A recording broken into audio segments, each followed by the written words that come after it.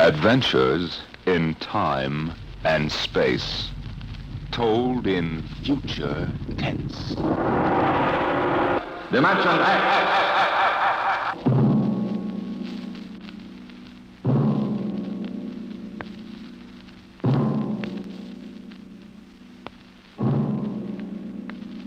Can you predict what will come in 100 years? Or in 10? Or in the next minute? Some people think they can. Nuclear scientists, mathematicians, astronomers, biologists. They'll predict the shape of the future. Why? Because they make the future. Because they see beyond the known dimensions of time and space into the unknown. Dimension X. We go ahead now in time to 1965. We're on a vast concrete runway set in the desert of the Southwest. A giant metal ship stands before us, prow pointed for the stars.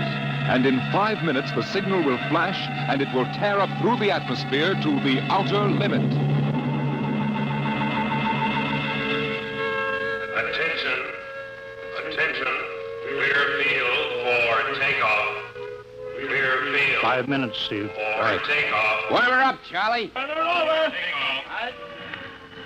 I want to go over procedure again, Steve. Don't worry, I got it straight. You just make sure. Okay. I take her up on jets to 50,000, then I cut in the rockets. No lower, or your tail blast will burn out 3 counties. I climb 4 minutes on rockets, then start maneuver tests. Remember that, no more than 4 minutes. Right. This ship isn't like those strato-rockets you've been testing. She's the first one built for outer space. If she works, she can go clear to the moon. If I'd have known that, I'd have brought my toothbrush. Well, not this trip. Now get this, Steve.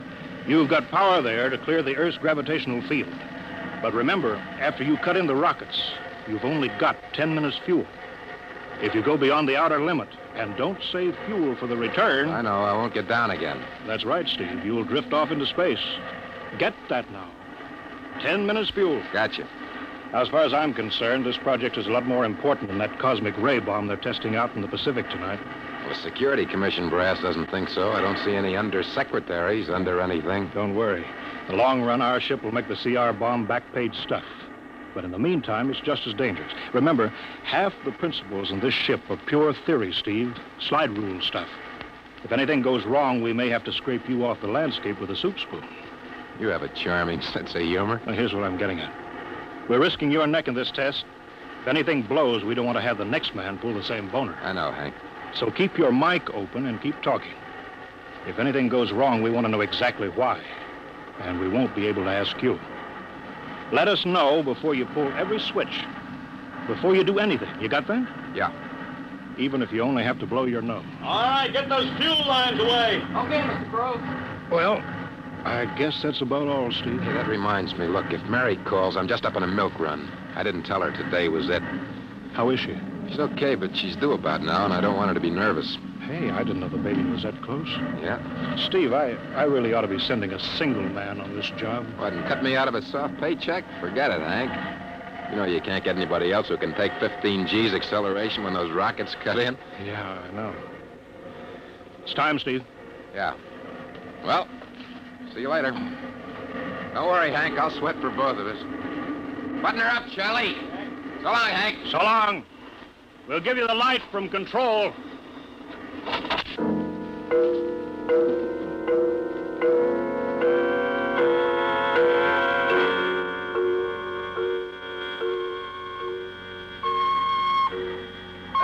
to control. Are you there yet, Hank? Okay, Steve. Got you on the speaker. I'm ready to go. Mr. Hanson. Ready on radar, Sergeant? Check. Mr. Hanson, you better see this. What is it, Elsa? Message center for Steve. Mrs. Weston just left for the hospital. What? Hello, Steve. Yeah. Stand by a minute. Shall we hold the takeoff, Mr. Hanson? What? Oh, yes. No, wait just a minute. It's too late now. You going to tell him? Maybe he's got enough to worry about. Hey, what's holding us up, Hank? Something on your mind? No, it's nothing, Steve. I just wanted to say good luck. Clear for takeoff, Charlie? Right. Okay. Give him the light.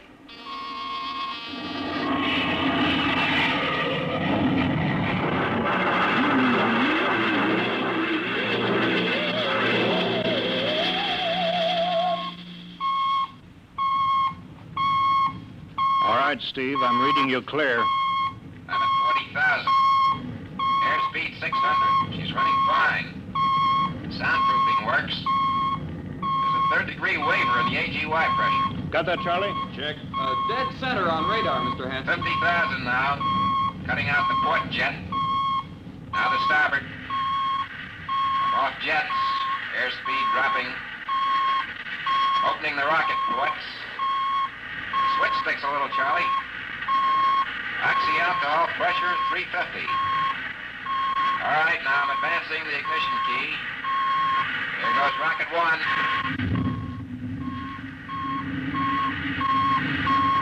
Steve, you all right? Yeah. Feels like somebody slugged me with a sledgehammer. Airspeed now 1,200. Here goes number two.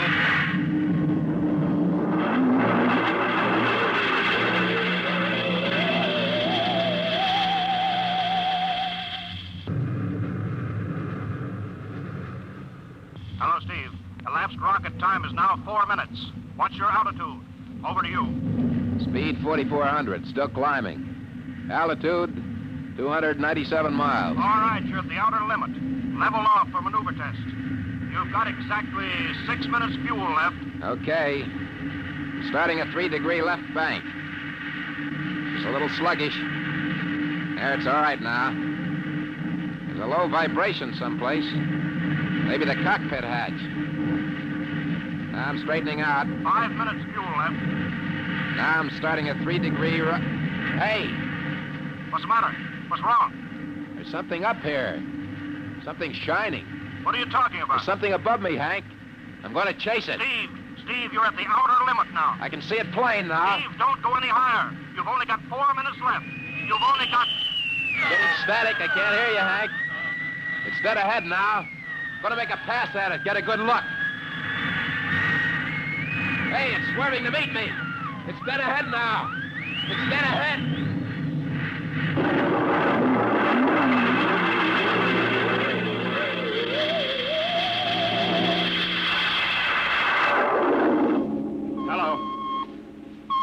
Hello, Steve.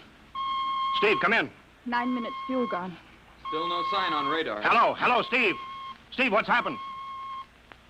Charlie, get out the crash squad. Tell the Army squadron to alert their search planes. Right. 9.5 minutes gone. Hello, Steve. Squadron. What's happened? Where the devil is it? Charlie, Hello. for Mr. Hanson. Come in, Steve. We need a search squadron. Come in. No, Mr. Hanson's busy. Hello, Steve. Hello, Steve.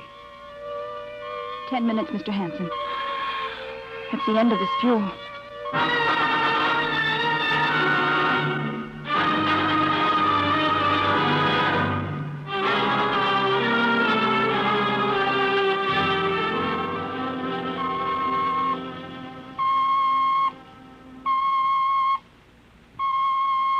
How long's it been now?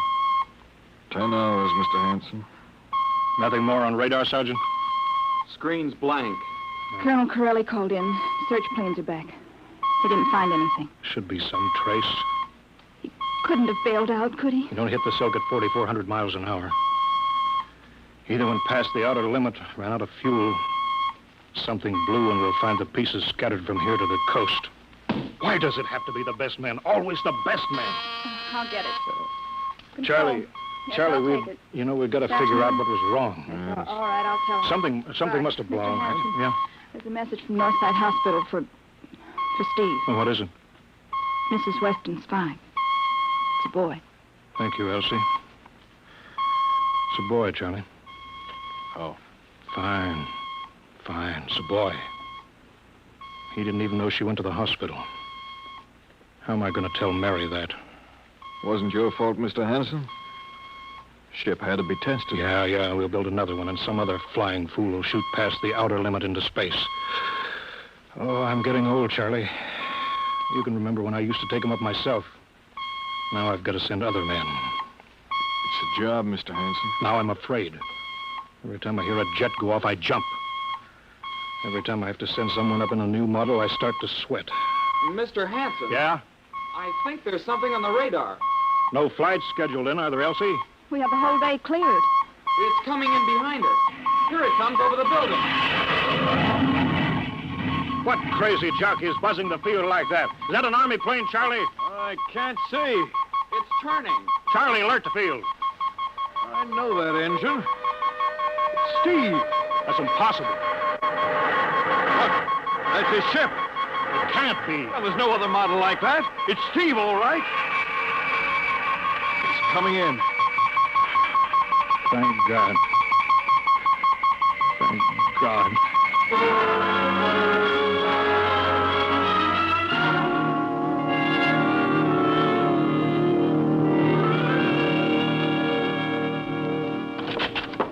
All right, sit down, Steve. The quicker we get this done, the quicker you get over to see Mary and the baby. Hank, Elsie, give the order to check and refuel the rockets. I don't want anybody in here till I get Steve's reports. Bury any calls. All right, let's have it. What the devil happened to you? Hank, does that cosmic ray bomb still go off tonight? What are you talking about? Straighten out, Steve. Where you been for the last 10 hours? Listen, Hank, there's something more important. Come on. I've got to get a report on the screen to Washington, so let's have it. I've got to know how you stretched 10 minutes fuel to keep you in the air for 10 hours. Now, one thing before I talk. Look, Have the Steve. Geiger men run over the ship before they refuel. What'd you run into? So help me, Hank, I don't know. We better check and make sure it isn't radioactive. Elsie, add a Geiger report on the standard check. Steve, maybe we better have the doc look you over, too. No, I'll be all right. They said I'd be all right. They? Look, son, I know you've had a tough time, but we've had this field on the alert for 10 hours. One of the Army boys cracked up looking for you, and he's hurt bad. So let's have the story. Let's have it straight. I don't know how to tell you. Hank, I saw something up there. At 300 miles? I chased something up there, Hank, and I caught it. Now, don't hand me that, Listen, Steve. I was cruising along, just starting the right bank, when I spotted something. It must have been going about half my speed. It was egg-shaped and smooth. I made a pass at it, and I was coming back for another, and then there was a humming sound. Humming? A sort of vibration. And I blacked out. I was headed straight for it at 4,400 miles an hour. I thought it was going to be the biggest smash since Hiroshima, and... Hank, is there a drink in that bottle? Never mind that, Steve. What happened? I came to inside their ship. Uh-huh. Steve, this whole thing has been a devil of a strain on you. I'm going to call Major Donaldson from the Army base. Ask him to sit in. Psychiatrist? Yeah, that's a good idea. Let him run his tests. He'll tell you I'm not kidding. Because, Hank, unless I miss my guess, I've just been tipped off to the way the world ends.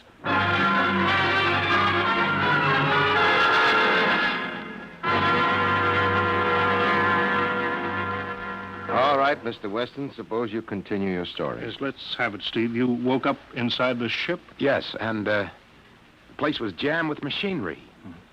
Dials, blinkers. I couldn't recognize anything. And you were surrounded by these men from Mars? I didn't say anything about men from Mars. I didn't even say they were men. I couldn't see them clearly. They were just there. Where did they come from, then? Another galaxy. Millions of miles outside of our solar system. That's all I know. You figure out where they came from. And they came all that distance to find the Earth? Yes. Did they tell you that? Yes. You mean they spoke English to you? No, they didn't. That's funny. Hadn't thought. They didn't really speak to me at all. They just planted the thoughts in my mind. You mean thought transference, telepathy? Yes, that's right. Well, Steve, what brought them here?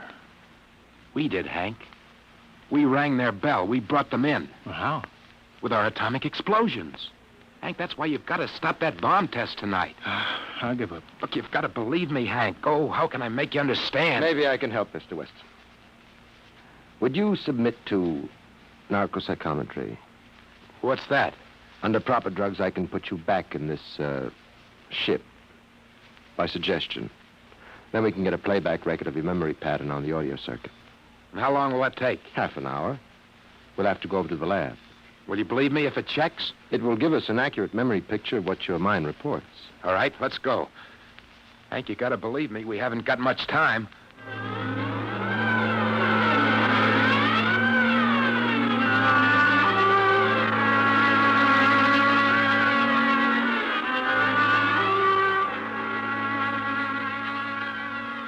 You should be getting drowsy now. Count backwards from 10. 10, 9, 8, 7, 6, 6.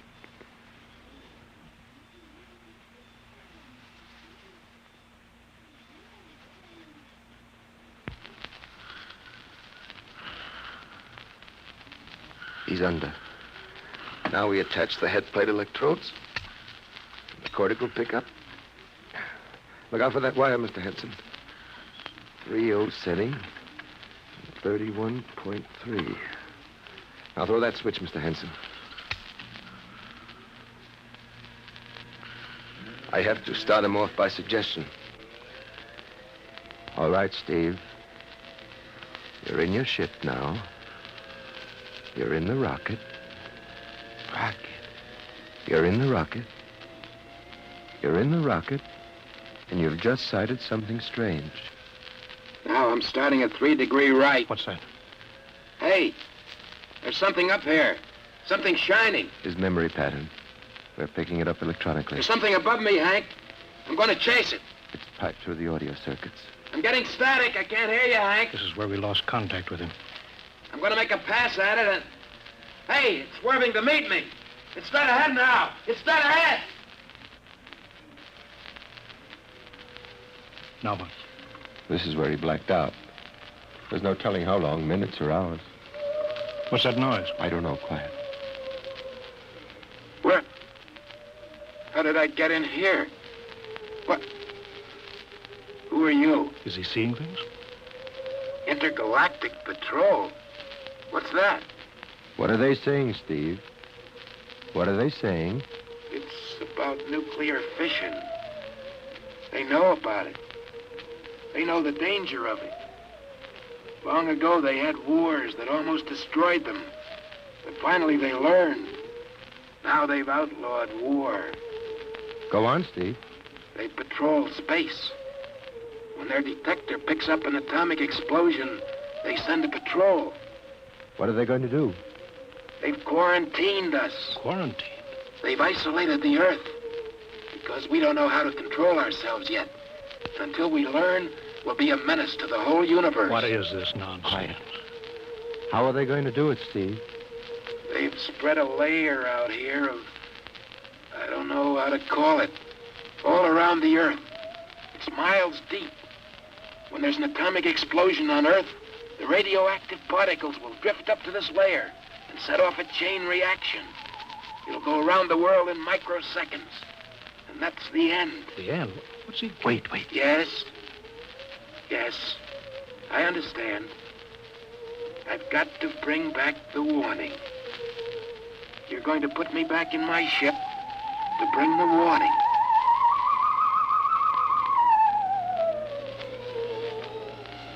Now what? Blacked out again. I guess that's all.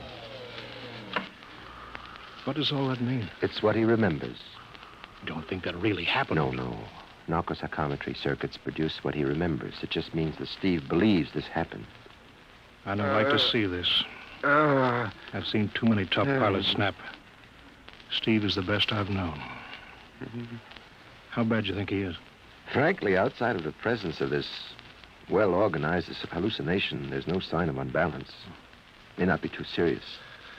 If he had a more plausible story, I'd be inclined to believe him. Warning.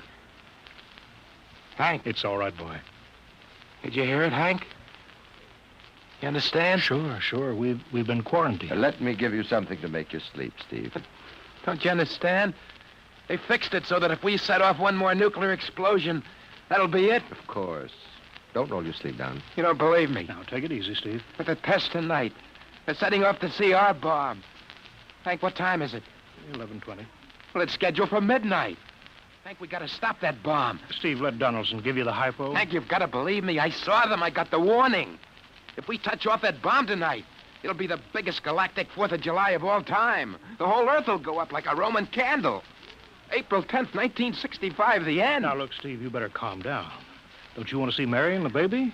You've got a new son, remember? Yeah, that's just it, Hank. I want to see my son. I want him to live.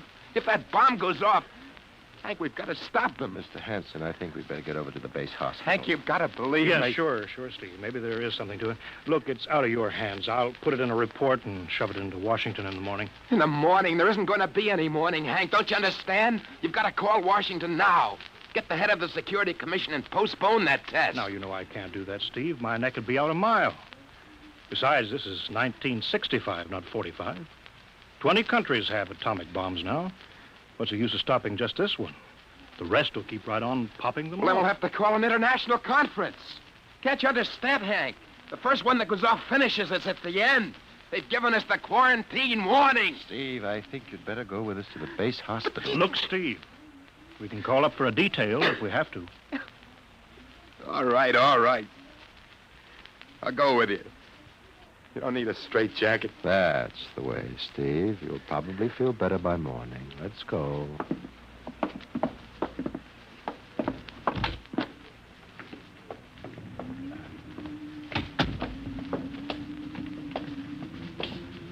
Well, Steve, tomorrow I'll drive you over to the hospital to see Mary and the kid.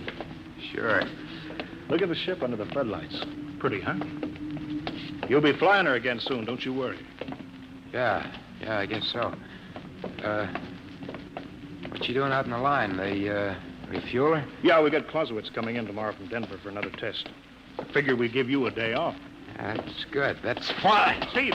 Steve, come back! Come on, Donaldson. Steve! Steve, wait! He's heading for the rocket. Look, there he goes up. That crazy fool. We can't get at him now.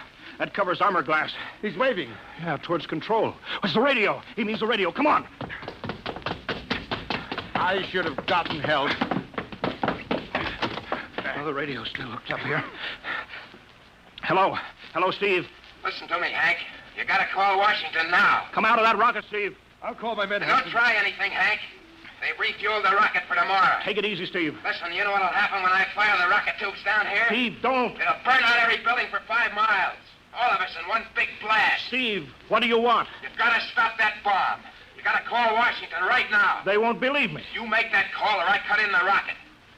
Now, I mean it, Hank. Now, hook my screen to yours in parallel. I want to see exactly what you're doing. All right. Just don't fire those rockets. Get going, Hank. You got 12 minutes to make that call and stop that bomb. All right, I'm making the parallel hookup right now. Donaldson, you think he'll really blast? I don't know. Up to now, I'd almost say he was normal, but now he's liable to do anything, Hanson. Steve, there, you getting it on your screen? Yeah. Now, put that call through. All right. Operator, Visit screen to Washington. the Visiscreen circuits are busy, sir. If you'll try again in half an hour. This is Security Commission priority. Break in, get me a line. Yes, sir. Just a moment, please. 10 minutes, Hank. Listen, Steve, I'm trying. Ready to take your call, sir. Washington, Security Commission 3. This is urgent. I want Undersecretary Herbert Ames. Washington 3. One moment, please. Hurry, will you? One moment, please. What time is it, Donaldson? 11:51. Do you think he'll fire those rockets? He might. Washington, Visit screen 3. Mr. Herbert Ames, please. that is a coded exchange. I cannot accept your call without clearance. Get it through, Hank. Listen, Washington, put it through. This is Mr. Hanson at San Marco Air Base. This is a priority call. I'm coded. One moment, please. I will check your code number. Get that through, Hank, or that bomb goes off at 12. Will you be reasonable, Steve? Your call has cleared, San Marco. Washington, visit screen 3. Herbert Ames, please. Security Commission Ames. Listen, Ames. Oh, hello, Hanson. Ames, you got to get me to the chief. Are you kidding? He's at the test control room. Yes, I know, but get him for me. What's up? You look lousy. Or is it a bad circuit? There's no time. I've got to get him before the test. It's about the CR bomb. I can't take that responsibility. Get that through, Hank, or I Hey, blast. what's going on there? Ames, my project has a high enough rating. This is a priority A call. What? Well, okay, it's your neck. I'll try to get him for you. He's in the control room, so you'll have to switch off your screen and speaker and go on earphones. Too much going on in there. Security ruling. You hear that, Steve? I've got to cut the incoming screen. All right, but don't try anything. 8 minutes, Hank. Hello? Hello? What? You got him, Hank? Yes. This is Hanson at San Marco. No, sir. Priority A request to cancel the bomb test. No, I'm serious. This is deadly serious. We sent the X-2 JTR up today to the outer limit. We uncovered evidence. Yes, on the automatic instruments. What's that? No possible chain reaction. No, I can't tell you the whole story. There isn't time here. Yes. I'll bring the readings into Washington in the morning. You've got to postpone the test till you see them. Look, I've worked on contracts for the commission for 10 years. Yes, I have complete confidence in my information. You can record that. All right, I'll call you back immediately. Bye. Hank? He's agreed to cancel, Steve. The bomb won't go off. All right, boy. You can come down out of that ship.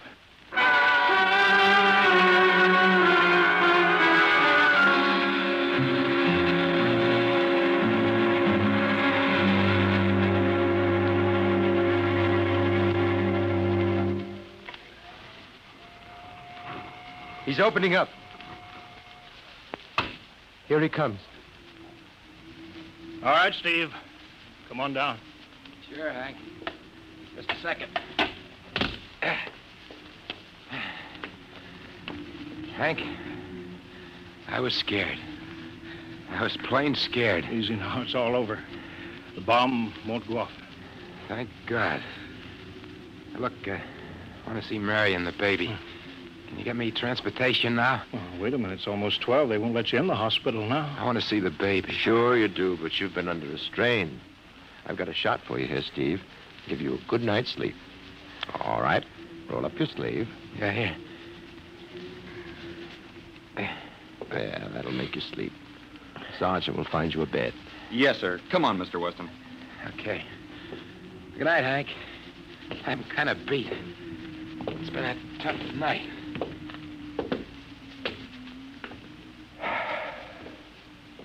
It sure has. I thought for a minute he was going to blast those rockets and send us all to Kingdom Come. Yeah. Quite a stunt getting the ray bomb test called off. It isn't called off. But the chief said... Ames couldn't get the chief. I was talking to a dead circuit.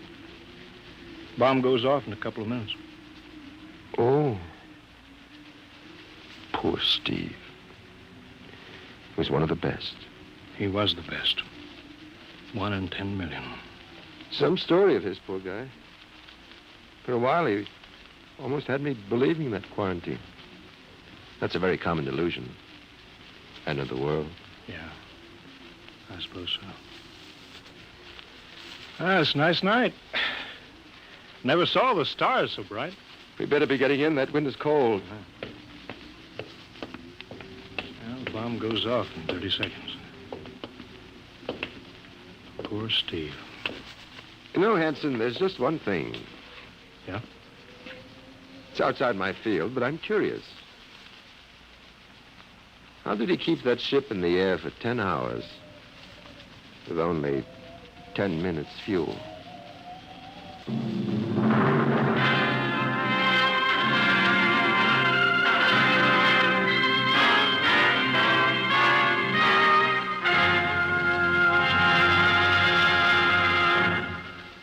You have just heard The Outer Limits by Graham Dorr, an adventure in time, space, and the unknown Dimension X.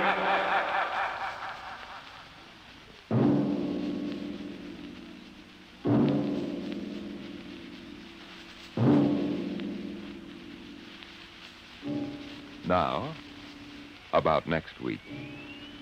Have you ever heard of the Mark III? The amazing electronic brain at Harvard that instantly solves the most complicated scientific problems. Suppose you had a mechanical brain like that in your house. A robot that was always at your service, so that you could just sit with folded hands and relax the rest of your life. That would be nice, wouldn't it? Perfect. That's what they thought when it happened in the year 2006. But they were wrong, terribly wrong. How? I'll tell you next week. Tonight's story, transcribed on Dimension X, The Outer Limit by Graham Dorr, was adapted for radio by Ernest Kenoy. Featured in the cast were Joseph Julian as Steve, Wendell Holmes as Hank, and Joe DeSantis as Major Donaldson. Your host is Norman Rose. Music was by Albert Berman. Sound designed by Sam Monroe. Edward King directed.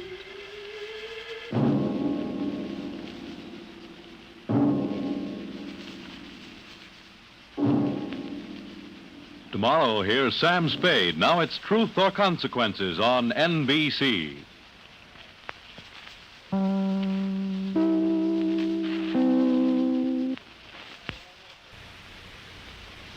Adventures in time and space, told in future tense. Dimension X.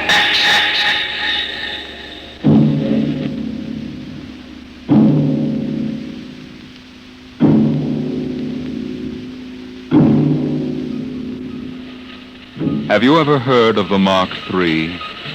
The amazing electronic brain they're using now up at Harvard University? In mere minutes, it can solve scientific problems that our most brilliant mathematicians would take years to work out.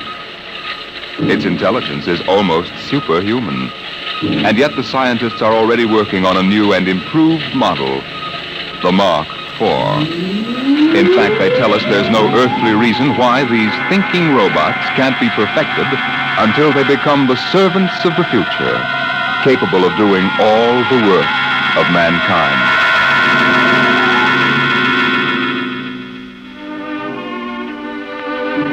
Yes, that's what the advertising billboard said in the year 2006. Housework made easy by the perfect domestic servant. Modern Mechanicals Agency, Harry Underhill, president. The billboard showed a smiling family, sitting with folded hands, watching their mechanical robot pour their morning coffee. But in the home of Harry Underhill himself, things weren't quite as pleasant at breakfast this day. I just can't understand it, Aurora. Look at this. Modern Mechanical's down 3 points. Yesterday, Smithson canceled his order. If I could only figure out why. Why don't you ask him? Oh, Frank, dear, eat your oatmeal. Oh, Mom. I just don't understand it. Business was good, and then boom.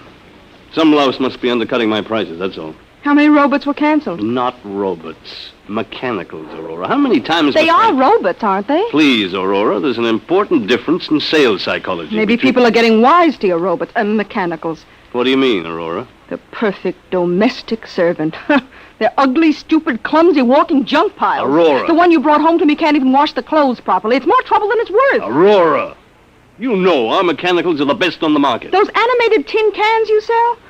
They're certainly not making us any fortune. Well, with this new model, things are bound to pick up a little. If that Jarvis order just comes through... Oh, that robot of yours. There's something knocking again. Hey, wait. Put that plate back. I haven't finished my breakfast yet. Wait! Harry, you know you've got to say stop. Stop. Stop. You always get excited. You think you never saw a robot before. Not robot, mechanical. All right. Look, it's not its fault. We just took too long to eat. Timing relay is set for 15 minutes. Never mind. I want my coffee back. Set. There. Isn't that simple? It bends at the waist, stretches out its arm, and picks up the coffee pot just as if it were yours. Hey, watch out! And spills it right in your lap. Oh, my clean suit, Aurora. Oh, no. Harry, you know it's relayed to announce dinner after it sets the table. Hey, there goes my coffee again. Stop. Set. Harry, you can't give it 2 orders at once. What's that smell? There must be a short. Now see what you've done. Got it all upset. I did. All I said was... Harry! Stop! Oh, it's no use. The brain coil's shorted out. Oh, do something. Harry, do something. I sure will. I'm going to the office. I'm getting out of here.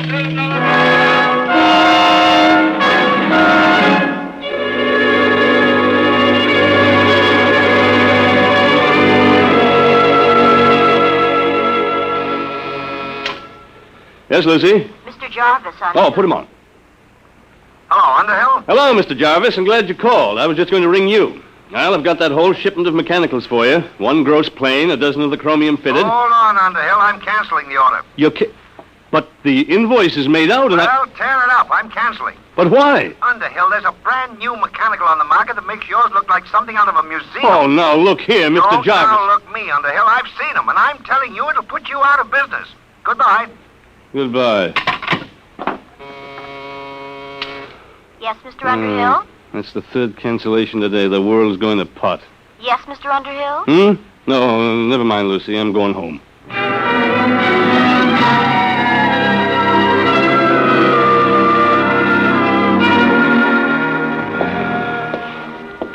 What a Wonder if Aurora'd smell it on me if I ducked into Garrigan's. She's got a nose like a beagle. Hey, that building wasn't here last week. Humanoid Institute, the perfect mechanical. Oh, no. We didn't have enough competition. Hey, these must be the cutthroats that are underselling me. At your service, Mr. Underhill. Huh? Oh, you startled me. Didn't hear you. Hey, you're a mechanical, aren't you? Not bad, not bad. Very lifelike. Won't you come in, please, and examine our service? Yeah, that's a remarkable voice. They've licked the variable inflection problem. You know, I'm in the same line myself. Mechanicals, I mean. We're aware of that, sir. Oh? Hey, some building you've got here. You sure got it up in a hurry. The Humanoid Institute at your service, Mr. Underhill. Yes? How'd you know my name? For us, that was not difficult. Oh, is that so? Oh, wait a minute. This is ridiculous. Talking to a mechanical. Must be somebody inside operating you by remote control. No, Mr. Underhill. Of course, there is Humanoid Central, which powers and controls all of us, but that is located on Wing 4. Wing 4? A planet in a remote part of the galaxy. Oh, yeah.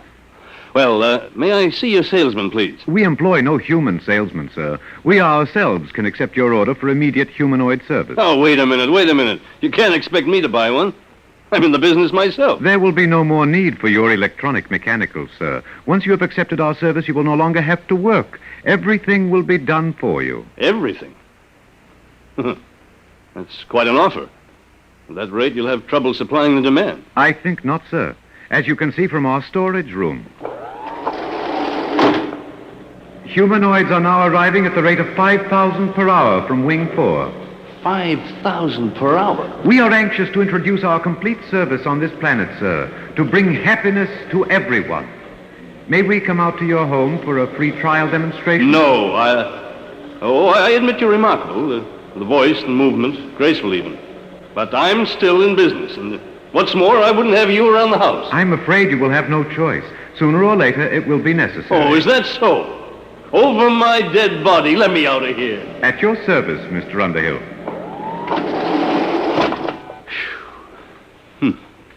It's going to be tough competition, all right. I'm going to stop in at Garrigan's, the devil with Aurora's nose.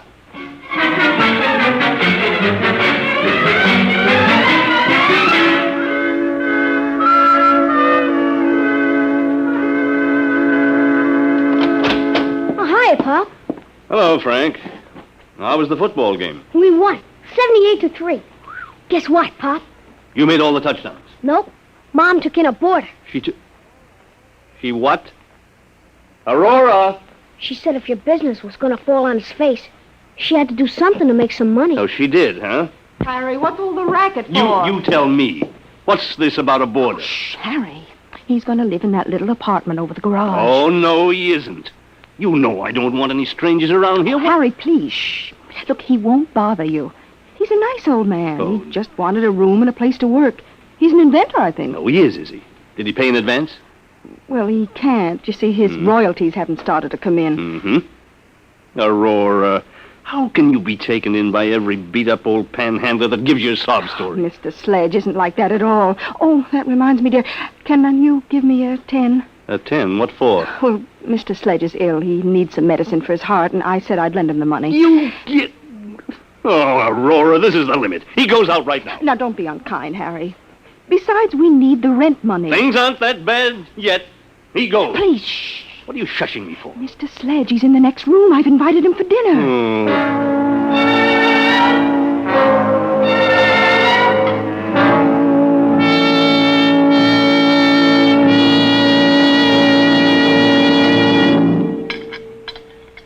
Frank, dear, wipe your mouth. Oh, Mom. More gravy, Mr. Sledge? No, thank you, Mrs. Underhill. Mr. Sledge, my wife tells me you're a traveling man. Expect to move on soon? Harry. I had hoped to do a little work, Mr. Underhill. You see, I've applied for basic patents here on Earth for a very important development. Oh, a new invention, huh? Yes. My field is rhodomagnetics. What? Rhodomagnetics. It's a new force field theorem, key to the second triad of the periodic table. Rhodium, ruthenium, and palladium. I'm afraid I'm a little rusty on my science. It's well known in other parts of the galaxy, but I've been able to apply for basic patents here. Worth millions, huh? Perhaps you find it strange that the holder of such valuable property should be in need. Well, yes. I'm a refugee, Mr. Underhill. I arrived on this planet only a few days ago. Mm-hmm. But you will be shoving on again. Oh, for goodness sakes, Harry. That's all right, Mrs. Underhill. I understand. After all, I am an intruder in your home, and if it inconveniences you at all, I'll find some other place to sleep and set up my workshop. Harry, your robot is spilling the coffee again. I'll have to have it tightened up. Why doesn't your company bring out a better mechanical? One smart enough not to spill things. Wouldn't that be splendid? The perfect mechanical already exists, Mrs. Underhill. They're not so splendid, really. They are why I am a refugee today. Oh? Where'd you say you came from? Wing 4. Wing 4? Oh, then you must mean those humanoids. Humanoids? Mr. Sledge. Humanoids? What do you know about them? Well, they just opened an agency here in Two Rivers. No. Harry. What is it? What's wrong, Mr. Sledge? Give him some water. It must be his heart. Call Dr. Winters, Aurora. No. I'll be all right. Here, you better sit down. I'm sorry. It was just shock. I came here to get away from them. The humanoids? Yes. I wanted to finish my work before they came.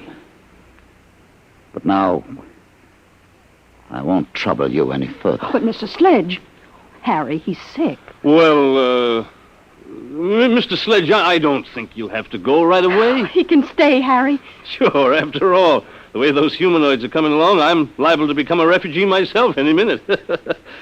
Guess we might as well stick together, eh, Sledge? Oh, that's better. Oh, you look ill, Professor. Maybe you ought to lie down on the sofa and rest. No, thank you. I must get back to my workshop now. I haven't got time to rest. There's so little time left for all of us.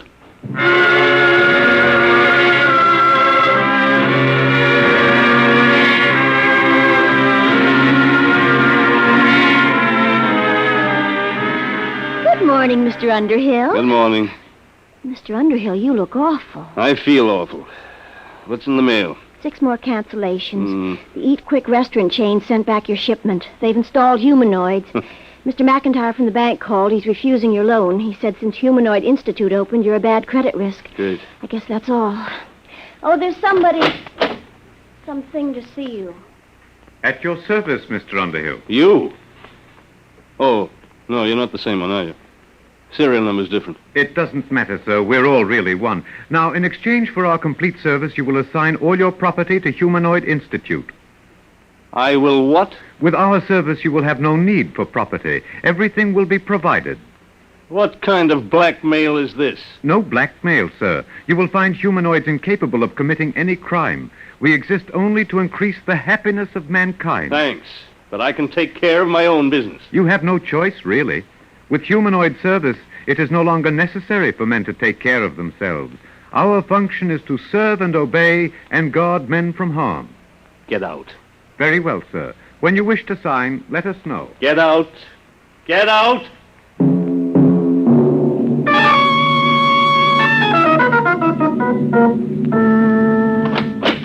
Aurora, I'm home.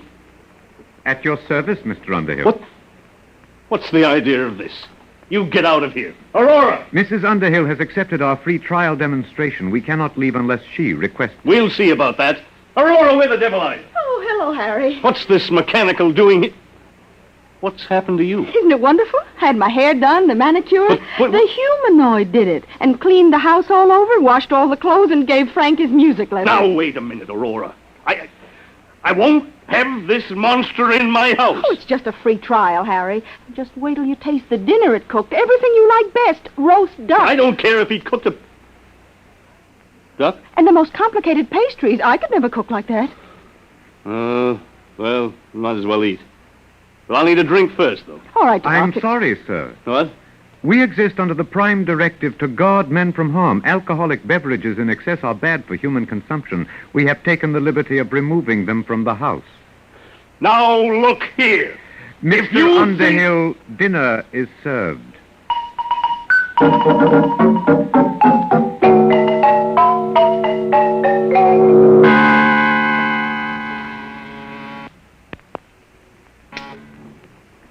Yes, Lucy?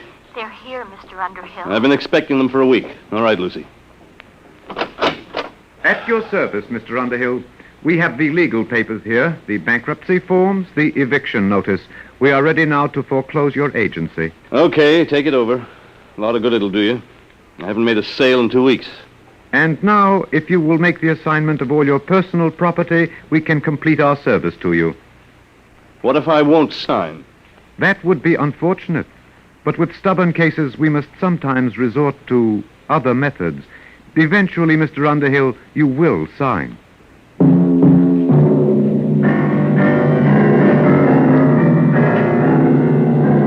Of all the darn, stinking darn... Whoa, Frank, what's the matter? What's the trouble, son? That old humanoid. Oh, you're not happy? You should be. It's guaranteed. They took away my football. They said it was too dangerous to play with it. And my roller skates and my scout knife and everything. Did they leave you anything? Just some stinking old plastic blocks. Soft blocks. They said I couldn't get hurt with them. Dad, I want my football back. Can't you do anything? I don't know, son. I don't know.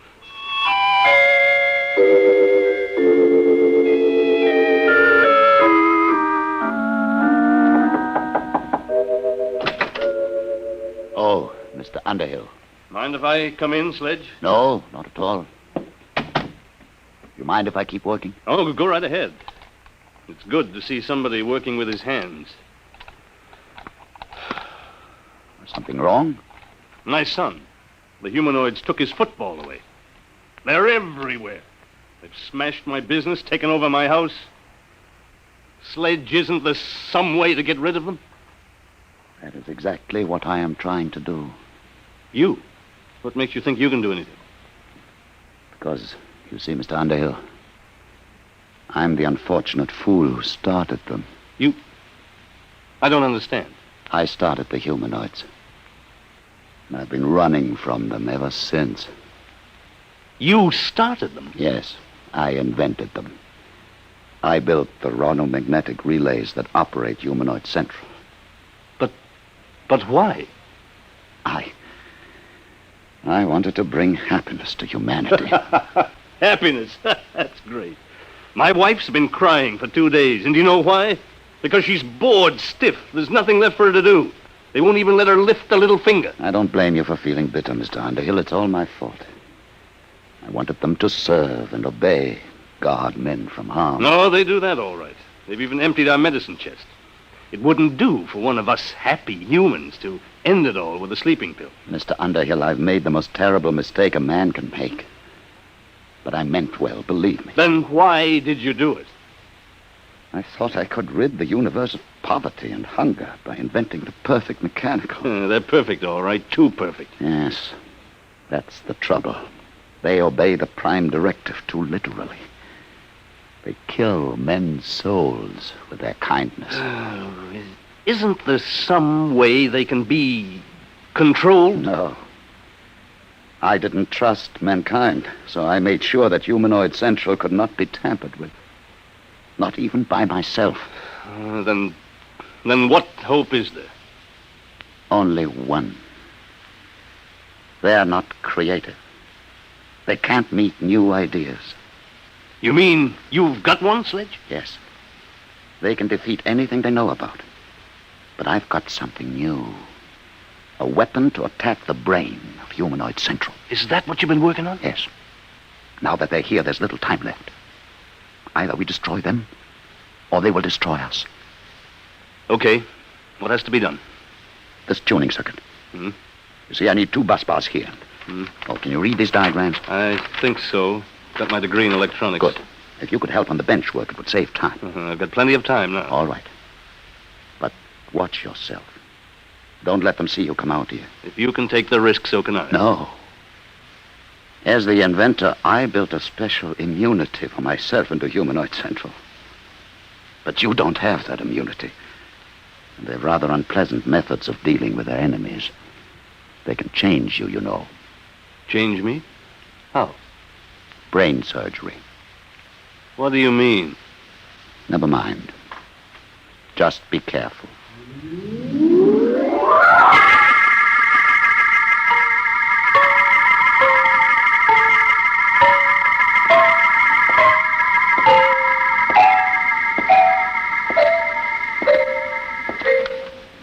Mr. Underhill. What do you want? You're going to meet with Mr. Sledge? Yes, as a matter of fact, I'm going to collect the rent. Mr. Underhill, you have spent the past 2 afternoons in his room.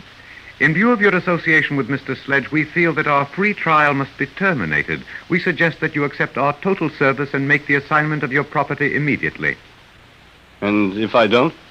Then, sir, we may be forced to resort to other methods. Well, give me one more day to think it over. Very well, sir. Tomorrow. That will be your last chance.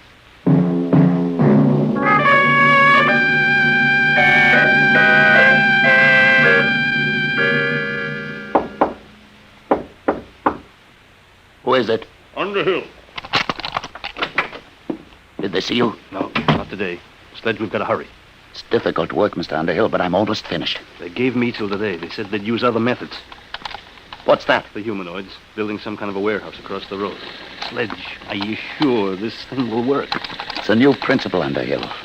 A tuned rhodomagnetic light beam. It should act to fission the heavy atoms of the basic ores on Wing 4. It will destroy Humanoid Central. But are you sure? I know the humanoids. I made them. They can't invent anything. They can't create defenses against something new. It's done. It's finished, Underhill. You going to use it now? Immediately. I'll have to feed the astronomical data into the calculating circuits. There must be zero error in the focusing. What will happen? Wing 4 will disappear in a chain reaction. Humanoid Central will be destroyed. They'll stop. Ready now. Stand clear, please.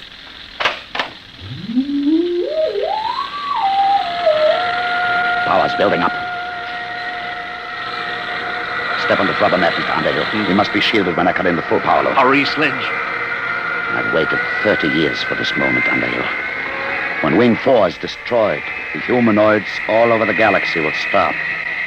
They'll stop dead. You won't hear those drills. Sledge. All right. Now.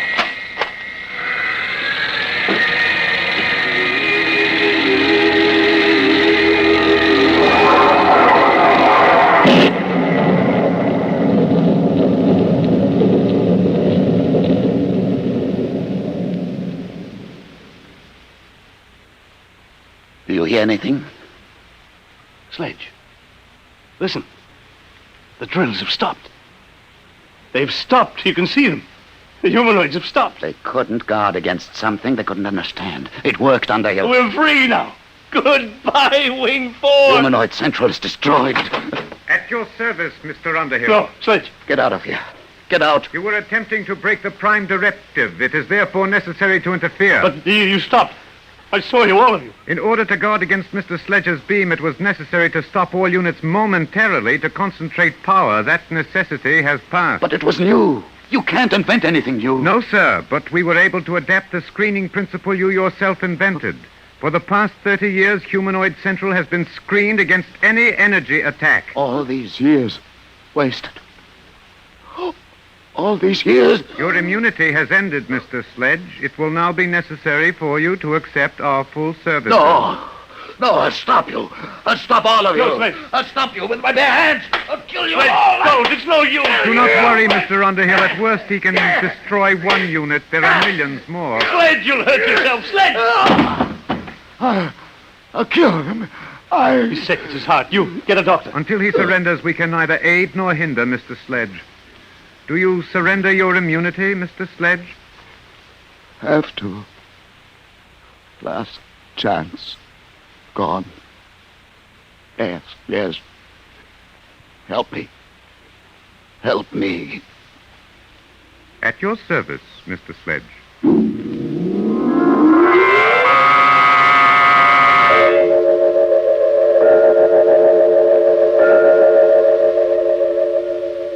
You may see Mr. Sledge now, Mr. Underhill. Alone? If you wish. In here. Thanks. Sledge. Well, Underhill. Good to see you. Your head. It's bandaged. Is it really? They've done something to you. Are you all right? Oh, fine. Never felt better. You never felt better? No. In fact, I feel 10 years younger today. You sound so happy. Why not? These humanoids have made a new man of me, Underhill. They're wonderful, aren't they? Wonderful? How can you say that, Sledge?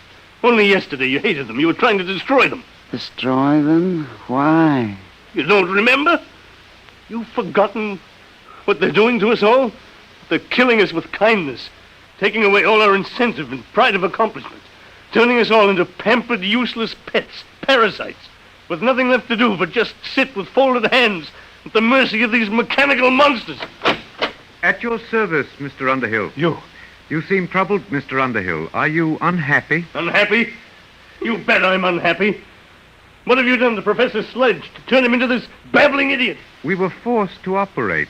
For years, Mr. Sledge has been suffering from a benign tumor of the brain. It caused him to have hallucinations, to believe that he was actually the creator of the humanoids. Did I? Yes. It was these delusions which were making you unhappy. Oh. Well, whoever did invent the humanoids, I certainly owe him a debt of gratitude now. Sledge. You see, Mr. Underhill, we have ways to correct these abnormal conditions. Even Mr. Sledge is happy now. You operated on his brain? Yes, Mr. Underhill. And now we are at your service. At my service? You mean you're going to operate on... No. The time has come for you to accept and enjoy our complete service. You will now sign our agreement. Look here, If you are unhappy, it only takes a simple operation. No. Who said I was unhappy? I'm very happy. I'll sign your paper. You don't have to operate on me. I'm happy. I'm very, very happy. Very happy.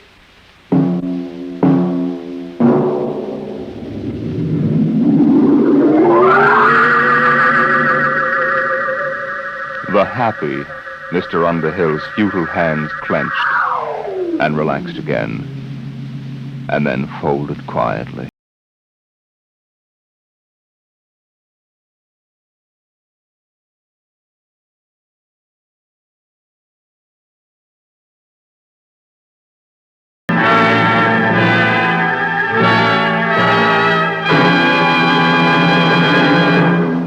You have just heard the Jack Williamson story, With Folded Hands, an adventure in time, space, and the unknown world of the future, the world of Dimension X.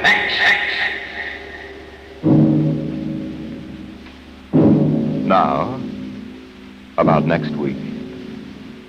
Do you believe that in the mind of man there lies a force potentially more powerful than the atomic bomb? And perhaps someday, in the not-too-distant future, a man sitting quietly in his room, just thinking, may generate enough mental energy to control the destiny of the world. How? We'll tell you next week. Tonight's story on Dimension X was adapted for radio by John Dunkel. Featured in the cast were Philip Bourneuf as Harry Underhill, Alexander Scorby as the humanoid, Peter Capell as Professor Sledge, and Bryna Rayburn as Aurora. Your host was Norman Rose. Tomorrow, hear Sam Spade. Now, it's Truth or Consequences on NBC.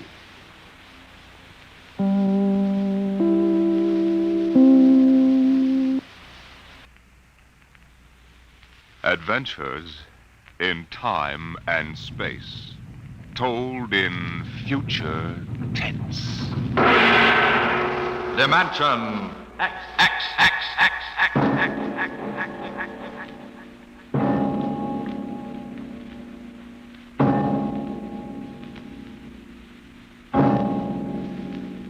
The mind of man is still an unprobed field. Within it lie many mysteries still unsolved. But there are men today, psychologists now experimenting with telepathy, hypnosis, thought transference, who believe that in the future we may discover the existence of a force of the mind more powerful than any force the world has ever known. We go ahead now in time some 10 years, and in space to the campus of a small eastern college. The hour is late, and in one of the dark college buildings, two men stand in front of a door that bears the name Professor Arthur Barnhouse, Psychology.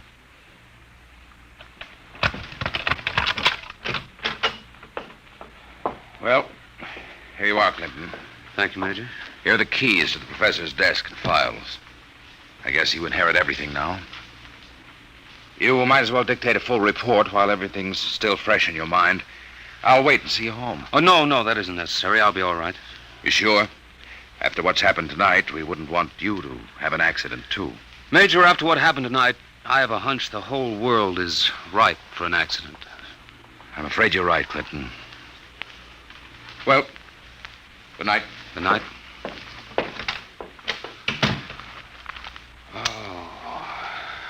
Pull yourself together, Buster. Easy does it. August 21st, 1960. Restricted report from George Clinton to the Secretary of Defense, Secretary of State, the FBI, National Security Board, etc., etc., etc. Subject, the so-called Barnhouse effect, and Professor Arthur Barnhouse, who discovered it. I first met the professor 2 years ago in the fall of 1958. He was a professor of psychology here at Wilton College, and I was here on an instructor's fellowship in the psych department. They assigned me to be Barnhouse's assistant, and he needed one. He hardly ever remembered to go to a class, and he didn't seem to do anything else either. For 3 months, I watched him sitting at the desk here in his study. He'd either stare at nothing for hours or fall asleep, nodding over his mess of papers. I couldn't understand it, and it was none of my business. But one day, I thought I'd better give him a shake. What? What? I said it's 2:15, Professor. Don't you want to go to your 2 o'clock class? Don't you want to mind your own business? I beg your pardon. Sorry, Clinton. Forgive me. I don't know what gets into me. Forget the class. The kids would rather be outdoors anyway. Okay, Professor. In that case, I'm sorry I woke you up. It's all right. I just can't seem to get my sleeping done at night. Clinton, what do you know about the international situation? Well, I'm no political scientist, if that's what you mean. I read the papers when I have time. Well, that's the way I've always been. Lately, I've had to look into it. I stay up nights looking into it. Professor, I don't want you to take this personally or anything, but... Well, sir, I wonder if you'd mind if I asked to be transferred. You mean you'd rather work with somebody else in the department? Oh, no, sir, it's not that. I think maybe there's a chance for a psychologist to work on that government project. Government project? Oh, yes, that army thing. Yes, sir. They're trying to develop robot pilots for the new fighter rockets so they'll be expendable. Oh, yes. Something else designed to replace men. Yes, sir, and you know it's a funny thing. The robots work just like human brains. They get overworked or overloaded at something, and they have nervous breakdowns. Now, if I could only find out what drives those electronic brains crazy, why, I'd feel Clinton, that I was... if you want to study a brain that's going crazy, never mind the robots, you can go to work on me. What are you talking about, sir? I don't know. I'm either crazy as a bedbug or a... Clinton, I wish you'd help me find out. Are you serious, Professor? I never was more serious in my life. I'm afraid I'm going out of my mind. But why? What makes you think so? This is what makes me think I'm crazy. Those dice? Clinton, do you know what the odds are against my rolling a 7? Oh, about 5 or 6 to 1. What? 7. Now, what are the odds against my rolling it again? Twice in a row? Plenty. About 100 to 1, I'd say. Watch. Professor, you're hotter than a $2 pistol. It's funny. That's what they said 8 years ago when I first discovered this. Discovered what? This force of the mind. I call it dynamo-psychism. You mean you shove those dice around just by thinking about it? People have always thought there could be a force of the mind. You know that. Fortunately or unfortunately, I've learned to control it. Yeah? How did you happen to find out about this, Professor? Well, it was about 10 years ago, back in 1948. I made the mistake of going to a psychologist's convention, and in order not to appear unsocial, I happened to find myself, for the first and only time in my life, in a dice game. What happened? I didn't have the faintest idea what was expected of me, and someone told me to roll sevens. So I did. 10 of them. I'll bet you weren't asked back into that game. That night, in my room, I realized that it simply couldn't have been an accident, Clinton. I tried to reconstruct the exact scene, the position of my body, and finally, the thoughts in my mind. And that was what did it. I remembered what had been my train of thought, and I proceeded to roll sevens, not 10 consecutive times, but 50. Brother, there it is again. Professor, can you do anything else? I mean, besides shove dice around? You see that inkwell on my desk? Sure. Watch it. Don't take your eyes off it. If nothing happens, say so, and I shall go quietly, even happily, to the nearest sanitarium.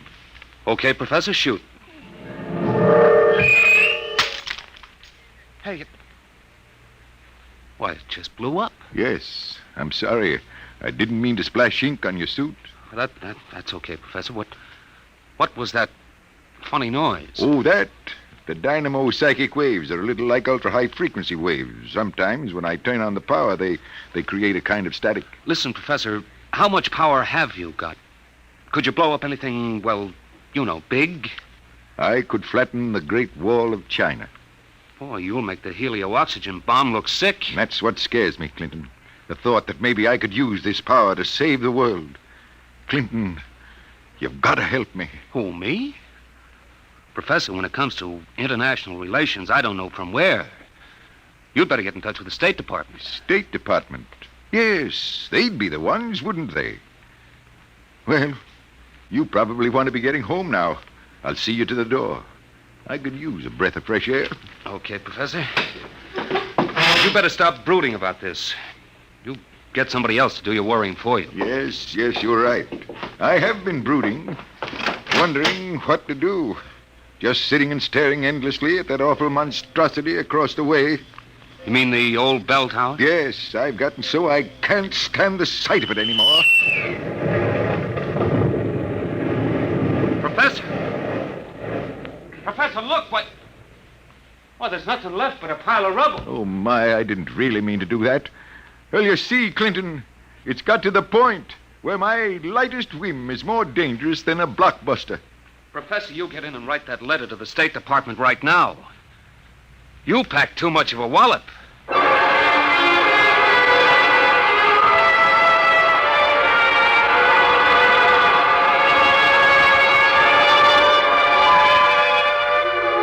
Professor Barnhouse mailed his letter, and things happened fast. The long arm of the Army reached out, and within 5 days, the two of us were deposited in an old mansion in Virginia, surrounded with a barbed wire fence and 20 guards, and labeled top secret. As soon as they'd seen a couple of small demonstrations, they set up a big test of dynamo-psychism, and the professor was a very important guy. You could see him getting more unhappy every day. General Barker, I've got to talk to you. Just a minute, Professor. We're cleaning up the last details in Operation Brainwave. We'll roll at 1400 hours tomorrow. At 1400 what? 2 o'clock tomorrow afternoon. Robot-controlled fighter rockets will take off at exactly 1400 minus 10 and appear over the target at 1400. Watching from here over the video screen, you will then try to knock all 20 of them out of the sky. Think you can do it? Of course I can do it. Fine. And we've taken care of everything. Everything except that you neglected to ask me if I wanted to do it. I don't. This whole thing strikes me as childish and insanely expensive. We'll decide about that. But what's the good of it? I wouldn't mind acting as a defense weapon if it were necessary. But I can make all wars and armaments unnecessary. I could give every nation what it needs. I could move mountains, build roads, dig irrigation canals. I have a technique which costs nothing and can do immense good. You're spending millions to prove that it can do immense damage. It doesn't make sense. You know something, General? He's right. Of course I'm right. I want you to send me and Clinton back to Wilton College. Right away. That's quite impossible, Professor. This operation has gone too far to be called off now. Yes, but... Even if we wanted to call it off. If your dynamo psychism really works, you're apt to be the key to our entire defense setup. But listen... You'll have to excuse me now. Major Cuthrell and I have to double-check the confidential list of the observers on this end. Have you got it, Major? Yes, General. It's right here. Alberts, Barker, Bernstein, Carter, Clinton, Cuthrell, Holbrook, Lawrence, Stein, Williams. Check. I guess that includes everybody of importance. What about me? What? Oh, that's taken for granted, Professor. Thanks. 1400 hours. Will you be ready? I'll be ready. And now, if someone will wind the restricted clock and put the confidential cat out, I'm going to bed.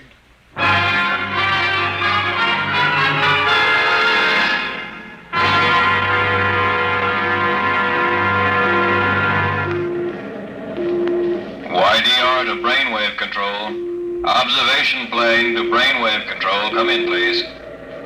That's McKinley in the observation plane. Cut me in. Hello, McKinley. Reading you clear on the speaker. Everything all right?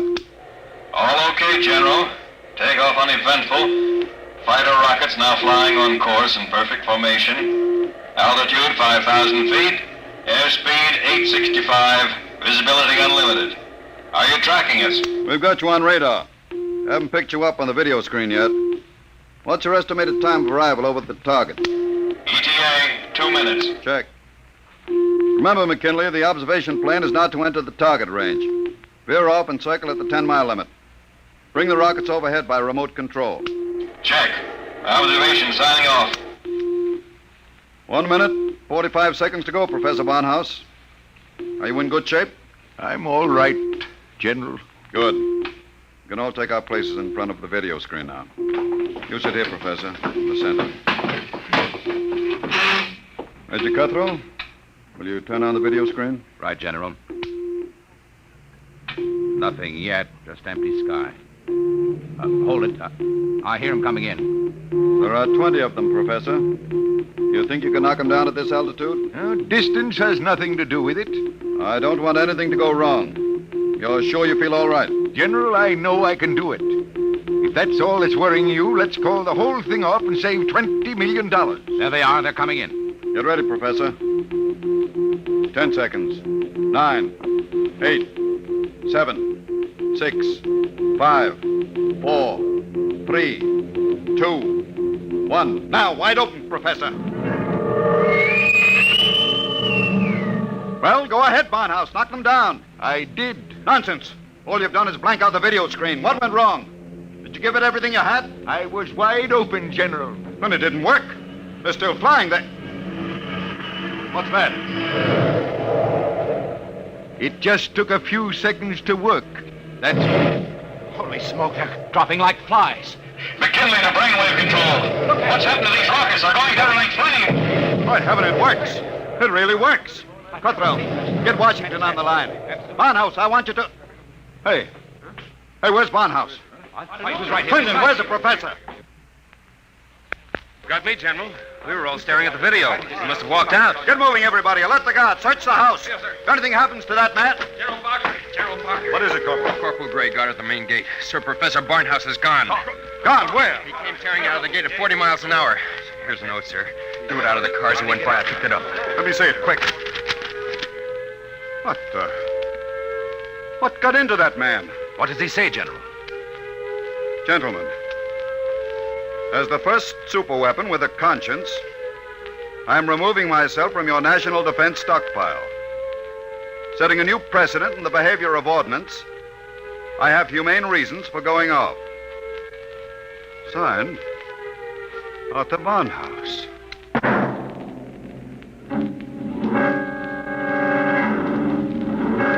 Barnhouse Barnhouse was gone, and within 12 hours, the world was on a spree. The headlines were glorious or terrible, depending on what you think of the things the way they are. Barnhouse flattens helio bomb factory! The dynamo's psychic waves reached every corner of the world. In every country, every continent flashed the news of what was happening. Hey, Barnhouse knocks out hidden atomic stockpile in Asia! There was a new kind of war, the war of tattletales. Secret agents of every country hunted for the hidden armaments of their enemies, yelled about them in the newspapers, and immediately there'd be that warning burst of Barnhouse static, followed by... Radio-controlled fleet blown up on secret maneuver! The professor was out to make peace or bust, and nothing like him ever was.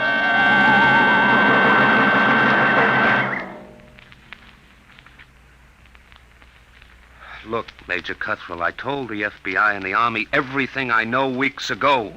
I've answered questions till I'm blue in the face. I didn't come here to ask questions, Clinton. I came to ask for your help. My help? That's right. To find Barnhouse.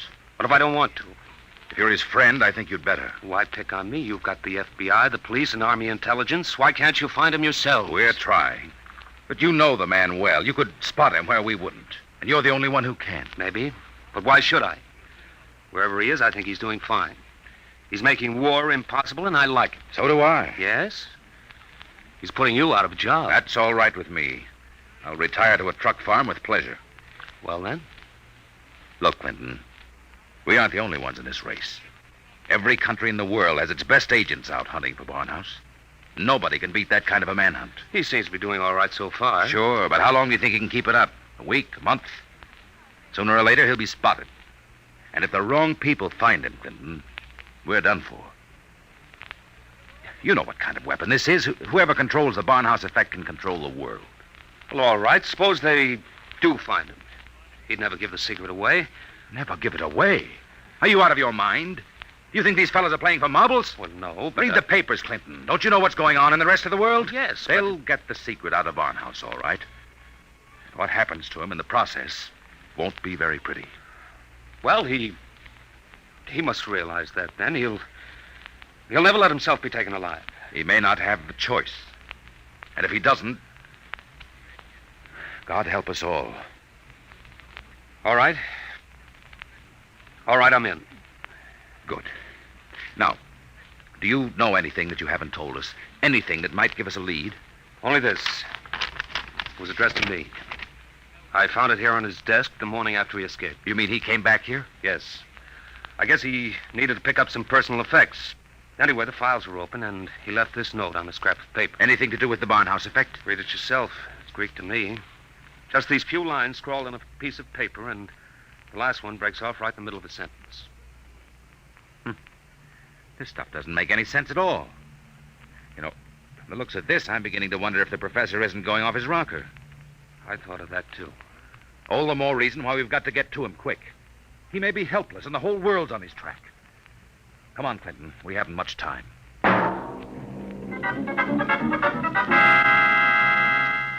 You say you do recognize this photograph, Mrs. Reardon? I tell you, it looks like Mr. Balfour's. He had the second floor front room for quite a while, but he left, I should say, about a week ago. Say, is he wanted for something? Yes, if he's the man I think he is. Well, now, I'd say you're looking for the wrong fella. That Mr. Balfour's, he couldn't be a criminal. Why, he wouldn't even harm a fly. He spent all his time in his room, just thinking.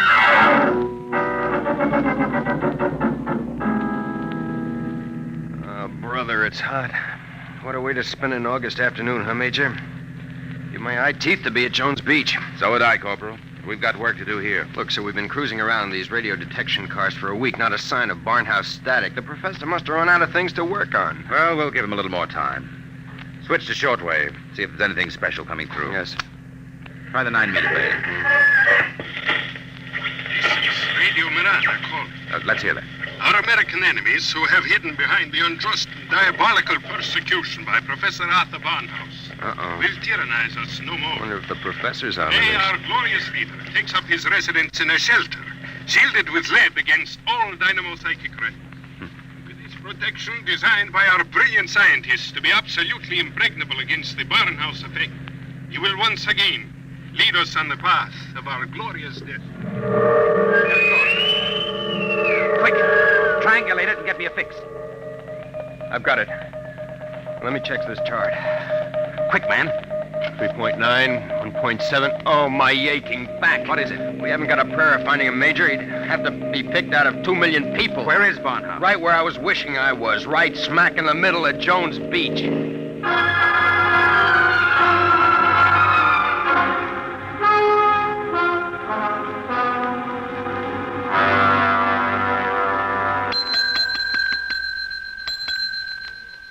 Gents, we're full. No more rooms tonight. We don't want a room.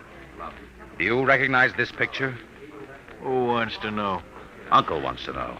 Oh, excuse me. I'm sorry. Yeah, let me see it. Yeah,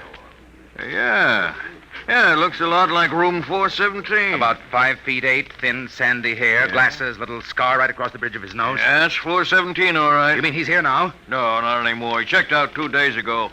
But he couldn't have gone far. What makes you say that? Oh, he looked sick as a dog. Couldn't hardly carry his own bag out. Uh-oh. Like I said to the other fellas, I said he looked like he was on his way to the morgue. What other fellas? Oh, the ones this morning. You're the second pair that's been asking for him.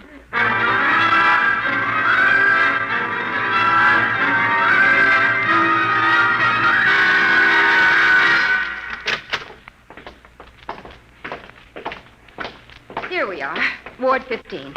This way, gentlemen. You're sure he's here, nurse? Oh, yes. Thank heaven we're in time. Well, I wasn't on duty when he came in, but one of the other girls told me he'd collapsed in the street. The ambulance brought him in. Poor guy, he must have really had it rough. Oh, here you are. Bed number 78. This is your man. Wait a minute. This isn't Barnhouse? But I was perfectly sure. Oh, wait, let me check his chart. Dismissed 8 p.m. Only an hour ago.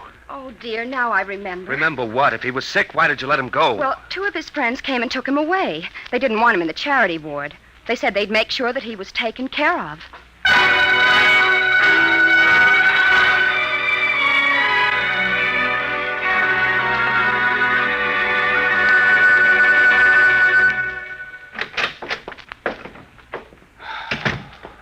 Every time I walk into this study, I keep hoping somehow I'll wake up out of a bad dream and find the professor just sitting here. Major, is there anything we haven't covered? Nothing. The police, the FBI, the air patrols, the docks, the railroad stations, everything. Not even a flea could get through this dragnet. I hope. Then I guess we sit. We sit. Maybe something will come in.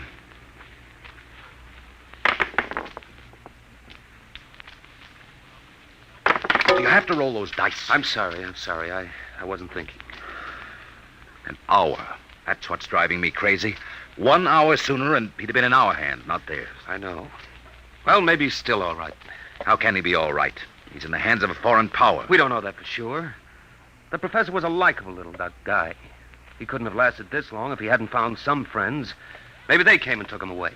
Well, grab that. Hello? Yes? Clinton, is that you? Professor Barnhouse. Clinton, they've got me. Who's got you? Where are you, Professor? I don't know. They said something about taking me to an airport. An airport? Which one? Listen, Clinton, I've got to tell you.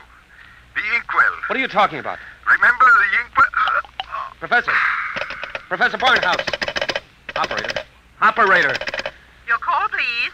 Operator, that caller just came in here. Can you trace it? I'm sorry, sir, but I'm afraid it's too late. Your party has been disconnected.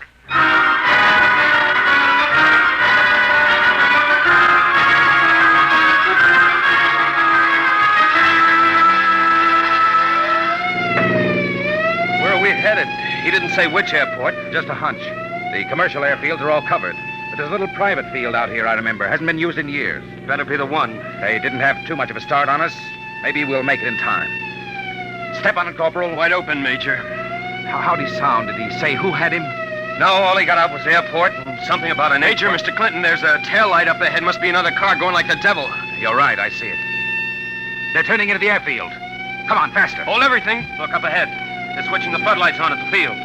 There's the plane down at the other end, all warmed up and ready to go. We'll never make it on the road. Hang on, I'm going through the fence. Right?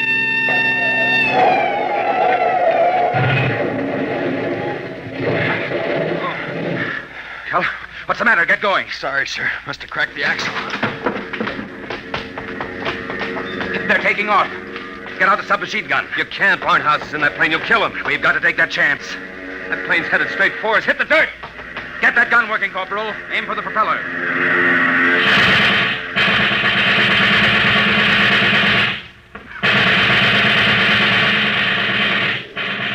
Couldn't get him, Major. Well, there goes the old ball game. I'll get through to Air Patrol, sir. Maybe they can intercept the plane. No, not a chance. By the time the fighters got off the ground, the plane would be out of range. No, we've lost, Barnhouse. Nothing can save us now. Hey, what?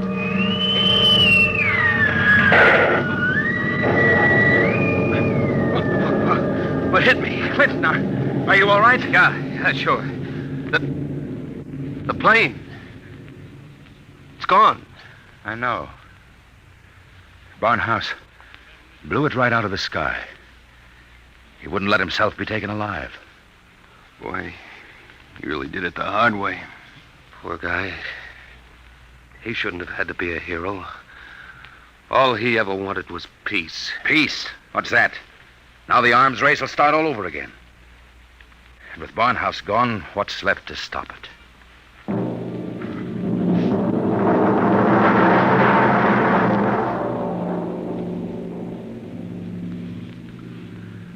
So they brought me back here to the professor's old study to dictate this report.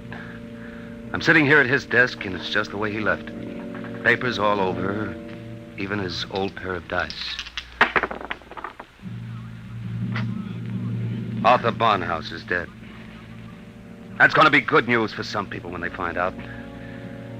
The saber rattlers of the world will be busy as of tomorrow morning, getting ready to whoop up another war. I'm afraid they're in for a little surprise. It's 3 a.m. now. And before morning comes, I intend to vanish, disappear completely. That's the last that anybody will ever see or hear of me directly. That's why I want to tell you now. I've been looking at the new inkwell here on the desk. The professor's last words were something about an inkwell. And in it I found a little scrap of paper. Just a few words, but they complete the note I showed the major. The note that didn't make any sense. The whole thing makes sense now. Professor Barnhouse may be dead. But you haven't heard the last of the Barnhouse effect. Not yet. I've been experimenting while I've been talking to you. And now the time has come for me to say goodbye. You see, I've just rolled my 50th consecutive 7.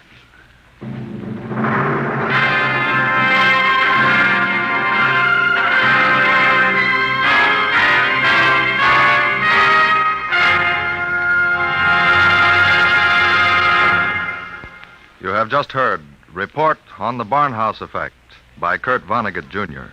An adventure in time, space, and the unknown. Dimension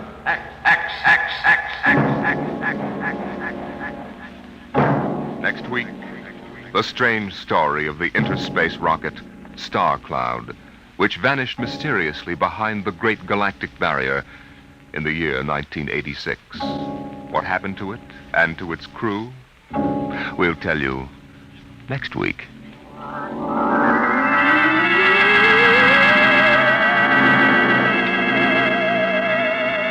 Tonight's story, Report on the Barnhouse Effect, was adapted for radio by Clarice A. Ross. Featured in the cast were Bill Quinn as Clinton, Ed Jerome as Professor Barnhouse, and Carl Weber as Major Cutthroat. Your host was Norman Rose. Music, Albert Berman. Engineer, Bill Chambers. Dimension X is produced by Van Woodward and directed by Edward King.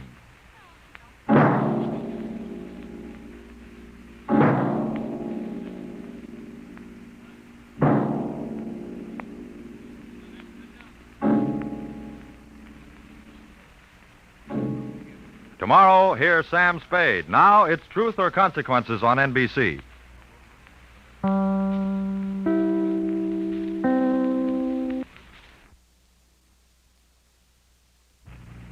Adventures in time and space, told in future tense.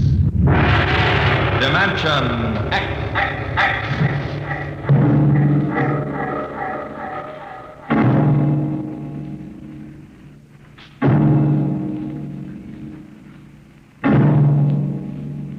Can you predict what will come in 100 years?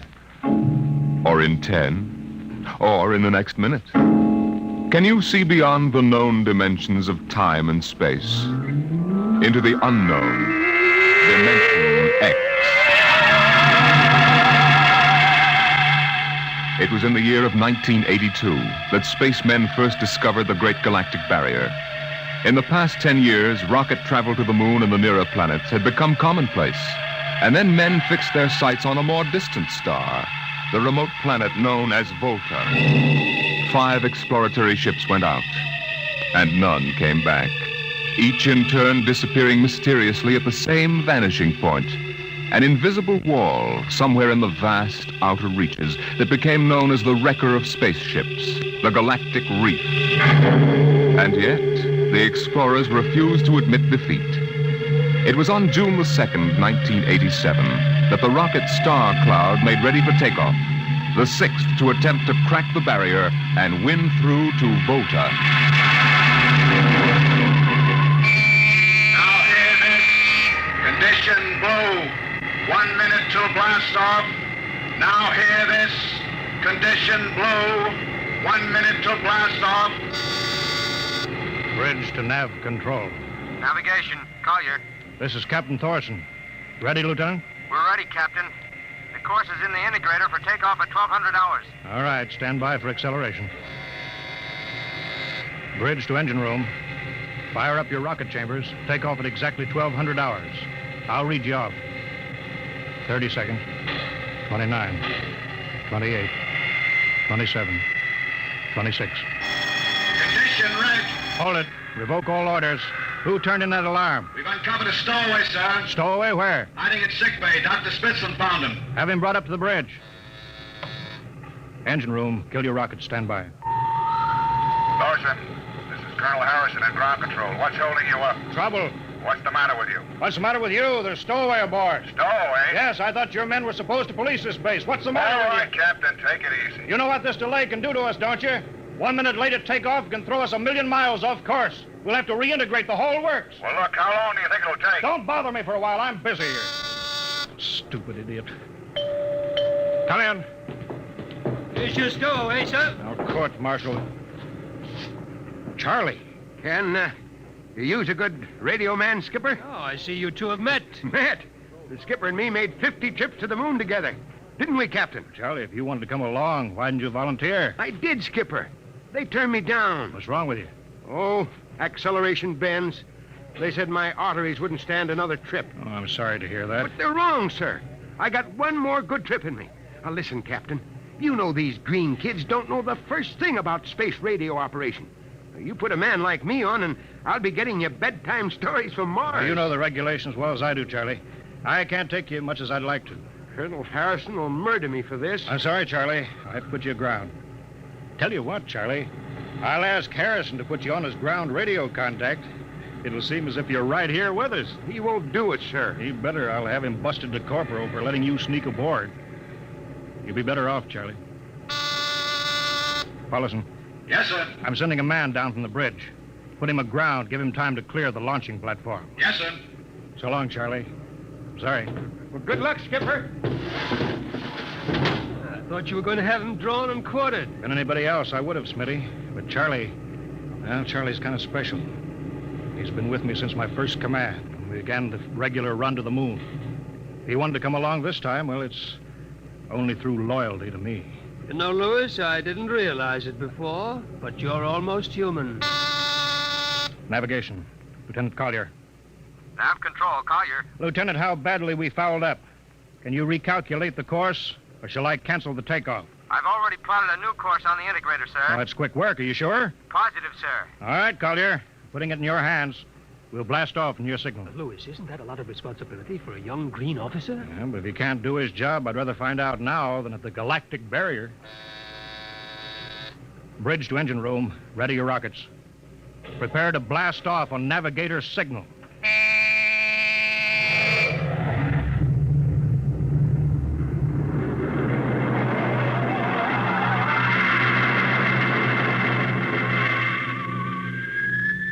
How are we doing, Collier? Coming on the bearing, sir. 4, 3, 2, 0. We've intersected the course vector. That's good work, Collier. Course corrected, sir. Ready to go into atomic overdrive anytime you say. All right, stand by. Now hear this. Prepare for maximum acceleration. Bridge to engine room. Kill your rockets. Rockets out. Fire up number 1 cyclotron. Number 1 ready. Fire up number 2. Number 2 ready. Engineering, withdraw your dampening rods. Fission chamber ready. Blast tubes are clear. Ready. Take it on overdrive. How are we doing, Collier? On course, sir. She's running hot and true. Well, my compliments, Lieutenant. This job would have done your father credit. He was the best navigation officer I ever saw. Thank you, sir. Start your gyros, put her on robot control. All right, ship is yours, Mr. Collier. If you need me, I'll be in Dr. Smithson's office. Yes, sir.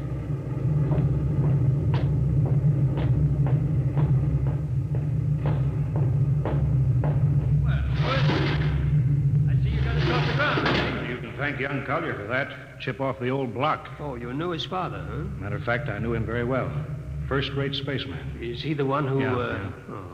Yeah, he was lost in the galactic barrier on the second ship we sent out to Volta. Louis, just what do you think this galactic barrier is? Your guess is good as mine, Doc.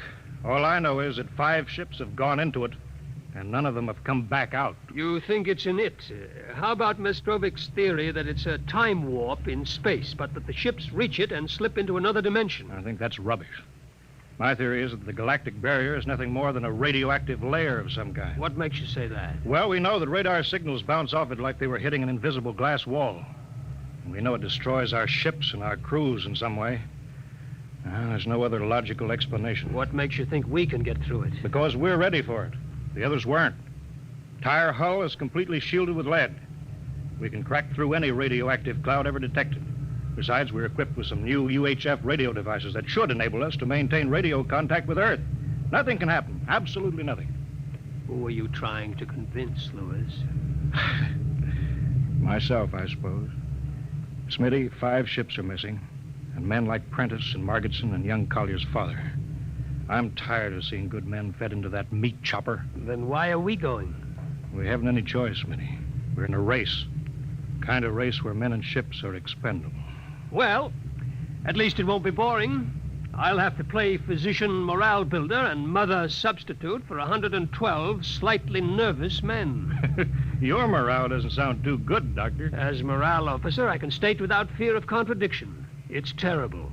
And something tells me that as we approach that galactic barrier, I'm not going to be alone.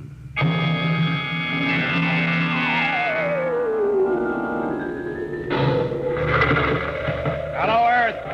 Hello, Earth. Captain Thorson of the Star Cloud calling Earth. Star Cloud to Earthbound. Can you read me? Hello, Star Cloud. Hi, Captain. Charlie! Well, I see they haven't court-martialed you yet. No, sir. Thanks to you. Well, Charlie, it's good to hear you. You can read us the funny papers on Sunday morning. Right. How's the signal? Strong. Clear as a bell. All right, here's our log report for Colonel Harrison. Ready? Shoot. June 2nd, 1987. 4 weeks out from Earth, running true, no radiation, operation normal, still making our approach to the galactic barrier. That's all, Charlie. See you later. Good luck, Captain. I sure wish I was with you.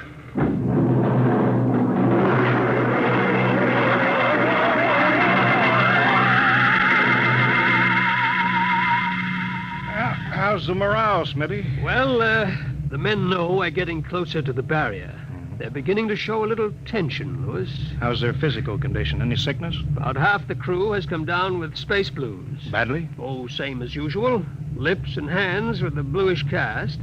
Eyes sensitive to infrared. I don't know. When I first started flying these tin cans, nobody ever heard of space blue. Well, there's a new theory that is caused by the terrific acceleration of these atomic overdrive ships.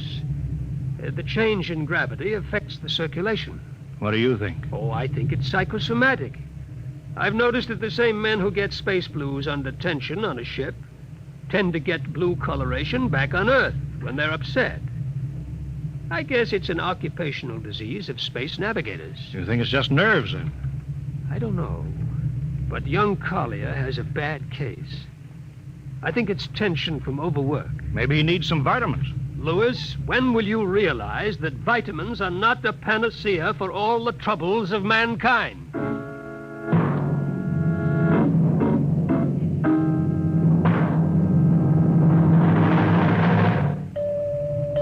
Come in. Oh, Lieutenant Collins. Sir, I understand you've relieved me from duty. Dr. Smithson says that you aren't looking very well. I'm giving you a rest. I feel perfectly able to continue, sir. Your lips are as blue as Minnetonka. I'd like to remain at my post, Captain. Don't be foolhardy, Lieutenant. I'm not being foolhardy, sir. I have a special personal reason for wanting this expedition to reach Volta. Your father? Yes, sir.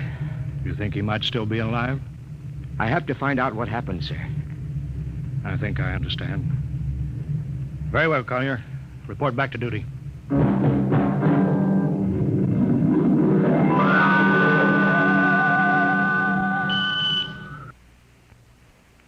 What's the reading, Paulison? We're getting a +5 radar bounce now. It's coming off the barrier almost as fast as we send it out. What's the interval?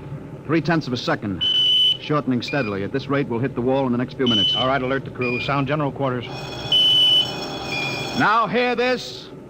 Condition red. We are now approaching the galactic barrier. All hands to stations. All radiation detectors to be fully manned. Full security will prevail until further notice. That is all. Paulison. Aye, sir. Radar bounces up to +6. We better try to make final contact with Earth. Is Spark still trying to raise the base? Yes, sir, but he's not having much luck. There seems to be some interference. That's the radio room now. Yes? You've got him? Cut in the bridge speaker. The captain will take it from here. Hello. Star Cloud to Earthbound. Can you hear me, Earth? Hello, Skipper. I can barely read you. We're getting heavy static from sunspots. That's not sunspots. We're right on top of the galactic barrier. Stick with us, Charlie. We're switching to the automatic sender now, so you can track us in. Okay. If we crack the barrier and come through still in one piece, I'll try to get back to you on the high-frequency band. Gotcha, Skipper. Don't worry. I'll be waiting. So long, Charlie. So long, Star Cloud. We must be getting awfully close now, Captain. The echo's bouncing back so fast, it's almost beating the signal. When they coincide, hold onto your hat. That's when we run into the wall. Any second. Hold on. Well, here goes nothing. Here it comes.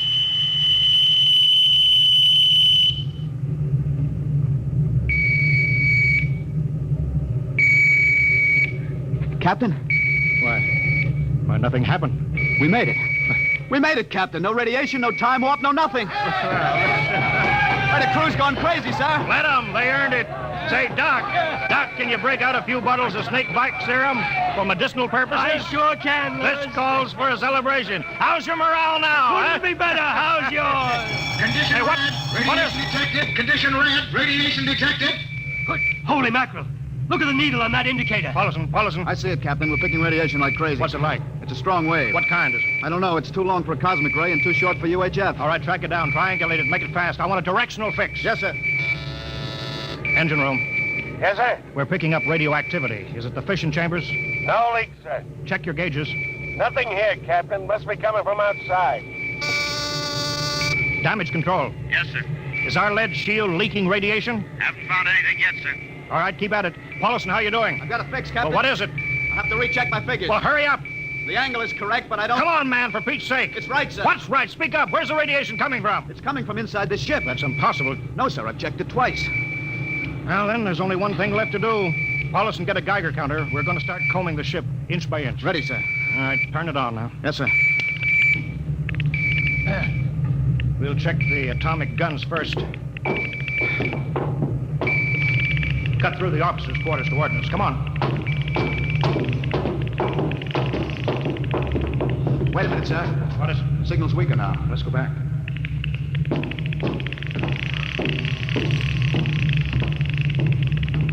Hold it. Seems strongest right about here. It doesn't make sense. Whose cabin is it? Lieutenant Collier's. Collier? It's probably down in nav control, sir. Try the door. It's not locked, sir. It's in here, all right. Listen to that counter. Strongest over here. Open that wall cabinet. It's locked. Smash it. All right, shut off the Geiger counter. What do you make of this, Pollinson? It looks like some sort of portable transmitter, sir. Must be foreign manufacture. I don't recognize the calibration symbols at all. Never seen anything like it. Which raises a small question. What is Lieutenant Collier doing with a transmitter in his cabin? I don't know, sir. Well, I intend to find out, Paulson. Get down to nav control. Bring Collier up to the bridge. On the double. Well, hadn't we better find some way to shut this thing off first? I know a way.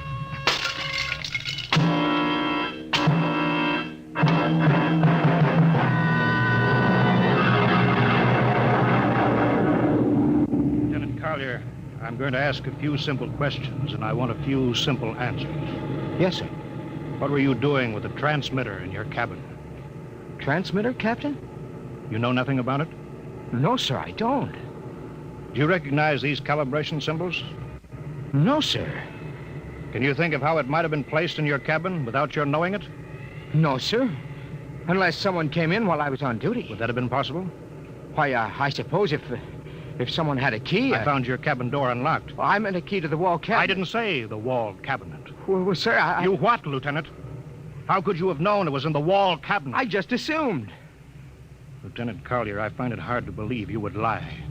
Having known and respected your father and having observed the way you handled your job. However, I intend to get to the root of this thing. May I have your wristwatch, Lieutenant?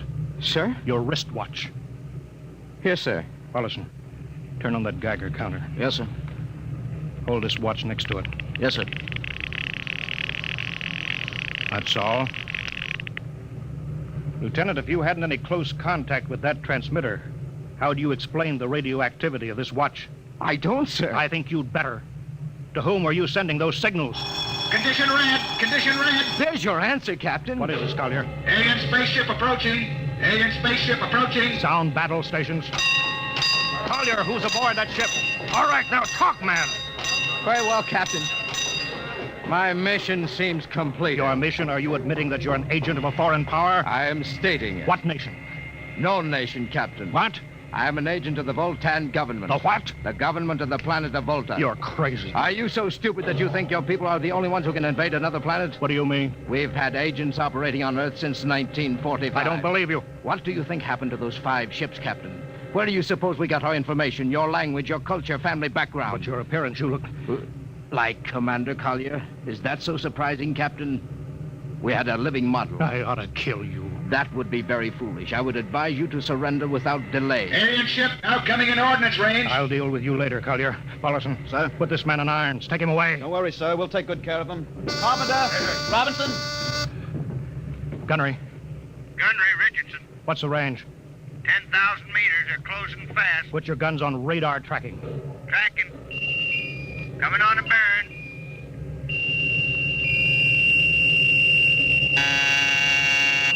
Fire. Fire. Richardson, you hear me? Fire. What's the matter down there? Did you hear me?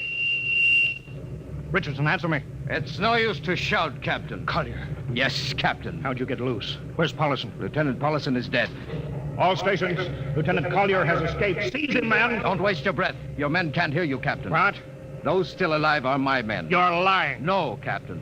Every ship that has ever left Earth was controlled by a Voltan crew. That's impossible. Those were hand-picked men. Hand-picked by us. I don't believe you. Then why not call for help? Carpenter, Robinson, Haley, report. Carpenter, Robinson.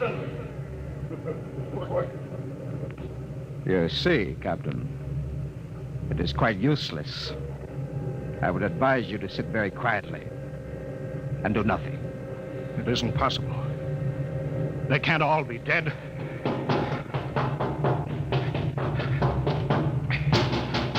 Smitty! Dr. Smithson! Smitty, what have they done to you? Oh, those dirty... Don't talk, Smitty. Closer. Not much time. Lewis, Space blues. Space blues. What is it, Smitty? What are you trying to tell me? All men with space blues. Voltans. Here, let me help you, Smith. No, Lewis. Get message back to Earth. Voltan. 5th column. Watch out for space blues. Smitty. Smitty.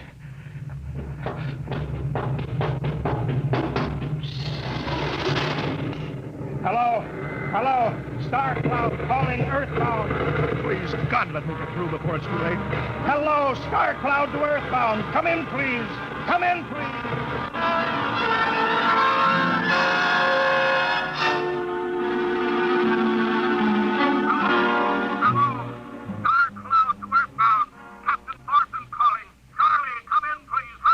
Hello? Hello, can you hear me, Charlie? Skipper, is that you? Are you getting my signal? It's coming in a little louder now, Skip. Keep sending. Thank God, Charlie. Now listen to me. Not much time.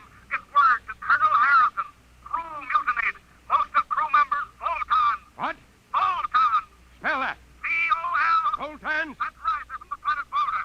Skipper, are you all right? Charlie, this is serious. They'll be here any second now. Listen, they have a 5th column on Earth. They're planning to invade you. You don't mean it. Of course I mean it. Tell Harrison that they're posing as humans. You can detect them by space blues. You got that? Only Voltans get space blues. Charlie, do you hear me? Space Blue. I get you. Step back in, Charlie. I'm depending on you now. Warn everybody. Captain. They've opened the door. Go on, Charlie. Tell Harrison that... Captain. Captain Thorson. Hello. Hello, Star Cloud. Come in.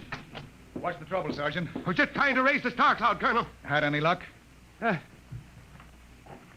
No, sir. No contact. No contact? No, sir. Nearly an hour since they hit the galactic barrier. I don't understand why they haven't tried to get back a message. No, sir. Neither do I. All right. I'll take over for a while. Yes, sir. Go right ahead, sir. You'd better go out and get yourself some coffee. Charlie, you look a little blue around the gills.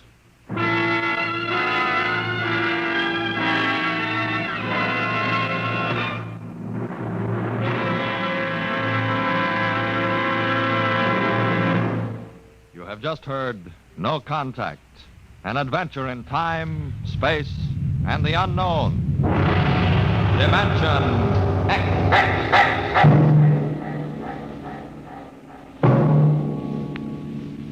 Next week, we have a nice, blood-curdling little story that starts with these 2 sentences.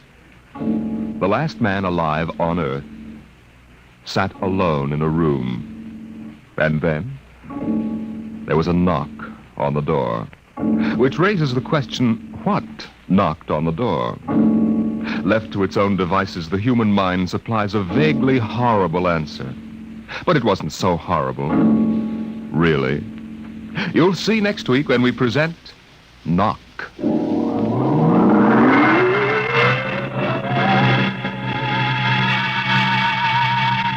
Tonight, Dimension X has presented No Contact, an original story written by George Lefferts, from the storyline by Lefferts and Ernest Kenoy. Featured in the cast were Wendell Holmes as Captain Thorson, Lawson Zerby as Lieutenant Collier, and John McGovern as Dr. Smithson. Your host was Norman Rose. Music by Albert Berman. Engineer Bill Chambers. Dimension X is produced by Van Woodward and directed by Edward King.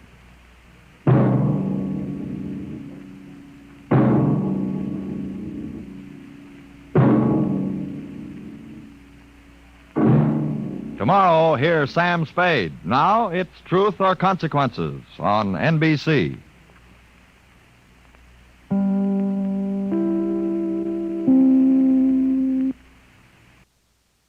Adventures in time and space, told in future tense. Dimension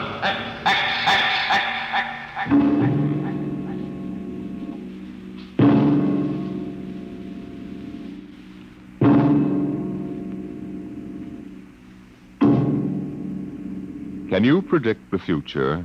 Can you tell what will happen in 100 years? Or in 10? or in the next minute? Can you look beyond the known dimensions of time and space into the unknown, Dimension X? Tonight we have a strange story to tell. A sweet, blood-curdling little story that is really only 2 sentences long. The last man on Earth sat alone in a room. There was a knock on the door.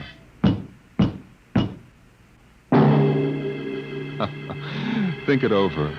Suppose you were the last man alive on Earth, in the universe for that matter. The last man sitting alone in a room, and suddenly there was a knock on the door. What knocked on the door? You wonder, don't you? Your mind, faced with the unknown, supplies something vaguely horrible.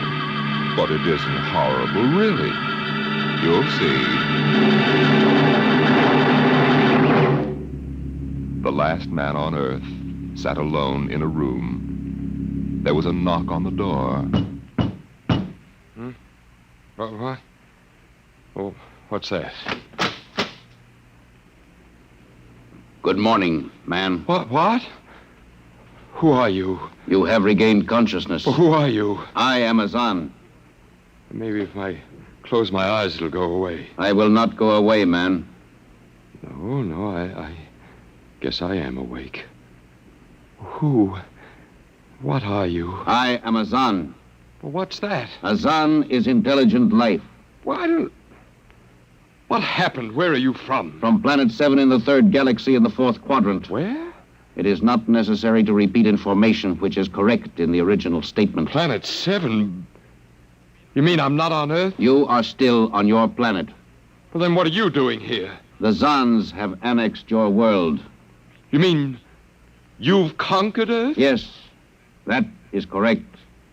We will now prepare your planet for habitation by the Zan. Well, how about the people? There is no longer any use for large numbers of lower life forms. Therefore, we have dispensed with them. Dispensed with? You mean you've... When did all this happen? 2 days ago. You have been unconscious until now. You really mean I'm the last man on Earth? That is correct. Identify yourself now. What? Kindly provide data as to your position in the elementary social order of your planet. Well, I'm Walter Phelan, Associate Professor of Anthropology at Nathan University. How is it you speak English? We have deciphered your written and recorded records. It is not difficult to reconstruct your language, very type of auditory communication. Oh. Is there anything you want to complete your natural habitat? You mean I'm a prisoner? That is correct. What will you want further in your room? Well, do I have to stay here? Yes. The rest of my life? Forever. Well, then you better bring in my books. I gotta call you something. Do you mind if I call you, George? It is immaterial. All right, then, George. You know, I can't really believe this. That is a characteristic of low-life form. I'm trying to take this in without going off balance completely. I will be back, Associate Professor of Anthropology. It's all right, George. Just call me Walter. Very well, Walter. I will be back with your books. All right, George. I'll be seeing you around. You will not be around, Walter. You will be here.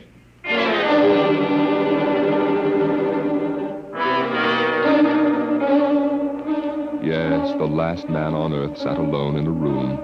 A rather peculiar room. He just noticed how peculiar it was, and he'd been studying out the reason for its peculiarity.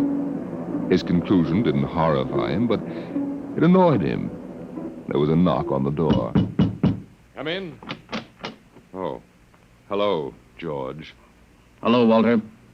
Well, what can I do for you? Point 1, you will please henceforth sit with your chair pointed the other way. I thought so. That plain wall is different from the other sides, isn't it? That is correct. It is transparent. That's what I thought. I'm in a zoo, right? That is correct. I knew it. And if I persist in sitting with my back to it, what then? You'll kill me, I ask, hopefully? No, we will not kill you. That's too bad.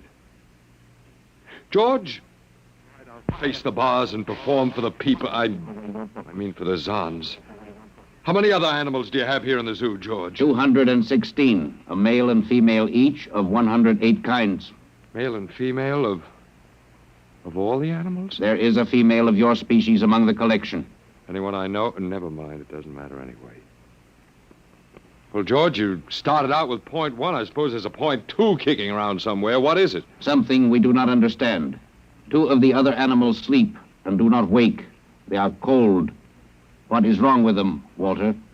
Well, they must be dead. Dead? That means stopped. But nothing stopped them. Each was alone. Sure, they just died. But I have told you they were alone. Nothing stopped them. George, do you mean to tell me that you don't know what natural death is? Death is when a being is killed, stopped from living. Maybe these animals just died of old age. Old age? I do not understand. George, how old are you? Your planet went around the sun about 7,000 times since I was born. What? 7,000 years? Yes, I'm still young. Now, look, George, you've got something to learn about this planet you've hijacked. Here on Earth, we've got somebody that's a stranger where you come from. Down here, our people and animals live until the Grim Reaper stops them. This Grim Reaper stopped the 2 animals? That's right. He will stop more? Oh, he gets us all, George. This is a new factor we have not considered. But you can consider it. Because when the Grim Reaper gets through, there won't be very much left of your zoo. You mean he will stop more animals soon? Well, with your lifespan, it won't seem like a minute and we'll all be gone. Oh, it looks like you made a mistake, George. I don't think there's very much you can do about it. That is not correct. The Zan is a logical being. We will take action.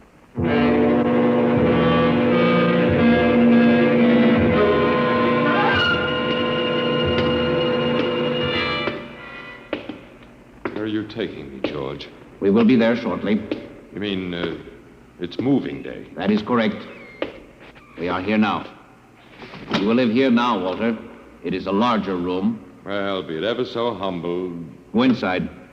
Be careful with those books, George. Don't lose... Excuse me.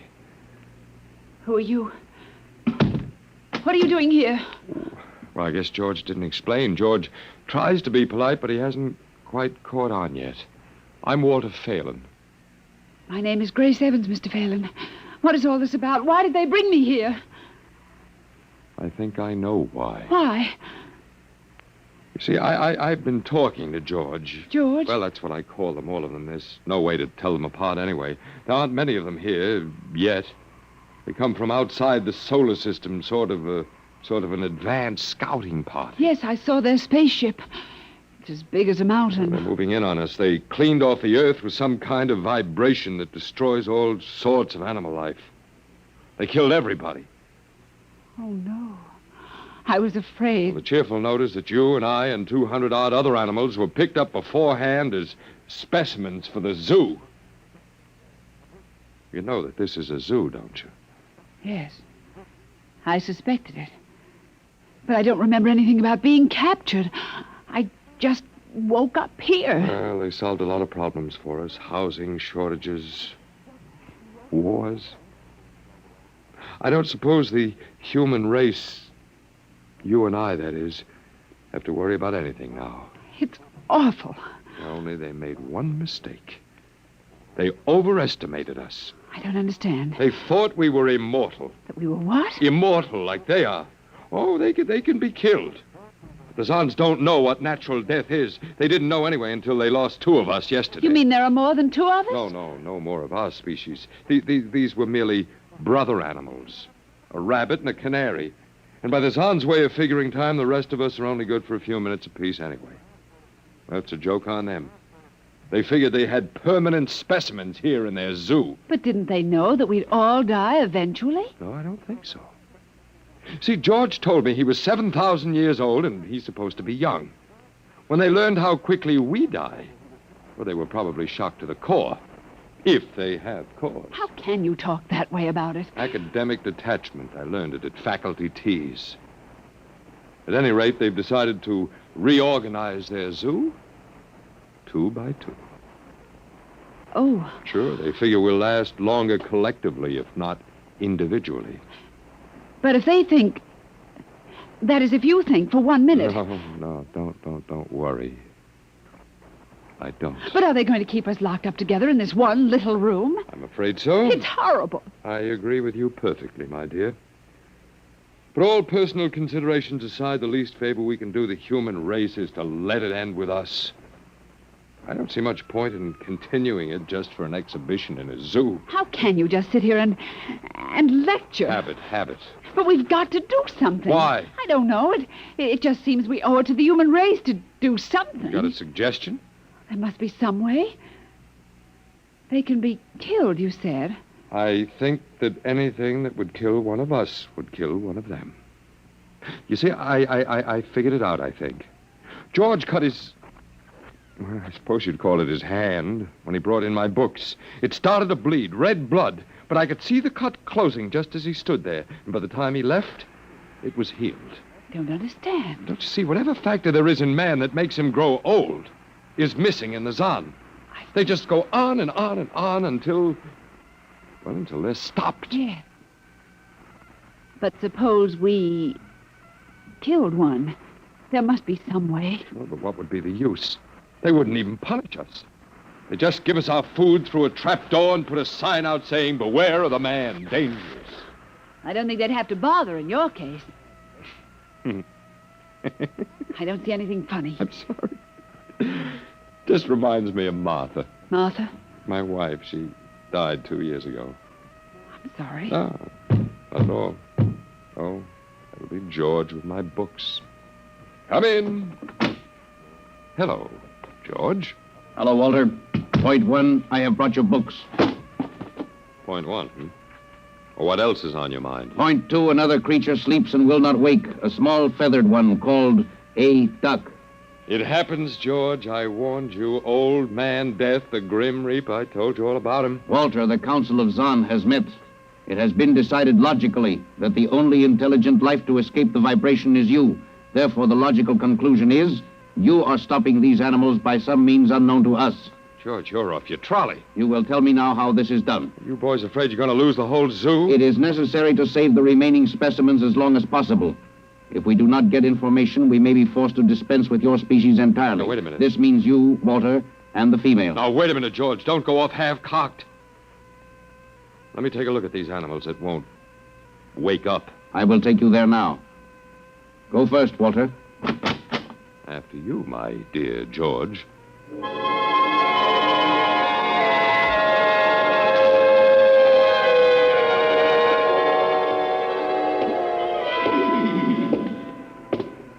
This is the weasel. You should have got him in the winter, George. The fur's worth more then. Then it's an ermine.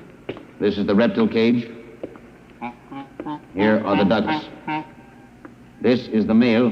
The female has been stopped. Lucky girl. What's the matter, fella? You lonely down there? Walter, you will tell me how you stopped the female duck. You got me, George. I didn't do it. Maybe she died of the Dutch elm blight. Walter, you are not being logical. We have concluded you are stopping these animals. Tell us how it is done. I told you, George, I haven't the foggiest notion. Very well. We will have to take further action. Well, what are you going to do, George? We have methods of action you will know soon. We will go back now to your room.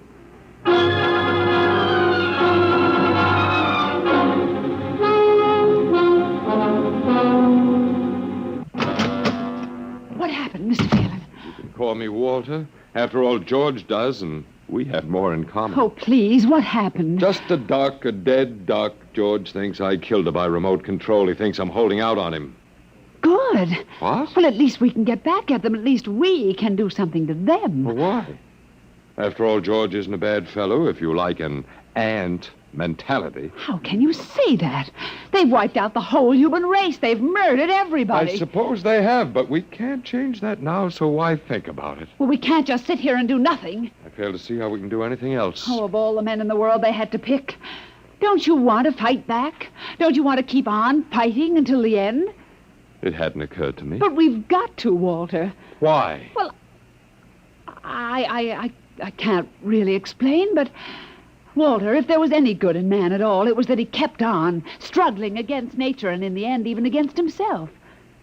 But at least he kept on fighting for what he thought was right, and we're all that's left.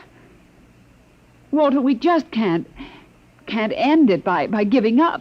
We've got to keep on You fighting. know, you do remind me of Martha. Oh, look, there isn't much left for us, but we could beat them in this one small thing. We can pretend that there's a secret about death, and we could refuse to tell them anything. There isn't anything to tell. Well, they don't know that. Promise me you won't give in. I suppose the worst they can do is to kill us. Oh, Walter. All right, Miss Evans. Hello, George. Hello, Walter. Now, you will tell us how these animals are stopped? George, this may come as a great shock to you, but I've decided not to tell you. Why? Oh, call it a romantic attachment to lost causes. My grandfather was a Confederate officer. Walter, you are not being logical, but that is expected in lower life forms. You will come with me now, Walter, Where are you taking him? to the second level. Come now, Walter. You won't tell them. I can't guarantee anything, but as of now, I don't intend to. We've got to fight. Remember that, Walter. We've got to go out fighting. I think you're right. Come now, Walter. Goodbye. It's been a pleasure, Miss Evans. I am waiting. Come now, Walter. After you, my dear George.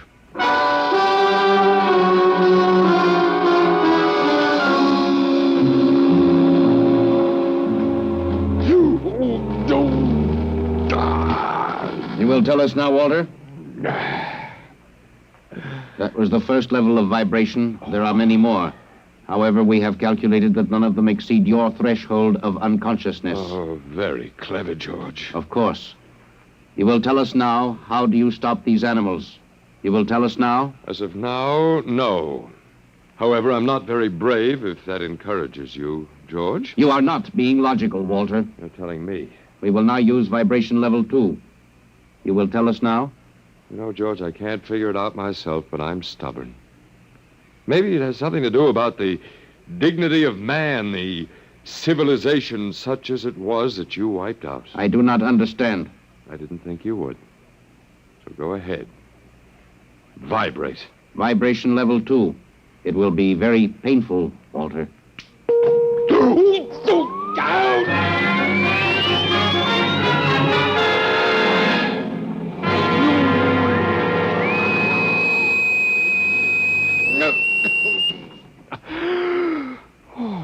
Walter?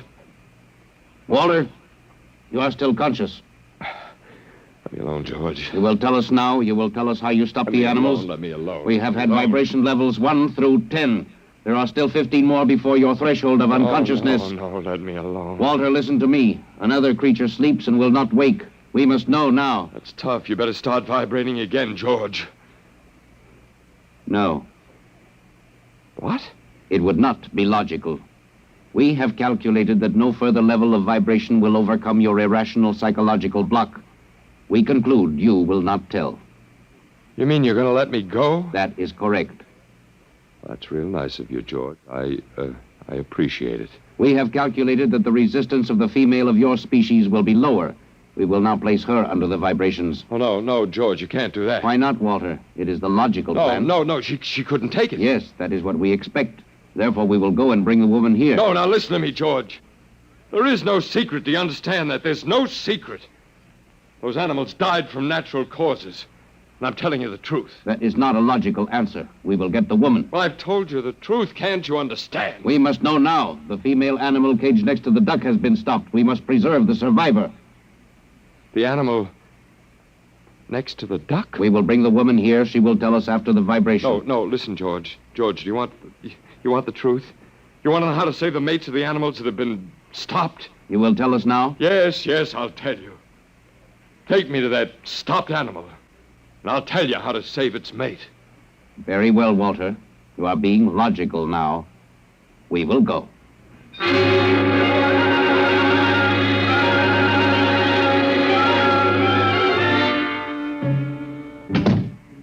Walter, are you all right? Yeah, just let me catch my breath a minute. What happened?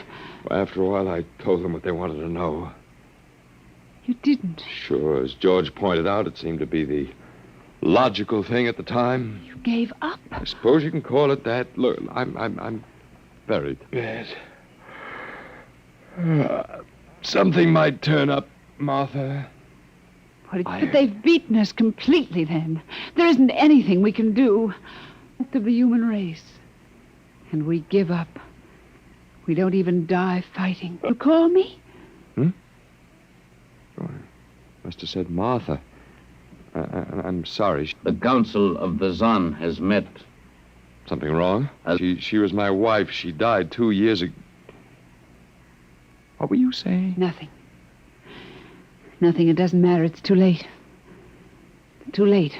For the whole... What now, George? Zon has been stopped. What? Zon is dead? That is correct. You didn't believe me, George. But you can die. You can really die. You'll have to get used to that if you're going to stay here. The Council has decided. A, you have in some way stopped this Zon. B, you and the woman must be eliminated. No, you got it wrong, George. I didn't stop that Zon. It's just death. It gets all of us here. You will be eliminated now. But, George, it won't do any good to kill us. It won't save you. Everything that lives on Earth must die. That is not logical. But it's true. The Council has decided. This time, you will have the full vibration. This time? Walter, what did they do to you? They have a rather effective third degree. They tortured you, Walter? Yes. And Walter, it was all my fault. I wouldn't even have tried without you. I suppose we have a last chance now to end with some dignity. I think you're a very brave man. Well, there isn't much else to do. Do we go now, George?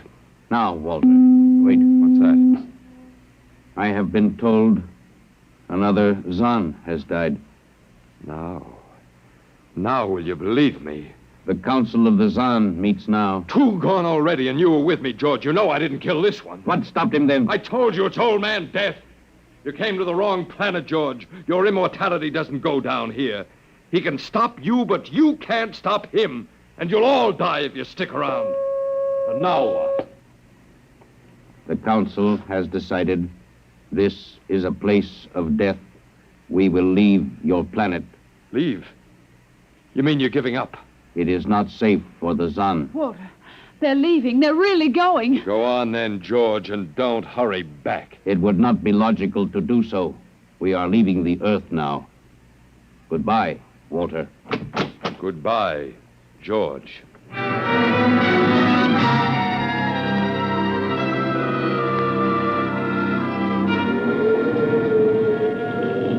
They're all aboard now. Oh, it's so wonderful to feel the wind and the sun again. Close the hatches. Walter, is it safe for us to be out here? Sure, they're not interested in us any longer. They only want to get away. And I want to see this Grace, the Zon leaving Earth forever. Now they're blasting off.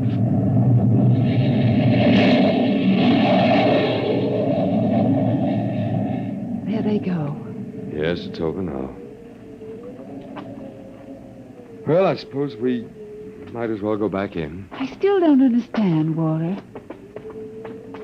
What made them go? Oh, I just told them the facts of life. Of death, you mean? No, of life. After all, I thought George was old enough to know at 7,000 years he was getting to be a pretty big boy. I wish you'd stop joking and tell me what happened. Look out for the step. Well, do you remember when the first animals died? Yes, the rabbit and the canary. And their mates just started to pine and waste away? Yes. Well, that worried the Zon. They wanted to keep the last specimens alive if they could. So finally I broke down and told them about affection. Affection? Mm-hmm. And then I introduced Donald. Donald? Who's that? Here we are. Oh. Come here. Grace, I want you to meet Donald. Oh, Walter, please. What does affection have to do with it? Well, that's what the Zon wanted to know. I told him it was love that made the world go round, that having lost his mate, Donald would die immediately unless he had affection and constant petting. Petting? Mm-hmm. I even showed him how. Come here, fella. Come here. Yes, I held Donald in my arms and petted him a while, and then I let the Zon take over with the animal in the next cage. What animal? take a look. Hey, watch out. Don't go Walter, too close. It's a rattlesnake. Yes, it's a rattlesnake. The Zon's metabolism made it impossible for them to die of old age, but I had a hunch they could be poisoned. Then it was the snake that killed the two Zon. They never even knew what bit them. Then you outwitted them, Walter. I suppose. And I thought you'd just given up. Oh, Walter, I'm so proud of you. You don't have to be. I had given up. I probably wouldn't have fought at all if you hadn't pushed me. Well,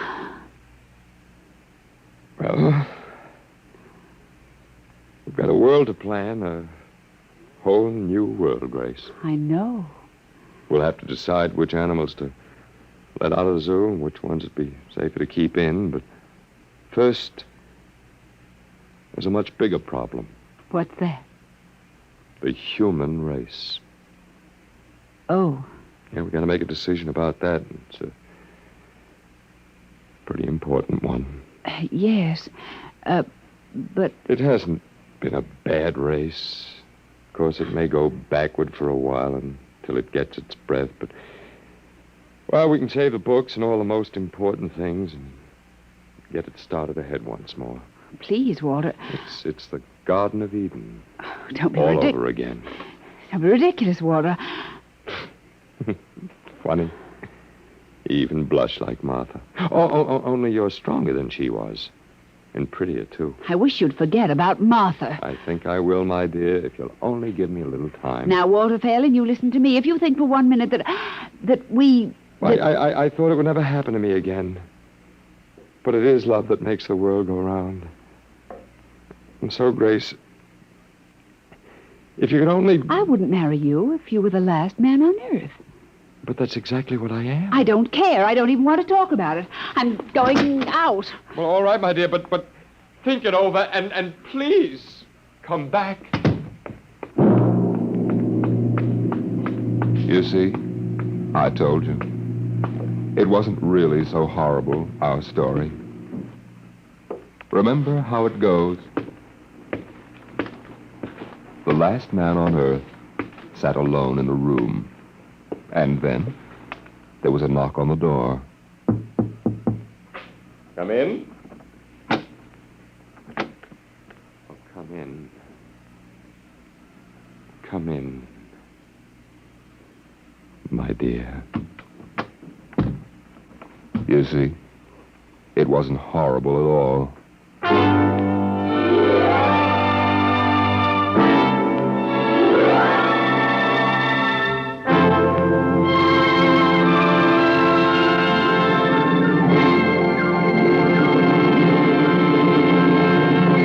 You have just heard the Frederick Brown story entitled Knock, an adventure in time, space, and the unknown world of the future, the world of Dimension X. Now, about next week. Next week, we tell the story of a robot. But a robot that was almost human. Tonight's adventure in Dimension X was adapted for radio by Ernest Kenoy. Arnold Moss was heard as Walter Phelan, Louis Van Ruten as the Zon, and Joan Alexander as Grace Evans. Your narrator was Norman Rose. Music by Albert Berman, engineer Bill Chambers. Dimension X is produced by Van Woodward and directed by Edward King. Tomorrow, hear Sam Spade. Now it's Truth or Consequences on NBC.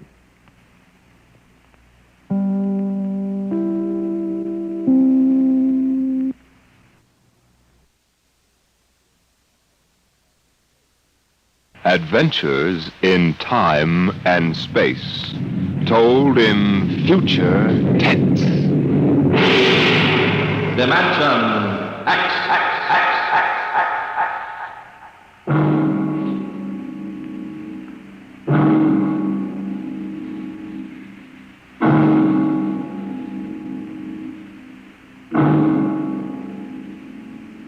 Have you heard of the new science called cybernetics?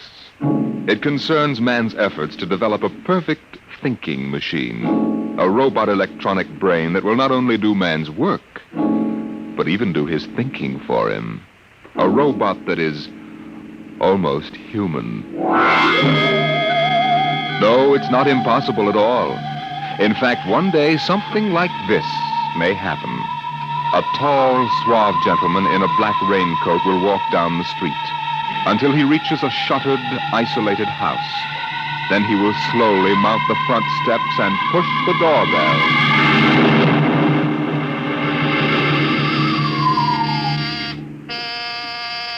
Just a minute. I said just a minute. Hold your horses. Who do you think? Good evening, my dear. Duke.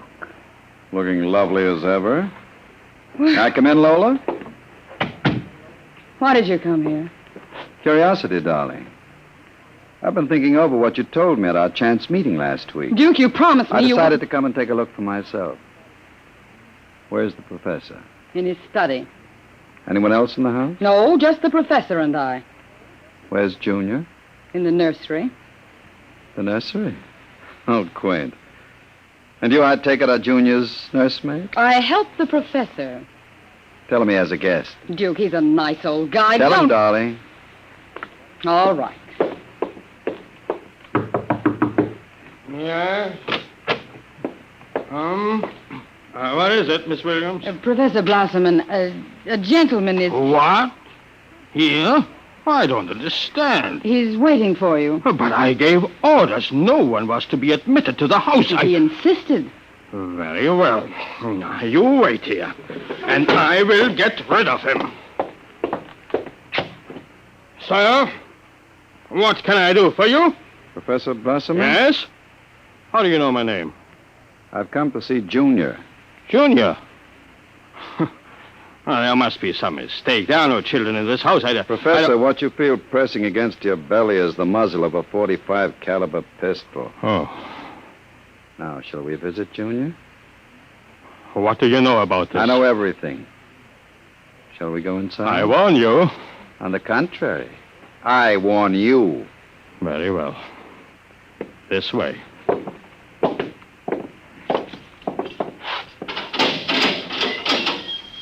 This is the nursery. Where is Junior? In the next room. Behind the door is the panel in it. Very considerately furnished. Mother Goose figures on the walls. Blackboard, toy blocks, panda, bunny rabbit doll. Touching. All right. Let's see him. Now you can look through the panel.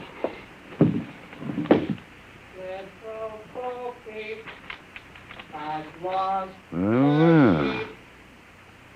Who'd have believed it? Junior isn't very pretty, is he? Oh, I wasn't concerned with aesthetics. Why do you hide him? Is he dangerous? Oh, you see, the world is not yet ready for such a thing. Besides, I must study him. As you can see by his play, he is very young, hardly out of the cradle. I'm educating him. With nursery rhymes? The brain is undeveloped. It must learn its behavior patterns like any infant. Oh, come now. You call that 8-foot monster an infant? Physically, of course, he will never change. He is built of chrome, steel, and glass. But his brain, that is my wonderful instrument. Unlike a human, he has no heritage, no basic instincts such as love or hate. But this is none of your business. This is making it my business. Well, then in some respects, he is like a blank tablet. What is written upon the tablet will remain. You mean he has no feelings? He will learn quickly, very quickly, because his brain is not blocked by emotional considerations. Most interesting. Yes. Now, if your curiosity is satisfied, I trust you will keep my secret. If anyone discovered at this point... Open the door. I beg your pardon? The door. I want to see Junior in person. I almost said in the flesh. Now, look here. I don't know you. I don't know how you learned my secret. Only Miss Williams and I are supposed... Professor. Very well. Junior, come here.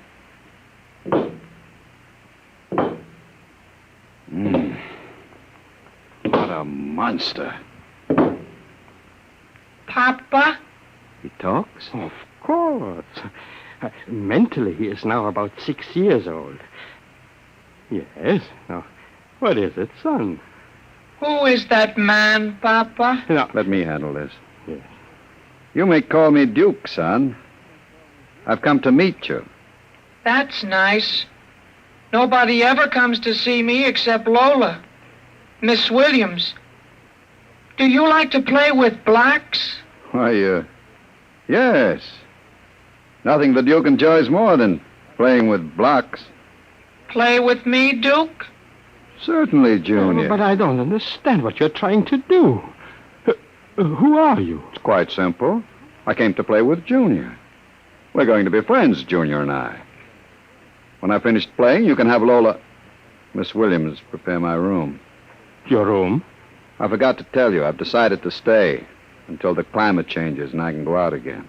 No, this has gone far enough. You break into my home. You force me at gunpoint to open my laboratory, and then you tell me you are moving in. I won't stand for it. I'll call the police. I'm sure the police will be interested in Junior. Newspapers will be delighted to print your obituary, too. What do you want? I told you. I want a comfortable room, no rumpus with police. And an opportunity to play blocks with Junior. Agreed? Oh, you are hiding from the law? As you wish. Now, leave us alone, Professor. Yes, I will. All right, Junior, your move. Let's build a bridge. I have a better idea, Junior. What?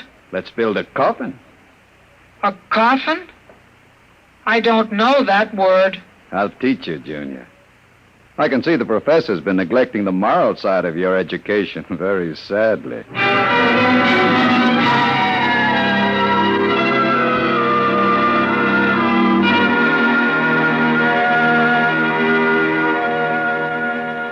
Lola. Oh, Lola, you're wonderful. You shouldn't have come here, Duke. Why not, my dear? You're not afraid of me. No, I'm afraid of myself. You're no good for me, Duke. You always brought me trouble. Duke, what have you been teaching that thing? Nothing, honey. I've just been playing with him. Very educational. I don't believe you. What's eating you, Lola? Today, when I walked in there, he said to me, I know how to kill people, Lola. I'll kill you if you want me to. He's learning very quickly. Oh, Duke, I'm scared of that thing. It's unholy. A machine that acts like a human. With that voice grinding at you and saying things you'd expect from a child. You dislike him so much, why did you take this job as his nursemaid? I answered an ad. I wanted to start over again. The professor didn't ask questions. I would have been all right, too, if you hadn't come along. I'm very glad you did tell me, darling. Because Junior is going to make us two very successful people. How do you figure that?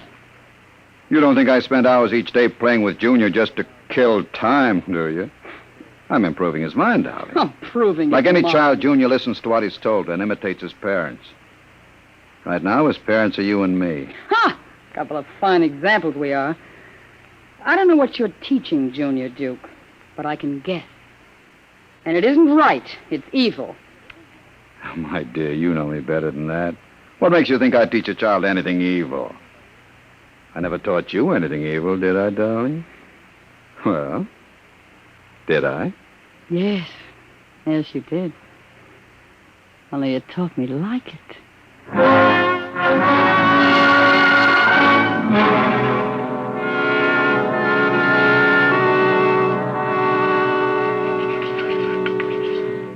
Now, Junior, right on the blackboard, my name is Junior.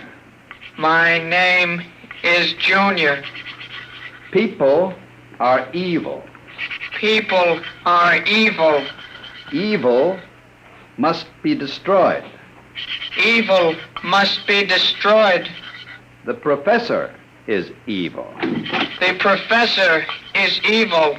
The professor must be... What are you doing? I warned you to keep out of the nursery, Professor. What are you teaching him? I said get out of here. Junior, what are you doing? Go away. Junior, you don't even remember me, Junior. I know you. You're Professor Blossomon. You want to keep me as your slave. You didn't tell me about things, about outside. You didn't tell me that people are evil. People are not evil. Yes, they are.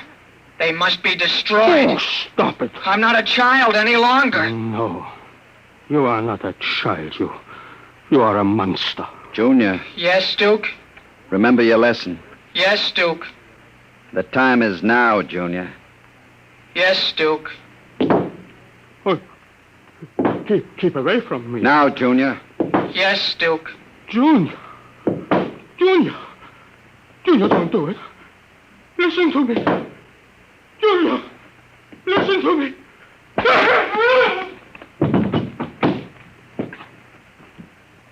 I did it, Duke. Duke, I heard... Horrible. Can we go away now, Duke? I don't like it here anymore. Yes, Junior, I think we're ready to go away now. Duke, why did you do it? The professor was in the way. We have to move very quickly now, Lola. We? Because if you don't plan to come along, just say so. I can have Junior write your name on his blackboard. Duke, you wouldn't. We'll go to Charlie's. With Junior? With Junior. Oh, Duke, you can't. I'm afraid. Relax, my dear. I have great plans for you two. Wouldn't you like to be independently wealthy for the rest of your life? The only way you get that way is by inheriting $1 million. Not when you have a fellow like Junior around. Duke. Junior is mine. He obeys me. What you might call a mechanical stooge. I'm still afraid of him. Lola, Junior wouldn't hurt you. You wouldn't hurt Lola, would you, Junior? You remember what I told you about Lola? You like Lola, don't you, Junior? Oh, yes. I like Lola. She's pretty. You see? Junior's growing up. He thinks you're pretty. Just a wolf in steel clothing, eh, Junior? She's pretty. All right, we're wasting time. Okay, Junior. Mesh gears. We're stepping out into the big, wide world.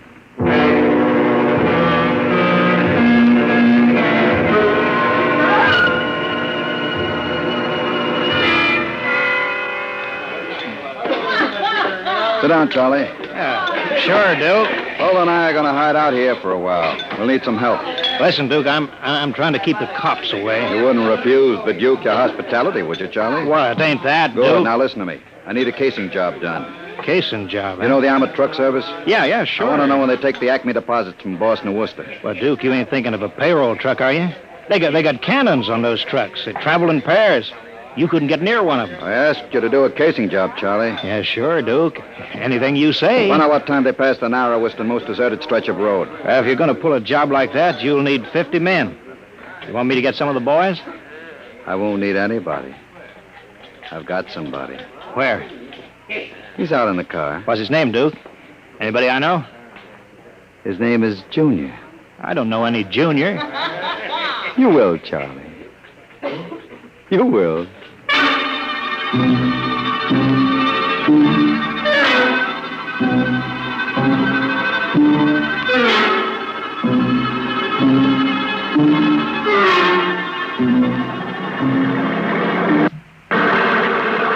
Smoke, Sam? Oh, thanks, Al. Oh, it sure gets hot in these armored trucks. Hey, you get used to it after you've been driving one for 15 years like I have. How much we hauling this time? About $250,000. Brother, could I use a hunk of that? Yeah, who couldn't? Well, I'll be coming into Worcester any minute now. It's almost midnight. Yeah, what's our first stop? Acme National Bank. Then we unload a payroll at the Bronson Watch Plant. Gee, I wish we could open a window and get some fresh air. We can get that after we unload. It's a rule of the company that we... What's that up ahead? Well, it looks like something shiny in the road. Throw up your spotlight. Right. Holy smoke. You see what I see? Looks like a mechanical traffic cop. About 8 feet tall. Yeah, standing right in the middle of the highway. It must be a Halloween gag. Can you get past him? I don't know. We'll have to slow down. Get on that gun, Sam. Let's take no chances. Right. I'll give it the horn. It don't budge. Where's our escort truck? It's pulled up right behind us. thing won't move. Sure looks like something on a Buck Rogers, don't it? This is a heck of a note, blocking traffic like that. Well, we'll have to try and get past it. Looks like you might squeeze by in the shoulder. Here goes. Holy smokes, it's moving. It's coming toward us. Yeah. Get on that gun. Give it a blast. The bullets are bouncing right off it. It's still coming. Look at the eyes. Al, back up. I can't. The other truck's right behind me. Al! It's lifting its arm. Al's gonna smash our window!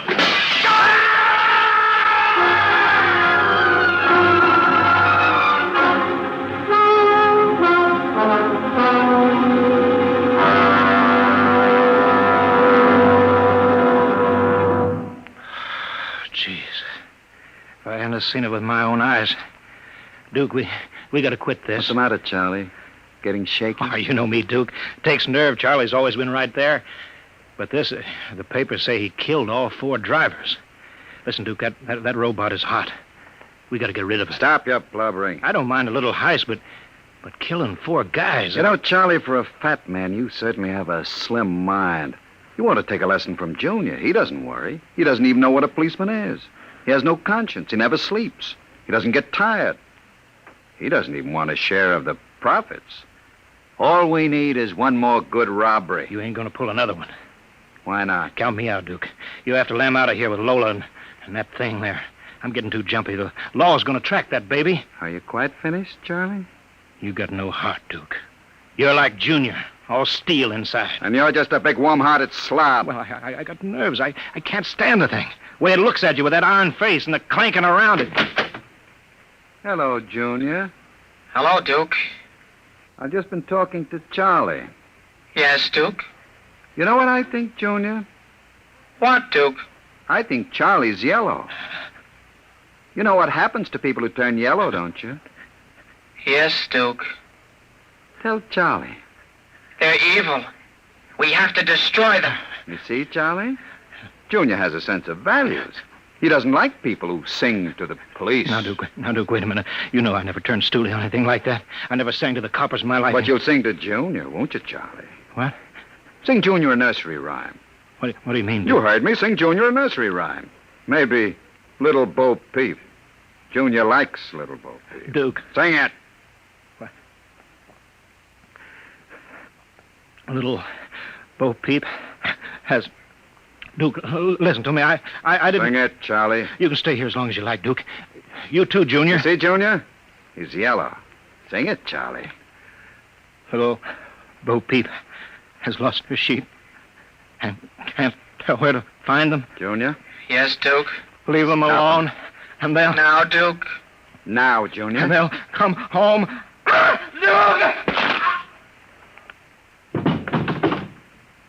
I stopped him, Duke.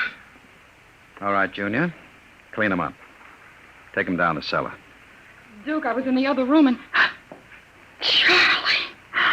Oh, Junior, put him down. Take him down to the furnace, Junior. Yes, Duke. Oh, Duke. Duke, you can't. Relax, darling. Stop shaking. Duke, we can't stay here now. No? We've got to get out of here. Charlie's going to be missed. He's got friends. Now we'll have the gangs after us, too. Stop worrying, darling. I'll take care of everything. Where are you going? Out to a travel agency. You and I are going to take a trip, Lola. You leaving me alone? Nothing to worry about. The roadhouse downstairs is closed. Nobody will bother you. Oh, that doesn't frighten me. It's being alone with that thing. I've got the jitters, Duke. It'll only be for the afternoon. I've got to get reservations and plan this thing. Look, honey, 48 hours, you and I will be on our way to Switzerland with $500,000 worth of loot. What about Junior? Junior will be taken care of. Pity I have to do it. I'd kind of like to send him out on his own. Why not? He has a fine education. He could go out into... Stop it. How can you get rid of him? Junior will do anything I say. So I'll merely have him get into the furnace and sit there while I fill it with oil and set fire to it. Oh. Too bad the professor couldn't have stayed around to see him growing up. He's almost a man now, Junior is. But not quite as clever as a man. He'll find that out after he steps into the furnace. All right. But do it now, Duke, before you leave. There's no time now. Keep your chin up. I'll be back about 8. Duke, you are coming back, aren't you? You wouldn't leave me. Leave you? I have big plans for you, Lola. You see, I find you very attractive. You're not good for me. I don't want you. As long as you can tell yourself you're not really kissing me because you want to, why not enjoy it? I know you, Lola. Yeah. You know, too much for one man. Well, I'm going now. Be nice to Junior while I'm gone. Don't show him you're afraid of him. Goodbye, darling. Goodbye, Duke.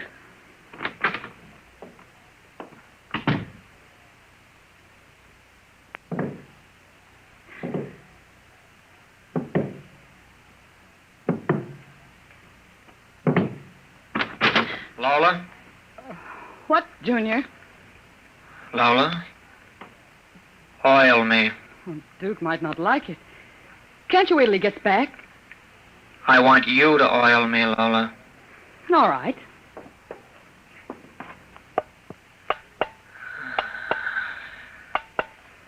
I like you to oil me. Yes, Junior. Are we going away from here, Lola? Yes, we're going away. That'll be nice. I don't like it here. I want to see more things. I want to see a roller coaster. Where'd you hear about a roller coaster? I read about it in a book. Charlie gave me a book. No. Will Duke let me ride on a roller coaster? I don't know. Maybe. You like Duke, Lola? Why, certainly. Do you like me? You know I do, Junior. Lola? What? Who do you like best? Me or Duke? I like you both, Junior. Yes. But who do you love? What do you know about love? In the books, man and woman love. Oh. Lola? Yes? Do you think anyone will ever love me? I'm different. I'm a robot. You want somebody to love you, Junior? I want something, Lola. I guess that's what I want. It's very lonesome being a robot. Do you think it makes a difference? I think some women can fall in love with anything, Junior. Even with a man like Duke.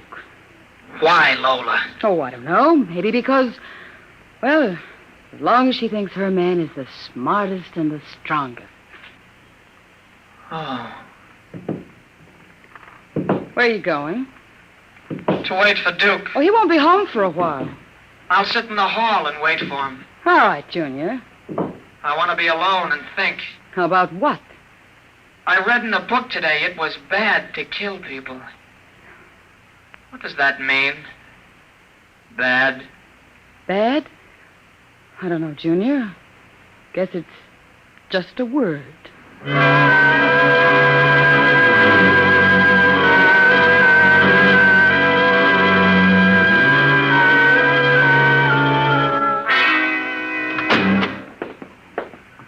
Lola? Hello, Duke. Oh, it's you. What are you doing sitting in the dark? I was waiting for you, Duke. Oh, that's a good boy, Junior. Duke.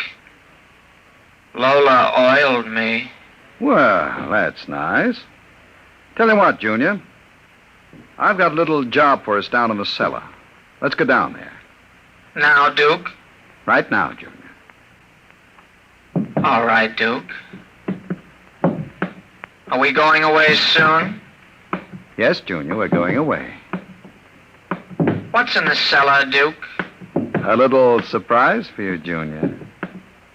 You'll find out.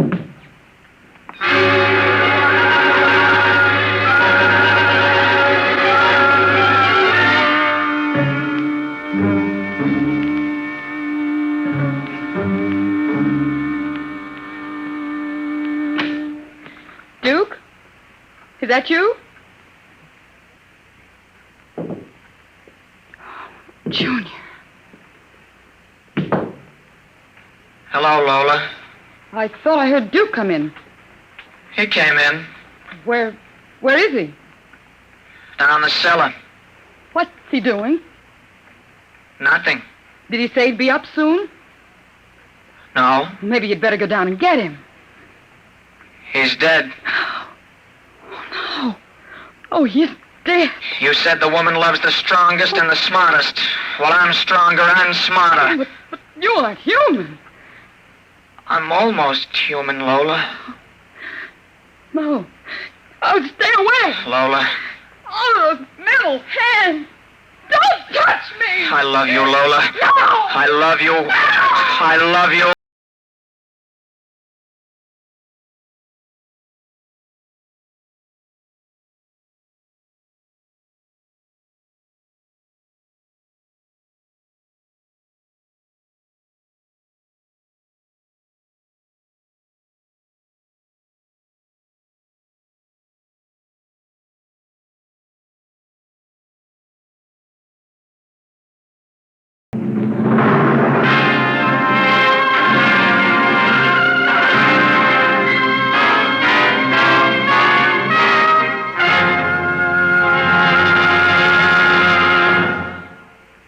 You have just heard the Robert Bloch story titled Almost Human. Another adventure into the unknown world of the future, the world of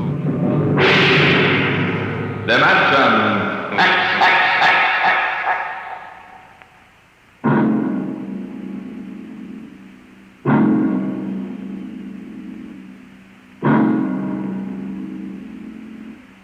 Next week, a strange story of other worlds.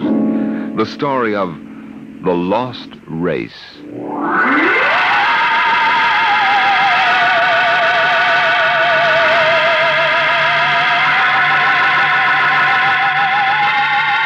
Tonight's adventure in Dimension X was adapted for radio by George Lefferts.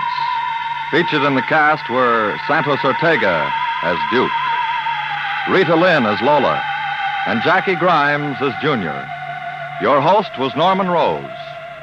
Music by Albert Berman, engineer Bill Chambers. Dimension X is produced by Van Woodward and directed by Edward King.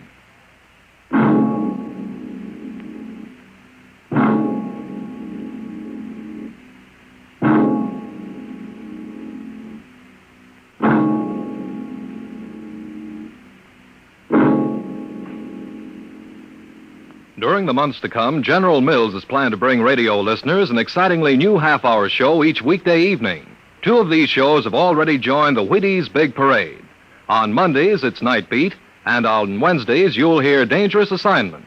More to come in the Wheaties Big Parade of NBC shows will be Sarah's Private Eye, Dimension X, and the Texas Rangers. You'll hear all of them in the Wheaties Big Parade of NBC shows.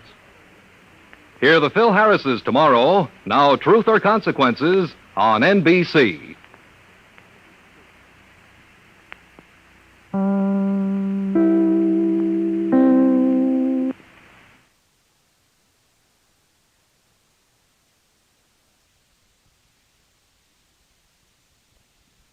Adventures in time and space, told in future tense. Dimension X.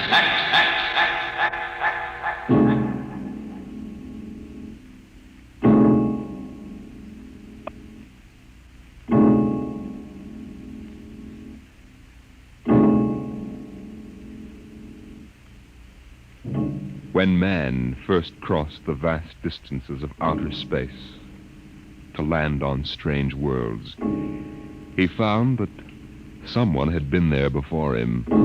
The ruined canals of Mars, the smashed cities of Titan and Centaurus II and III, all these were evidence that 100,000 years ago, a race of intelligent beings built their cities across the galaxy. They knew space travel, atomic power, astrophysics, and engineering. And then they destroyed themselves completely, so that of all the cities on 1,000 worlds, only dust and rubble remained. Why? Why did these beings obliterate all record of themselves? That is the mystery of the lost race. The freighter Carillia, bound out of Earth for Cetus Alpha 2, came into normal flight after 103 days in overdrive. The stars were unfamiliar. The constellations known on Earth had disappeared. But there was a yellow sun off to port, and about it revolved 3 planets.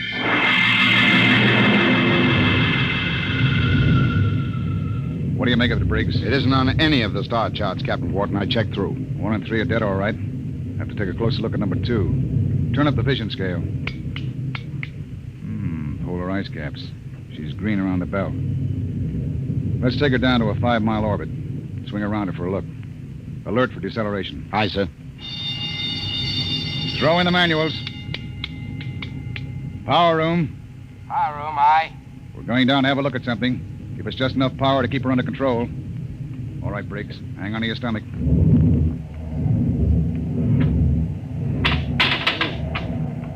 You sent for me, Captain Wharton? Come in, Mr. Howell. Do you mind if I sit down? Free fall sickness? Well, I'm afraid I'm not an old space hand. Oh. We'll level out in a minute. Do you want something? Yes. We come out of overdrive, smack in the middle of a new planetary system. Briggs says it's unreported. Well, that's rather good news, isn't it? Depends.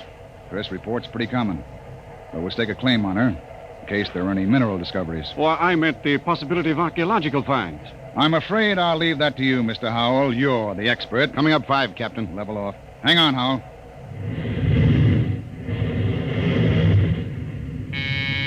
Power room. Hold her steady she goes. We'll orbit at slow cruising speed. All right. Clear the scope, Briggs. Aye, sir. Nice-looking piece of real estate. Well, the Space Guard requires I check up for radioactives, gold, and lost race rooms. You're landing? Landing? I've got a schedule to keep, Mr. Howell. I can't sit down on every lump of dirt I run into. We'll do a spectroscope check, and I figured you'd spot any ruins. All right. Wait a minute. There in the lower quadrant. What? That bald spot in the vegetation. Those are ruins, all right. Are you sure, Howell? Yes. I've seen the lost race rubble on Centaurus, too. There. You can see it plainly, dust and rubble. No, that's what I get for calling in an expert. Briggs, stand by to take it down to 5,000 feet. Aye, sir. All this stinking luck. There goes my schedule.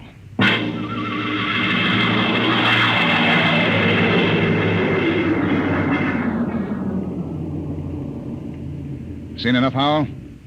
This is going to set me back 5 hours. Interesting. Wait a minute. What's wrong? I don't believe it. Marvelous.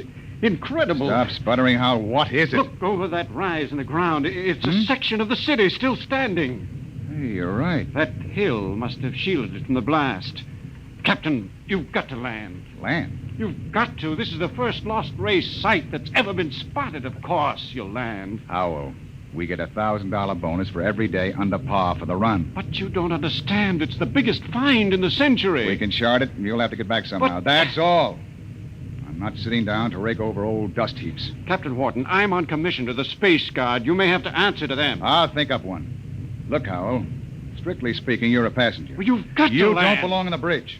I'm not landing down there, and that's not... Briggs! Emergency from the power room. Something must have blown. Power room. Power room. Danton, what's wrong down there? Danton! Oh, he doesn't answer. Anything serious, Captain? Reaches the fuel locker. That 5 pounds of ascending will go and kick us right out of space. Danton! Danton! Power room, aye. What happened? What blew? Main tube coupling. She's secured What's now. the damage? The main tubes burn out. The bearing, the coupling, the injector valve, and the needle gauge. Can you make repairs? Not in flight. Can you raise enough power to land? I don't know, Captain. The wiring's shot. She's fat like a tomcat. I might be able to get something from the deceleration auxiliaries. Get a jury rig on her. We'll try to set her down. Aye, sir. Briggs. Yes, sir. Alert for crash landing. Signal room. Signal room. Signal, aye. Langston, get off a position fix and SOS standby. Aye, sir. Well, Mr. Howell, I guess you're going to join your friends in the lost race.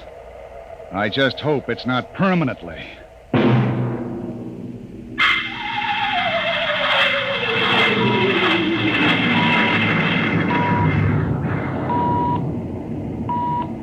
Leveled off now, Captain.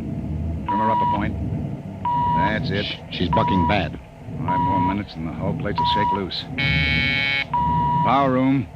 Stand by for bow blast on signal.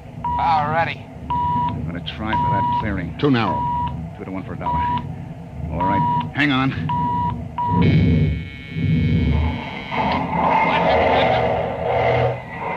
Briggs! You all right? I hit my head on the panel. Well, I seem to be all assembled. We're down. Guess our luck hasn't run out yet. Calling power room. Power room, aye. All right down there? Yeah, I'm all right. Danton, I want a complete damage check and repair estimate. Get up here as soon as you got it for me. Briggs, you all right now? Yes, sir, I guess so. As soon as we get Danton's report, get a detail aft. Help him with repairs.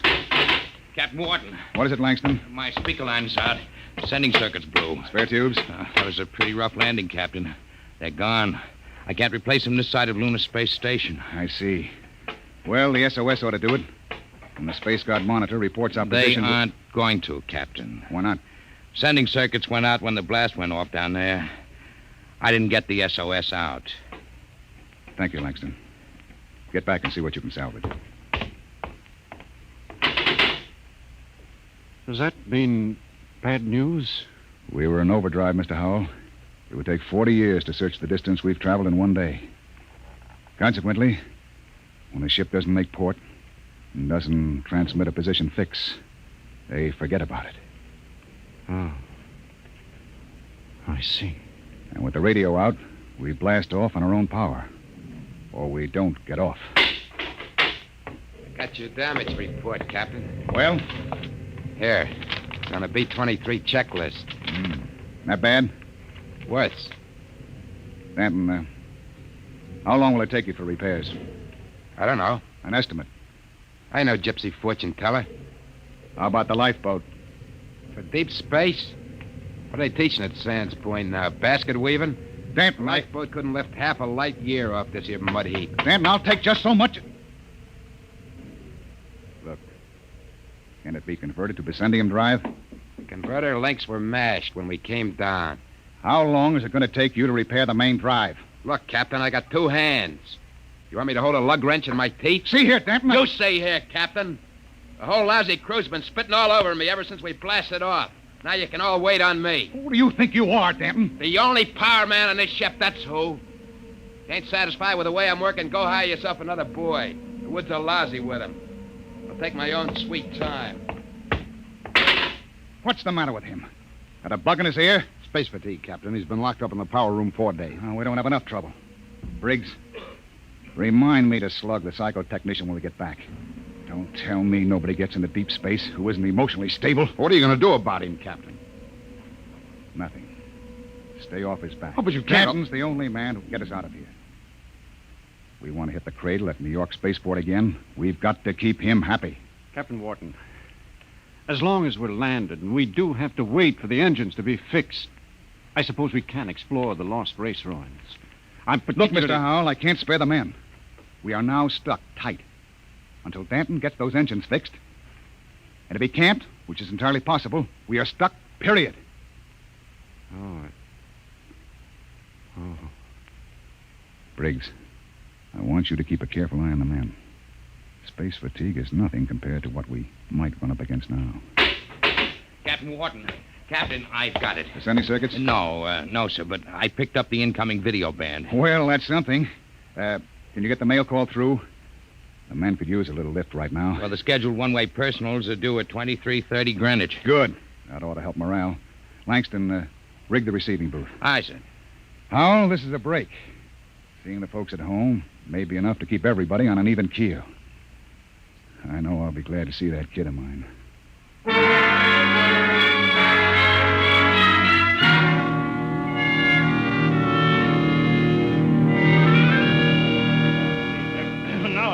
Yeah. Mr. Langston, get Hanson out of the booth. You wear the glass right off the tube. Take it easy, Williams. Everybody gets 3 minutes. Hey, Kelly, I bet that dame of yours burned up the circuits, huh? How'd you know it was his girl? You can't tell through the booth. Well, who else would call that ape?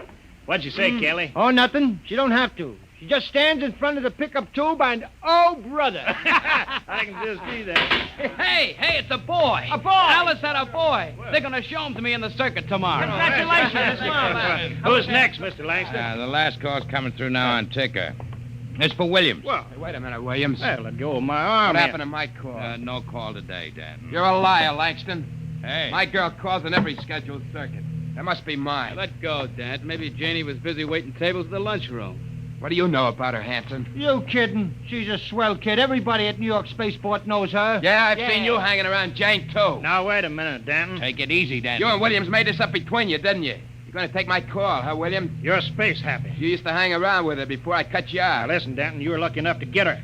Let well enough alone. You bet I got her all right, and you're not going to steal her back. Williams, I'm going to... You crazy. Danton, get him off. You lying. Get him off. Hey, what's going on in here? Let him fight. I'm going to kill you, double-crossing. Behind my back. Grab him, Hanson. Get his arm. Oh, me. Nobody took your call. Now, calm down, I'll Danton. fix all of you. Look out. He's got a wrench. Danton, he's nuts. Nobody gets a call. Nobody. How do you like that, Williams? You ain't going to hear from Janie no more. How do you like that? After him. Kelly. Hanson. The airlock. He's left the ship. Let him go, the jealous screwball. Sure. But that's the only man who can get us off of here.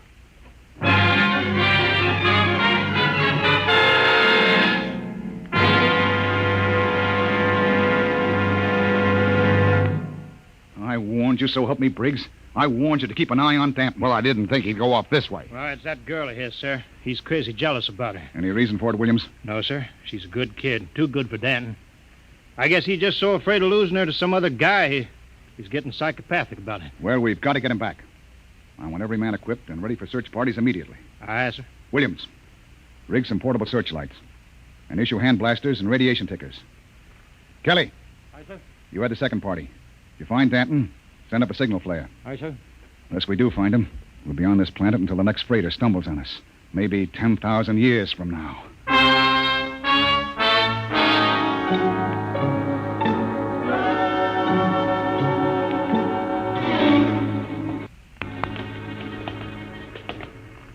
Hold that light up, Hanson. This is amazing, Captain. Lost Race building's actually standing. Hey. What is it? Oh, it's nothing. A shadow. Place gives me the willies. To be able to find out so much about them, their science, art, what they looked like, perhaps even why they destroyed themselves. I'm beginning to wonder about that, Hal. You sure they destroyed themselves? Maybe they lost a war to another race. The winners would have left traces. Genghis Khan, the Mongol emperor, left a pile of skulls as a monument after he destroyed his enemies, but there's been nothing like that found. No clues at all, eh? Nothing. When they decided to wipe themselves out, they did a thorough job. But why? That's what we've been asking for 50 years. They wanted to end like that. Captain, there's a rise ahead. Keep going. Anything on your side, Briggs? No, sir. Hanson, what is it? I don't know, sir. It's a funny kind of a glow. I guess I shot without thinking. Don't get trigger happy. Howell. Yes? Where do you think the light is coming from? Down there. It's an amphitheater. Stone seats and a hood. It looks like a band shell. What's up, Captain? Wait a minute. Well, Howell? Don't know. That's the Lost Race sign on the hood. The what? A sort of hieroglyphic. The only thing we'd ever found before, one in each ruin. What does it mean? Some kind of a warning, I think. Come on. We're going down there. Careful now. There's a platform of some kind down there. Looks like a lecture platform, doesn't it? Or an altar. This might have been a temple. Perhaps the Lost Race sign had a religious significance. It looks like a throne to me. A throne 5 feet high. Briggs, climb up there. And see if there are any controls for this machinery. Aye, sir. This wasn't meant for any man to sit on. There's a lever up here. Shall I try it? Sure, go ahead. Hey, what's that mist? It's like a steam bath. I wonder if Kelly and Williams ran into anything Kelly, like... hold that light up. Shut up and keep looking for Danton. What? Look there, in the hood. It's Williams and Kelly. That crazy jet jockey. When I find Briggs, him, pull I'm the going to lever. beat his brains out. You could see him, huh? three-dimensional image. Some kind of television. Get down, Briggs. Aye, sir. Did you see it, Skipper? I was just thinking about him, and there he was. We all saw it. Out of the way. I'm going to try it. This thing can pick up Earth. It'll replace the receiver Danton smashed.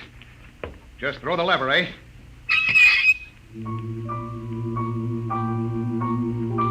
What?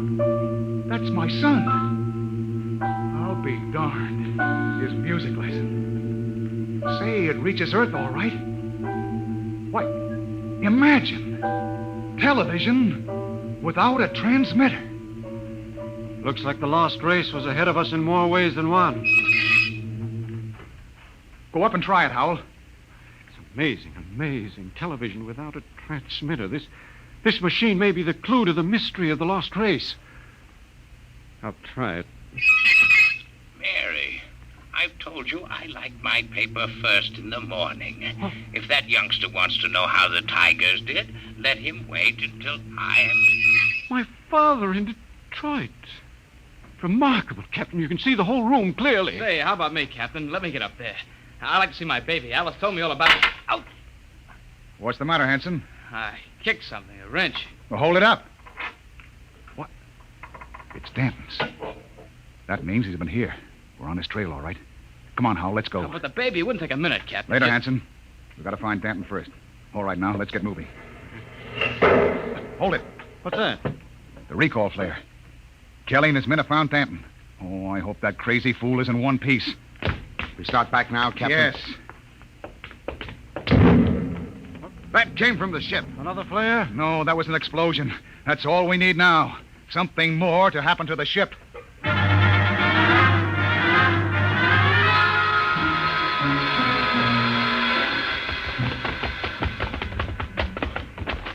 Oh, it's the main jets. Smashed flat. Of all the stinking rot. Check through the ship for further damage. Aye, sir. Oh, look at those plates. Crumpled like an accordion. Captain!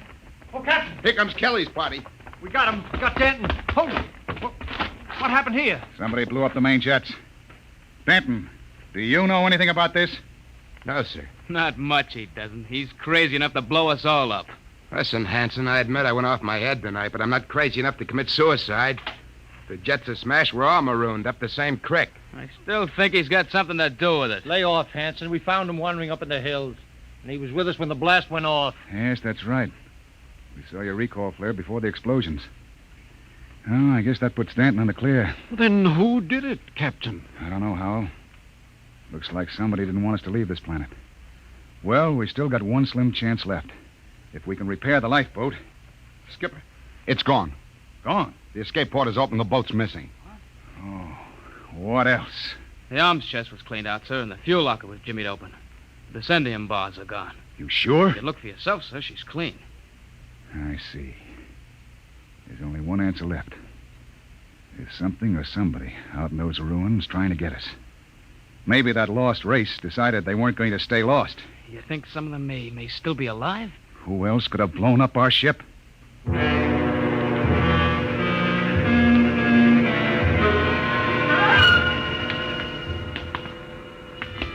Keep your blaster up, Howell. And be careful. It's a hair trigger. What are we doing back at the television machine, Captain? I thought we were looking for the lifeboat. We are. Whoever blew up the ship must be around here. Might as well try to use the machine to track them down. Yeah. Catch them with their own gadget, huh? That's right. All right, Howell, you're the expert.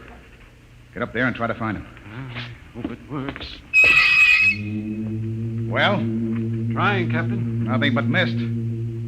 I don't understand it. It reached all the way to Earth before. I saw my father in Detroit. Mary, my paper's all rumpled again. What? There it is again. My father in Detroit. I've told him time and time again I don't like a messy paper. Look at that. No selector control, yet all the way to Earth. You can see the whole room, the goldfish bowl, the antimacassars on the chairs. Yet we can't pick up something less than a mile away. Knock it off, Howell.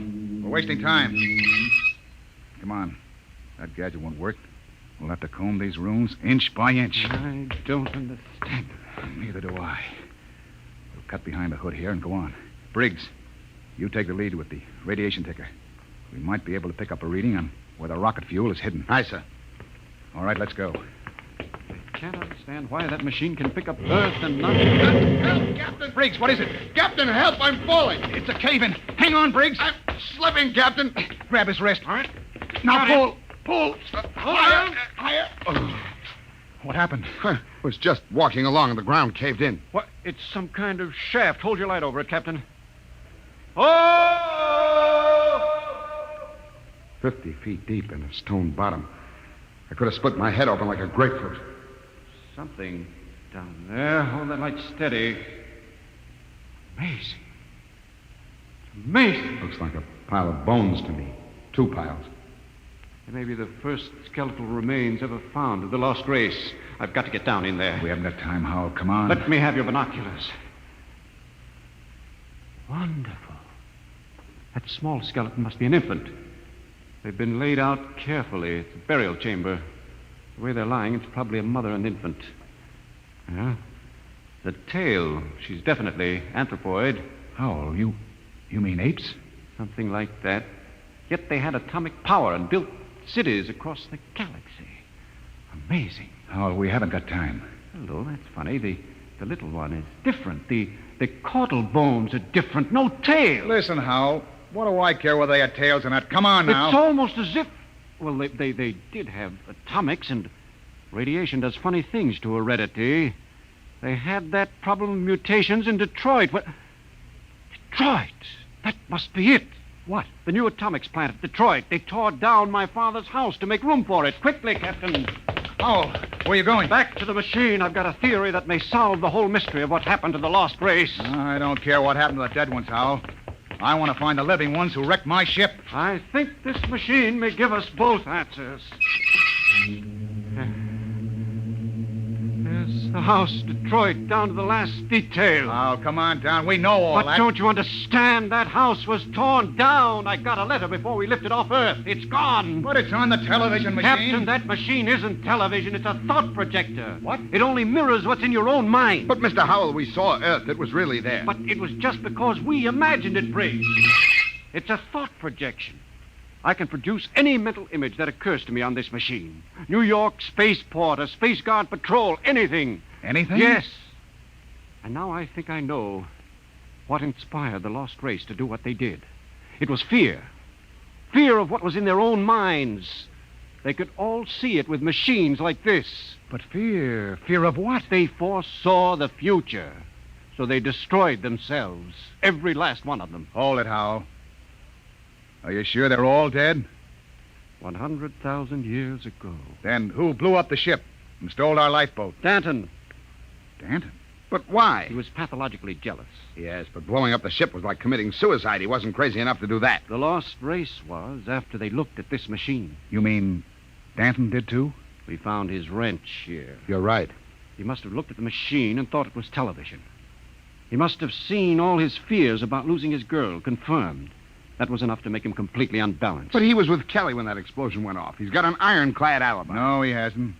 Wouldn't take a power man long to sneak back to the ship and rig a delayed action fuse.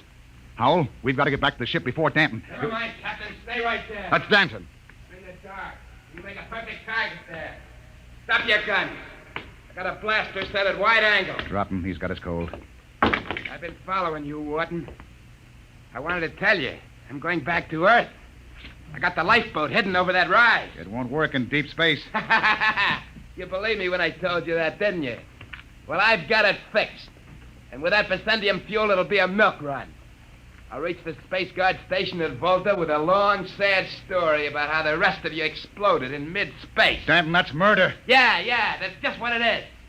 And easy, too. Danton, you can't just leave us here. Watch me. Sit in front of that machine and watch me. Yeah, I know what it is. I know it's a television without a transmitter. And I did some checking up. I've seen how you were stealing my calls. Trying to steal my girl. Danton, you're sick. You Pretty can't... smart, that lost race. They built some machine. And it showed me plenty. It showed me enough to kill you. Oh, you've got it all wrong. This isn't a television machine. What are you trying to pull, Wharton? I saw it. Those were your own thoughts, Danton. Those things you saw exist only in your mind. Shut up before I blast all of you down. You're just trying to lie out of it, that's all. But I know the truth when I see it. And you're going to die. All right, Danton, but you're not going to get away with it. Look at the machine. What's that? The machine. It's the Space Guard patrol, Danton. Look, they're coming. X3 to command. Spotted the Carillas, reported. Preparing to land. That's the Space Guard, Danton. Yeah, whole patrol. You're lying. They couldn't come. There wasn't any SOS. X3 to command. Preparing to land. There's the clearing. That's enough, Howell. All right, Danton. They'll be coming over the horizon. Drop your gun and give yourself up. Oh, no. No, they're not going to catch me. I'll be away in that lifeboat before they land. Stand still, all of you. Stay where you are. I still got you covered. Danton, look out behind you! Burial shaft. He fell in it. Hold the light down, Briggs. Well? He's dead. Deader than the lost race. And what about those Space Guard cruisers? Out of my head. I just imagined them, and there they were on the machine. Poor Danton believed they were real. I wish they were real so we could get off this planet. No, it doesn't matter. We know where the lifeboat is now. We can send one man to bring back help. And it won't be Danton. The machine got him the same way it got the lost race. Through fear. But what was the lost race afraid of, Howell? Changing. Changing? Look at those skeletons down there. They had atomic energy, but they couldn't control it. Look, the baby is different from the other. The race was changing by mutation. Mutation? Look at those skeletons. Now imagine a shifted hip socket so they could walk upright. The baby was already without a tail. But Howell, that would mean they were changing into... Yes, Captain. The lost race committed suicide rather than face the fear of seeing their descendants become such horrible creatures as men.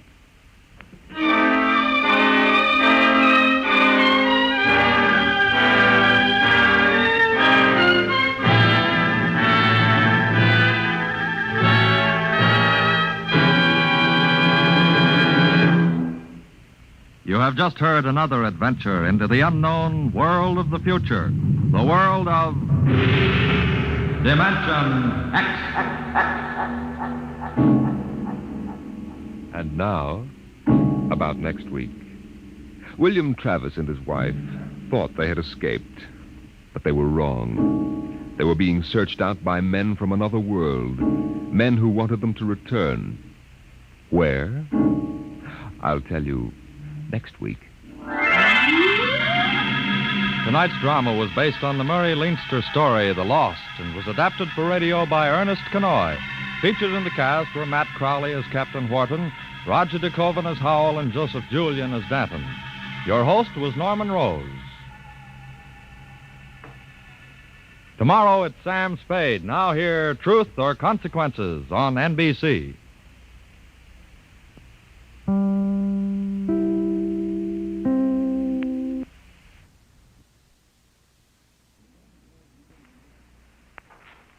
Adventures in time and space, told in future tense. Dimension X.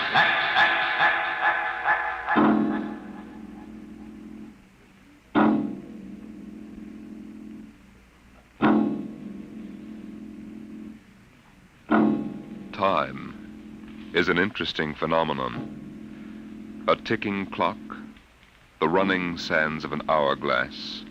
All these have captured the imagination of men. But time is more. It exists now, and then, and in the future. Suppose we are in the year 1950. Coexistent in time may be worlds we have never seen, the worlds of the past and of the future.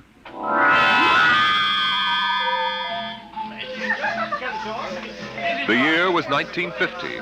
It was a spring night in Mexico, fiesta time. The fireworks shot up into the clear, dark sky, and a papier-mâché bull ran about the plaza chasing boys and laughing men. Mr. and Mrs. William Travis stood on the edge of the yelling crowd, smiling.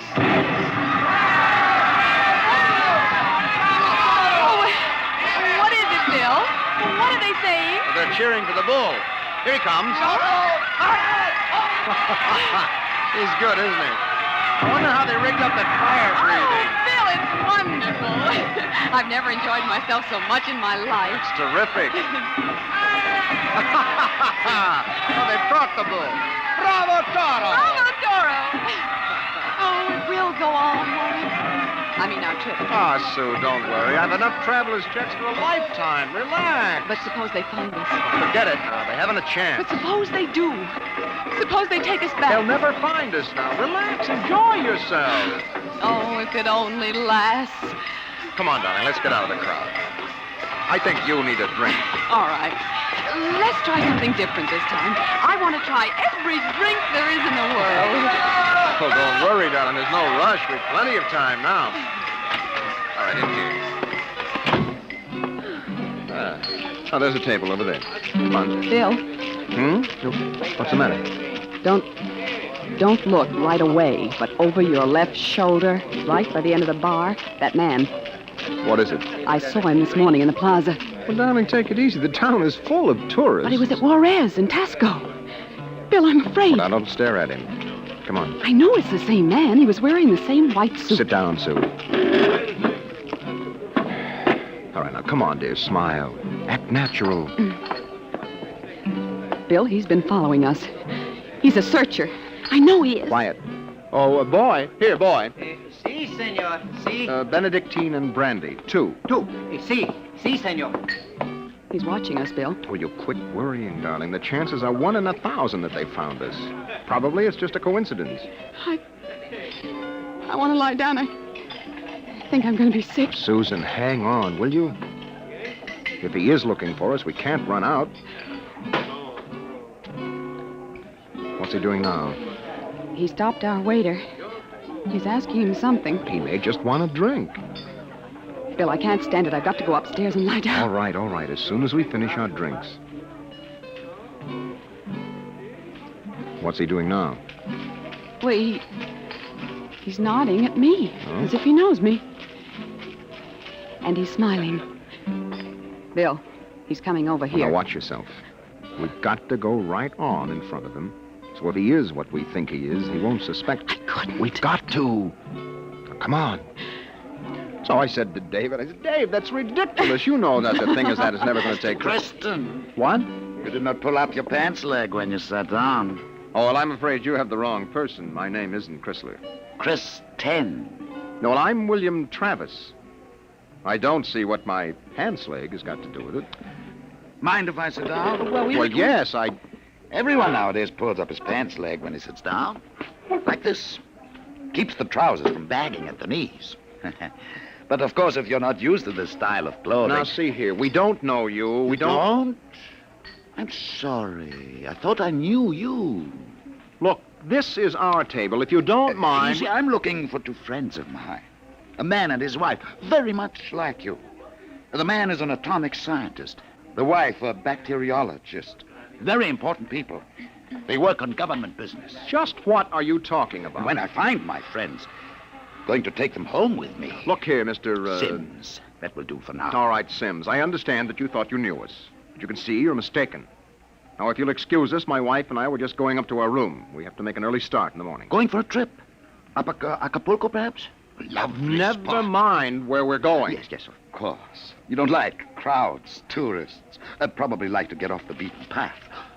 You know, I've got a vacation folder here that might interest you. Please, Bill, let's go. Oh, wait, Sue. It's put out by an outfit that calls itself Travel in Time Incorporated. Travel in time? Yes, they've come up with a rather intriguing idea. Would you like to actually witness the burning of Rome? Sail with Columbus in 1492 on his voyage of discovery to America? Meet Cleopatra? Then why not take your vacation in time as well as in place? But perhaps you've seen this leaflet before. Of course not. Then you'll be interested in hearing the rest.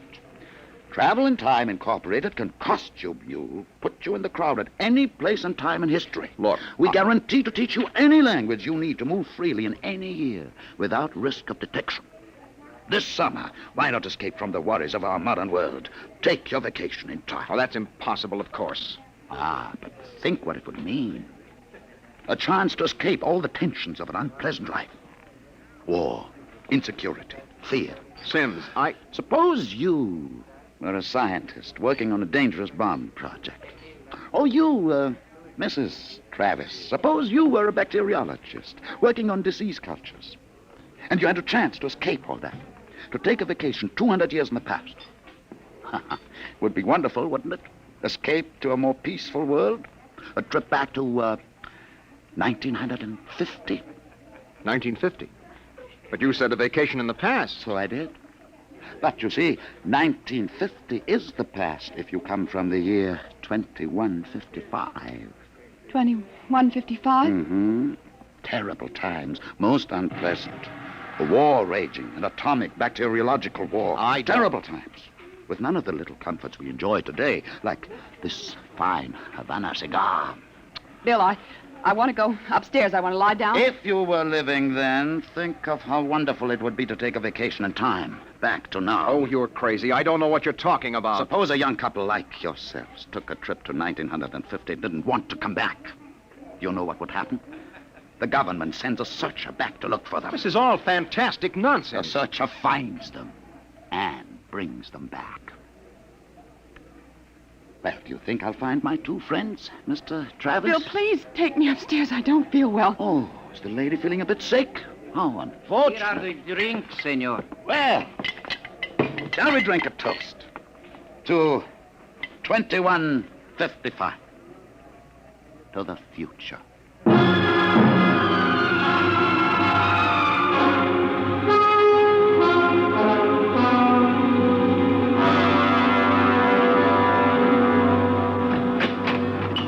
Inside, quick. Bill, what are you doing? Shoving a chair into the doorknob. He knows. He has been following us. Bill, he's a searcher. You keep quiet, Sue. I want to think. Bill, take us back. That isn't over yet. Oh, I've got a headache. I'll get you an aspirin. What will they do to us? I don't know what they'll do to us. Something slipped. Something must have slipped. But we were so careful. Well, the searchers are trained to watch for detail. Things like not pulling up my trousers. That started him thinking. There's a man who isn't used to ancient clothes. Could kill myself for giving it away. No. It was my walk. These high heels. Careful now, Carol. Here. Thank you. Bill, I won't go back. I won't go on filling tubes with typhoid and bubonic plague. Now, take it easy, Sue. There must be some way. We don't have to go back to 2155, do we? The nerve of that Sim sitting there looking us up and down like animals smoking those stinking cigars. That's how I first noticed him at Tasco. He had 4 bottles of liqueurs and a pile of chocolate. Yes, well, he still hasn't gotten over that first greedy hunger.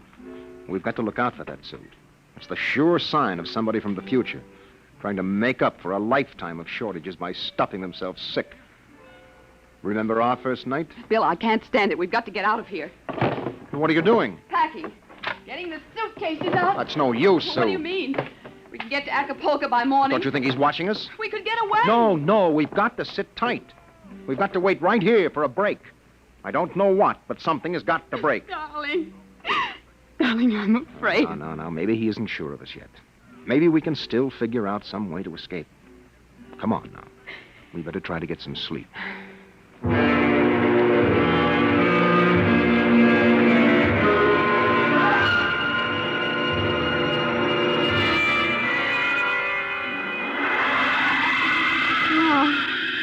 No, I won't go back. Security police. The bomb. The bomb, it's falling. It's falling. Sue, what's the matter? Sue. Sue, wake up, darling. Bill, Sue, Bill, wake up. Where are we? Shh, Bill. All right. Now, calm down, honey. You were dreaming now. It's all right. Bill, where are we? No, we're still in 1950. It's all right. You must have had a nightmare. It was awful, Bill. Bill, there was an explosion, a terrible explosion, and my hand burned and wrinkled, and the buildings broke. Oh, Bill. Bill, we won't go back there, will we? Ever? No. Go to sleep, honey. It's all right. We're in Mexico, 1950, and we're going to stay here. Oh, Bill. Sue, I've been lying awake here thinking. It may be that he's still testing us, that he's not absolutely certain. That may be why he hasn't moved. Well, maybe he's just playing with us. Yes, maybe. I wouldn't put that past him either. He's got all the time in the world. He can stay here as long as he likes, then bring us back to the future 60 seconds after we left it. They can't make a scene, can they? They don't dare come out in the open. No. That might change the future. They're afraid of that. Oh, Bill. If we could only tell somebody, ask for help. Now, Sue, you know we can't. That's why we had to submit to the psychological block treatment before they okayed our vacation. We couldn't tell if we tried. The block is too strong. Oh, maybe we can break it, Bill. And what if we did? Who'd believe a crazy story like ours? Who would believe that we come from 2155? No, Sue, that would do no good. But this is important. They have to get us alone to put us in the time machine to send us back. Well, then that's it. We'll never be alone. Listen, it's still fiesta time. It'll be easy to stay in the crowd. Yes, that's our only chance. We must not let him get us alone. He won't get us back to that war and that insane world. Bill. It could be the room clerk. At 3 in the morning? I'd better answer it. No, don't. Don't, Bill, don't. I've got to. Hello? Hello? Mr. Travers? What is the idea of this? It's 3 in the morning. Yes. I just wanted to remind you, the rabbits may hide in the forest, but a fox can always find them. What was it, Bill? Bill? No, never mind, darling. Come on. Let's get some sleep. Why, we can.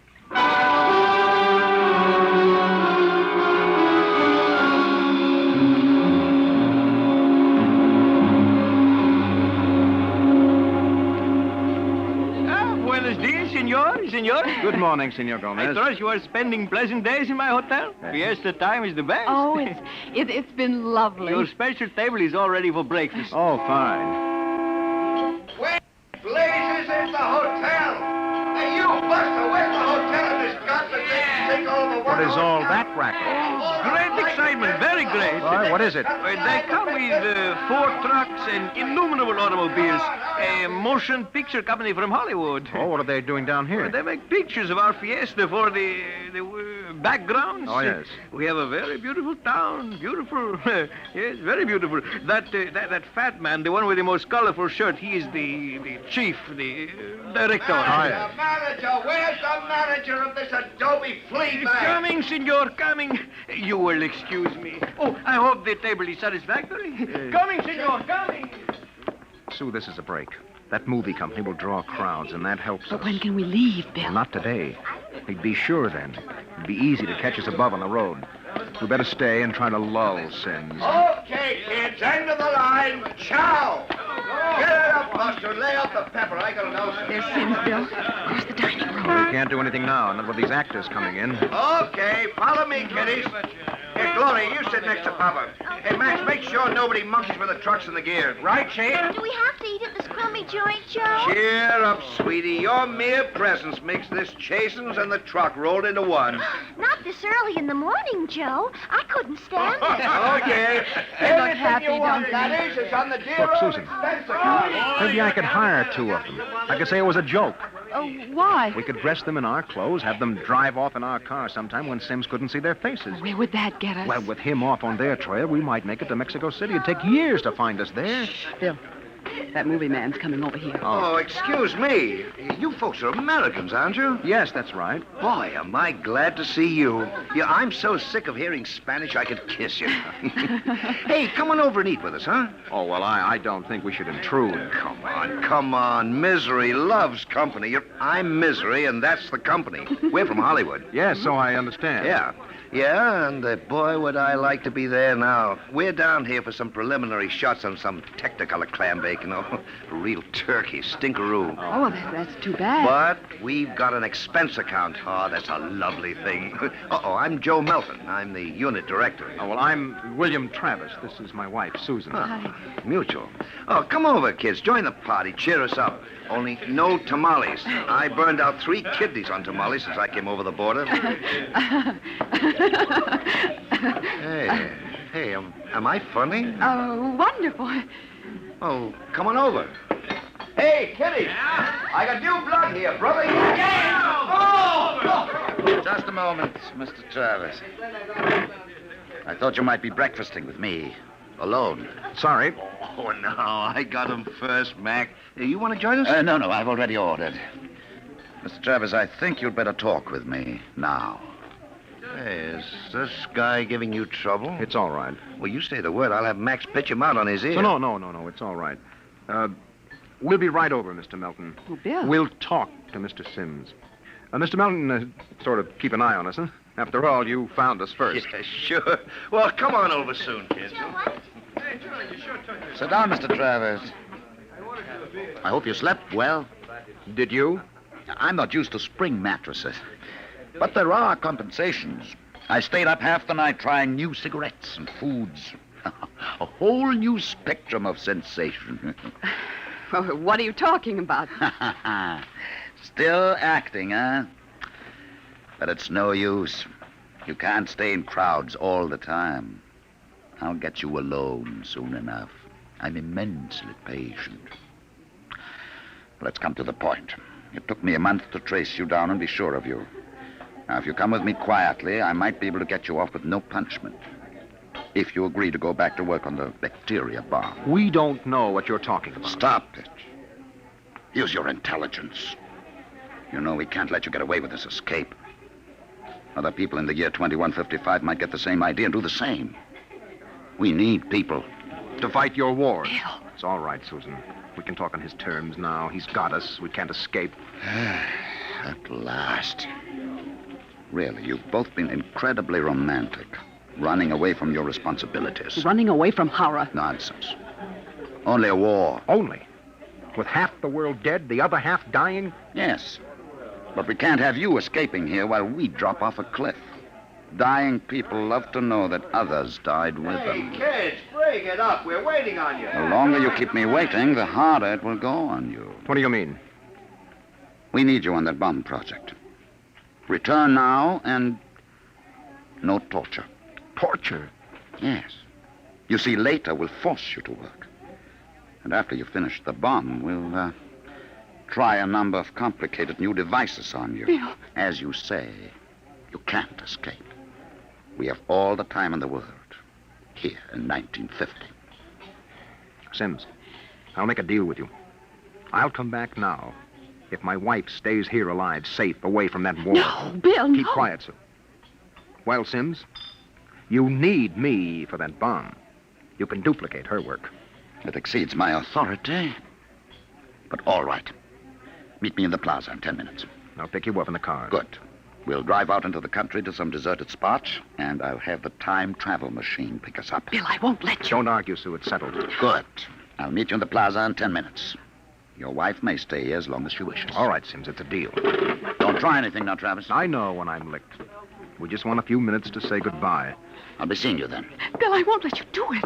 I won't let you. Please, Susan. I'm going to tell the truth. I'm going to get help. You can't. The psychological block It's won't... our last chance, Bill. Hey, aren't you two going to join us? I thought Mr. Melton, I've got something to tell you, and you've got to believe me. Sue, it won't work. I've got to try. Go ahead, kids. Spill it.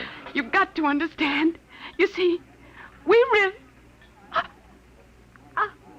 Bill. Bill, my head. I can't think. My you head. need a my bromo, head. honey. It can't work, Sue. Now, the block is too strong. Come on, we'd better get the car. Hey, someone's crying now. Breakfast, no time for people to cry. Now, what in the world could a good-looking kid like you find to cry about?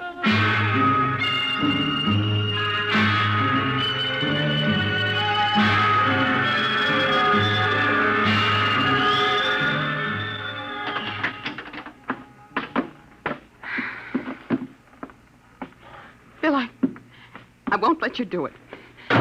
Don't make it harder, Oh, Susan. let me go back with you. We'll get through some way. You think I'm going to let you go back to that war? Sue, please stop. We haven't got much time. It was so wonderful here, Bill. Oh, Bill. And there he is, smoking those cigars of his, waiting for us. Only there must be some way that we can both stay here. Maybe there is.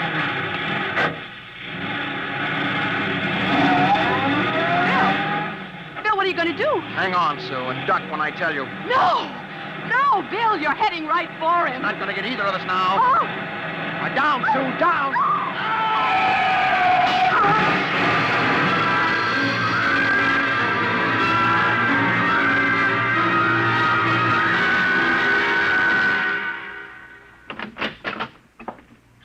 Bill? Bill? It's all right, darling. It's all over now. This is the mayor, dear. Senora, your husband has been officially cleared in this most unfortunate affair. It's obvious this Senor Sims died of an unavoidable accident. An accident? Yes. Oh, yes, of course. Adios, Senora. Adios. Will they want to see you again? No. I'm clear. I lost control of the car. That's the way it stands. Oh, Sue, I hated to kill him. I never wanted to do anything like that in my life.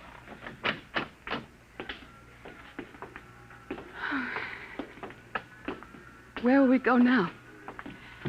Mexico City? Well, the car's in the repair shop. It won't be ready till 4, then we'll get out of here. Hey there, Travis. Wait up. It's the movie man, Bill. Oh. He was very good to me when they had you in there. Oh? Hey, I heard what happened. They sprung you, huh? Great, Yes. great. It was an accident. Well, it's lucky you didn't get hurt yourselves. Everything okay now? Yes, I think so. That's fine, but you both look a little rocky. Say, you want to get your mind off your troubles? We're through for the day. Cloud's fouled up our shooting schedule, so we're going to put a header on it up at the hotel. Well, I don't think we'd better. You've got to wait till your car's fixed, don't you?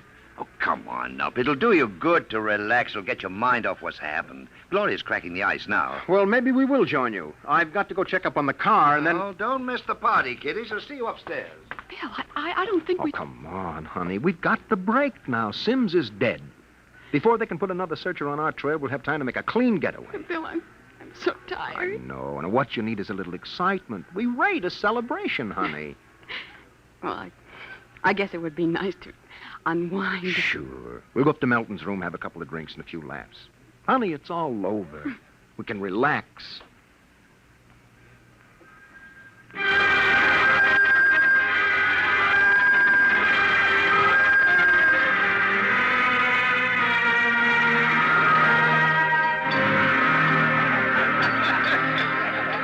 Well, kiddies. Well, we thought we'd join you, Mr. Melton. Oh, great. Call me Joe. Hey, Gloria, yank another cork. We got company. Way ahead of you. Here you are, kid. Thank you. You kids ready to drink? That was a pretty messy business, but it's all over now, huh? Yes, it's all over. Yes, well, it's time to unlax. Grab a glass, honey. Well, thank you. Hey, quiet, everybody. Quiet.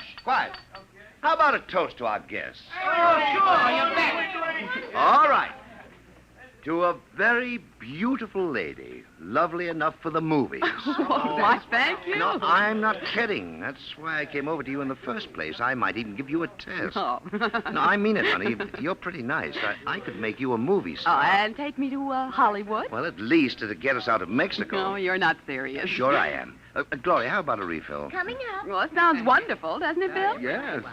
Los Angeles is a pretty crowded city, isn't it? Crowded? Wait till you see the Sunset Bus. No, you don't really think I could be an actress. You don't have to cheer me up anymore. I'm feeling wonderful now. No, I'm serious. I think you'd be great. I want to do a suspense story. Sort of a war story, you know. Gloria, pour Mr. Travis another glass. Okay, Joe. A suspense story. Yes, dear, yes.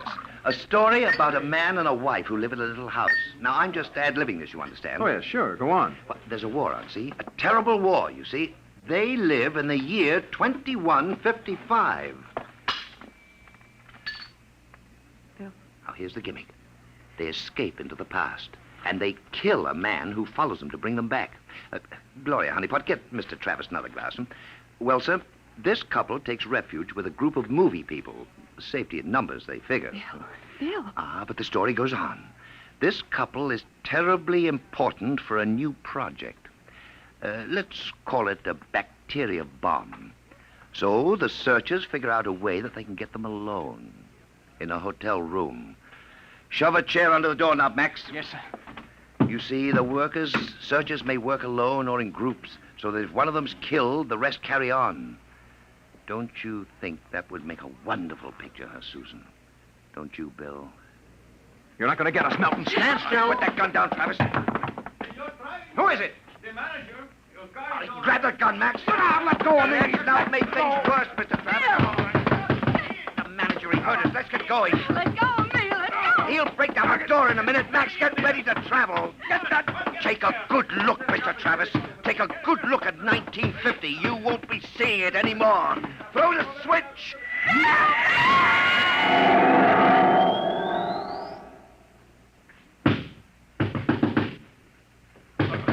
All right, Juan. Break down the door. Where are they? I was at the door. I heard them inside. They're gone. The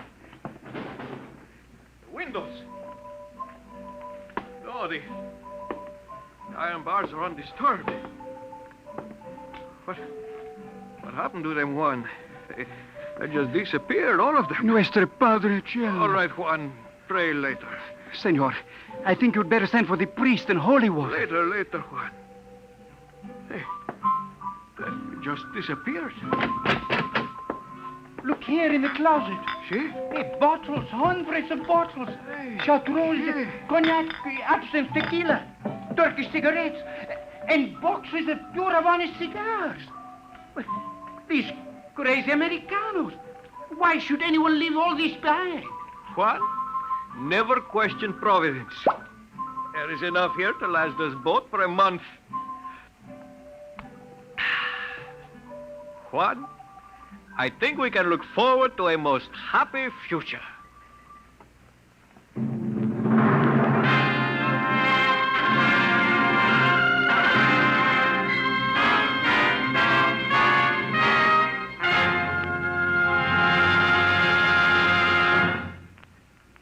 You have just heard another adventure into the unknown world of the future, the world of Dimension X.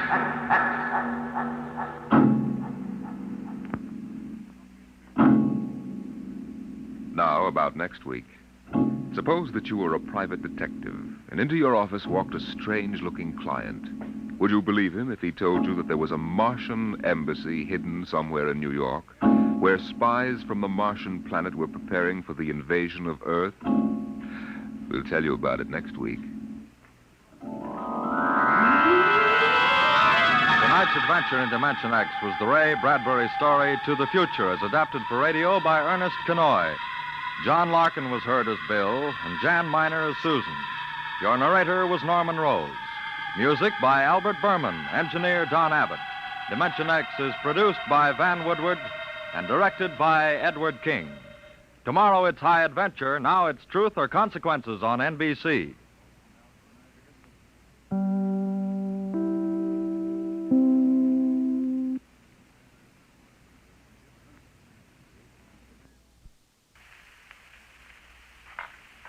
Adventures in time and space, told in future tense. Dimension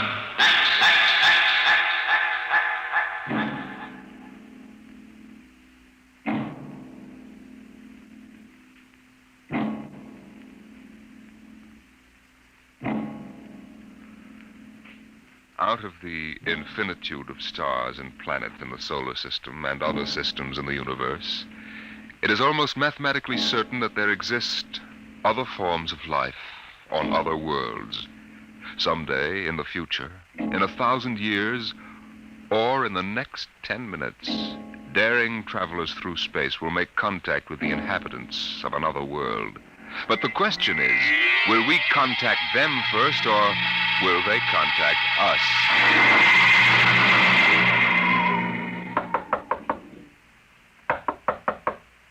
Come in. This is Broderick's private detective agency. Check. My name is Gratius. Graphius of Springfield. I would like to see Mr. Broderick. Check. What is it, Dolan? There's a guy outside. What kind of a guy? Oh, a great big guy with a big shining head and thick glasses like the bottoms of Coca-Cola bottles. And he looks like a professor or What something. I mean is, does he look like a client or a bill collector? He didn't say. Okay, Iron Man. Send him in. Check. Mr. Graphius, Mr. Broderick will see you. Thank you. Mr. Broderick? In the flesh. Okay, Iron Man. Step outside. Check. If you need me, I'll be outside. You'll have to excuse Mr. Dolan. He's a very useful man if you happen to want a house moved or somebody's head unscrewed from their shoulders. His reflexes aren't too good. He's what you might call underorganized. I suspected as much.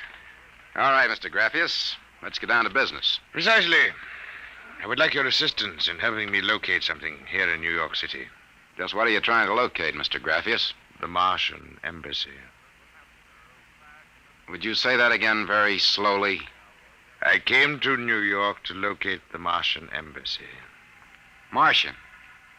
Like in Buck Rogers? Precisely. Agents of the government of the planet of Mars. Dolan! What's the trouble, boss? Throw him out. He's a crackpot. Of course, if you wish me to leave, I will leave. But before I go, you might examine this. You'll find it quite authentic. Holy mackerel. A 5th-century note. Let me see that. Sit down, Mr. Graphius. Sit down. Make yourself comfortable. Dolan, get Mr. Graphius a light. Check. Okay, Mr. Graphius. Your remarks about our speckled friends, the Martians, I shall ignore. This being the year 1955, I assume you were joking. On the contrary, I'm completely serious. As it happens, I'm interested only in Martians at the moment. I see. Okay, shoot.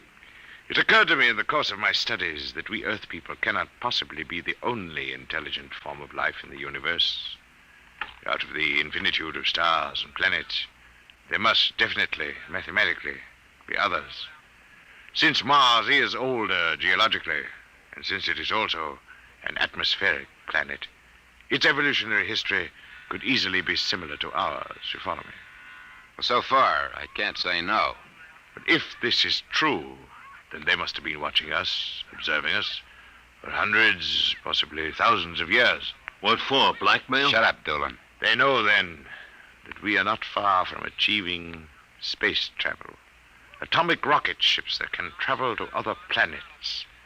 They also know we're a militaristic, warlike race. We might conceivably set out to conquer and occupy Mars one day. In which case, they'd try to get the jump on it. Precisely, Mr. Broderick. And how would they do that? For a civilization as old as theirs, space travel would be a simple enough matter. Flying saucers. I read about it. Relax, Iron Man. Go on, Mr. Graphius. If you were planning to attack an unknown nation, what would be your first move, Mr. Broderick? Intelligence. Find out what the odds are. You have a very logical mind, sir. You would send agents to scout the nerve centers of earthly civilization and advancement. Not in Kansas City or equatorial Africa, my dear sir, but here in New York City. The most technically advanced spot on Earth. Uh-huh. And, you want me to help you prove this theory of yours? Precisely. Expense does not interest me. Well, this may take a very long, long time, Mr. Graphius. After all, nobody's ever seen a Martian. I assure you, they will be very ordinary-appearing people.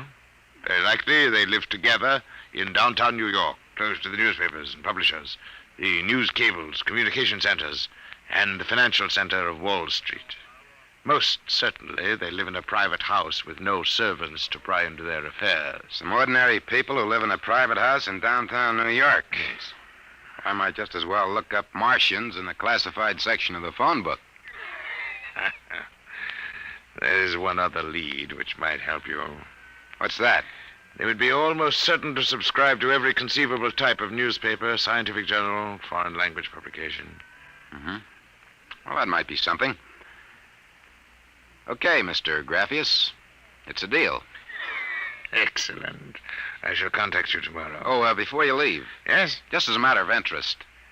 Why are you so interested in meeting up with these Martians?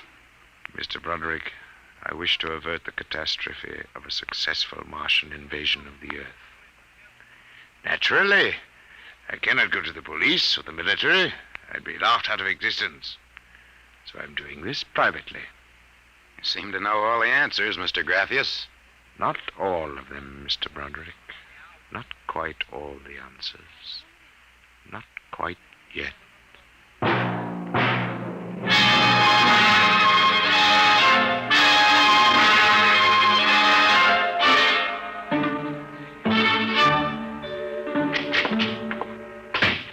Hey, boss. Here's a private address. Takes everything from Pick magazine to the Manchester Guardian. Listen to this. Pick, Look, Scientific America, the Daily News, the Daily Worker, the Police Gazette, the Journal of Engineering, Scientific Quarterly, American Psychiatric Journal. Let me see that. Oh, Doolin. Doolin, sometimes I wonder. What's the address on this? 9 West 124th Street. Which happens to be the Harlem branch of the Public Library. Oh. Now listen, Noodle Brain. Check all the renting agents. Find out every private house in downtown New York. And then cross-check with the magazine subscription departments of the scientific magazines. You got that? Check. I wonder. Boss, what's the sense of all this? We know there ain't no Martian embassy in New York. This crackpot is paying us $100 a day, and we got to keep him happy. You understand? Yeah. Also, I've got a hunch that Mr. Graffius isn't looking for any Martian embassies.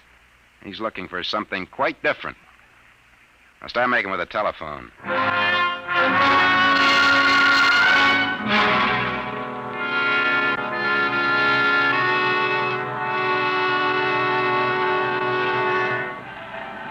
Which house is it, Doolin? Right down there. Number 108. Did you find out anything? Not a thing. I've been watching the place for a week now. Nobody comes out. Nobody goes in. I asked around. Nobody knows nothing. You ain't been blabbing around the neighborhood that we're looking for the Martian embassy, have you? Boss, I'm stupid. But I ain't that stupid. Who'd you talk to? I struck up what you might call a casual acquaintanceship with those 2 girls standing with the baby carriages up the street. The cute one is real cute. Now, look, Doolin, don't try to do anything intelligent. Just keep walking up and down. See? Check. I'm going back to the office to meet Graffius. See you later, boss.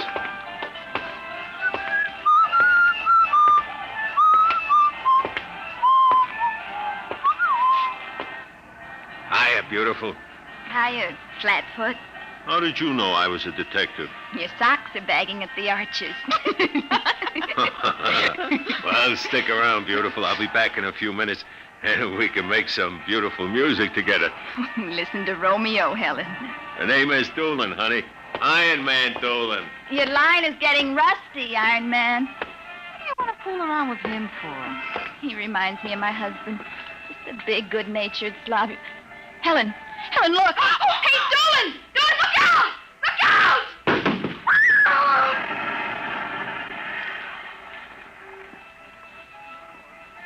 Helen?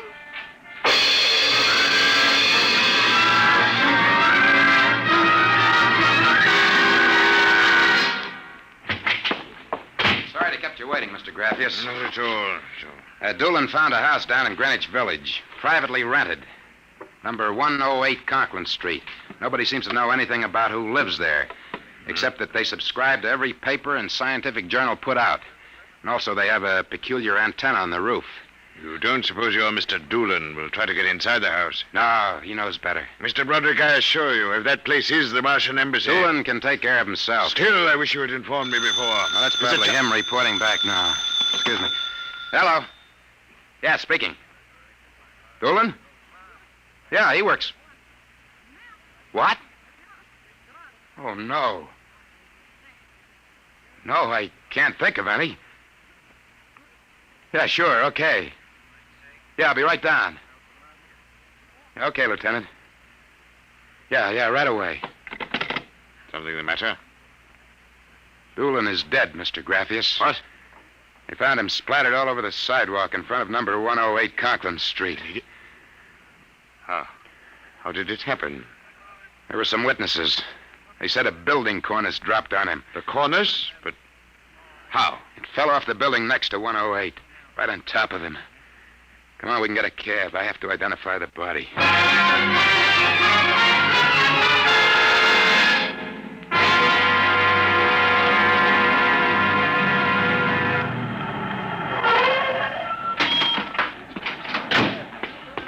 Lieutenant, I'm Broderick. Oh, well, there's your boy, Broderick. Not very pretty. Oh, Mother in heaven. That's a 1,000-pound hunk of concrete. Where did it come from? Dropped off the roof of 106. Anybody see it? Yes, a couple of maids pushing baby carriages. One was so shaken we had to send her to the hospital. The other one is hysterical, but she can talk. Can't seem to get any sense out of her, though. Do you mind if I talk to her? Not at all. I'll be back in a minute, Graffius. I'll wait here. She's standing right over there with the patrolman on the beat. Hanson. Yes, sir? This guy wants a few questions with the girl. Please, I told you what I saw. How many times I gotta tell you? Yes, the dead man was a personal friend of mine. Would you tell me what happened, please? Helen and I were standing in front of Rathman's candy store up on the corner. We both had the babies out. I worked for Mrs. Gillian on Washington Square North. He said hello and joked a little. Then he walked down the street just like he's been doing all week. Hadn't taken more than a few steps when... Please, miss. It's very important. I tell them, but they don't believe me. What do you tell them? How it happened. Tell me. It's too awful. Please. Well, first he squashed, and then the stone fell on him. What do you mean, he squashed? They don't believe me, but Helen saw it, too. She saw what? First, he squashed, then it fell on him. He was mashed flat before it even hit him. Now, look. That's the story, Broderick. Please, let me alone. Let me go home. I told you what I saw. Now let me alone. Let me alone. Did you learn anything, Mr. Broderick? Huh? I don't know. I don't know what to make of it. It's crazy. Mr. Broderick, if I may make a suggestion at this point, perhaps it would be better if we dropped the entire matter. What's eating you? First you come at me with a chain of nonsense that you're staking real cash on, and now when we hit solid trail, you want to call off the dogs. Well, maybe you operate that way, but Broderick doesn't. May I ask, then, what do you intend doing? As soon as the cops clear out and this place quiets down, I'm going to pay a personal call on the Martian embassy. Whatever number 108 is.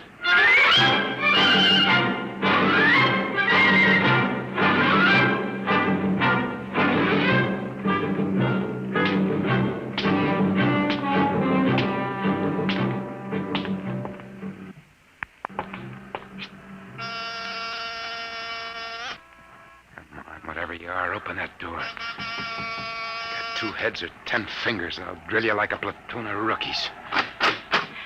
Yes? Oh. Well, young man, Excuse me, ma'am. Is the lady of the house at home? I'm the lady of the house. Well, my name is Broderick. I represent the Manhattan Child Adoption Center. We're soliciting funds and clothing for stranded and unadopted children.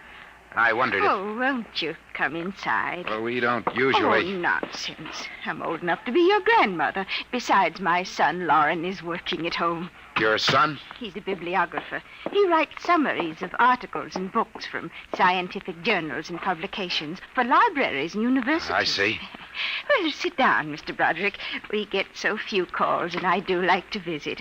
Oh, thank you. Now, what was it you wanted to talk to us about? Oh, well, I wondered if you or your son... There's nobody else living here. No, just Lauren and I. I'll have to ask him about the contribution, but I'm sure he'd like to. Good. Thank you very much. I'll send a representative to collect... Oh, please stay a moment. I was just about to have tea. Let me pour you a cup. Well, no, thanks, really. No, young man, I insist. Well, thank you. I was getting awfully tired of having tea by myself every afternoon. You know, I'm not very much of a tea drinker, but this seems to have a strange taste. It's my own recipe. The secret is in the brewing. It's sweet. It almost metallic. It takes a few sips to get used to, like olives. Uh-huh. Well, I think I better be running along. Oh, but you haven't finished your tea, Mr. Broderick. I better be going. I'm late. Oh, you're not being very polite. Do finish your tea. No, really, I feel funny. Oh, I'll call Lauren. No, I'm leaving. I feel kind of dizzy. Oh, I'm sure Lauren can help you. I'll call him. No, don't bother. But I must. Besides, you aren't well. Gee. Lauren! Gotta get out. Lauren, hurry. Got it out of my way. No, you must stay. You drugged my tea. Let go of my arm. Lauren! Let go. Gotta get out of here. What heaven? The other one, that Broderick, he was here. I drugged his tea. He got away. Fool, idiot. Go after him. Use the pressure ray. Risk another murder on our doorstep. Are you insane? But he suspects. We'll have to take our chances. We'll have to think of some other way. How did they find us? I don't know how, but I'm certain someone else sent them. Who? I don't know. I'm afraid to let myself think. It might be them.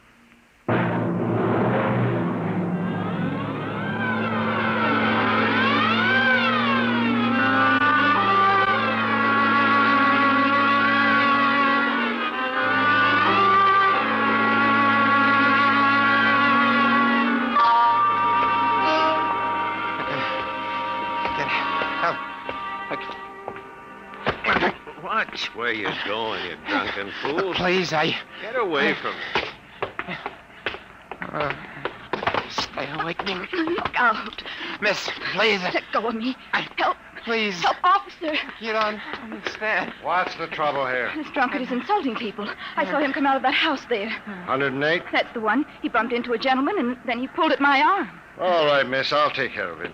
Come along, mister. I'm going to give you a break and take you back to the wife and kids. No, you can't. I'm sick. Sick, is it? What's the matter? Drugged. They drugged me. Who drugged you? Number 108. Martians. Who? Martians. Number 108. It's a Martian embassy. Well, I've seen them with pink elephants, rabbits, and mice, but you're the first one who's got Martians. That's true, I tell you. Uh-huh. Come along. Now, listen. Don't take me back there. Don't Come kill on. me. Look, I gotta make you understand. Here, I'll help you up the steps. Please, my name is Broderick. I'm a private dick. We'll find out about this. Here, don't try any tricks. Officer, please listen. I'll give you anything. I'll give you $1,000. Please listen. For God's sake, listen. Listen. Yes, officer. Why, Broderick. You know this slush, Granny? Why, that's my son, Broderick. No. Martian. He's in pretty bad shape. You better get him to bed. Oh, dear. He was doing so well at the Alcoholic Society. He must have gotten off again. Looks like he's ready to pass out. Lauren! What is it, Mother?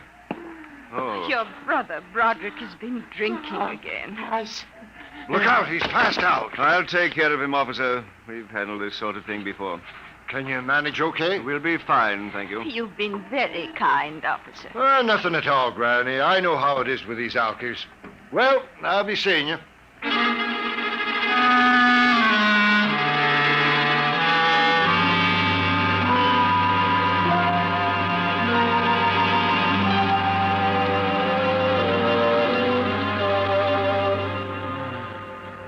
Martian embassy. Martian. Oh, my head. Mr. Broderick is regaining consciousness, Mother. What happened? Oh, I can't get up. Do not struggle, Mr. Broderick. It'll be impossible for you to rise from that chair. The pressure from this ray will keep you there. Ray? What? Who are you? You've already guessed, Mr. Broderick. You mean this really is the... Martian Embassy, yes. You have the honor to be the first prisoner of the Imperial Government of Mars. First prisoner? Yes. After the invasion, of course, you will all be our prisoners. Hey, look. What sort of a business is this? No business, Mr. Broderick. As your people will soon find out. Our preparations for invasion are nearly completed now. As soon as we give the signal, our armed forces will launch a surprise attack. And then the Earth will be ours. You're crazy. Not half as mad as you, Mr. Broderick, to come muddling so foolishly into our affairs. That was a fatal mistake. So, Doolan's death. There's no accident, then? Assuredly not. We found it necessary to use a pressure ray on your friend. The block of concrete was an afterthought. We thought it might help to avert suspicion. All right. What happens now? If you cooperate, you can look forward to a quick, painless death like your friend, Mr. Doolan. If not? This pressure ray has many delicate adjustments. It can move a pin, or it can crush a boulder. Let me demonstrate.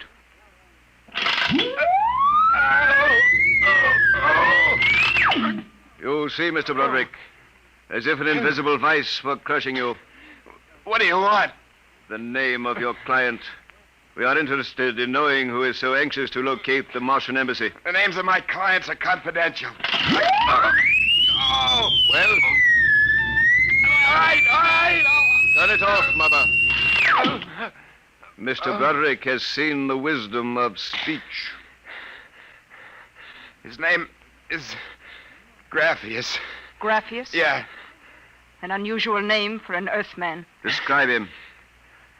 Well, I don't know if I really can. Mother. Describe him. He's tall.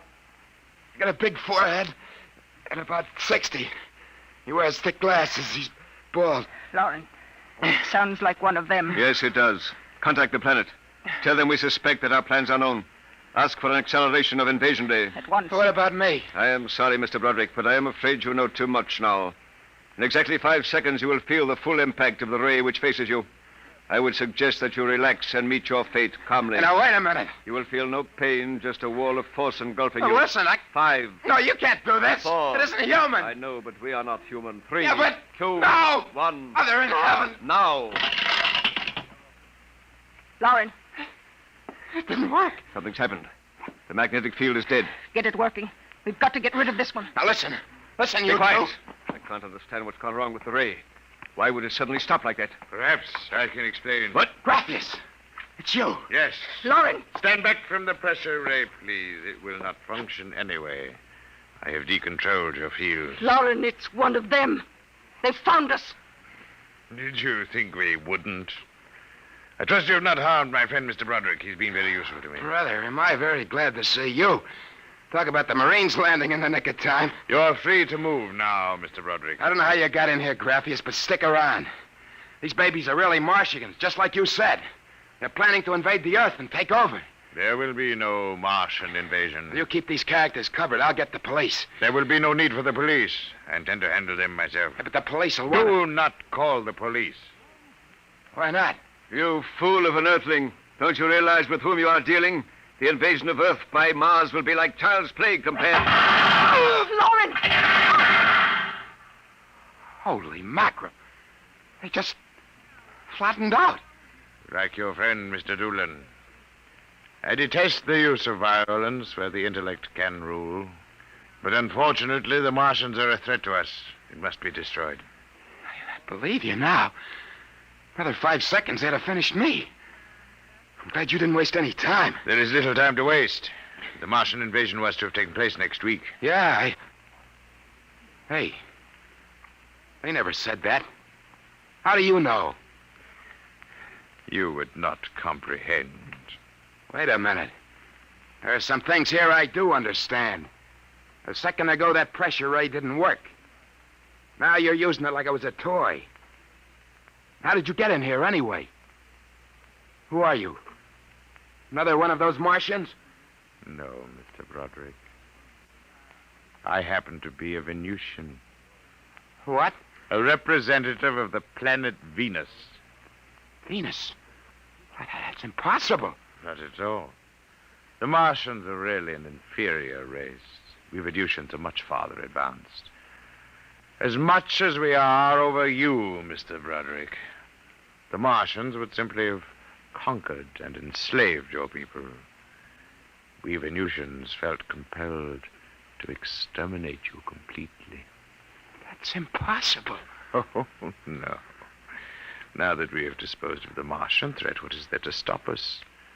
Our invasion begins tomorrow at noon. By nightfall, the Earth will be ours. Brother in heaven. Either I'm completely cuckoo or... No. Oh, well, this is really on the level. You needn't edge toward the door, Mr. Broderick. You're thinking of running for help, aren't you now?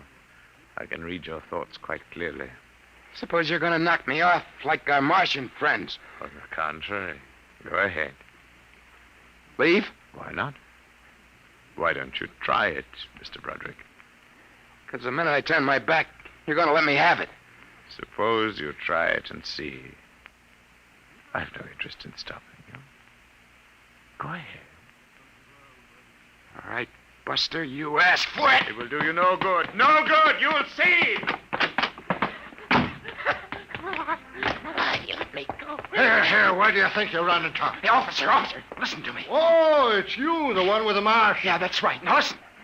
That story is true. They're inside that house, inside number 108. He killed them. Who killed? Raphius. He's the leader of the Venusian invasion. Venusian invasion? That's right. Tomorrow at noon, they're going to take over the Earth. Now listen, go in that house. Martians, now Venusians, eh? Okay, that's enough for me. Come along. Good. We haven't got much time. Now, hey, wait. Where you taking me? Bellevue Psychiatric Ward, my friend. Come Bellevue, on. no! Now, come along. No! Why don't you listen to me? Why are you such a fool? Let go of me! You're loony as a bedbug. Come No! I tell you, there's going to be an invasion! The Venusians are going to invade us, don't you understand? You gotta believe me! You gotta believe me! All right. I believe you. Oh, why don't they listen? Why don't they believe me?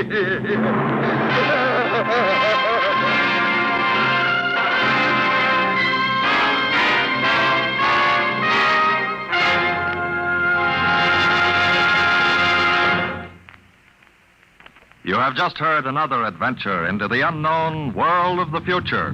The world of Dimension X.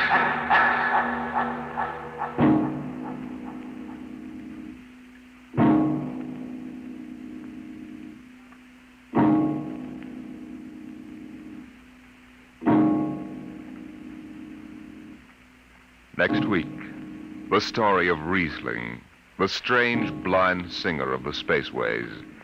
He traveled the space lines from Mars to Venus to the moons of Jupiter. No captain could refuse to carry Riesling and his battered guitar. He sang of all the wonders of the galaxy, but his greatest song was of the sight he would never see, the green hills of Earth.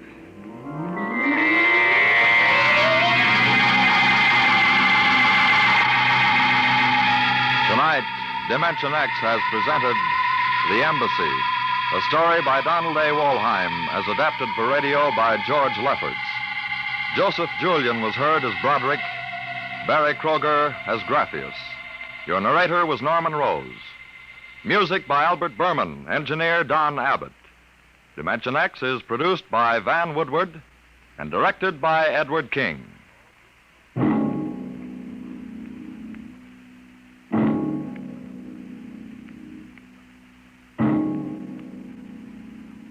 Tomorrow, hear High Adventure. Now it's Truth or Consequences on NBC.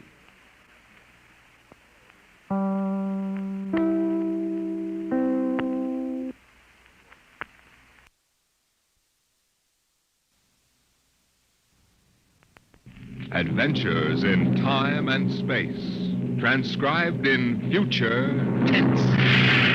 Dimension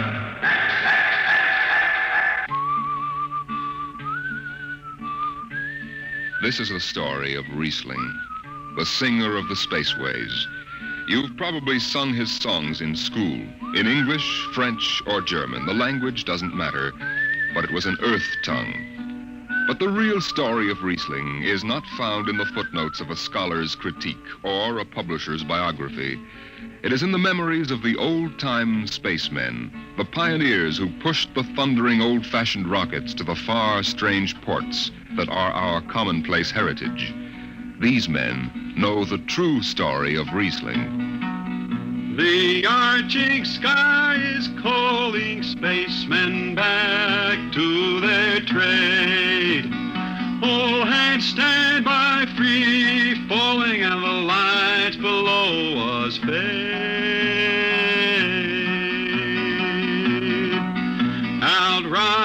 sons of terror.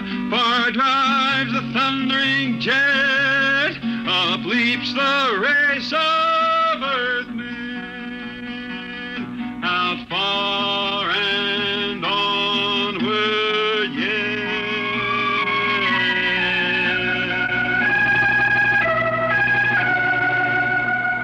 When I first met Riesling, he was hustling drinks in the Twin Moons bar at Drywater, Mars. He'd won a guitar off a Chinese barkeep at Luna City by cheating at one thumb, and he made his whiskey by singing in the bar and passing the hat. Listen to her, Hudson. Don't she strum pretty? Like a 16-year-old gal. Say, how much you collect on that last song? $3, Martian, and a slug. Al grabbed it from my bill. He don't trust me no more. Funny, never did have no luck with hound dogs nor Martian barkeep. Hey, Riesling, look over there by the bar. There's an Institute 4 striper giving you the eye. Know him? Captain Hicks off the Goshawk. He's sure giving you the once-over. Maybe he's got a job. They don't make never no mind to me. I've been blacklisted. Hicks logged me for making up a song on watch. Right fine song, too. Hold it. Here comes the brass arm. Riesling, I've been looking for you. I've been right here, Skipper. You saw to that. I need a jetman on the Goshawk. Interesting. Real interesting. Well? I got news for you, Skipper. You blacklisted me, remember? Well, you kept your nose clean, and we need an experienced man. Been a little changing down aft in the Goshawk, ain't there, Skipper? How'd you know that? You got that new atomic pile drive. Last 3 of them tea kettles blew somewhere in the asteroids. Look, it's double pay, but if you're scared... Scared? Listen, fella. For double pay, I'd jump off the top of the Harriman Tower if you allowed me rubber heels for the landing. All right, then. You show up tonight to sign the book. Sober. Got no choice, Skipper. Money and me is total strangers. We lift at 11:30 Mars time. Sober, you understand, Riesling? You taking the job? Well, that Goshawk is one stinking old tub. Her engine's got more bugs than a beagle dog in spring.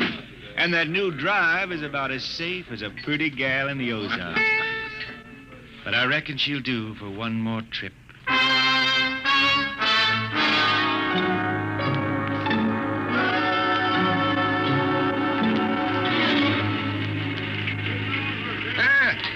Welcome home, Riesling. Hi, Jimmy Legs. Meet my friend Hertzman. He's signing on as a wiper. This here's Jimmy Legs Casey. He's bosun.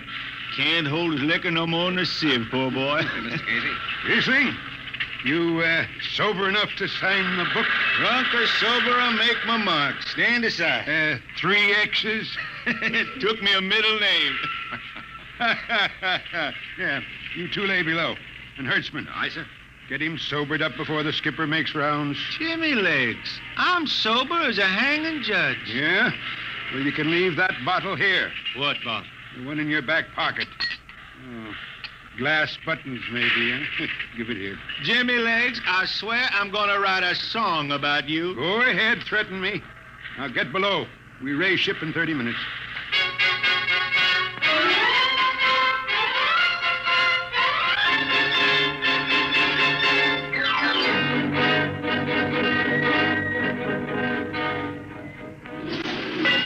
Hi, Skipper. Riesling, what the devil are you doing up here on the bridge without permission? Figured I'd take a little stroll.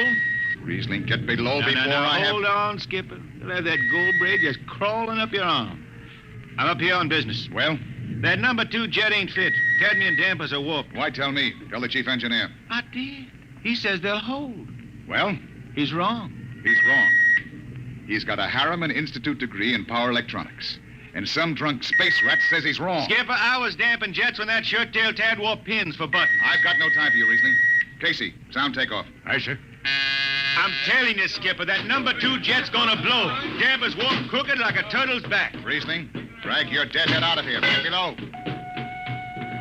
Go ahead from control tower, Captain. All right, Casey. Fire 1 and 4.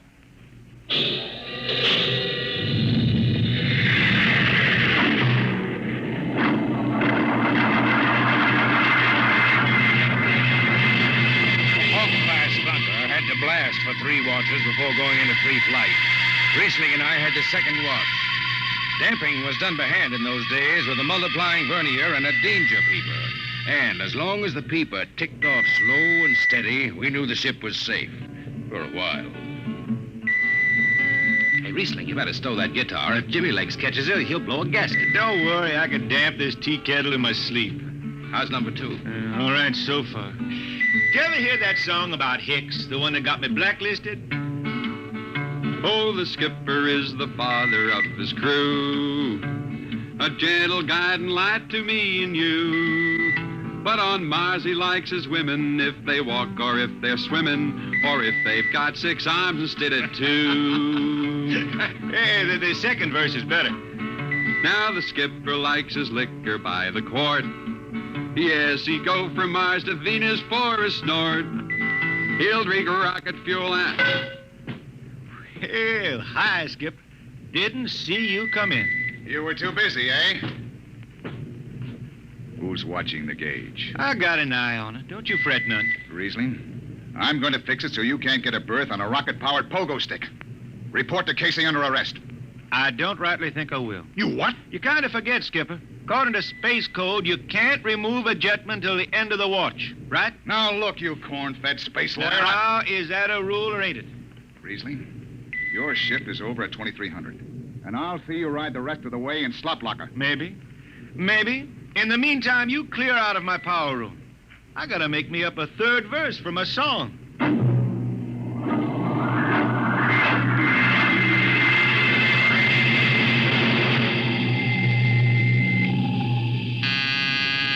I got it.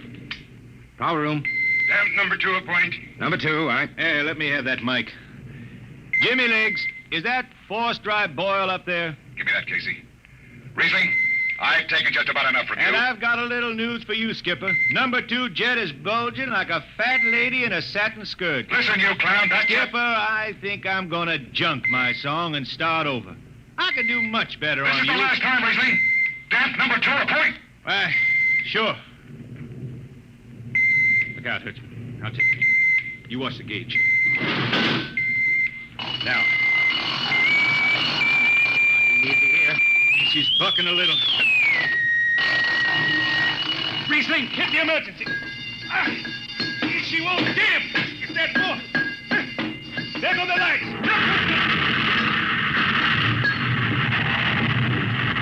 Riesling, stay down behind the baffle. I've got to take a look. It's radioactive. Look out. I've got at least a hot stuff under the tube. What's going on down there? Shut up, Jimmy Legs. I'm busy. Hey, she's tight now. What happened? Number 2 blew, you lunk-headed space rat. You all right? A little sunburn. The lights are gone. What's the matter with the emergency circuits? Riesling. Jimmy Legs, get some lights down here. It's dark. Get the emergency light on. They're on, Riesling. They went on after the blast. The lights are on. What are you talking about? Jimmy Legs. Jimmy Legs, turn on the lights. It's dark. Turn on the lights.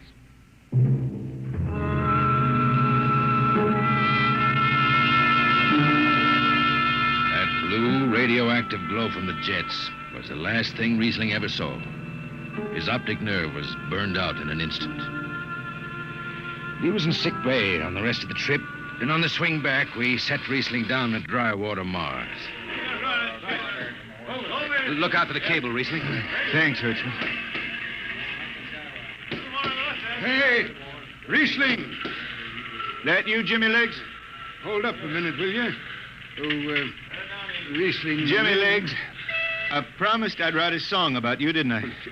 Sure, Riesling, sure. Can't seem to sing like I used to. Look, Riesling, the men up on the bridge feel kind of bad about this. Yeah? Why didn't they think of that when Riesling told them that damper was shot? Now, Hertzman, that's all over. Sure. That's all forgotten. Riesling, let's get down to the Twin Moons before I vomit. Now, hold it. The skipper feels pretty bad about the whole thing, Riesling. Kind of late for that, Jimmy Legs.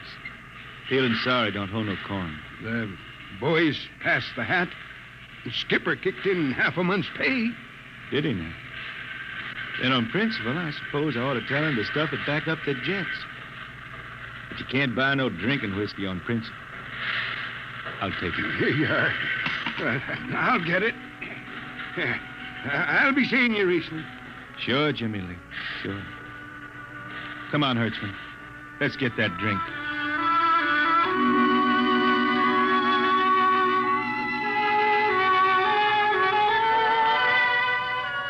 That was all. Just another space bum who didn't have the good sense to finish before his luck ran out. Well, Riesling holed up at the Twin Moons till his money was gone. Then he hooked a ride on a crawler over to Marsopolis. It was a boom town then, with an industrial district mushrooming between the Lesser and Grand Canals.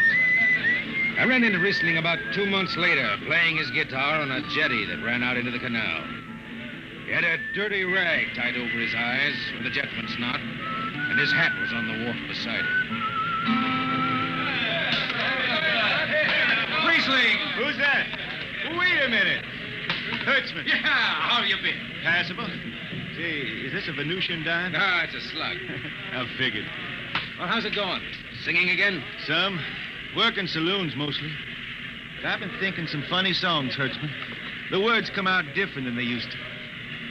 Come on along the canal with me. Sure. Here, take my arm. I know the way. That's a funny thing, Hertzman. I figure I know it better than other folks. Look back there, towards the city. What do you see? Factory towers. Smell them from here. But it don't seem that way to me. I remember them old buildings, old before Bible times on earth. Thin and graceful like the fairy palaces my Grammy used to tell about down home in the hills. Well, they've torn them down now, or else blocked them up with cinder bricks. Hertzman, when I stand out here on the canal, I can see it the way it used to be. The water, ice blue with the stars shining up out of it. Way off there, the city with the towers sweeping up like a bird flying off a tree. I can see it. It's the dirtiest stink hole in the system. Not always. Depends on how you see it. Bone tie the race that raised the towers, forgotten are their lores. Long gone the gods who shed the tears that lap these crystal shores. Slow beats the time-worn heart of Mars beneath this icy sky. The thin air whispers voicelessly that all who live must die.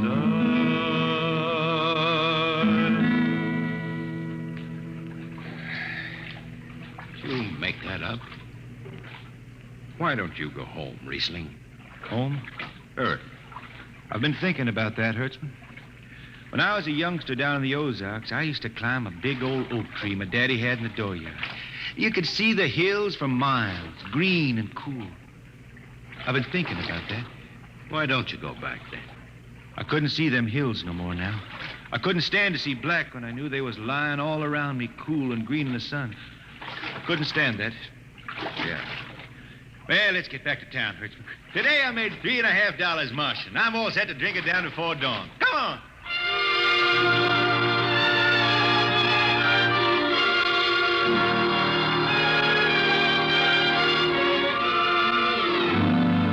I lost track of Riesling after that.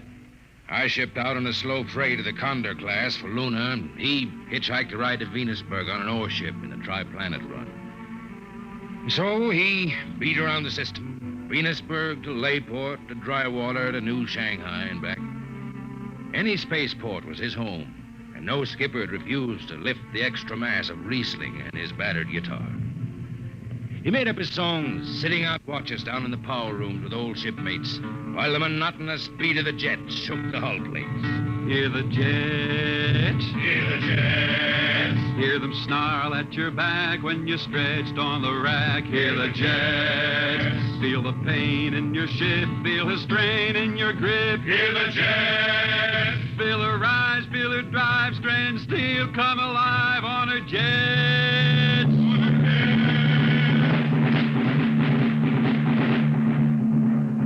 little, his songs began to travel along the spaceways ahead of him.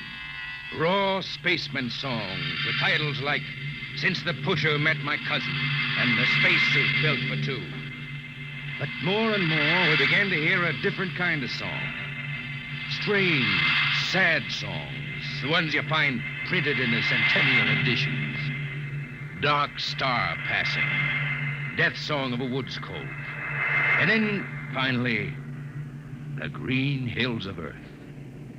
It grew for 20 years, that song. They say it started way back when Riesling was down in the labor camps on Venus, singing for the indentured men. Now, if someone will kindly pass a bottle. Oh, it is not much, Riesling. Here. It'll do. What is that stuff? Tequila. You cannot make him good here on Venus. What do you use? Carac bush. Home it is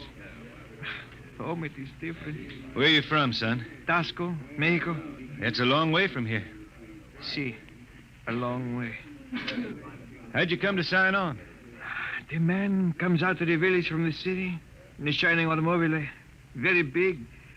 He says there is work. You signed the paper for 10 years and you work. Yeah, work. There is work here, all right. 10 stinking hours in the jungle with machete. I tell you, when I get home to Earth... What'll you do, son? What is the use? We aren't getting home. You know how many men die out there in the swamp today? 10 men. 10! What is the use? My mother, she's dead. My father don't care. A girl? Oh, she says she wait. I don't know. Sure, son. You sing some more, Riesling. We drink, you sing. Maybe a new song, son. We rot in the molds of Venus. We regurgitated breath. Foul are her flooded jungles, a-crawling with unclean dead. Let the... What is the matter? Finish the song, Riesling. I can't. Can't yet. It just don't come. I'll finish it when I go home. That's it. When I go home to the hills. Now pass that bottle. The dawn whistle don't blow for 4 hours.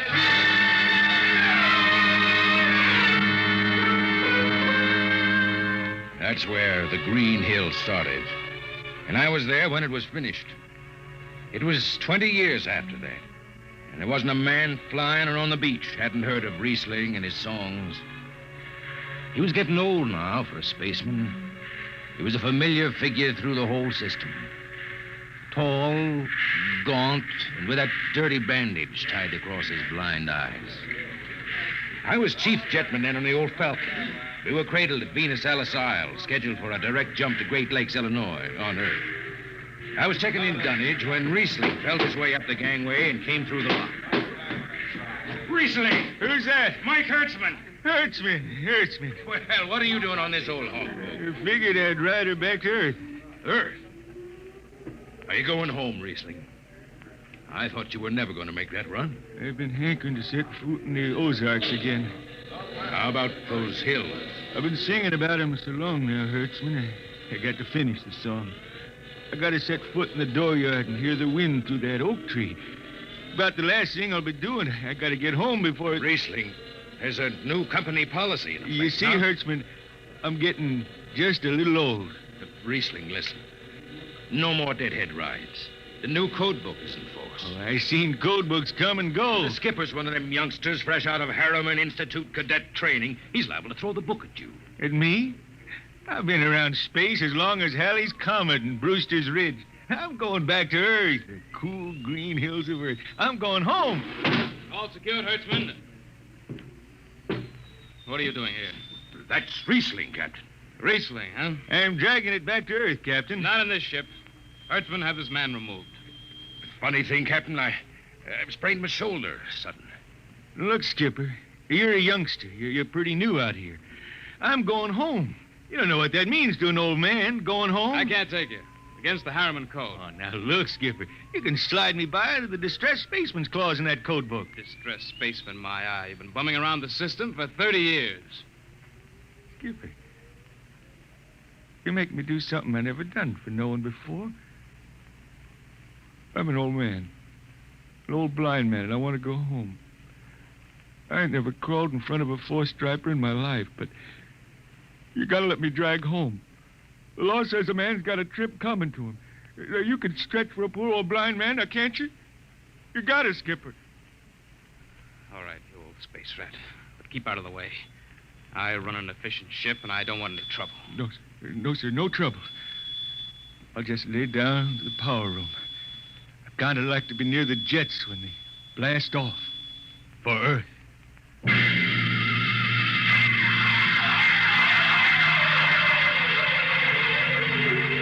Sit down, Riesling. Take a load off your feet. Thanks, Mac. Stand by for lift. Stand by. Best seat in the system. Power room and an old Hawk glass ship. Power room, fire 3. Aye, sir.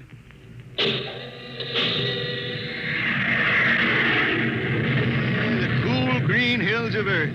You still singing that, Riesling? Oh, some. I changed her a little. Gonna finish her now, Mac. Going home to finish her. Yeah. Have you seen those new automatic dampers, Riesling? You don't have to do nothing but sit and watch. Where's the peeper? Turned off. She's all automatic. You have it soft nowadays. When I was twisting her tail, you had to stay awake. You got an old hand damping plates on? All but the links. Iron shipped them. They cover up the dials. You might need them. No, the automatics handle. Finally going home, Riesling, huh? Won't seem the same out past the moon. I've been waiting for this a long time, Mac. Gonna be good to get home, I reckon. The argent sky is calling spacemen back. Mac, you all right? I got the emergency. The hand dampers. Where are the links? Mac, you gotta be on the wall here somewhere. I got him. Power room, what's the alarm? Emergency squad coming in. Stay out. The place is hot. Radiation blast. Stay behind the baffle. I got the link shift. I can hand damper now. What's going on in there? I'm still in Jet 3. Is this McDougal? McDougal is dead. This is Riesling on watch. Riesling, get out of there. You'll kill yourself. Don't worry, Skipper. I know this power room like the inside of my shirt. Somebody's got a damper. Riesling, I'm sending in a crew. No use. The whole room will be hot for an hour and the other jets won't hold. Skipper, throw on the recording tape. What? Throw on the recording tape. I want to get something down. Tape's on, Riesling. Stop it, Riesling. The radiation will burn you down. Yeah, I reckon. Yeah, pretty sharp sunburn. Pick me out of here with the tongs and bury me in a lead shield coffin. Okay, Skipper. She's clean. Radiation's getting brighter. I can almost see it. Bright, rosy like the sun. Like the sun over the hills down home. I got my song figured right now. Here it comes. We pray for one last landing on the globe that gave us birth. Let us rest our eyes on the fleecy skies of the cool green hills of Earth. I can see him now. The hills. The sun. I can see the sun.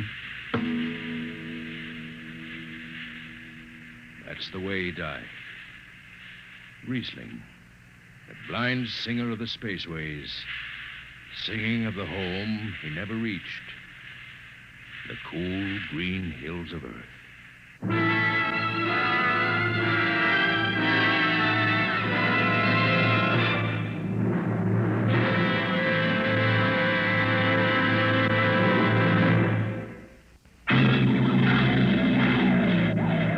Be with us at this same time next week for another adventure into the unknown world of Dimension X.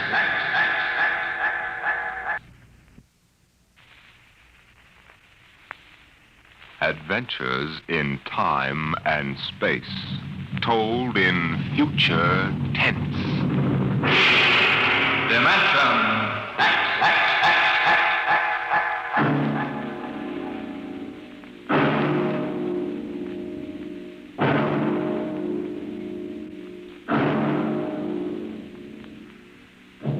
Can you predict the future? Can you tell what will come in 100 years? Or in 10? Or in the next minute? Tonight we present two ventures into the unknown. Two fantasies of the future, chosen from the works of one of our most brilliant young science fiction writers, Ray Bradbury. First, his story entitled, There Will Come Soft Rains.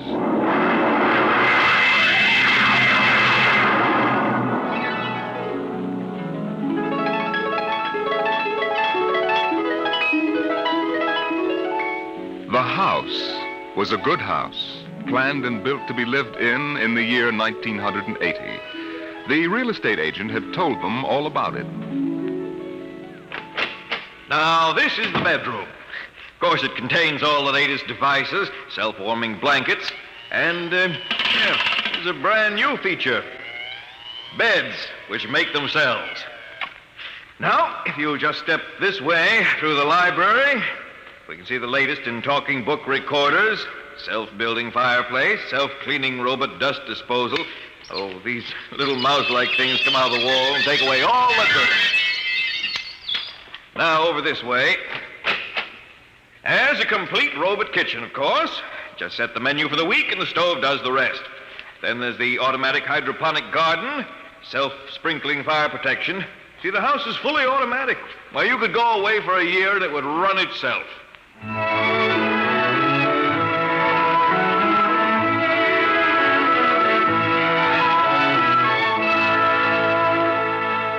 And so the family took the house. The man and the woman and the two children, a boy and a girl.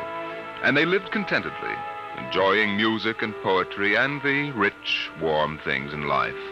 And the house fed them and slept them and entertained them. It made a good life for them. Until one day, there were 10,000 explosions, and the world shook, and red fire and ashes and radioactivity fell from the sky. The happy time was over.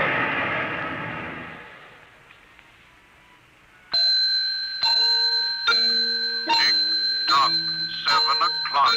Time to rise. Open your eyes. Tick-tock, 7 o'clock. Time to rise. Open your eyes. But the house lay empty. The clock talked to the empty morning.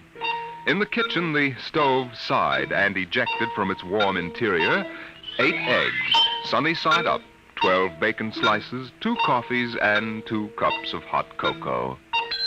7-9, breakfast time. Come and dine. 7-9. Today is April 28th, 1985. Today, remember, is Mr. Featherstone's birthday. Insurance, gas, atom heat, and electricity bills are due. In the walls, relays clicked, memory tapes glided under electric eyes, recorded voices moved beneath steel needles. 8-1, run, run, off to school, off to work, run, run, tick-tock, 8 o'clock, 8 o'clock. But no doors slammed. No carpets took the quick tread of rubber heels. At 8:30, the eggs began to shrivel. An aluminum wedge scraped them into the sink. 9:15, time to clean. 9:15, time to clean. Out of the wall, hundreds of tiny mechanical mice darted. The rooms were a-crawl with small cleaning animals, all rubber and metal. They sucked up the hidden dust and dirt and popped back into their burrows.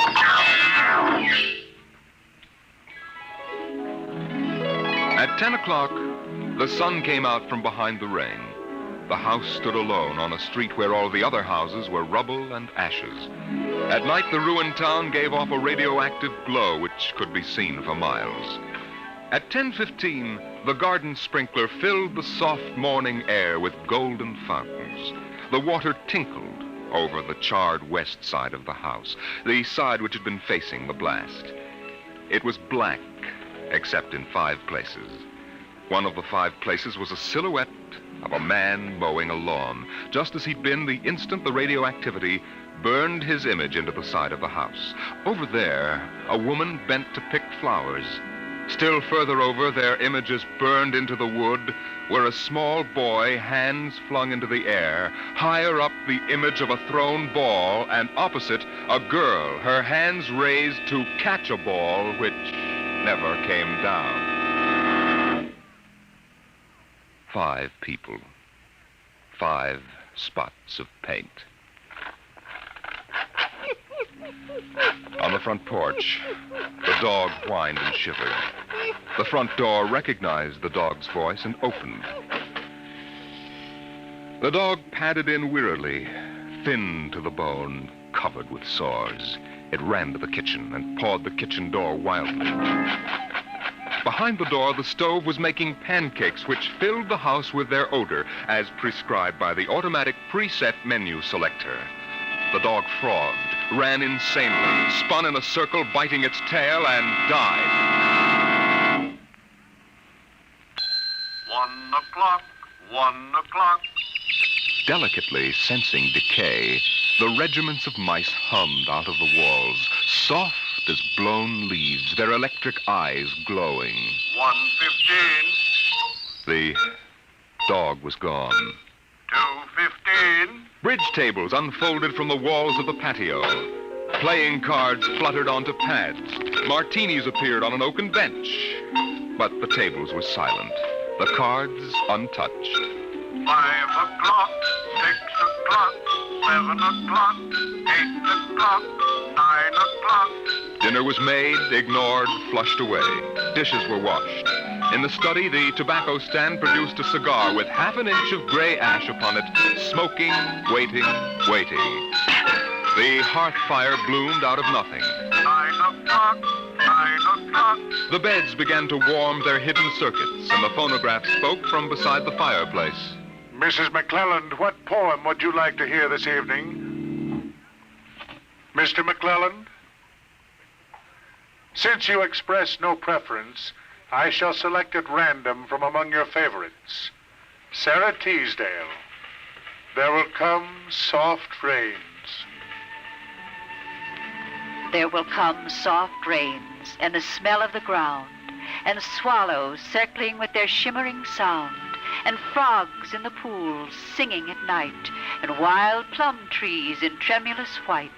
Robins will wear their feathery fire, whistling their whims on a low fence wire, and not one will know of war. Not one will care at last when it is done. Not one would mind, neither bird nor tree, if mankind perished utterly. And spring herself, when she woke at dawn, would scarcely know that we were gone. The phonograph finished the poem. The empty chairs faced each other between the silent walls. At 10 o'clock that evening, the house began to die. The wind blew the bough of a falling tree into the kitchen window, smashing it. A bottle of cleaning fluid crashed on the stove.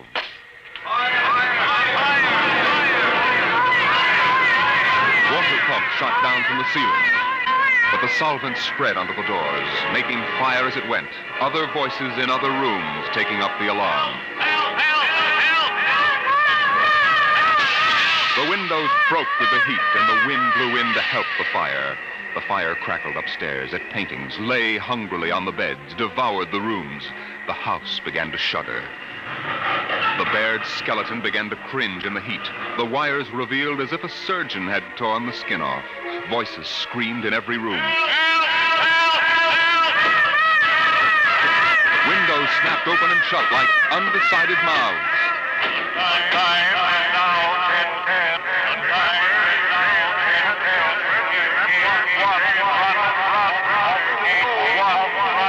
A thousand things were happening at once. Like the interior of a clock shop at midnight, all the clocks were striking, making a merry-go-round of squeaking, whispering, and rushing. In the kitchen, the stove hissing hysterically was making breakfasts at a psychopathic rate. 10 dozen pancakes, 6 dozen loaves of toast.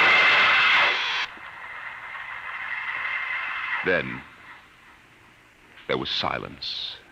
The film spools were burned out. The wires withered and the circuits cracked. Then the house began to breathe its last. The beams began to give at the foundations. Long cracks appeared in the concrete. The seams were burst from the heat. And finally, with a huge rumble, it crashed into dust and rubble.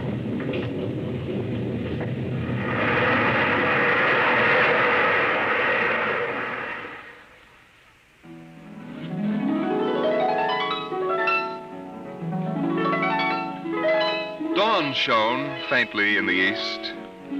In the ruins of the house, only one wall remained standing.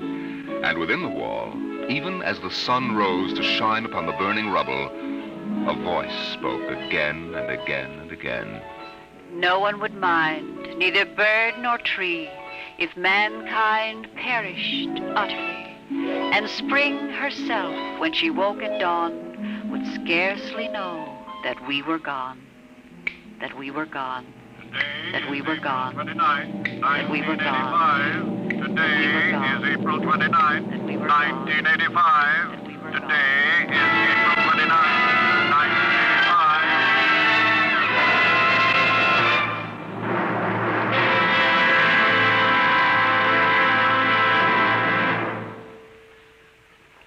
Strange are the uses of Providence.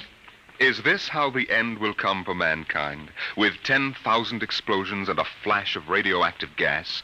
Or will destruction come more subtly, extended to us gently and innocently in, let's say, the hand of a child?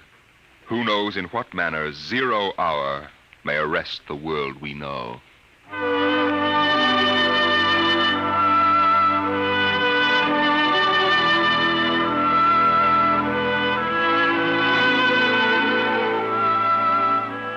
It was a perfect summer day in the year 1985. The streets were lined with green, peaceful trees. Businessmen sat in their quiet offices, taping their voices or watching televisors. Rockets hovered like darning needles in the blue sky. There was the universal quiet conceit and easiness of men accustomed to peace, quite certain that there would never be war or trouble again. There were no traitors among men, no unhappy ones, no disgruntled ones. The world was upon stable ground. Sunlight illumined the suburbs, and the town drowsed on a tide of warm, sunlit air. On the lawns, the children played, catapulting this way and that across the green grass, shouting at each other, holding hands, flying in circles, climbing trees, and laughing. And in the homes, busy mothers prepared for the evening arrival of their husbands. Good heavens, Mick, what's all the excitement? We're playing a game, Mommy, the most exciting game ever.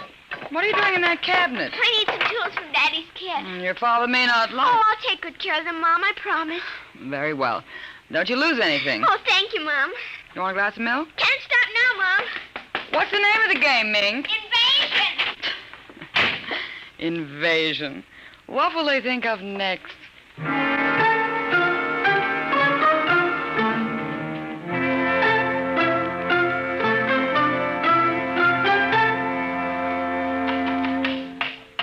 Now this, and this, and this, and this. Now put that there and bring that over here. Oh, no, you ninny. Now get back while I fix this. There, they want it this way, see? Here, just let me fix it. Oh, Mink, it's that smarty pants Joseph Connors. Don't let him play. He's 12 years old. Don't worry, I won't. What you playing, Mink? None of your business, smarty pants. I want to play. Can't. Why not? You're too old. Just 'cause you're only 8. No, you'd only laugh at us and spoil the invasion. Make him go away, Mink. Go away. This is my backyard.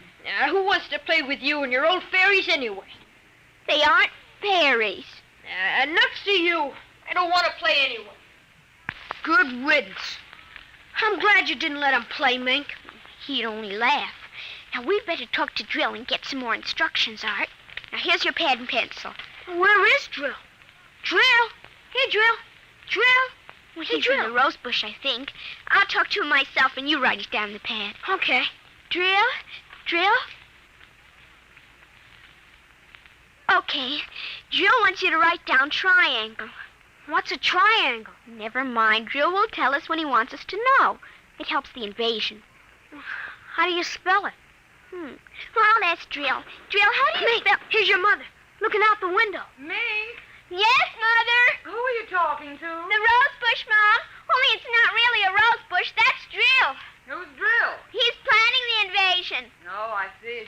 Well, you better come in and clean up for supper. Your daddy will be home soon. In just a second, Mom. You got that, Art? See now what?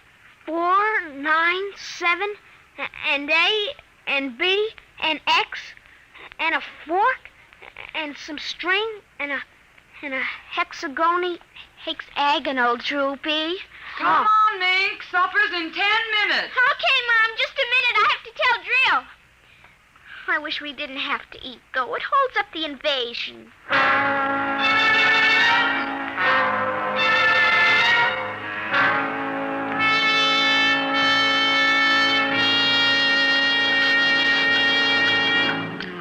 Mink, for heaven's sake, slow down. You'll choke on that soup. I can't, Mom. It's a matter of life and death. What's a matter of life and death? The invasion. What invasion is that? Oh, just some silly game the children have been playing. Well, whatever it is, Mink, it'll wait until you've finished your supper, I'm sure. I don't want any more. You barely touched anything. Oh, but Drill is waiting for me, Daddy. Drill? Who's Drill? He lives in a rose bush in our backyard. Imagination, Henry. Such nonsense. I've got to run now.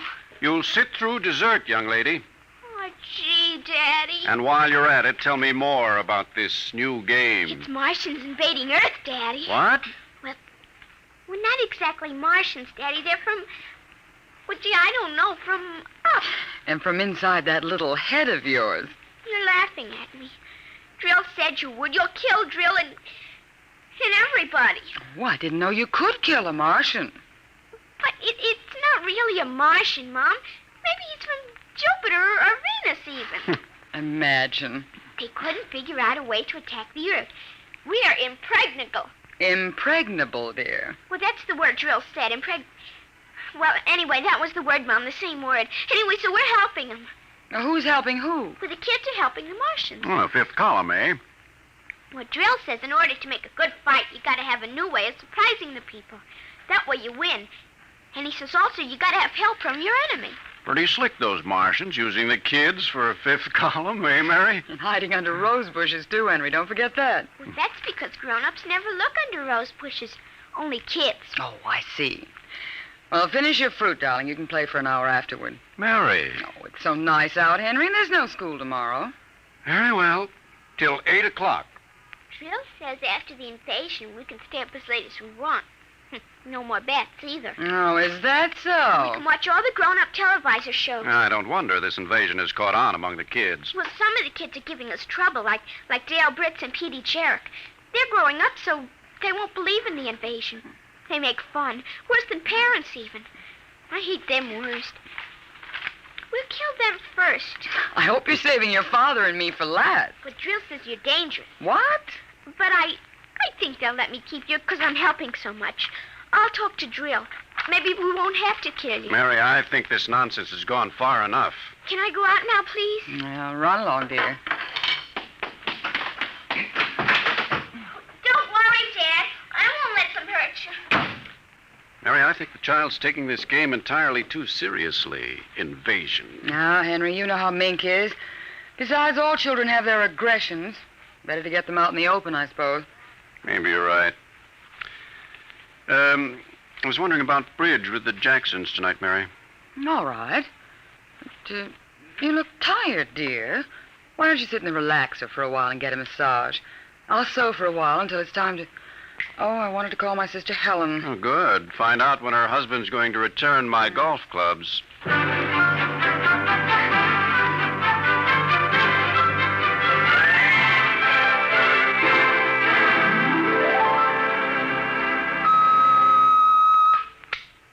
Televisor. Would you please connect me with Mrs. Helen Rogerson on Channel 7-2Z, Pittsburgh, Pennsylvania? What is your channel, please? 817X, New Rochelle, New York. Thank you. Just a moment. Go ahead. You can see your party now. Hello, Mary. How are things in New York? Fine, Helen. How are things in Pittsburgh? You look tired. Oh, I've been having a terrible time with the children. Sick? No, just underfoot. They've got a new game that's got me just about crazy. It's called Invasion.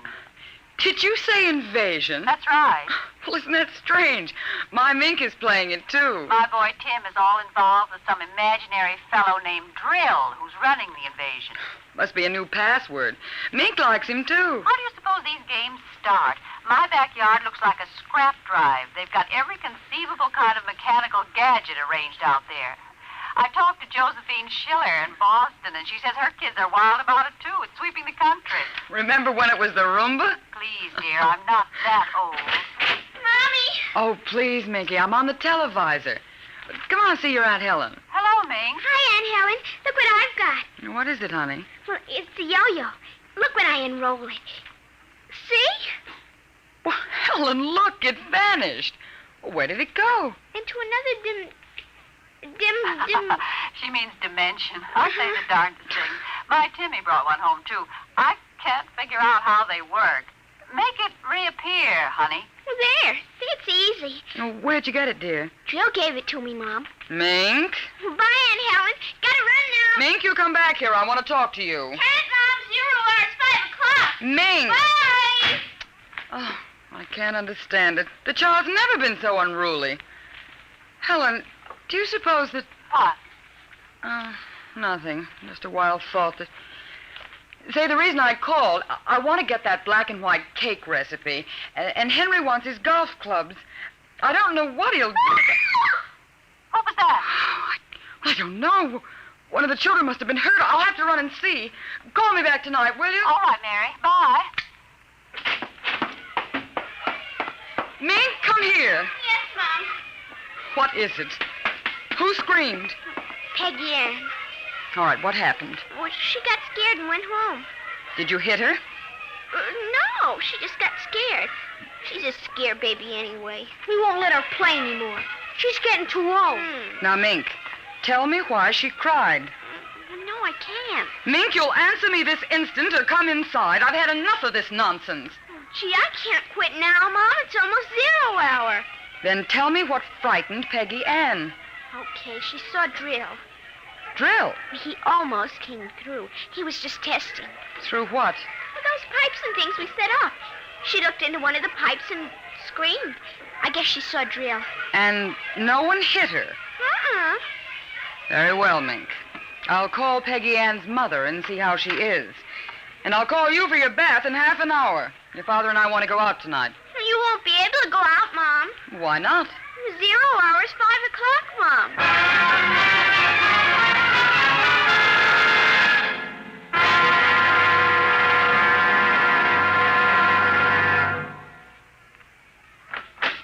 Hello, dear. Oh, you home already, Henry? Yes, I thought I'd relax a little before we went to theater. Where's the little one? Out back. Same game? Same game. They've got a stack of pipes and hammers and spoons a mile high out there. Children, why do we have them? Yeah, strange little creatures, aren't they? Even Mink, Henry. She's a part of us, and yet what do we really know about how she thinks and feels? Oh, I didn't mean to start a philosophic discussion. Kids are such a queer mixture of love and hate, though. Even normal, healthy kids. They need you and they're dependent on you, and yet they resent that dependence. You sound like a child psychology course I once took. I wonder if they ever really forgive the whippings and the commands we have to give them sometimes. I wonder if we ever forgot them when we were children. Look, I'd like to discuss this with you, dear, but we do have a theater date, and it's almost 5 o'clock now. What's happened to the kids? They're so quiet. When children are quiet, you know there's some mischief. What's that sound? I don't know. Those kids aren't playing with anything electrical, are they? I'm sure they aren't. At least I don't... Just the same, I'd better go out and Henry, see. Tell them to put off the invasion. What? Mary, don't get upset. It's just a game.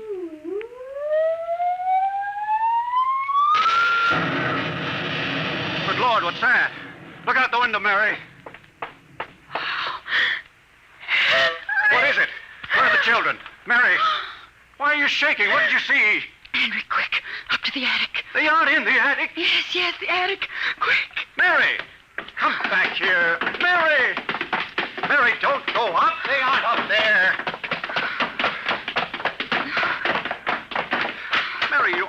mind. There's no one up here. Quick, shut the door. Lock it. But there's nothing up here. What is wrong with you? Mary, come to your senses. What are you talking about? I saw it through the window, Henry. It was horrible. What? It is an invasion. Well, for heaven's sake, let's get down out of this attic and talk this over sensibly. I want to find out if Mink is all right. She's all right. I saw her. She was leading them around the corner of the house. Leading who? The kids? Shh. It's nothing. Oh, listen. Huh? The front door. They're coming. Good Lord, those kids sound like 50 men with boots on. No, not men. Oh, please, God, don't let them find us. Don't let them, please, God. I don't understand. Who's there? Shh, don't shout down here. Who's down there?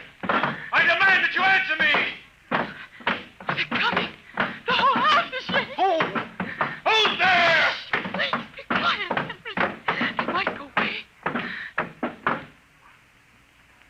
Henry? Mom? Dad? Are you in the attic? Henry, listen. It's Mink. Mink, we've got to save her. Henry, you don't understand. She's leading them. What? She's leading them. She's on their side. Oh, please, God, forgive them. The children on their side? Oh, she told us, but we wouldn't believe her. Henry, they're coming out! Mom? Dad, we know you're in there. Well, I guess you better melt the lock, Tria. Henry, the lock! It's melting! The door! Oh, dear God! Mom? Dad? Oh, I see you now. Peekaboo!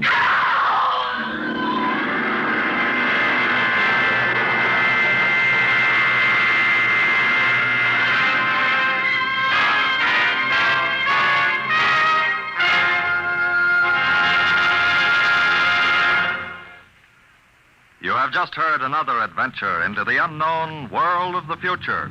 The world of Dimension X.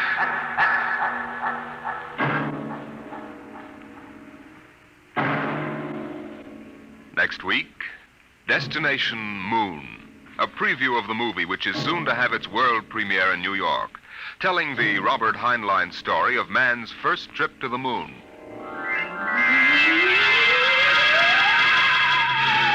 Tonight's adventures in Dimension X, There Will Come Soft Rains, and 0 Hour were written by Ray Bradbury and adapted for radio by George Lefferts. Featured in the first story as narrator was your host, Norman Rose. The leading players in 0 Hour were Denise Alexander as Mink and Rita Lynn as the mother, Roger DeKoven as the father. Music by Albert Berman. Engineer Don Abbott. Dimension X is produced by Van Woodward and directed by Edward King. Robert Warren speaking.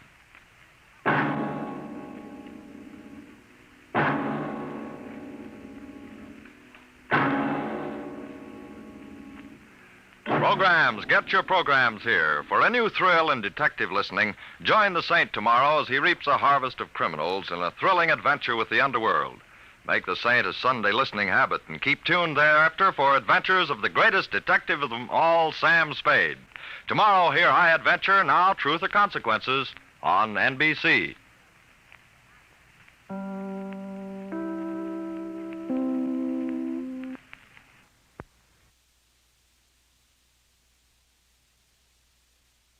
Adventures in time and space, told in future tense. Dimension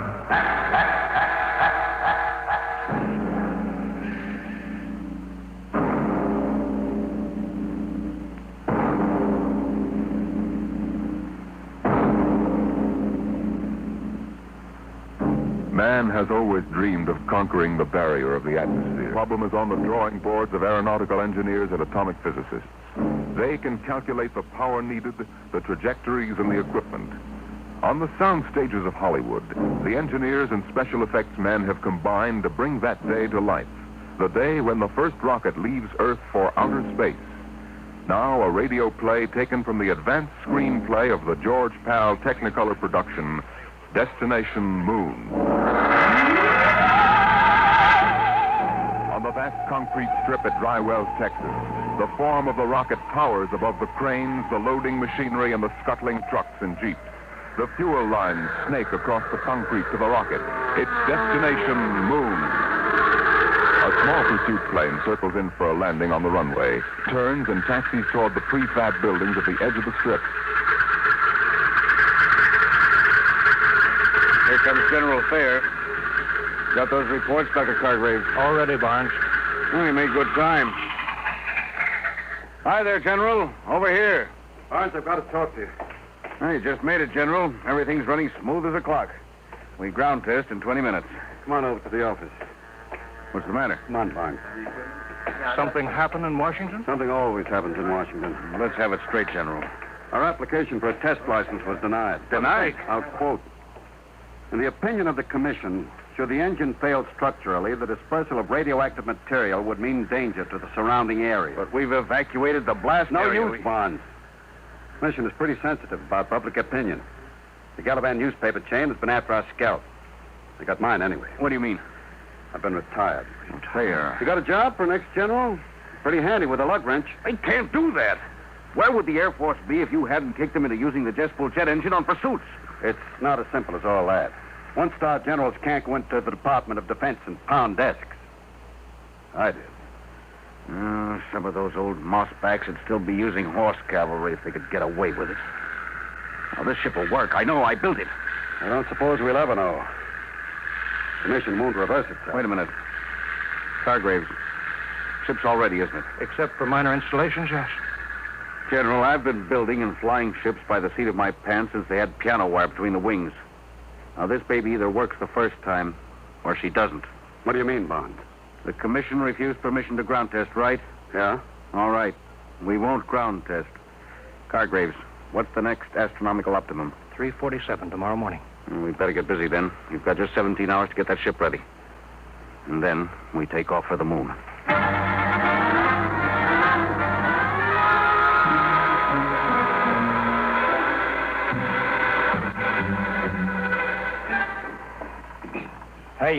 Hey, Brownie. What do you want, Sweeney? What color is the skin temperature lead wire on the chart? Orange with a black stripe.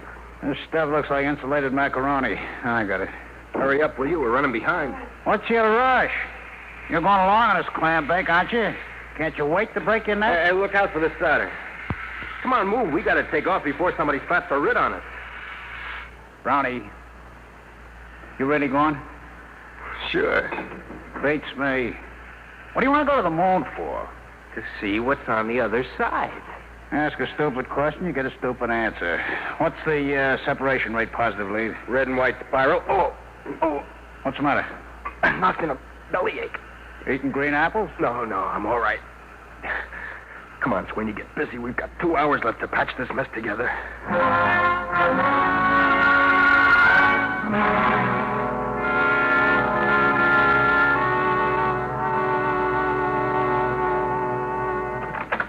Mr. Barnes. Oh, what is it, Sweeney? It's Brown. They just took him to the hospital. They what? Well, is he all right? He will be after they cut out his appendix. There goes our radio man. There's no chance of finding a substitute? No, it's special equipment. Brown installed it himself. I've got it. Barnes here. What? Well, we'll have to delay the takeoff a month. Okay, goodbye. We can't, General. That was Hastings at Dry Wells. There's a United States Marshal driving over. Something leaked, and he's got a court order forbidding the takeoff. We were so close. Yeah. $1 million gone up the flue. You want me to give a standby, Mr. Barnes? I suppose. Wait a minute. Sweeney. Yeah. You installed that communication equipment with Brown, didn't you? Yeah, but... Then you must know the operation. You could go in Brown's place. The moon?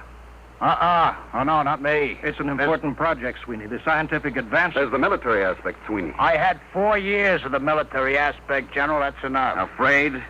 You're darn tootin'. That ship is safe.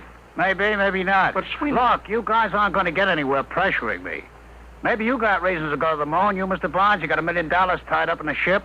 It's your scientific baby, Doc, and the General's out on a limb in Washington.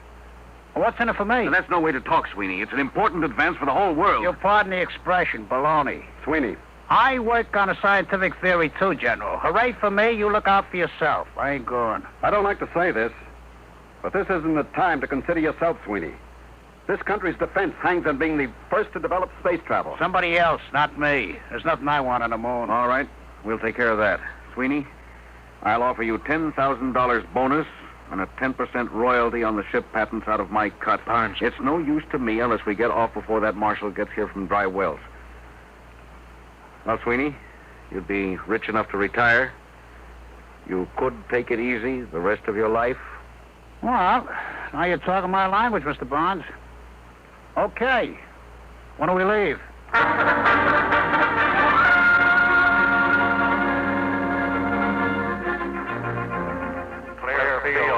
Clear field for firing.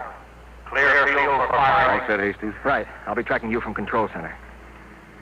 Hey, what's that car doing? He's coming right out on the field. Marshal, Doc, General, Sweeney, inside. Hey! Hey, Barnes! Button her up. Hey!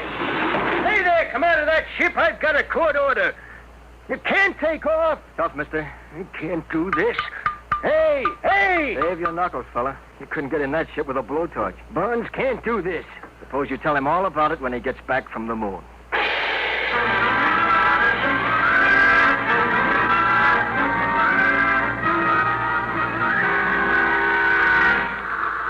Sweeney, warm up your communication circuits. Yes, sir. Calling traffic shack. Traffic calling rocket to Luna. Over. Get a clearance check. Give us a clearance, traffic. Over. All clear. Dry Wells is ready for tracking. Over. Power. Power ready. Communications? Yeah. Co-pilot. Automatics ready. Give the warning signal. Give me a time check on the computer. 03:47:58. Stand by for count-off and firing. Stand by for count-off and firing. Roger. For check. 2:48. 10. Check. Coming up 30 seconds. 29. 28. I'll lie back on the acceleration 7. couches. Worst pressures 26. will be over in 4 minutes. 5. Barnes. General. 4. I don't like having a man along who isn't with it. Sweeney, it's too late now. Make it pretty tough. If he's half-hearted We'll worry about that later. 7. 6. 5. 4. 3. 2. Fire.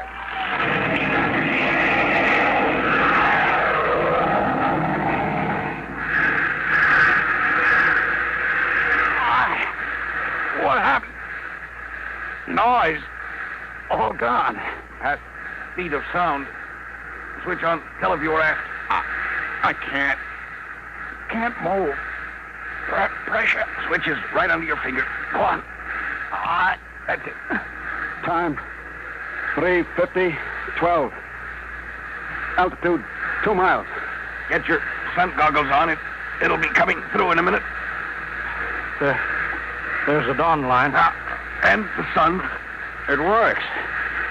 This thing really works. Now, look in the viewer. There's the Earth down there. Yeah. Time 3:51:10. Altitude 20 miles.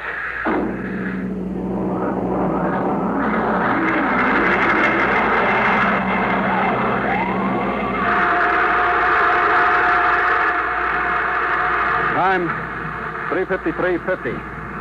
Altitude 807 miles. That's the end of the blast. We're in free fall. Unbuckle your straps.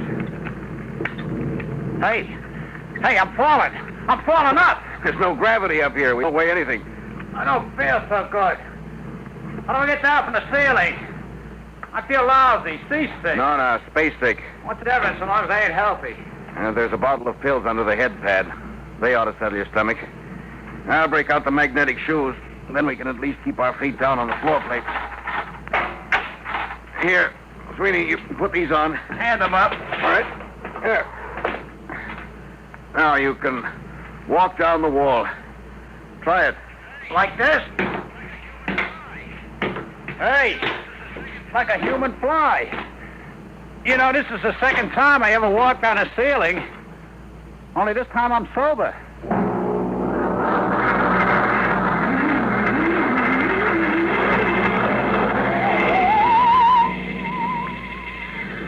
Hey, General, would you mind tapping that ham sandwich back and float it away from me? Feeling better, Sweeney? Yeah, I guess so. It's a heck of a note when your meal floats away from me before you eat it. Sweeney. Yeah, Mr. Barnes. I tried to crank out the radar antenna. She's stuck. Well, let me see.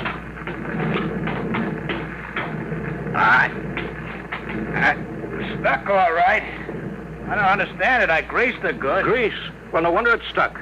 It's exposed to outer space. It must be frozen solid. What's the idea, Sweeney? Didn't you read the engineering manual? Yeah, and a flush fitting gets greased. Don't jump on me. Well, if we can't get that radar mast cranked out, we can't land on the moon. Well, it's all right by me. Don't you realize that half the value of this trip is in the landing? Geological surveys, radiation tests. Look, General, I told you before I started, this whole thing is slug nutty to me. Who wants the moon? We're trying to be first with the old Brooklyn Battery Tunnel. Sweeney, this isn't getting that mast fixed. Well, we've got to go outside in spacesuits and chip it loose. Outside? You mean outside the ship? You can't fall. You'll be in the same trajectory as the ship. Worst that could happen would be to drift away. Drift away? Don't bother getting one of them monkey suits for me. I'm comfortable in here. Sweeney, we've taken enough from you. We can't let one man endanger the whole project. You get out there in a spacesuit, or we shove you out without one. All right. Well, that's settled. You got us into this mess, you're going to help get us out. General, break out the spacesuits.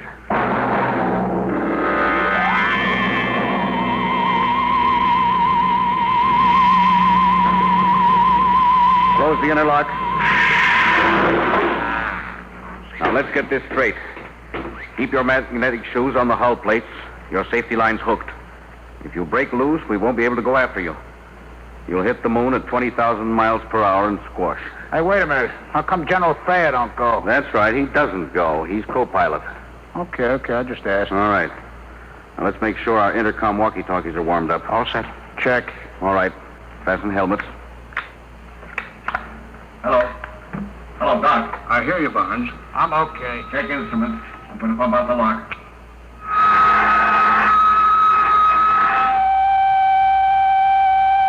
All set. Open the outer door, Doc.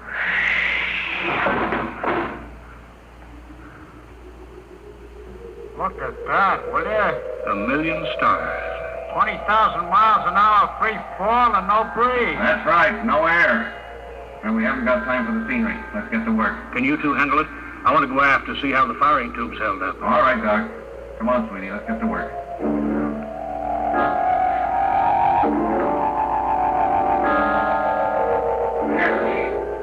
Loose now. Pull the mast out, Sweeney. Slippery as a hog on ice. Yeah. Now, let's get back. Suits me. That's the Earth up there? Western Hemisphere. You can see America. That dark strip against the light. Pretty far away, huh? Barnes. Hargraves, what's the matter? Help, I'm loose. I'm drifting. Doc, what happened? My shoe magnet's pulled loose. There he is. The safety line broke. Harry, help me. He's too far to keep a line. Oh, he's cooked. We'll never get him back. Hello, General Thayer. All right, Barnes. I heard you on the control room speaker. I'm coming outside. Bring an oxygen tank. Got that? Right. Hurry. What are you going to do? Throw him a bottle of air and forget about him? Barnes, help. Now, all right, Doc. General Thayer's coming out of the lock. Where's Hargraves? 50 feet out down that left. Give me that oxygen tank. What are you going to do? Trying to hook my shoes first. You're crazy. You'll float away, too. I can use the pressure in the oxygen tank for a jet. Maybe I can ride the tank out there if there's enough power from the nozzle. Just turn the bell. There. What was that? Recoil's making my helmet light shake. I'll try it again. Hey, it works. Like an outboard motor. Keep going, Barnes. About 30 feet more. Swing a little to the left. All right. A couple more shots.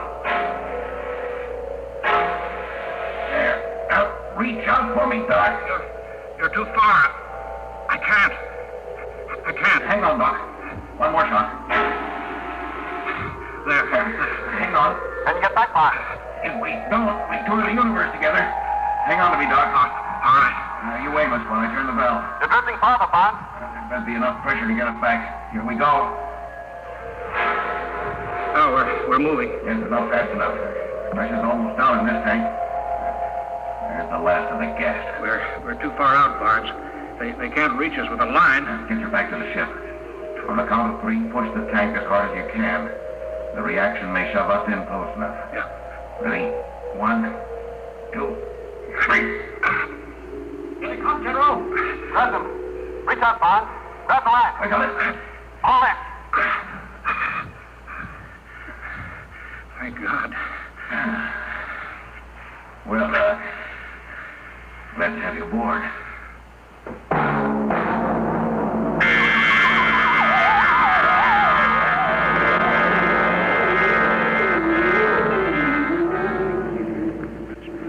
There she is. The moon. Stand by for landing procedure. That's pretty rugged country down there. Stand by to turn ship. Fasten straps. Altitude fair. 27.3. All right. Turning ship. Hey, you're leveling off. You're turning too far. We'll go backwards. We land backwards.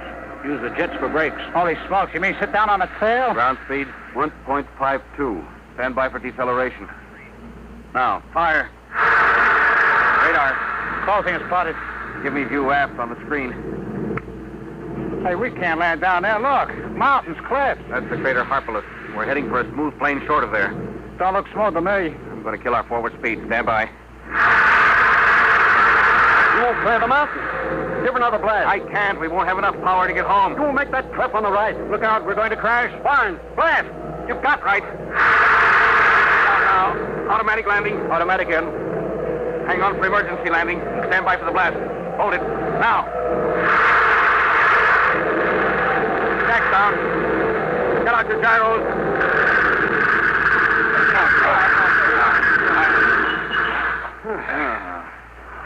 That was a lousy landing. You're darn safe. Yes, but I wasted reaction mass we'll need to get home. We'll worry about that later. Right now, I want to get out there and plant my feet on the moon. The moon.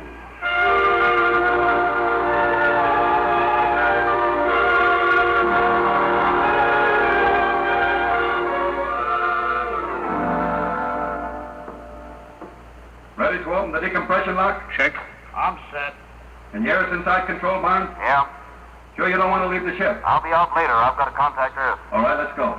Open the outer door. All right, be sure you don't fall. You puncture your suits on the rocks, you're done. And look out for the low gravity. You'll weigh 1/6 what you did on Earth. All right, let's go. Hey, what is this stuff? Dust? Pilot, Robert. Go ahead, Doctor. Claim it officially. Oh, yes. In the name of the United States of America, I take possession of the planet Moon of and for the benefit of mankind. Well, let's now get down to business. Sweetie, you set up the astronomical camera.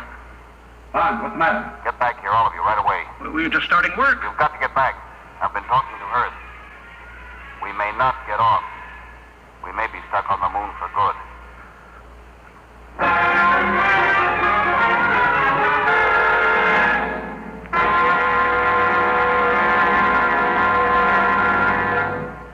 Hello. Hello, Earth. Reaction mass down to 0.8672. Wasted power in a bad landing. Request new figures for return trip. Earth to Luna. Looks bad, Mr. Barnes. I'll have to run it through the machine. In the meantime, dump everything you can. I'll check back with the result. I'll be standing by. Roger. Out. Well, Barnes? Well, we wasted too much power on that lousy landing. Hastings checked the figures. We've got the lightened ship. We've got just 4 hours to get off. If we miss that, we don't get another chance to hit the Earth for another month. But we don't have more than 10 days' oxygen supply. Exactly. Come on, we better start dumping, and we better pray we can get rid of enough weight.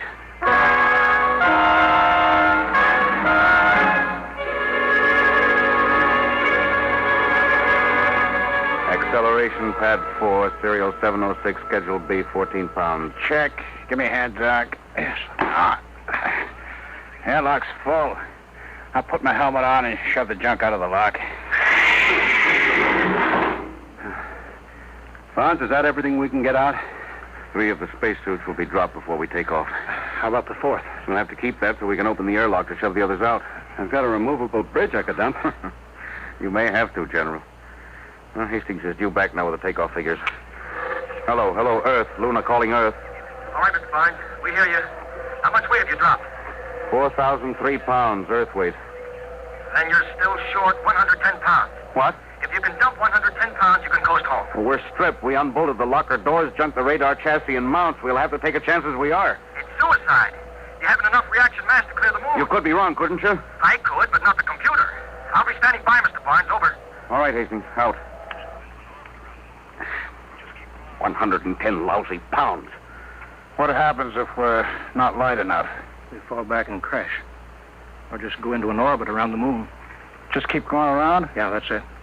We've got 14 minutes left till takeoff time. Oh, that's fine. I could have gone over Niagara Falls in a barrel, but I had to come to the moon. Well, it's pretty simple. 110 pounds. One of us stays. Yes. I guess that's it. Highway 180. That's plenty. Now, wait a minute, General. I'm the oldest one here. Yeah, and I'm the captain of this ship. If anyone stays, That has I nothing to give do- the orders here. Doc is the engineer. General pilots when you hit the Earth atmosphere. But Barnes... I've got no family, so I stay. No. You've got to go back, both of you. I've been discredited. They won't listen to me. You've got to tell them what you've seen. Listen, General, You've got to tell them what the Earth looked like from here. Vulnerable, defenseless, hanging in the sky. I knew this trip would have military value. Well, it does.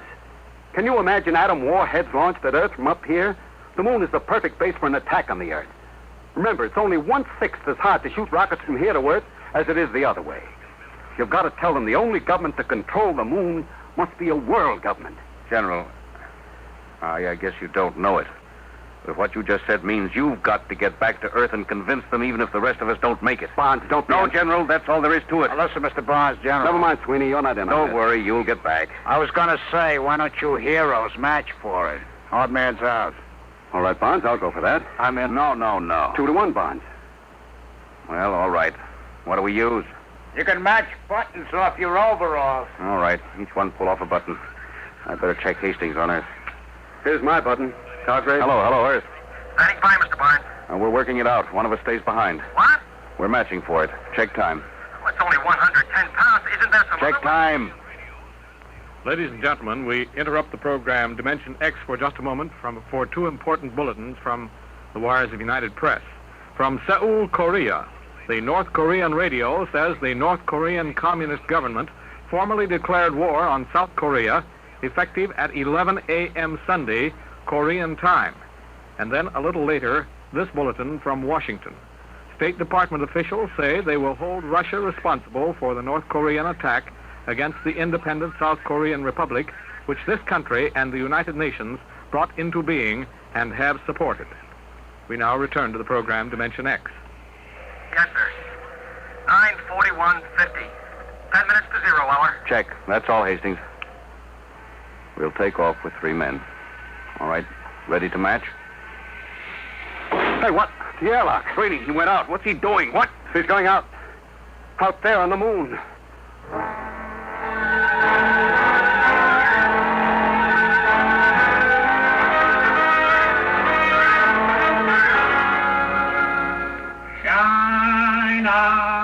Shine on, harvest. Hello, Sweeney. Can you hear me?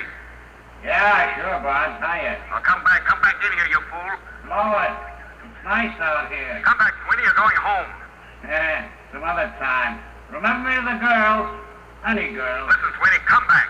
This trip doesn't mean that much to you. We've talked you into it. Nobody can expect you to do this. Now, don't be crazy. Why not? I'm a lunatic. Get it? A lunatic. Sweeney, come back. Listen, I lightened your ship. Get it? 160 pounds. That's me. Now, go on. Take off. Come back, Sweeney. You can't do this. Listen, you guys wouldn't count me in on the matching. Oh, no. I run on hooray for me, and you look out for yourself. Well, maybe you changed my mind. I've been looking up there at that Earth hanging in the sky. We're going to build something on this moon. All of you guys got to go back. Doc, he's the guy to work it out in the lab. Barnes, you build the ships, and the general, he's got to pound those desks and see that he gets done right. You don't need me. Now, Sweeney, wait a minute. Come back. Go on, bro. Get gone. You're spoiling my whole day. So long, heroes. You don't understand. We can take off, all of us. What do you mean? What's 110 pounds? Now, listen to what I say.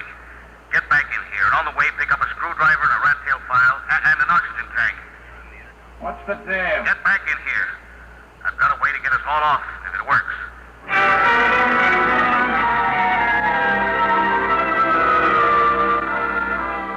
Sweeney. We're reading you clear on the intercom speaker. You in the airlock yet? Yeah. Now, your spacesuit weighs around 70 pounds. The radio weighs 50. Yeah, but I can't open the outside door of the airlock without my suit. What are you trying to pull, Bonds?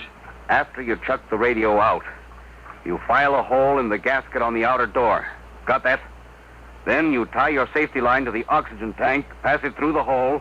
It hangs outside. You got that? Yeah.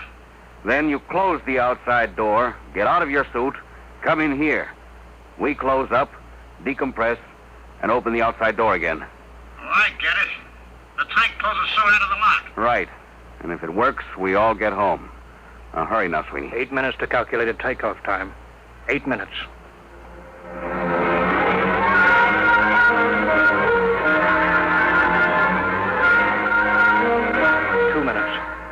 Two minutes. All set, Sweeney? Yeah, I shut the radio out. Close the outer door. Air pressure up. I'm getting out of my suit. This doorway's pretty narrow, Bonds.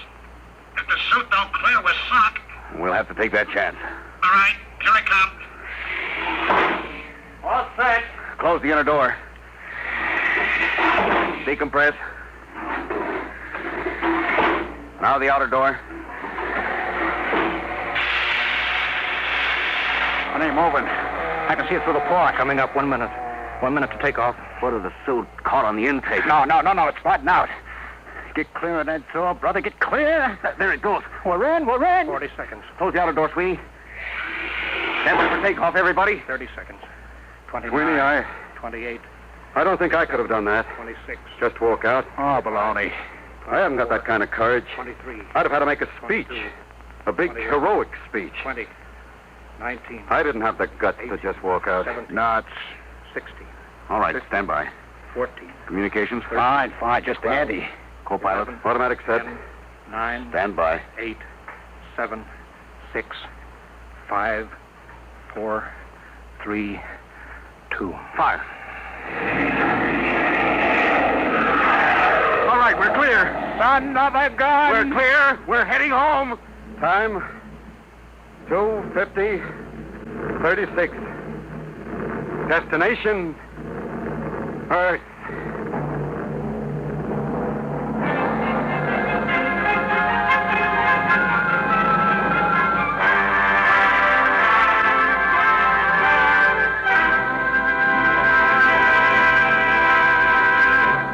You have just heard another adventure into the unknown world of the future.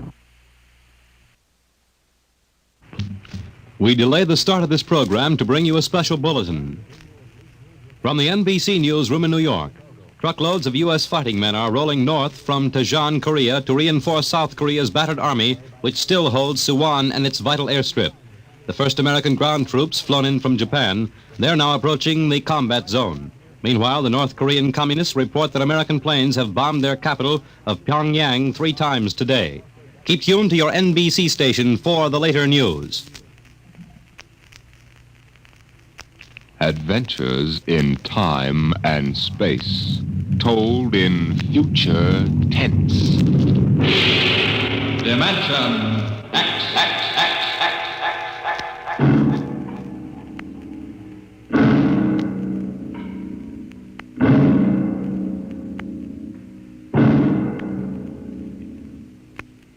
To all our listeners, a brief forward before tonight's adventure in the world of the future.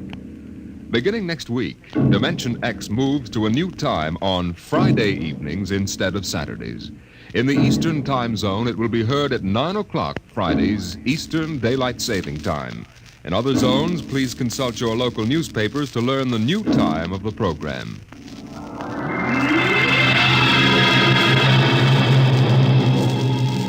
Now, tonight's venture into the world of tomorrow. A most unusual story about a logic named Joe and a man named Frank, and of how he saved civilization. It was on the 3rd day of August that Joe came off the assembly line. On the 4th, Lorene came into town. And that afternoon, I saved civilization. Lorene's a blonde I was crazy about once. And Joe is a new 1940-74 model Logic that I got stored away down in a cellar. And how do I save civilization?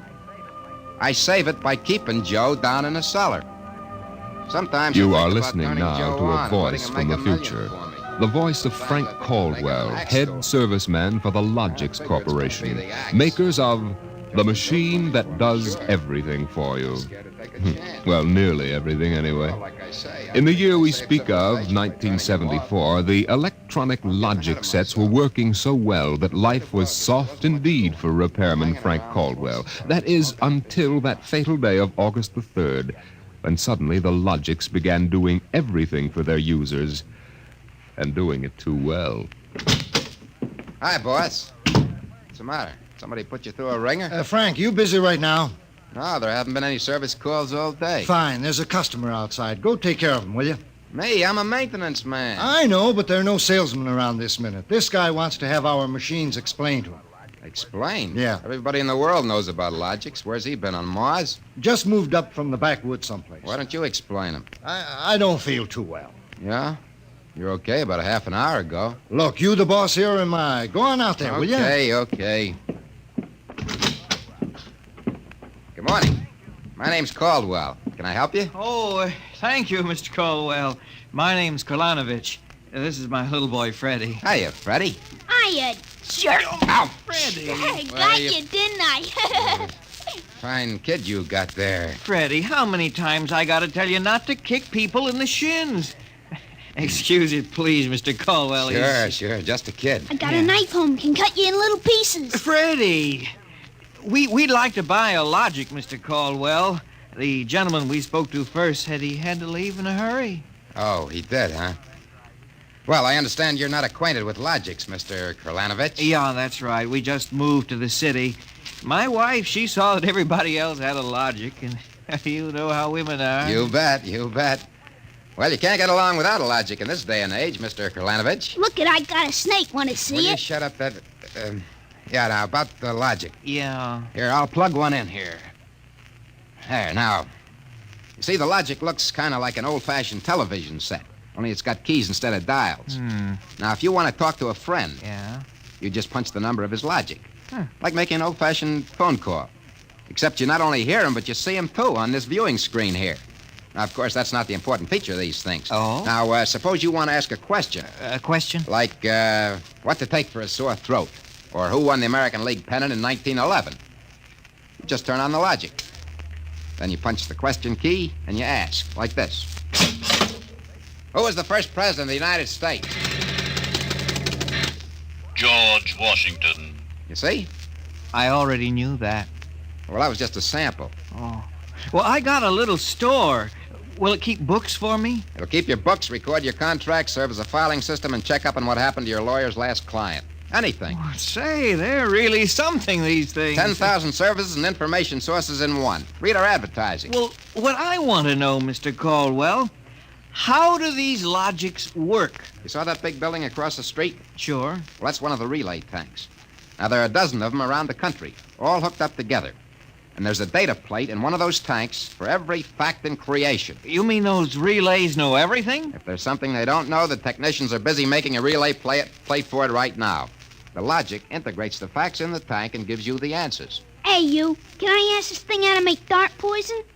How to make what? Dart poison, like in Africa. I could shoot the darts from my pea shooter. Oh, well, I think maybe we better not get one of these things. Well, that's okay, Mr. Kralanovich. The Logic won't tell you about no dart poison, see? Bet it will. I'm gonna try it. Hey, how do you make dart poison? Public policy forbids this service. What'd it do that for? On account of some little brat, on account of some children might ask things that ain't good for them. Listen, I don't like this here one. I want that one over there. They're all alike, kid. I want that one. If I can't have that one, I'm gonna hold my breath till I'm dead. Well, I got lots of time. It's no use, Mr. Caldwell. You might as well give him the one he wants. But, kid, they're so much alike. Even I can't tell them apart. I can, and I want Joe. Joe? Who's Joe? Oh, I guess he means the Logic, Mr. Caldwell. He has to think up a name to call everything. You should hear the names he calls me. Not till I'm 21, I promised Mother. Okay, so we call him Joe. But what makes you think Joe's any different from the rest? He looks different somehow. Don't be silly. Them things are all alike. The 1/10,000th of an inch. Just the same, I'll bet he'll teach me how to make dart poison. Okay, then. Come on, Joe.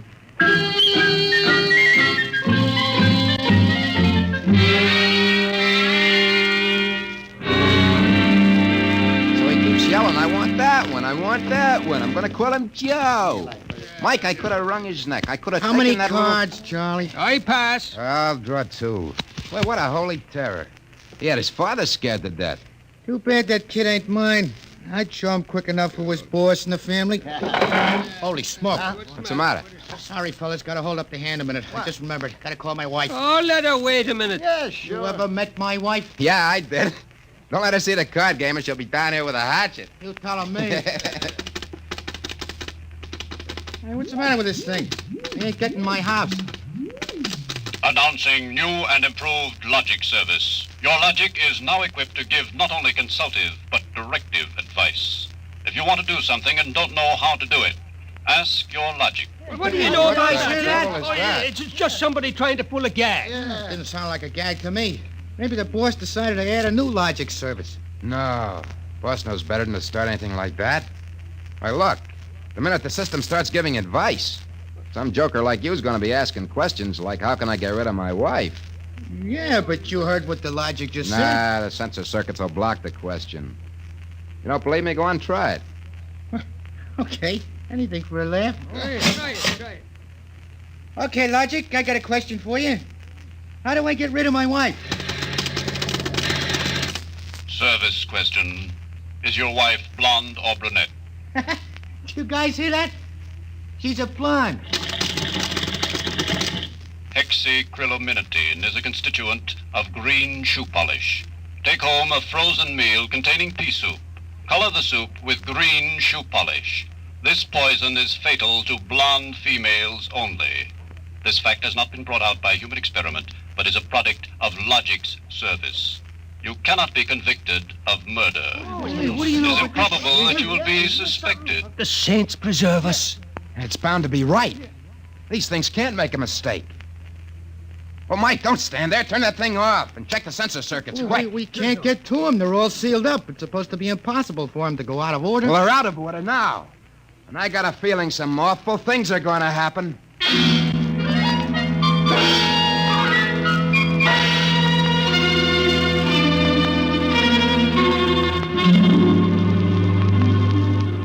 Boss, we gotta do something.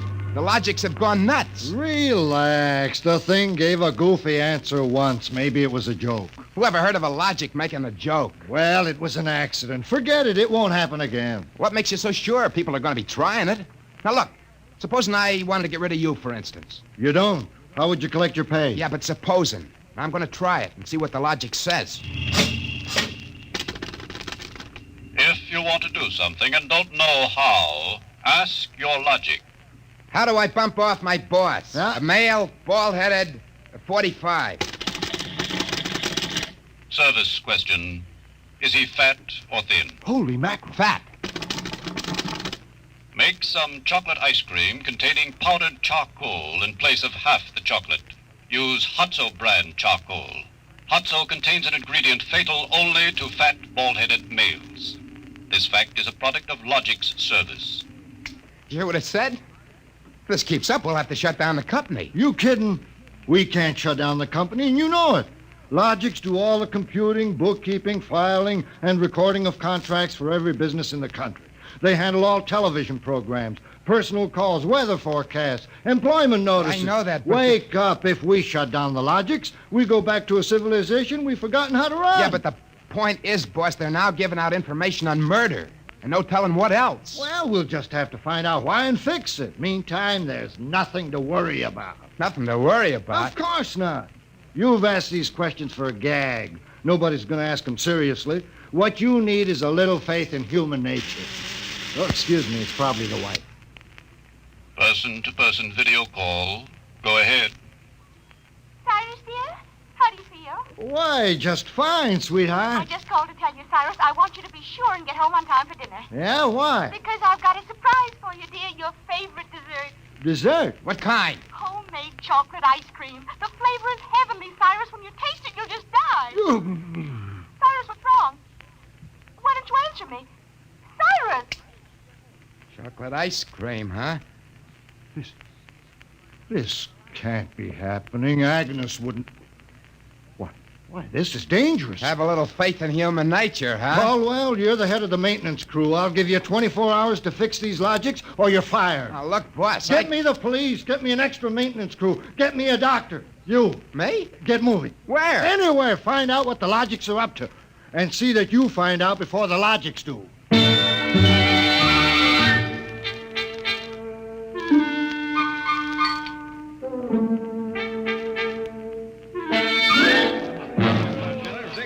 Bartender. Hey, bartender, give me a double. Coming up. What's the matter, pal? You had a bad day? Go away, will you? Oh, listen, pal. You gotta listen. I got trouble. Hey, bartender, will you get this barfly off me? For Pete's sake, I'm tired. On your way, you. No, don't say that. I got troubles. How am I going to keep my wife from finding out I had a couple of little drinks? How am I going to do that, huh? Look, mister, it's a hot day. I've been driving a car around and see. Yeah. I've been trying to keep a bank president from having apoplexy on account of his logic told him how to rob his own bank. I've been tripping over dead bodies so artistically croaked that nobody's ever going to find out who done it. And all you got on your mind is... How am I going to keep my wife from finding out I had a couple of little drinks? How? Go ask a logic. A logic? My pal, that's a wonderful idea. Where's the logic? Huh? Right Where's behind the you. logic? Here's a nickel. Oh, give me a nickel. Give me a nickel. This I gotta hear. This is gonna be good. Now, come on, logical pal, be nice. How does a guy keep his wife from finding out he's had a couple of little drinks? Answer me that. How, huh? Buy a bottle of Franin hair shampoo. It is harmless, but contains an ingredient which instantly neutralizes alcohol. 1 teaspoonful for each jigger you consume. Oh, boy, I gotta buy a bottle of What was that again? Supposing it's right, she'll never remember it as far as the drugstore. I think there's a bottle in the back room. Somebody left it. Oh, my pal, there's no more troubles. Show me the way to go home. I got a picture of him back there drinking that shampoo. Give me another double. I don't know what's worse, to be as low as you or as high as him. All right, where is he? I know he's here. Where is that bum? Huh? Who you want, lady? My husband. I know he's here. Now, where is he? Show me the way to go. That no good louse. I'll show him. Thinks he can come staggering home again, does he? Well, I'll teach him. Poor guy. Oh, why, my dear, what a surprise to see you here. Archibald. Yes, my love. You're not. Sober? Well, of course, my love. I'm sober as a judge. Then what are you doing in this saloon? Well, merely conducting a little research, my dear. Research? Your suspicion wounds me deeply, my love. Let me tell you, my dear, that I've been conducting a research project that is going to make us a fortune. I'm about to patent Sober, the drink that makes happy homes.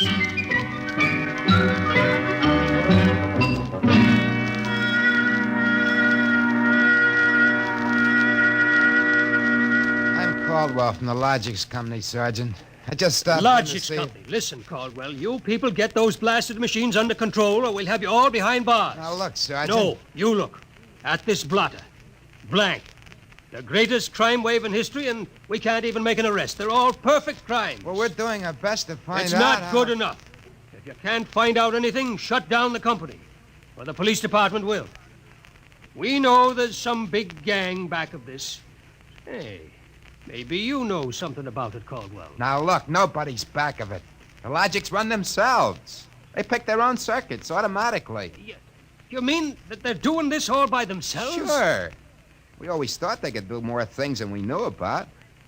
I think they're just trying to be helpful, that's all. Oh, that's all, is it? Well, you'd better make them cut out the tricks, including this new one, this new business they're up to now. What new business? It just started an hour ago. Every time you turn on a Logic, it asks you your name and then spiels out the whole history of your life. Huh? I haven't heard about that. What's it do that for? You tell me. Go on, try it. Okay.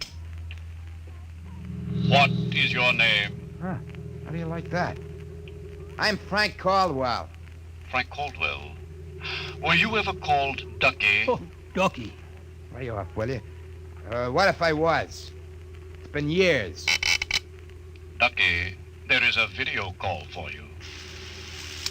Hiya, Ducky. Holy Janet, what's that? Lorraine. Ducky, darling, how marvelous. Look at that blonde. It's Lorraine. Where are you? Oh, silly, I'm in my hotel room. Say, how do you like my play suit? Well, I just got into town. Oh, Ducky, wasn't it smart of the logic to find you? Logic? Find me? I asked it how to find you, Ducky. You must have an unlisted number, darling. You're not in the directory. Yeah. Well, how have you been, Lorraine? Since I saw you last. I heard you got married. That's right. Ducky, you won't believe me, I know, but I've had 4 husbands. But I've never loved anybody as much as I love you. You've divorced 4 husbands? 3. The last one died unexpectedly. Who unexpected it? He did. But the jury acquitted me, Ducky. They knew it was just a little old accident. So now I'm free again, and we've just got lots of things to talk over. But, Lorraine... You come right over here, Ducky, instantly. Well, I'm working. I'll call you back. Oh, I'm so lonesome. Please make it quick, Ducky. Have you ever thought of me? Oh, yeah, sure. Plenty. Ah, you sweet. Here's a kiss. That'll just have to last till you get here, but hurry, please. Oh, my back. What am I going to do? Do like you were telling me a while ago. Huh? Calm yourself, Ducky.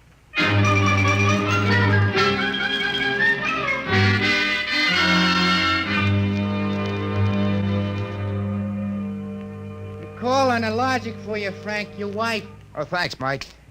Hi, Gert. Frank, I've been trying to get you for an hour. Where have you been? Well, I've been out making calls, honey, trying to find out what ails these logics. Well, you better find out in a hurry or there's going to be trouble. That thing told me my address, how much I owe every store, and how much you make a week. And all about the time we had that fight and I went home to Mother. Well, Gert, I don't think they're doing that anymore. I think that was just temporary. Well, in the meantime, it's told everybody in the neighborhood all about me. I punched Mrs. Hudson's name. She's been married 3 times, and she's had Mr. Hudson arrested twice for non-support and once for beating her up. It'll tell anybody anything. Yeah, but I tell you, Gert... Frank, you stop these things or I'm going to leave you. Gert, you don't mean that. I do. If you can't figure out how to keep our private lives out of every logic in town, then I'm through. And that's it.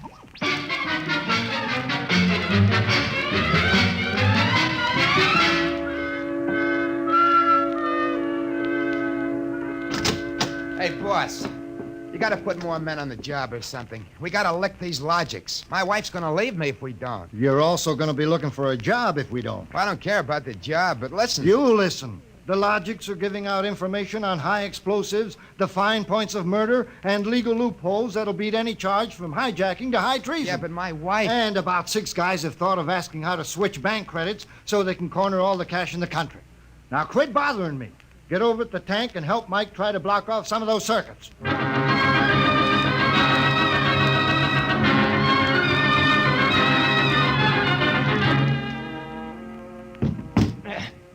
I can't even budge any of these relay plates.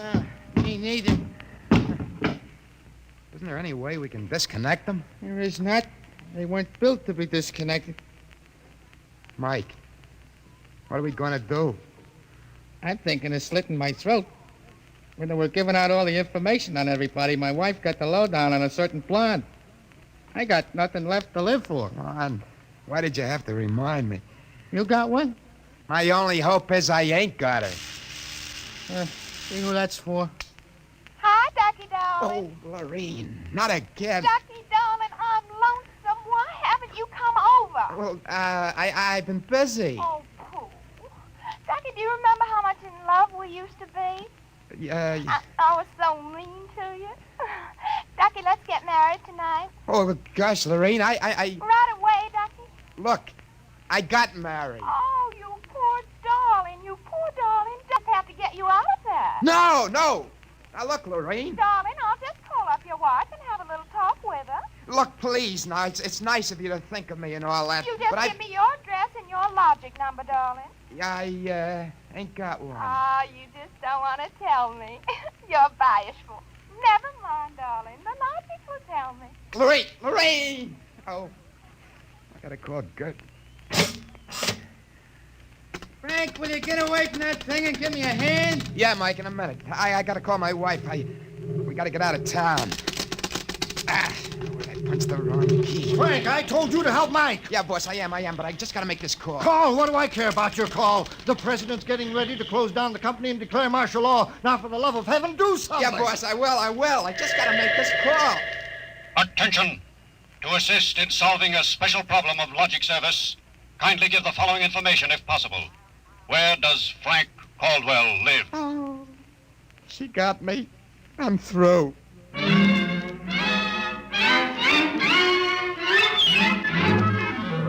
Look, Gert, there is no blonde. Frank Caldwell, I told you I was leaving you. Well, leave me later, will you? Right now, pack yourself up and the kids. We gotta get out of here. What is all this? Are the cops after you or something? Yeah, that's it, the cops. Come on, get moving, will you? Hey, get away from that logic. Yeah, but don't you think we ought to hear the police calls? 27 and car 31 detailed to round up all employees of the Logix Company. Use caution. They are suspected of sedition. Holy smoke, the Car cops are after me. 17, But you just said they were. 17, proceed to vicinity of 119 East 7th Street. Child terrorizing neighborhood. Use extreme caution. Child is armed with pea shooter using poison darts. That is all. Ready. Who's Freddie? Oh, he's a mean little kid. He wanted a logic that would tell him how to make dart poison. They're all alike, I kept telling him. They're all alike. What are you talking about? I don't know. All I know is it was a nice world up till yesterday. Now it's like a guy named Joe come along and squashed all our mud pies for us. Looks to me more like it was a logic named Joe. A logic name. They're all alike. Gert, baby! Let go of me. Oh, don't be so silly. Okay, honey, hold the fort. Maybe they aren't all alike. Where are you going? Frank, you're going to make a getaway? Baby, if you got the right inspiration, I'm going straight to the middle of this whole jamboree.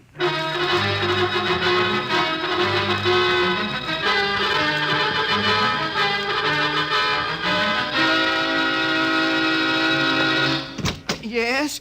Oh, I was hoping it was the police. You remember me, Mr. Kralanovich? Caldwell of the Logix Company? I wish the Logix Company was at the bottom of the ocean. Well, I don't blame you. Now, where's your logic? In here? I'd smash it into a million pieces if I wasn't afraid of what Freddie'd do to Just me. get out of the way, will you? I got business with Joe. If you want to do something and don't know how, ask your logic. Oh, we're back to that routine, huh? Well, I want to do something, all right. Tell me, Joe, can a logic be modified to achieve correlations for which human brains are too limited? Yes. How great will the modifications be? Microscopically slight. Changes in dimension not detectable even by precision gauges. They can come about only through an extremely improbable accident. And what would this super logic then be able to do? Come on, you spell it. It could set up entire new combinations of electronic relays which would bypass the normal sensor blocks, thereby enabling it to perform valuable new services, including the giving of helpful advice on any human problem. Uh-huh. Has this accident ever happened, Joe? Come on! It has happened only once. In the case of the logic now owned by the Kolanovich family of 119 East 7th Street. A logic named Joe. Thanks, Joe.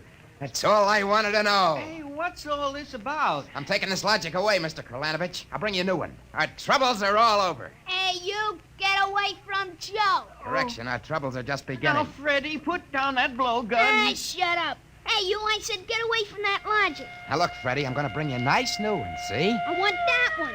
What I got in this picture ain't beans. Mr. Caldwell, the police, they're outside. Yeah, for me and Freddie. Nuts. What they want you for? You ain't smart enough to do nothing. Oh, no? Say, there's plenty I can tell you. Open up in there. There's our cops, kid. It's you and me against them. So what you gonna do about it if he's so smart? Now, look, we may have to fight our way out, see? Now, let me see that blowgun. I know a way to hop it up so the cops won't have a chance.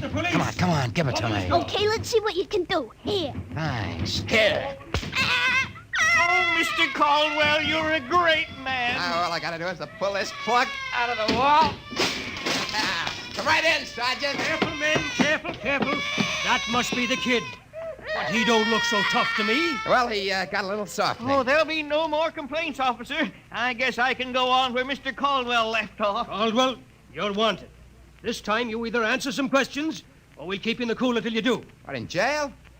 Oh, okay, let's go. Hey, wait a minute. You act like you wanted to go to jail. Yeah, I do. I got a feeling it'll be safer there. What do you mean? Just put me away till a certain party leaves town. I'll confess to anything. Okay, then, Caldwell. Into the paddy wagon you go. Thanks, officer. You may be saving my life. Now, if you just help me carry this logic out... Wait a minute. You can't take that in the wagon. I can't? Why not? No room.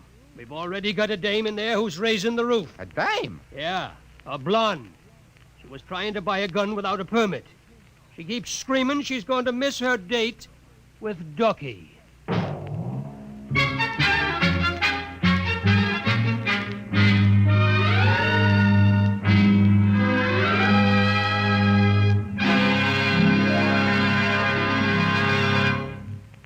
You have just heard another adventure into the unknown world of the future, the world of Dimension X.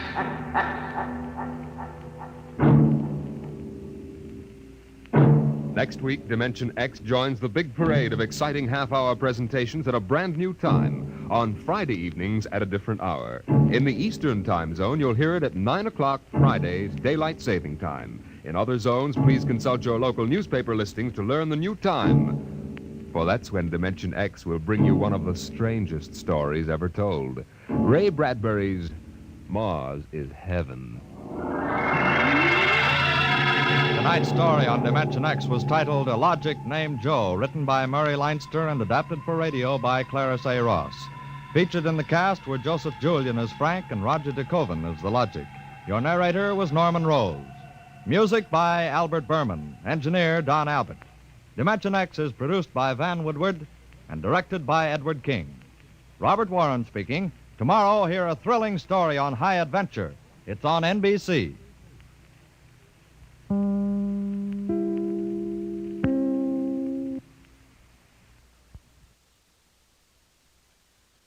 Wheaties presents Dimension X. Adventures in time and space.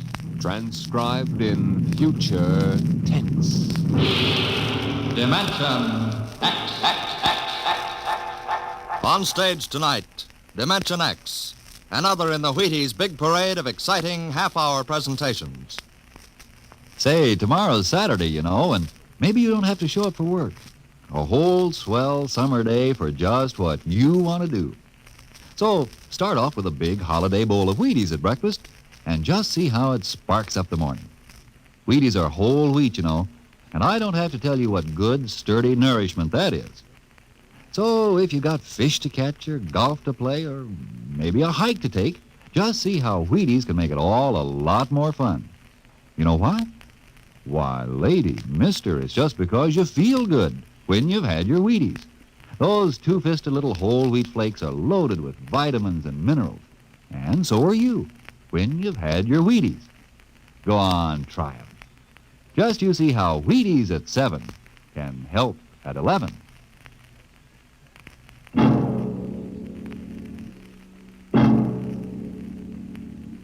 When the first space rocket lands on Mars, what will we find? Will we be welcomed with open arms, or will the Martians treat us as invaders? Only one thing is certain. Someday a giant metal ship will take off from Earth to travel through the black velocities, the silent gulfs of space, to descend at last into the darkness of the upper Martian atmospheres. And on that day, man will finally know the answers. The day we first land on Mars.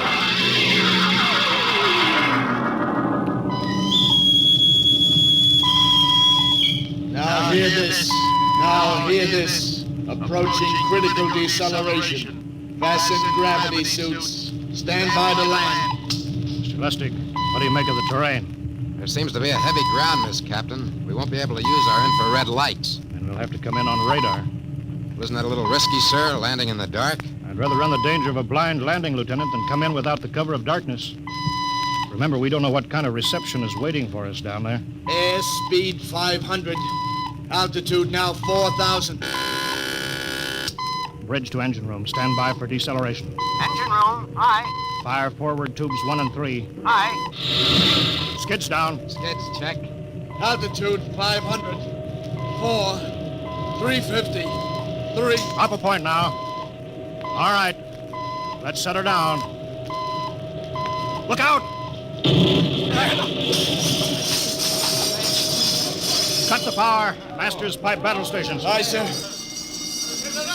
All secured, sir.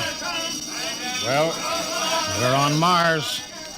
April 20th, 1987. 4:33 Greenwich time. Enter that in the log, Masters. Aye, sir. Well, gentlemen, it's less than 2 hours till dawn. As soon as it's light, we'll send out a landing party. Masters, get me an all-over hookup. All set, Captain. Now hear this. Now hear this. All right, men. The smoking lamp is lit. We're 17 men on an alien world. And it's up to us whether we ever get home again. Next few hours should tell the story. And I want instant obedience to all commands. I'll court-martial the first man who doesn't jump to when he's ordered. And one other thing. We may be on Mars, but this is still a United States naval vessel. Officers will conduct a personal and weapons inspection in 1 hour. That's all. Inspection, Captain. Now? Mr. Lustig, we've got an hour and a half to sweat out before we find out what's outside that airlock. I'd rather have a man worried about his stripes than about what's waiting outside on Mars.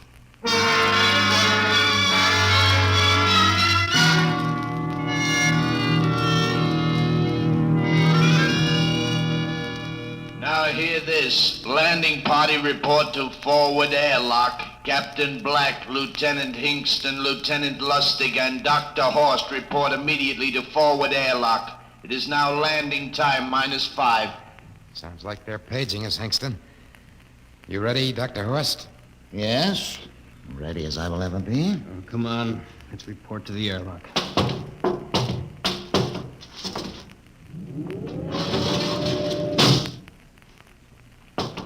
4 minutes to go. Hey, where's the captain? Who knows? What difference does it make? Just want to get it over with, that's all. Has anybody got a cigarette? I think you're smoking too much, Lieutenant Lustig. Are you nervous? Lay off, will you, Horst? Wondering what's hidden outside underneath that ground mist? Very unusual planet, Mars. Why? It has an atmosphere. Wonderful thing, an atmosphere. Where you find one, you find life. You mean Martians? What do you think they'll look like? Who knows? Intelligent life can take many forms. You mean they may have green skins and eyes on stalks or something? The comic book conception is possible. Or they may have developed to a point that is far beyond us. Perhaps they have a science that can produce weapons far more dangerous than our atomic missiles. You think we may have to fight our way out? After all, we are invaders. Now hear this. Landing time -2. Landing All time right. We heard this. I know what I'd like to find outside that airlock. Good old Illinois. You ever been there, Lustig? Only Chicago. Well, you ought to see my hometown. Green lawns, big white houses. Sounds like my hometown. My grandmother used to have one of those iron deers on the lawn. Every Halloween, we'd paint it another color. One time, we painted it black and white like a Holstein cow. Where does your family live, Horst? I have no family. When I was a child, they were gassed to death in the Dachau concentration camp. That's tough. Oh, it has its advantages. I have no ties on Earth. Nothing to lose now. I imagine I'm the only one on board who is free to enjoy our present peculiar position. All right, Lustig. You can button it up now. Aye, sir. Now, gentlemen, in 1 minute, we'll be the first men to set foot on Mars. Quite an honor, eh? As long as the medals are not awarded posthumously. Still uneasy, Dr. Horst? Captain Black, I've been uneasy ever since I can remember. On Earth and on Mars. Now, 30 seconds. Give me the intercom phone, Lustig. Masters? Aye, sir. Battle stations to be manned till we return. If we're not back in 2 hours, I want no rescue party sent out. Blast off and save the ship, you understand? Aye, sir. All right, gentlemen. 5 seconds. 4, 3, 2, 1. Lustig, open the outer airlock.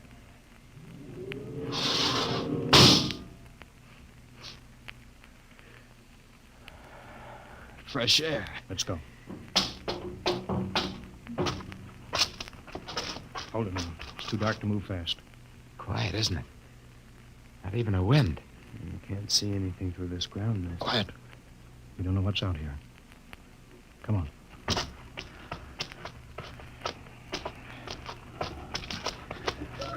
What the? Quiet! Captain. I could swear that sounded like a rooster. I don't hear it anymore.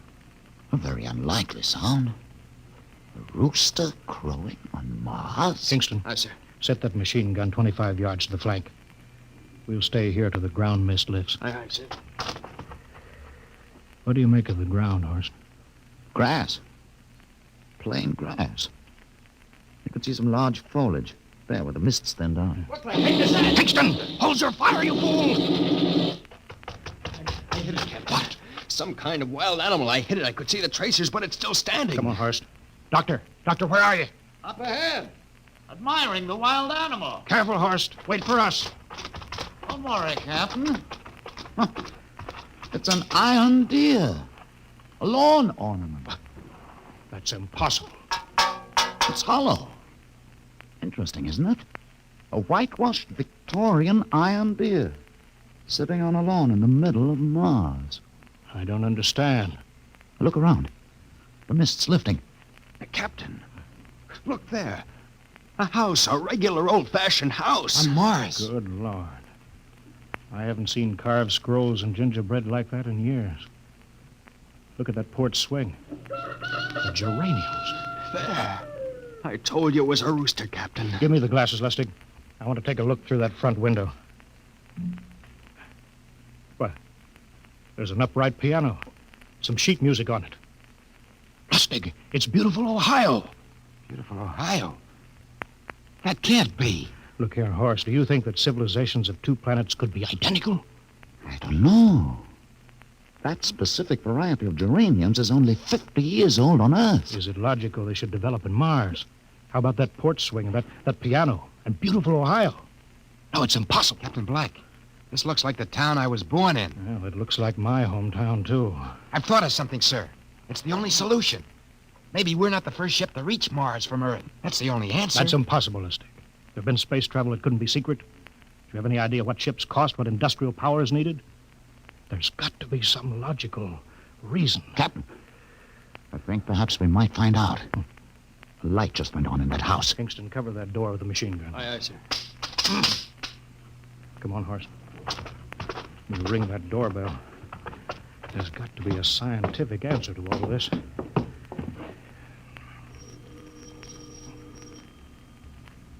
There's something moving in there. Stand back, Horst. Give me a clear shot. Maybe a Martian. Can I help you? We were looking... Well, if you're selling anything, it's much too early. No, wait a minute. What town is this? What do you mean? Are you census takers? No, we're strangers here. We want to know how this town got here. Is this a game? No, it's not a game. We're from Earth. From where? From Earth. Do you mean out of the ground? Hey, are you sure you're feeling well? Madam, we came in a flying ship across space. We're from the 3rd planet. This is Mars. Now do you understand? Mars. You go away now, you hear? I'll call my husband from upstairs and he'll chase you. Now go on. This is Mars, isn't it? This is Green Lake, Wisconsin, in the United States of America. Bounded on the east by the Atlantic and on the west by the Pacific. Now, go away. Goodbye. Of course, do you suppose it's really possible? I've got to find out more about this. For the last time now, go away. Pardon me, madam. What year is this? Year? Well, 1928, of course. Oh, for goodness sake. You hear that, Horst? And we know it's 1987. And we know it's Mars. Is it possible that we got fouled up, made some tremendous blunder, and circled around and landed back on Earth? In 1928? Or maybe some switch in time or dimension. Could we have shifted somehow and gone backward in time? Horst, it won't hold water. It's not logical. We've checked every mile. We went past the moon and out into space. We're on Mars. Find out anything, Captain? No, we're going back to the ship till I figure out some logical explanation for all this. Lustig, out at point. Aye, sir. Hingston in the rear. Keep that gun at half load. Aye, sir. Horst, there's got to be some cold, logical solution. Captain. What? That house down the street. The white one with the green shutters. Lustig, what's the matter? I never thought. Thank God. Thank God. Lustig, come back here. He's running for that house. That crazy fool. After him, quick. Lustig, stop. Come down off of that porch. Grandma! Grandpa! Lustig, what the devil do you think you're trying? Grandma and Grandpa, it is you. Lustig, what's going on here? Albert, why, it's been so many years. How you've grown, boy. Oh, it's so good to see you. Lieutenant Lustig. Oh, Captain. Grandma, I want you to meet my friend. This is Captain Black. Captain, I want you to meet my grandfolks. Howdy. Any friends of Albert's is friends of ours. How long you been here, Grandma? Oh, good many years. Ever since we died. Ever since you what? Oh, yes, sir. They've been dead 30 years. What? You mean to tell me that Mars is heaven? Oh, nonsense, no. All we know is here we're alive again. And who are we to question God's infinite ways? Lustig, we're going back to the ship. But, Captain, I want to talk to my Lieutenant grandfolks. Lustig, I don't like any part of this. You'll come back with us. I have to club you and carry you. Yeah, but, sir, That's they're enough. my... Heaven only knows what they've run up against back of the ship.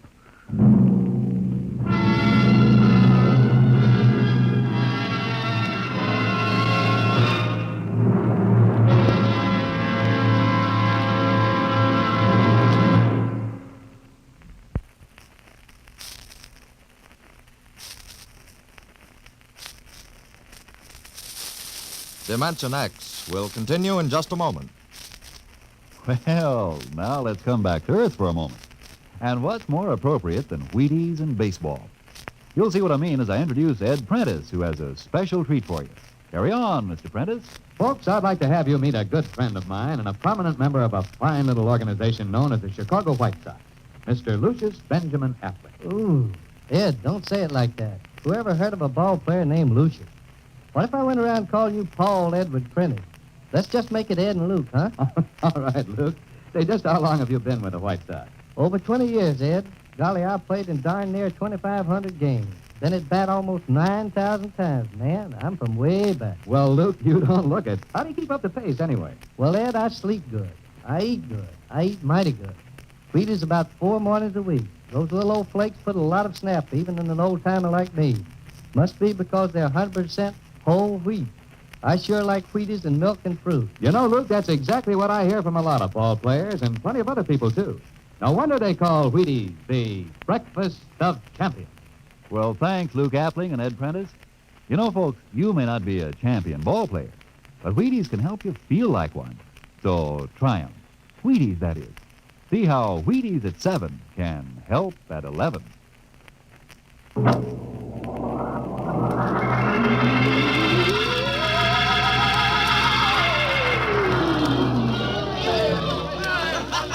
Horst, look at that crowd around the ship. Looks like we're being welcomed with a celebration, Captain. Celebration? They've abandoned ship. Every port is open. No guard set. You, Masters. Hiya, Captain. Meet my old dad. Dad, that's Captain Black, and he's not a bad guy for an officer. Of all the... Hingston. What, sir? Bring that man back. Use force if you have to. Excuse me, sir. There's my Uncle George. Hingston. I'll be right back, Captain. Uncle George. Uncle George. What the devil Don't is you going... understand, sir? They've all found friends and relatives. They're all here. He's right, Captain. I've counted. The whole crew's out in the crowd. But I gave orders. Definite orders. You don't understand, Captain. I understand mutiny. I don't care how many relatives show up. I'll have discipline on... Johnny! Johnny, you old son of a gun. Edward. It's you. It can't be. Of course it is. Johnny, you old son of a gun. Edward. Dr. Horst, this is my brother, Edward. How do you do? Hello. It's wonderful to see you, Edward. Look, I've got to get back to my ship. Hey, I almost forgot. Mom's waiting at home. Mom? And Dad, too. Mom? Dad are alive? Excuse me, Horst. Then you're real, then. Don't I feel real? How's that, huh? Ed, we've got lunch for you, Johnny. Mom's making corn fritters. Dr. Horst, haven't you found anybody? No, Captain. I have nobody. Then you come on home with me, right, Ed? Sure, you bet. Horst, you wouldn't believe it, but it's been 35 years since I had Mom's corn fritters. By George. 35 years.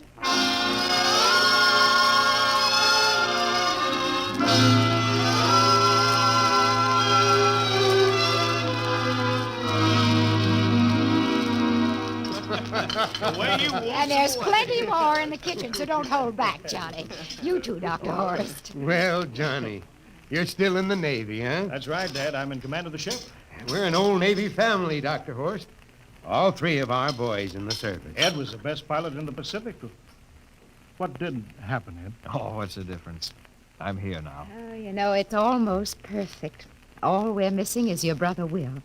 Then the whole family could be together. Well, it won't be long, Mom. Will's in charge of the XR-54. That's the next rocket coming out to Mars. Well, little Will. When does he leave, Johnny? Takeoff scheduled for September, but it depends on what we report. But there's no question about that now, eh? Christmas together again. That'll be something, huh? Yes, sirree. Well, this calls for celebration. How about a little of the old dandelion wine, eh, Johnny? Now, Father, don't you go giving Johnny too much wine. Oh, he's a big boy now, Mother. Well, sir, isn't everything just fine? Just fine.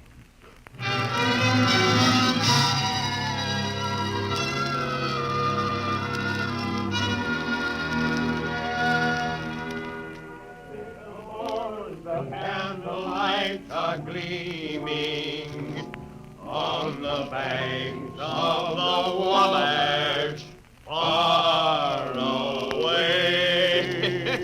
Hey, we haven't play another song. Sure, Well, Dr. Horst, what do you think of my little family, Very nice. You know, I can't understand why you didn't find any folks here, Dr. Horst. It's just a shame. Everybody else is so happy. I never remembered my family, Mrs. Black. All I know is they were gassed at Dachau during the Second World War. When I was liberated, I was in a delirium 3 months. I cannot remember anything before then. The psychiatric phenomenon. That's terrible. Isn't there anything anybody can do? I don't want to remember. Oh. I haven't had a pleasant life. I prefer to be free of emotional entanglements. They interfere with a scientific approach. I'm sorry, Dr. Horst. Oh, I'll get it. Hey, that's our ring, long and 3 shorts. I remember that. Well, maybe we'd better call it a night. You must be getting tired, Johnny. I'd better be going back to the ship. Oh, nonsense. You stay the night. We insist. Oh, I just couldn't rest thinking of you all alone on that ship. Oh, I'll be all right. Well, good night. Oh, wait a minute, Dr. Horst. That phone message was for you. Me? Yeah, that's right. A message from Anna. Anna? I don't remember any Anna. She asked if you were better. Perhaps she's someone you knew at Dachau. Anna? She said she's coming over here first thing in the morning. So you'll have to stay over. Yes, well, that but... settles it then. You stay here, Horst. You can bunk with me in my old room. Oh, but Johnny, we thought you'd like to be with Edward. So you could talk the way you used to. Well, we can't put Dr. Horst in the daybed. I think we better share the room tonight. There'll be plenty of time for talking, Ed. I guess so. Well, I suppose I better drop back to the ship. You know, Ed, security check. Well, why do you have to do that here? Well, I don't know. There's no good reason, I guess.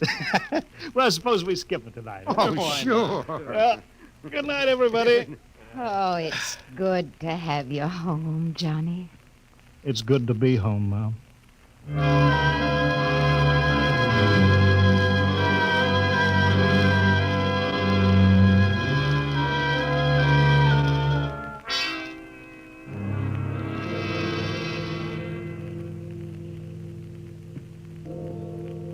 Captain Black, are you asleep? No. I just been thinking about what we were expecting. Green-skinned Martians with eyes on stalks. All the time there was only Mom and Dad and Edward waiting. It's funny what tricks your imagination can play on you. Yeah, I guess Mars is heaven, Horst. I've been thinking about Martians, too. Captain, just suppose there were Martians, and they saw us land. Suppose they thought of us as invaders. What would be the best weapon they could use against our atom bombs? I don't see what you're getting at. They would want to disarm us first, to wipe out all suspicion, to make us feel at home. But suppose this house isn't real. Suppose the people are just images, stolen from our own memories by Martians, created for us by telepathy, hypnotism. That's the craziest theory I ever heard. Maybe that's why there was no one for me. Because in all my life, there is no happy memory, no real loved person. How about that phone call from Anna? Yes. Anna. I didn't remember who she was, but I do now. I just remembered. When I was freed from Dachau, sick, delirious, I raved about a wonderful, kind nurse named Anna that took care of me. There you are. It's logical. She's coming to see you tomorrow. But there was no Anna. I'd been nursed by a man. What? Anna was only a dream. And there's only one way they could have learned about her. By reading my subconscious mind. But that's impossible, Horst. Why? The whole crew was thinking of home. Suppose the Martians read our minds. Yes, but if there are Martians... If there are, they have us separated. Each man in a different house. Sleeping. Trusting. No one at the guns. I left my pistol downstairs. Do you think there's something to this, Horst? It's a... Who would suspect his own mother? His grandparents? How easy. Just a knife in the heart of each sleeping man. It's impossible, Horst. We've got to get back to the ship. Listen. The crickets have stopped. Come on. We don't know when they change back to. Whatever they really are. Where are you going, John? Ed, well, we wanted to drink of water. That's all, Ed. You're not thirsty, John. You don't want to drink. You don't want Look out! to drink. His face, it's changing! And his hands, he's a Martian! Run, Horst! You can't Run! get away, John. You can't get away. This way, Horst! Horst, where are you?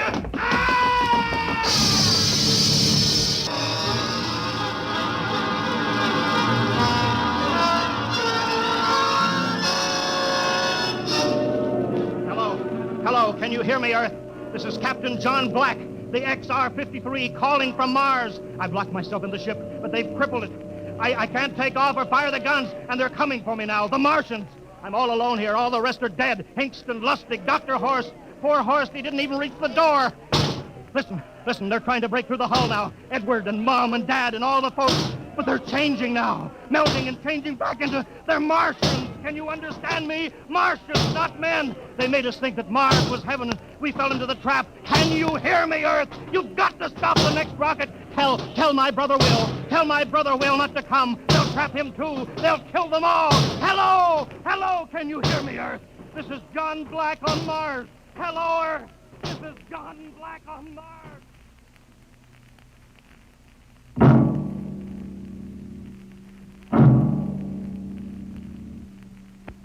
Tonight, Dimension X has presented and transcribed the Ray Bradbury story, Mars is Heaven, adapted for radio by Ernest Kenoy.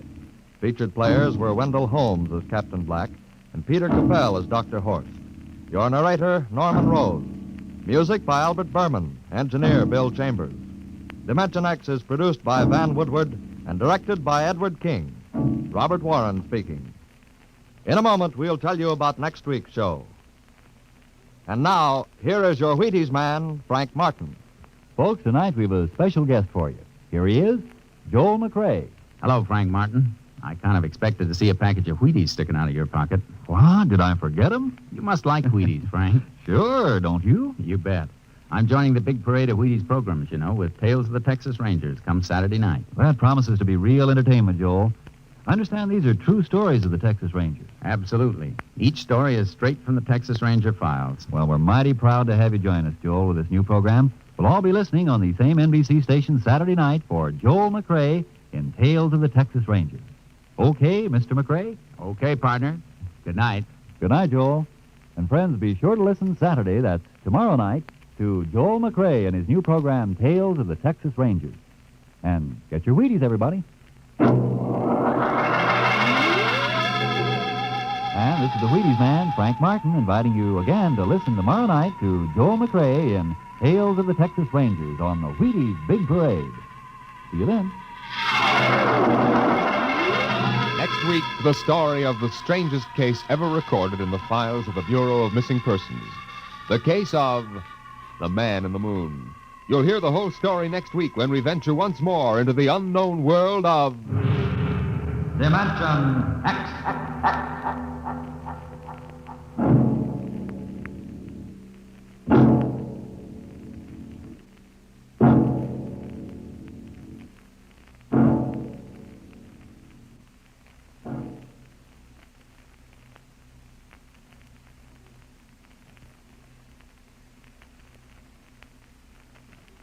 This is NBC, the national broadcasting company.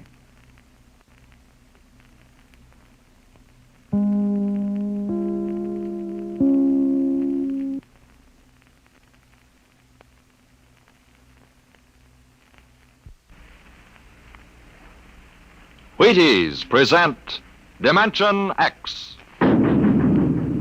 Adventures in Time and Space, transcribed in future tense.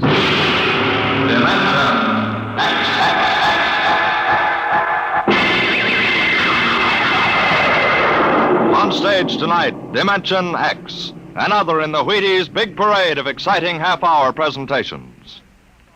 I don't mean to be too personal, mind you, but have you found out how Wheaties at 7 can help at 11? It's really very easy to find out, you know, and it's mighty worthwhile. Now, what you do is this. Come breakfast time some morning real soon. Dish yourself up a bowl of Wheaties. Crisp, golden flakes, 100% whole wheat. Add some fruit, add milk, and you'll be getting some real nourishment. And at 11 a.m., I think you'll begin to understand why. Because Wheaties have it. The whole wheat energy that makes such a difference come mid-morning. Wheaties have it, and it's for you. Now, see if you don't look better, feel better, smile easier every day that breakfast begins with Wheaties. I know, I do. See for yourself how Wheaties at 7 can help at 11. It's amazing, really.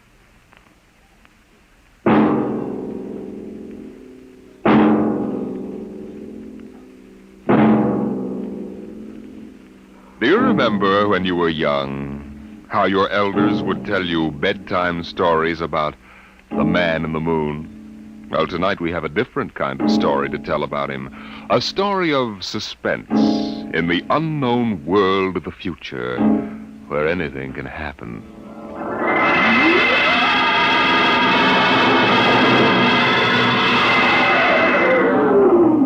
Attention. Attention.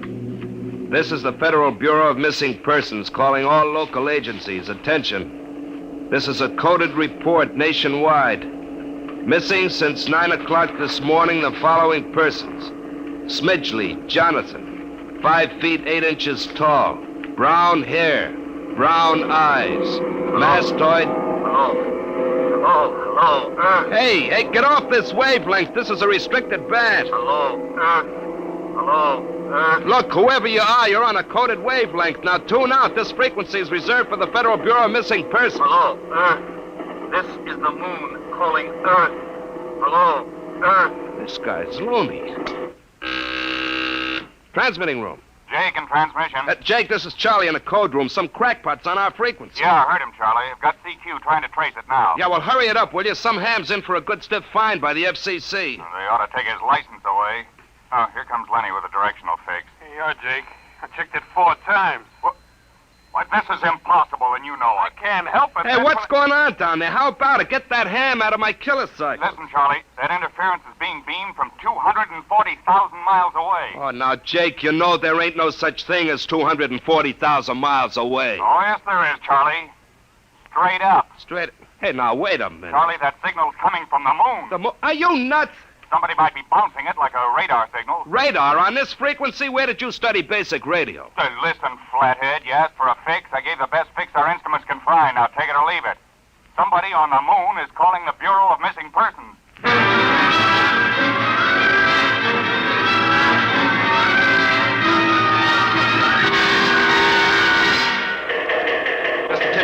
Mr. Timken. What's the sweat, Charlie? Shouldn't you be broadcasting? Now, listen, Mr. Timken, you know I'm a sober citizen, right? Never once have I broadcast with the smell of alcohol on my breath, right? In all your 12 years here at the Bureau, did I What's once... the matter, Charlie?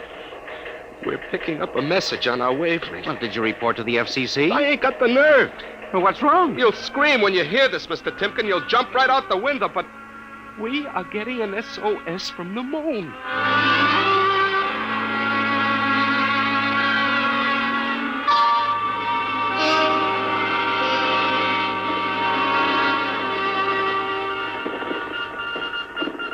That's got it. Started on voice and switched to Morse. What did he say? Let's see now. Can you read me? Help Otterburn. Will contact when the moon is in phase. Otterburn. Sounds like a name. Otterburn. Otterburn. Holy jumping Jehoshaphat. Hey, where you going?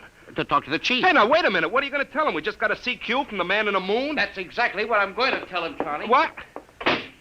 Oh, no. This is too much for me.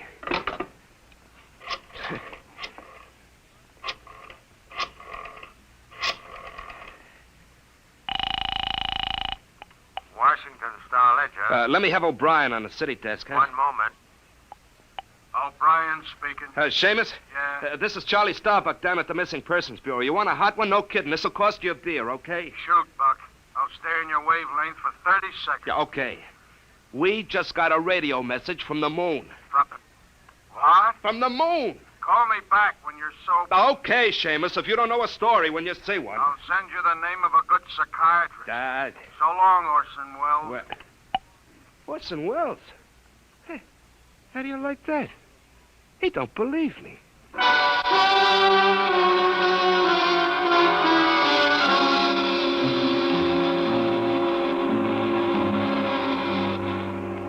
Otterburn, Mr. Wade. Does that name ring a bell? You're the man with the photographic memory, Henry. What about Otterburn? Cornelius Otterburn, atomic physicist, reported missing from his home in Baltimore on June 5th, 1945, just 5 years ago. Vanished completely.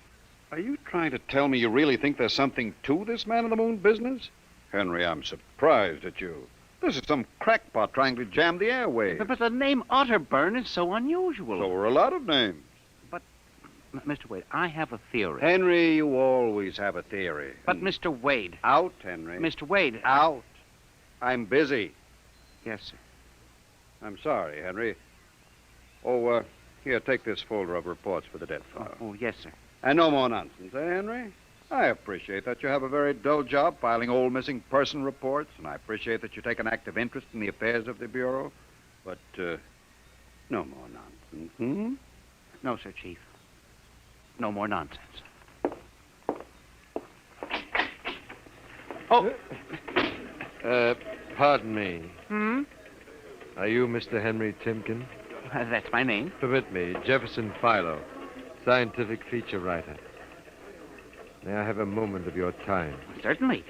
Just sit down at my desk right over here. Thank you. My, that's quite a stack of papers. Filing. I'm the records custodian of the Bureau. 12 years and never misplaced a record. Magnificent. Now, Mr. Timken. Yes? Mr. O'Brien, the editor of the Star-Ledger, said I might drop by and investigate a rumor. Only a rumor, mind you, that a message from the, moon? Well, we aren't certain it's from the moon. It may be a bounce. They have bounced radar waves off the moon, you know. Yes, I know. I wrote the first newspaper article on it. Oh, really? Well, I'd be interested to read it. I must have a copy in my briefcase. Well, don't bother. Oh, but I insist. There you are. I'll leave it on your desk. Well, thank you very much. Now, about this message from the moon, Mr. Timken. Well, we don't know for sure, as I said, but I believe that this message, wherever it originates, is from Cornelius Otterburn. The physicist? Oh, you know him. I once wrote an article on his contribution to nuclear mechanics. A brilliant man, Otterburn, years ahead of his contemporaries. Well, whoever is sending those signals, if he isn't on the moon, is at least using the moon as a sounding board, bouncing the signal. But why, Mr. Timken? Why? Look here, Mr. Philo. If you will come here tomorrow night at 8, we may learn the answer to that question. I have arranged with Charlie, our radio man, to let me use the equipment. May I consider this an invitation? You certainly may. Very well, sir. Until tomorrow night, then. Goodbye, sir. Goodbye, Mr. Philo. Goodbye. Lack a day.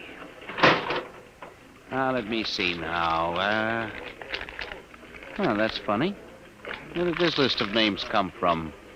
Paul Aarons, astromathematician. Robert Simons, electronic engineer. Carl Parker, mining specialist. Oh, this must have got mixed up with the papers on my desk by accident. It's a peculiar list of names.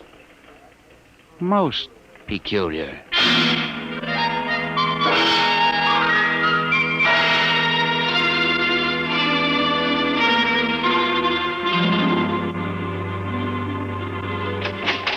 Good morning, Charlie. Oh, hi, Mr. Timken. I see we made the papers. Oh? And how? Mr. Chief steamed up about it. What did the paper say? Mostly ha-ha. Here's the Herald. Oh? Oh, brother, what a panty. Uh-huh. Oh, dear. Oh, my. No wonder Mr. Wade is hopping. About tonight, Mr. Timken, I don't know. Now, you promised you'd give me a key to the radio room, Charlie. Yeah, but I didn't expect this. Listen, Charlie, we've got to find out if there's something to that message. If Otterburn is alive somewhere and radioing for help, it is... Hold it. Time for the morning broadcast. We've got quite a list today. Well, do you mind if I listen a while? We may hear Otterburn. Oh, I ain't self-conscious. Stick around. Attention.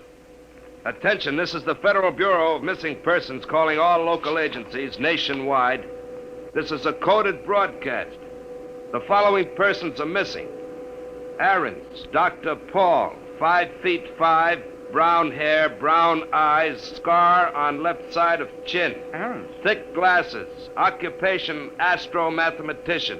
Missing since 6 o'clock this morning. Being sought by Bel Air police. Charlie. Repeat, Dr. Paul Aarons. Charlie, shut it off a second. Oh, now, listen, Mr. Timken. It's okay to stay, but you can't interrupt. This is important. Now, what time was Dr. Aarons reported missing? 6 a.m. We got the report from Bel Air less than an hour ago. Are you certain, Charlie? Yeah, positive. What is this? Charlie, what's the next name on the list? Let's see. Simons, Robert. What? Engineer. Came in less than 20 minutes ago. 20?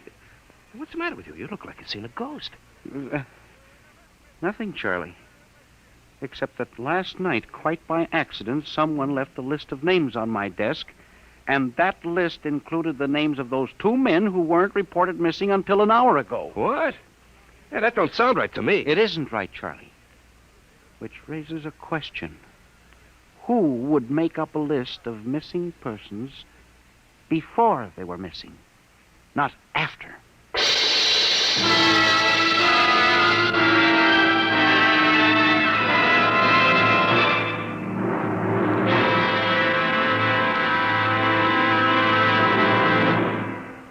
Dimension X will continue in just a moment. You know, friends, when I talk about Wheaties breakfast of champions, I mean something like this. Champions do eat Wheaties because they feel Wheaties give them energy they need and because they just plain like the way Wheaties taste.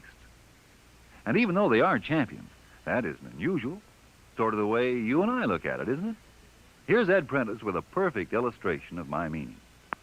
Now, young man, will you tell us what you do for a living? I pitch. You what? Pitch. You know, baseball. When you have a baseball team, you have to have a pitcher. I'm a pitcher. I pitch. Oh, yes, I see. And are you on a team? Yes, sir. I'm on the Cleveland Indians. Cleveland Indians, What is your name, young man? I'm Bob Feller, and you know it as well as I do, Ed. Sure I do, Bob. It's good to see you. This makes your 14th season playing with the Indians, doesn't it? Yep, Ed. 14 years. Well, tell me, Bob, how long you been eating Wheaties? Oh, about 20 years, give or take a couple. You mean you started eating Wheaties before you started playing ball? Why, of course. What's so strange about that? Most people start eating Wheaties before they get to playing ball. In fact, most people never start playing baseball.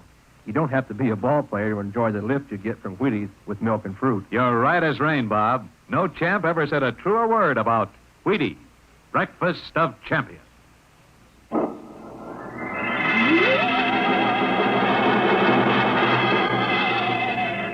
And you say this list of names was left on your desk accidentally? I believe so, Mr. Wade. Do you have any ideas? Well, it's hard to say. Mr. Philo left some papers from his briefcase. Mr. Philo? A science feature writer. I see. You were the leak on the story, then? Oh, yes, sir. I'm afraid I was. I didn't think it would be treated as a laughing stock. Well, we'll deal with that later. What's this Philo like? Well, he's strange. Bald, thick glasses, tall. Seems to know a great deal about scientific data, but being a science writer... Is there any other possibility? I don't know. But I do believe that this is all hooked up with the broadcast from Otterburn. That seems like a very remote possibility. A missing persons bureau deals in remote possibilities, Mr. Wade. Henry, I do not require a statement of policy. What's the theory? Mr. Wade, I have discovered that each year literally thousands of persons vanish, leaving no trace. They are never located. Where do they go? Nobody knows. And?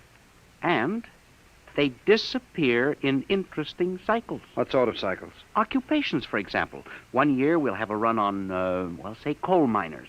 Next year the proportions of engineers increases, then scientists... What do you think happens, Henry? Well, I don't know, Mr. Wade. But I'm beginning to suspect that somebody else has discovered the same phenomenon.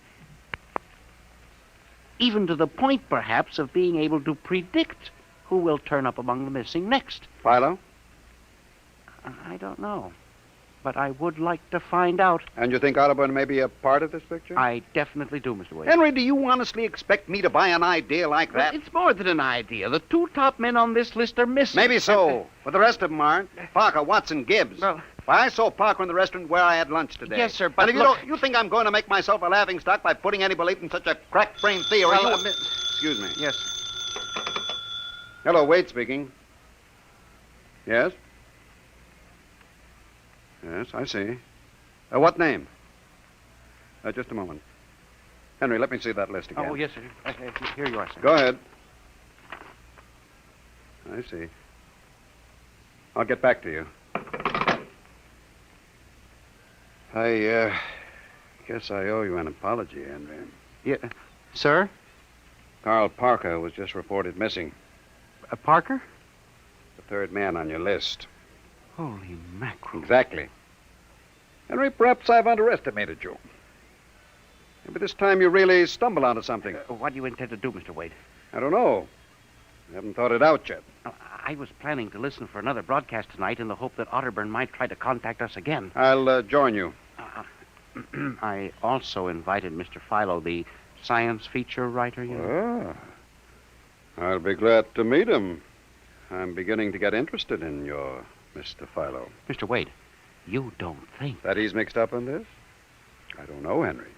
Well, Mr. Wade, let's contact the police. No, Henry, I think we're better off keeping this between ourselves for the moment. I don't want the police laughing at the Bureau if you're wrong. I don't know, Mr. Wade. Besides, there may be more danger than you realize.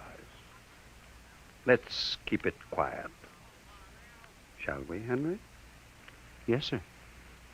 I didn't realize there was any danger.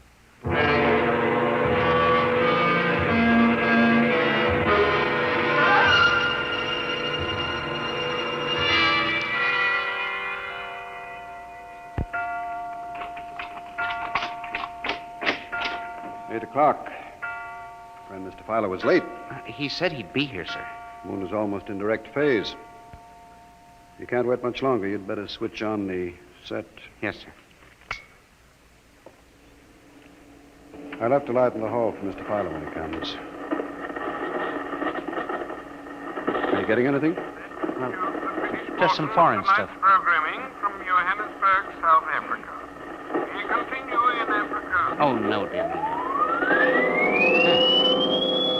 That's a very peculiar transmission sound. Earth. Earth. That sounds like something. See if I can work the selector here. The moon is in phase. Yes, sir. Hello. Earth, can you hear me? I'll try to return. Hello? Hello? Hello, Earth. Hello, do you hear me? I get you now. Thank God. Who are you? Can you hear me? Who are you? This is Professor Cornelius Otterburn. Hello? Go on, I hear you. Not much time. They're on to me. They've located my sending point. You hear me? Go ahead, keep talking. I've only enough oxygen for a few minutes more. Well, where are you? I'm on the Earth side of the moon. You get that? The Earth side of the moon. A volcanic crater. Good Lord. Start that recorder, Mr. Wade. Go on, explain, please. Explain, please. Closely. There's an Earth colony on the moon. There is an Earth colony on the far side of the moon. Made up of renegade scientists and criminals. Professor Ernst Holtzman. Holtzman, he died in an insane asylum in 1938. Professor Ernst Holtzman discovered nuclear rocket power in 1935. Turned his plans over to escaped inmates of the asylum. They took off and set up a colony on the far side of the moon in 1938. Go ahead. We're recording you. Each year, they recruit new colonists from Earth. Slave labor mostly. Some women, scientists. The oxygen problem is a big one. I was kidnapped in 1945. Yes, we know. Keep talking. They wanted me to work on atomic drive with their flying discs. Hello? We're still getting you. Go on. 6 others and I escaped. Speak louder. Not much oxygen left, getting weaker. We pulled what little oxygen we had. The others, dead now. Thank God I reached you. You've got to stop them. Stop them. Stop who? The moon colony, planning to take over the Earth. Listen, they have agents on Earth. Hear me? Agents on Earth? Where? Who? Hello? Hello? Agents in... Henry, look out. The light. Someone at the window. Get down. Henry, are you all right? I think so. Oh, his shot smashed the transmitter. Strike a match. Careful. Whew, that was close. I got a look at him. From the description, it was your Mr. Philo. Well, we got a recording anyway, but not the most important part of the message. Henry, we've got to get you out of here. You said they have agents. Philo's probably one of them. He'll be looking for you now, trying to kill you. The police, You Mr. think the Wade. police would believe a fantastic story like this? People being kidnapped to the moon as slave labor? Moon colony planning an invasion of the Earth? Henry, believe me, they'd clap us into straitjackets before we could finish. We've got to do We something. need time to get proof. Well, we can't walk out of here. Philo's probably We waiting. can only figure some way. Wait, I know. How? Listen, there's a service elevator that leads to the basement garage. My car is there. Mr. Wade, By let's the call time the the police get here, we'll be dead. You think Philo will wait outside all night? Come on.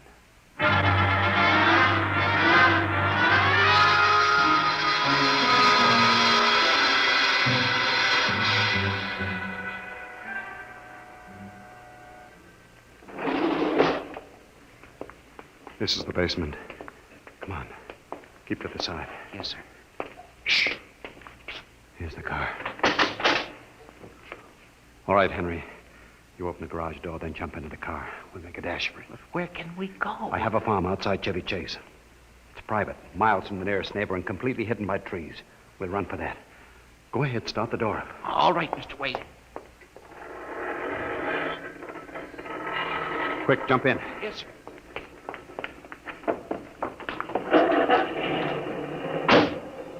All right, here we go. Cross your fingers, Henry.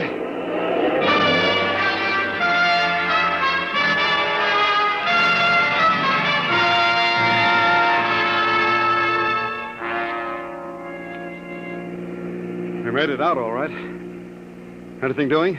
Well, there's a blue coupe behind us. It seems to be following. I'll cut up Pennsylvania Avenue and out Route 1 toward Baltimore. It is following. He turned with us. Can you go faster? Not much faster. He's gaining on us. I've got an idea. Hang on, Henry. Yes, sir. Why did you stop? Turn off the lights, quick.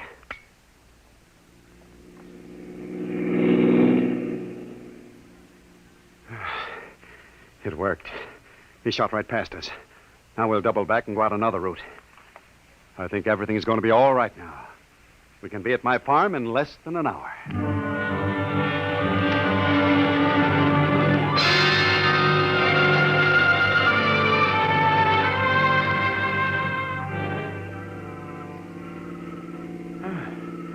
This place is really out in the wilderness, Mr. Wade.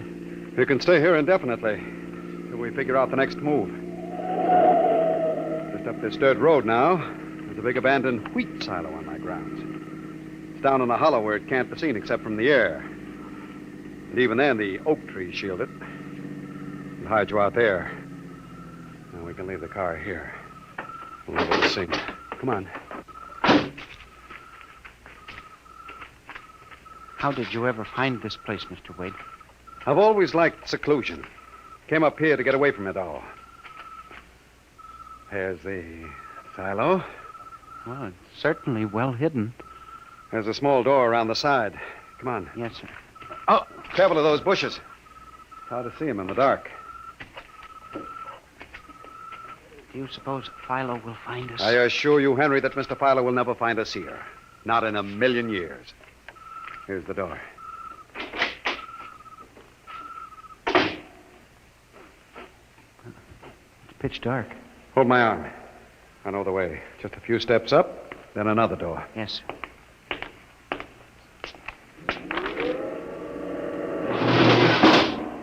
Steel. This is an unusual silo. Double walls, wood outside, steel inside. Completely fireproof. An army couldn't wreck it. We're inside the inner shell. Careful.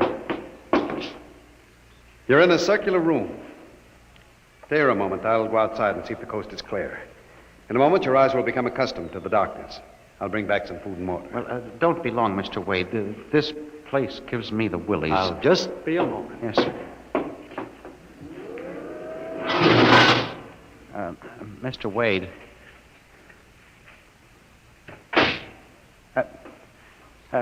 Mr. Wade.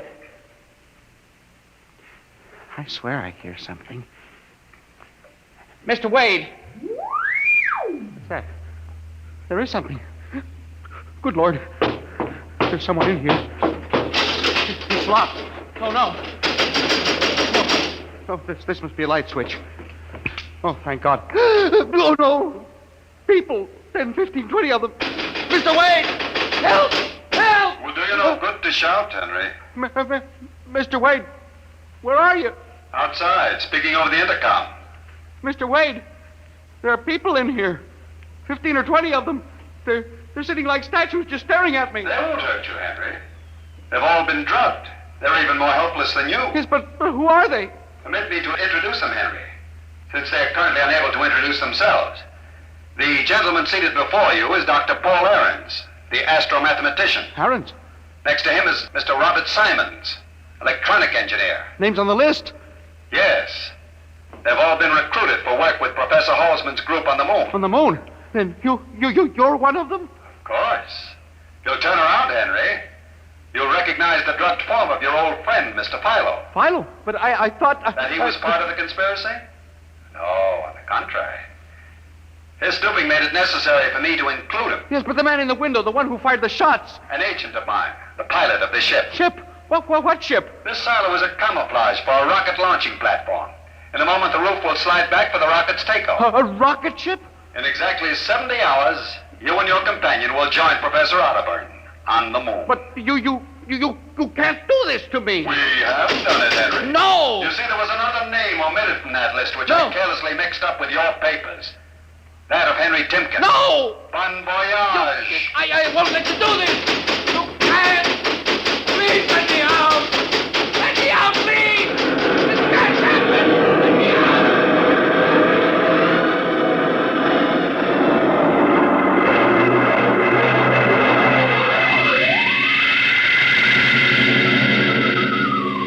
Attention. Attention. Missing since 8 o'clock last night, the following persons. Timken Henry, age 45, height 5 feet 8, brown eyes, slightly balding.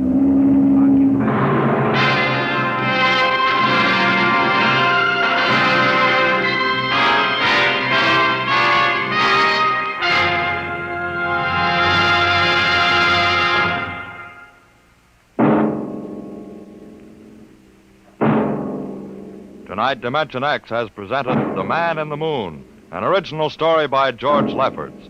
Featured players were Louis Van Rooten as Henry Timpkin and Santos Ortega as Wade. Your narrator was Norman Rose. Music by Albert Berman, engineer Bill Chambers.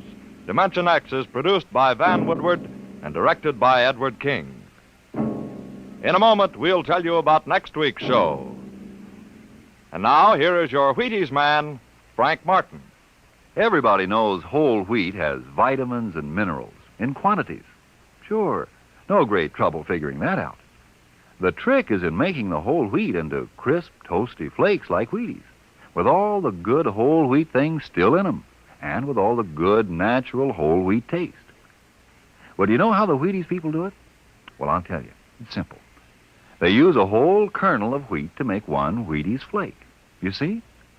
No wonder Wheaties are good for you. And you know how good they taste. Crisp, sweet as a nut, simply wonderful.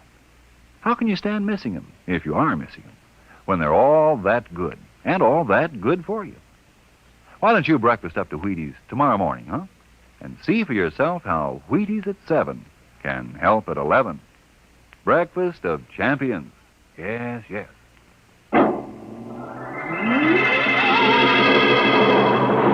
Next week, a strange and thrilling story of the foreign underground, of a brilliant young scientist and his wife whose only chance for escape from the secret police lay in a world that is beyond infinity, the world of...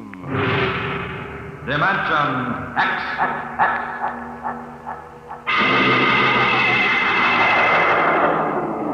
And this is the Wheaties man, Frank Martin, inviting you to listen tomorrow night to Joel McRae in Tales of the Texas Rangers on the Wheaties Big Parade. See you then. This program was transcribed. Jack Blake tells the story of the underworld next on NBC.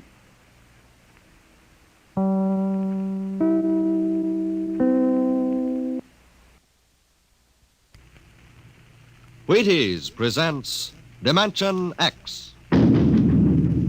Adventures in time and space, transcribed in future tense. Dimension X. On stage tonight, Dimension X, another in the Wheaties Big Parade of exciting half-hour presentations. If you're a mother or a father with a warm spot in your heart for pink-cheeked, happy-eyed youngsters, here's something you should know. Good food builds good health, and Wheaties are good food. Now, I don't know what you've been doing about breakfast for the kids, but did you know that every Wheaties flake is a kernel of wheat? With the sunny, wholehearted goodness of field-grown wheat in every flake? With the full strength of whole wheat vitamins, minerals, proteins in every flake? Well, it's true. Whole wheat in all its richness. That's what you furnish when you fill the cereal bowl with Wheaties. But don't slip up. See that they get Wheaties. Crisp, sunshiny, good. Pour on the milk, put on the fruit, and know the youngsters are getting all that whole wheat can give. Do that now. Wheaties. Breakfast of champions.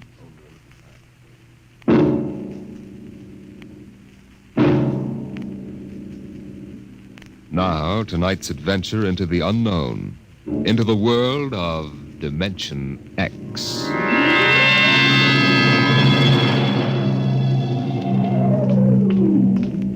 Somewhere in Europe, a man is walking through the darkness down a cobblestone street. It's early evening still, only a little past 8, but the street is strangely deserted. He pauses, looks behind him, then knocks quietly on a door.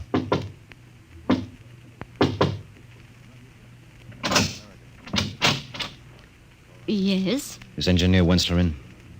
What is it, please? Mrs. Wensler? Yes. I'm selling brushes. We have a nice line of brooms. They sweep well. Do they sweep the little or the large? Both. They're especially fine for the large. Come in. What cell are you in? I'm not with the Underground. I'm an American, newspaper correspondent. It's all right. Chief 9 said I should see your husband. He gave me the password. Look, you know the Americans are on your side. Well, I don't know. My husband is not home at the moment. If I... Ava, who is it? Someone to see Alan, Father. Oh. My father-in-law knows nothing. Don't say anything which might disturb him. Okay. You wish to see my son, Mr. Arnold. Yes, a friend asked me to look him up. Mr. Arnold is an American correspondent, Father. Oh, an American. It is not often I have had the chance to talk to an American these days. Things have changed, haven't they? Yes, these last few years, we have been out of touch with the world. I was working in my laboratory, Mr. Arnold. Would you care to come in while you wait for my son? Father, not the laboratory. But we cannot ask our guest to sit alone in the library. And besides, I would like to talk. Huh? This way, please. Thank you. Mr. Arnold, I know nothing of politics. My only interest is science. Come, I will show you what we are doing. A most interesting experiment. Really very interesting. Oh, Dr. Wensler. Oh, this is Dr. Erickson, my associate. Dr. Erickson, Mr. Arnold. An American. Yes. Dr. Wensler, is it advisable to allow strangers in the laboratory? Oh, Mr. Arnold is my son's friend. Dr. Wensler, you will recall that the last directive... It has no bearing on the work we are doing. Our experiment is in the field of pure science. It has no military application. But the directive said... Dr. Erickson, may I remind you that I am still in charge of this laboratory. Very well. If you will excuse me, I want to test a new diatomic catalyzer. We'll do that. Sorry, Dr. Wensler. I'm afraid your friend Erickson doesn't like my looks. Oh, no. It's not that. It's just that he is worried. He's worried for me. Afraid that someone will misinterpret your visit and report me to the authorities. He's my most loyal and trusted assistant. But he tends to exaggerate the danger. Well, I hope you're right, Doctor. Say, this is some setup you've got here. That 10-foot plastic cylinder, what's that for? Every experiment must have a focal point, and that transparent cylinder is ours. Mm-hmm. The objects upon which we wish to work are placed inside and brought under the catalyzed beam over here. Eva! That's Alan now. Excuse me, I go and tell him. What is this experiment you're working on, Dr. Wensler? A very interesting new problem. You say you are not a physicist or engineer, Mr. Arnold? No, I'm not, but I can follow you, if that's what you mean. Yes. Well, we have been working with the problem of subatomic particles. Now, in attempting to manipulate them, to bring them closer to each other, we have discovered that we can shrink objects, reduce them in size. Well, that's very interesting. How much can you reduce them? Half size? Oh, much more. We can make objects become microscopic and still retain their characteristics. Doesn't seem possible. We can make them even smaller, much smaller. Theoretically, in fact, down to atomic dimensions. Well, as I said before, I'm no expert, Dr. Wensler, but tell me, what's the point? What good does it do to shrink anything down to that size? You do not understand. Man has never actually seen an atom. But if we can reduce a camera and recording instruments to the atom size, then we would know the secrets of the universe. Mm-hmm. Ah, there you are, Mr. Arnold. Hello, Alan. You can't be interested in this. Why don't we go into the study and talk? But Mr. Arnold is interested. Well, sir, maybe I'd better talk to Alan at that. Excuse me, Dr. Wensler. I'm meaning to ask you if you think you can get along without me for a few minutes. There's something I must do. It's important. Yes. So long as it will not take too much time. No, it won't take me long. It has been a pleasure, Mr. Arnold. I shall see you soon, I hope. Yeah, sure. Okay, Alan, let's go talk.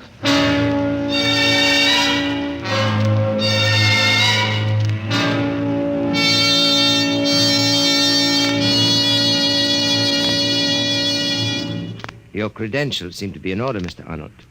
I talked to our chief after Ava explained why you were here. I don't agree with him. Look, Alan, you think the chief of your cell would have let me come here if he didn't think I was trustworthy and could help? I know, but... Public opinion can't be marshaled overnight, you know. Not even in America. Suppose the revolution is successful. It will be. All right. Your only chance to make it stick will be in recognition by our government and immediate help. Now, my stories can do a lot to lay the foundation for that. And with the date of the uprising so near... You know too much, Mr. Arnold. If this should leak to the secret police... Don't worry about it. It's my neck as much as yours. What do you think, Ava? Chief Nine said he was to be given the fullest cooperation. Very well, then. What do you want to know? Question 1. What makes you think this revolution really has a chance? You can't fight tanks and guns with just your bare hands. Mr. Arnold, we believe the Wensler machine can solve our biggest problem. What's that? How to collect arms without being attacked by the secret police. Oh, yeah. Yeah, I see. Now, suppose we could reduce all our equipment, electronic guns, ray gas, anti-tank blaster, anything which could be brought in unassembled, reduce it to so small a size that a woman's handbag could hold enough to equip a regiment. You see what that would mean? Yeah, sure. No one would think of looking for a cannon and... Precisely. But Father's machine and the cylinder were necessary for the reduction. That's why our supply depot is right here. Here? Yes. When the day arrives, we'll enlarge the arms and pass them out. Yes, but where's the stuff now? Eva, Yeah. please get me that model from the mantel. Oh, of course. Here you are. Take a look at this, Mr. Arnold. Well, that's a model of an anti-tank blaster, complete to every detail. Not a model, Mr. Arnold. This is an anti-tank gun, reduced in the cylinder by the Wensler process. At the proper time, we shall enlarge it, wheel it out through the garage, and set it up. When the men assemble, we pass out the rest of the arms, and we have our revolution. A division of men, properly armed, can take the city. Let's get back to the laboratory. Father will think it odd that we have been gone so long.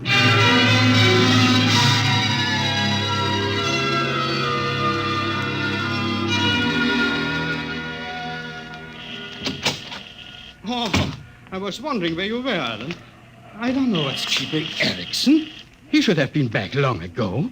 I need some help on this circuit Of here. course, Father. What are you doing? Erickson, I have amplified the effect by putting another diatomic catalyzer into phase. I want to give a test run, Alan. If you will bring one of the animals from the cage. Yes, Father. Animals? Yes, we are experimenting now with the reduction of living animals, guinea pigs. How does it work?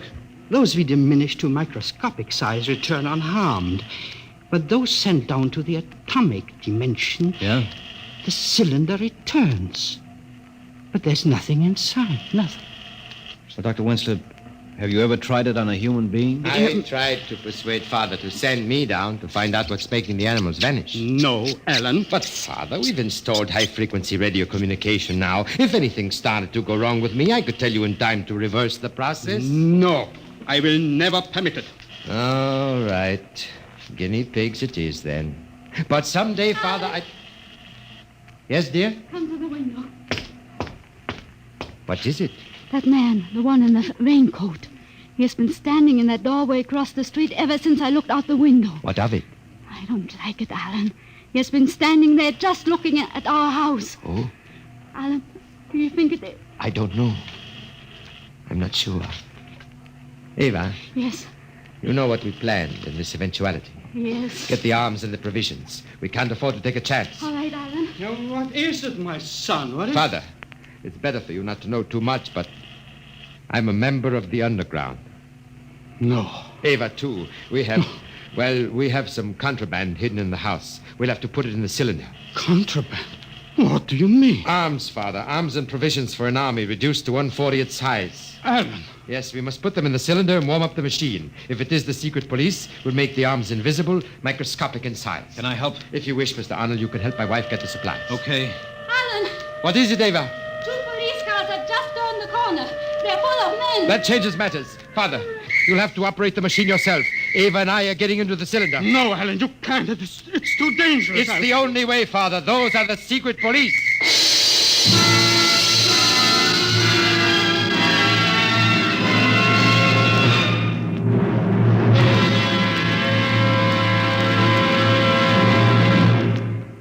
Dimension X will continue in just a moment. Tomorrow morning, get up and get at 'em with Wheaties to help. Now, does that sound as if I just made it up? Well, listen, folks. It's real. It's so. If you'll pour the Wheaties into a bowl tomorrow morning, if you'll pour on cold milk and put on the fruit you like best, if you'll do these things, you can honestly feel a difference all morning long. And here's why. Every golden Wheaties flake, every flake is made from a grain of wheat. That's why every flake of Wheaties gives you full whole wheat vitamins and minerals and the amazing energy you'll notice still with you by 11 in the morning. You simply cannot miss, because it's a fact. You do better by yourself on a better breakfast. Whatever your job, if you'll start the morning with a reasonable meal, you should find yourself working better, feeling better, even looking better all morning long. Yep, 7 o'clock Wheaties, 11 o'clock, still feeling good and working happy. You try it now. Not somebody else, but you. You may be pounding a rug or pounding a typewriter tomorrow morning at 11. You may be driving a tractor or driving a bargain. But you're going to feel the difference with Breakfast of Champions tucked inside. You try it. Really now. See how Wheaties at 7 can help at 11.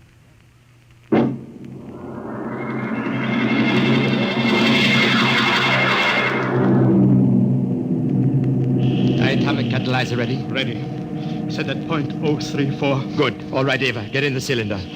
Alan, I can't let you take the chance, Alan. Isn't it enough to make the supplies disappear? Not for the secret police. They must know something, otherwise they wouldn't be here. But how could they prove anything? No, Father. Every man has his breaking point, and I can't afford to gamble with the lives of others. I don't know how I'd react on the torture. Torture? Oh, Father, you are naive, but don't worry, you'll be safe. Everyone knows you aren't interested in politics. And Mr. Arnold is an American. Perhaps that will protect him. They're coming now. Oh, my son, what have you done? There's no time for recriminations now, Father. I'm getting in with Ava. Arnold, will you help my father with the machine? And after? Yes, I'll do whatever I can. Thank you. Now, take us down to submicroscopic size. Yes. Hold us down until the police have gone. Tell them we've left. They won't dare meddle with the machine. Tell them it will mean death to anyone who gets in the way of the beam. When they're gone, bring us back up. I'll maintain radio silence until I hear from you. Very well, my son. There they are. The machine's warmed up. Move over, Ava. I'm coming in. Let me... That's it. I've switched on the radio. If you can hear me, secure the porthole, Arnold. Okay, we hear you. Porthole secure. Ready, Father? Yes. Are the oxygen tanks all right? Ava? Yes. They're breaking down the door. Atomic setting 034. Preliminary release. Temperature? 27 degrees centigrade, 760 millimeters pressure. Hurry, Father! Very well. Now.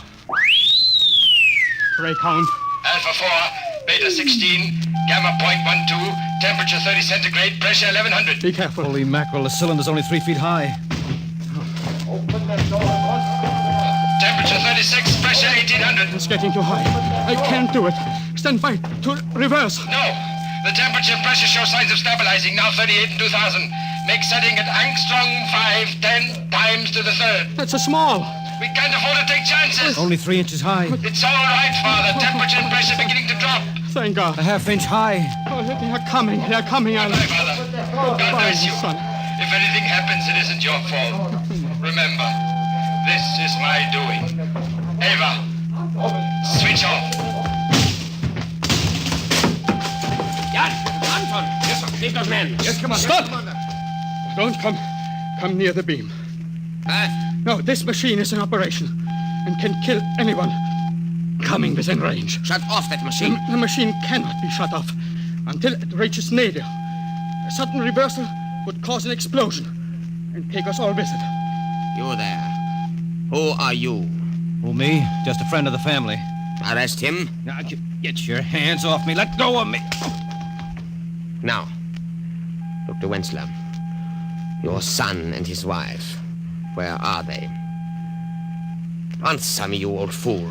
They left a few minutes before you came. Left? Jan, I told you to watch all the exits. We did, Commander. Mouse could not have escaped. I swear it by the leader. They are not here. You. What do you know of this? I told you they left some time ago.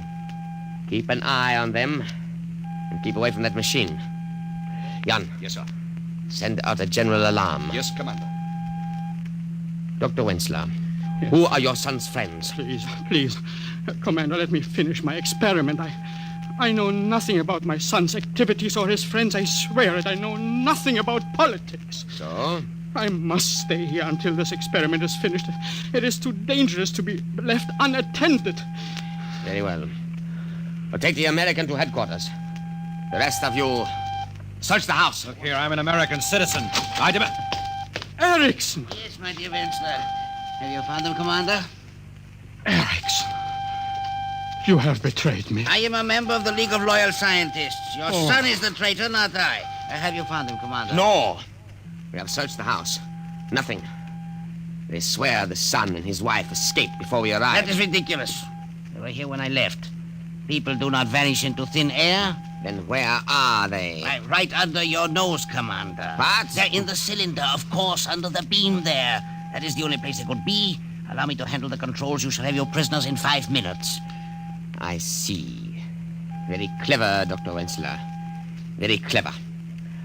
All right, Erickson, you take charge of the machine. You spy, you traitor. Don't let him touch that dial. No. Grab him. You won't. There. He has set it for subatomic dimension. What does that mean? Whatever is in that cylinder has become as small as the atom. Then shut it off. It has almost reached nadir. We must wait 10 seconds, then reverse polarities. The machine has reached nadir. Angstrom 10 to the minus 11. We must now wait 10 seconds. 1, 2, 3, 4, 5, 6.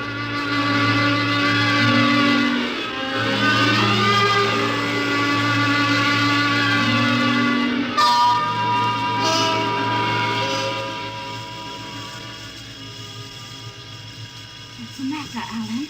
I don't know. Something must have gone wrong. Alan, look out there. Why, it's the solar system. It's coming at us so fast. Look, the sun. The sun? No, that can't be. Ava! That's the nucleus of an atom. We've reached the subatomic dimension. That sun is the nucleus, and those planets are the electrons revolving about it. That planet coming up at us. There on the other side of the sun, I mean the nucleus, is... An electron. It's growing in size. We're heading straight for it. They're coming down on it. They are going to land.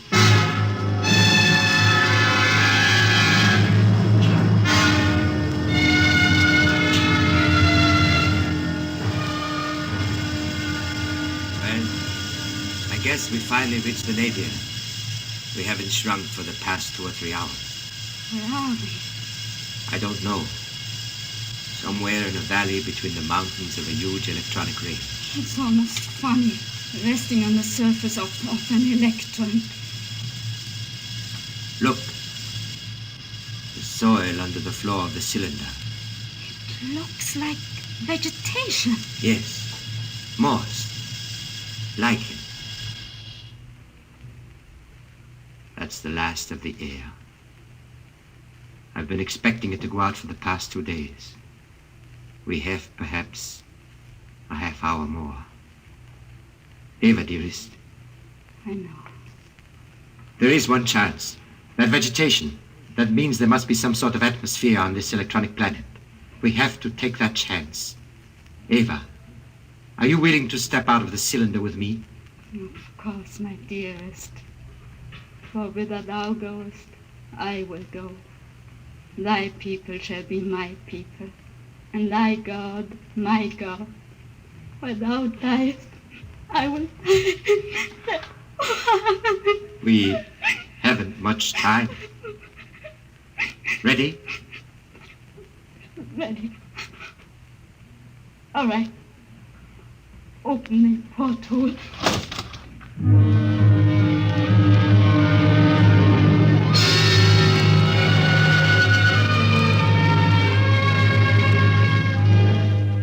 Seven, 8, 9, 10. All right, 10 seconds.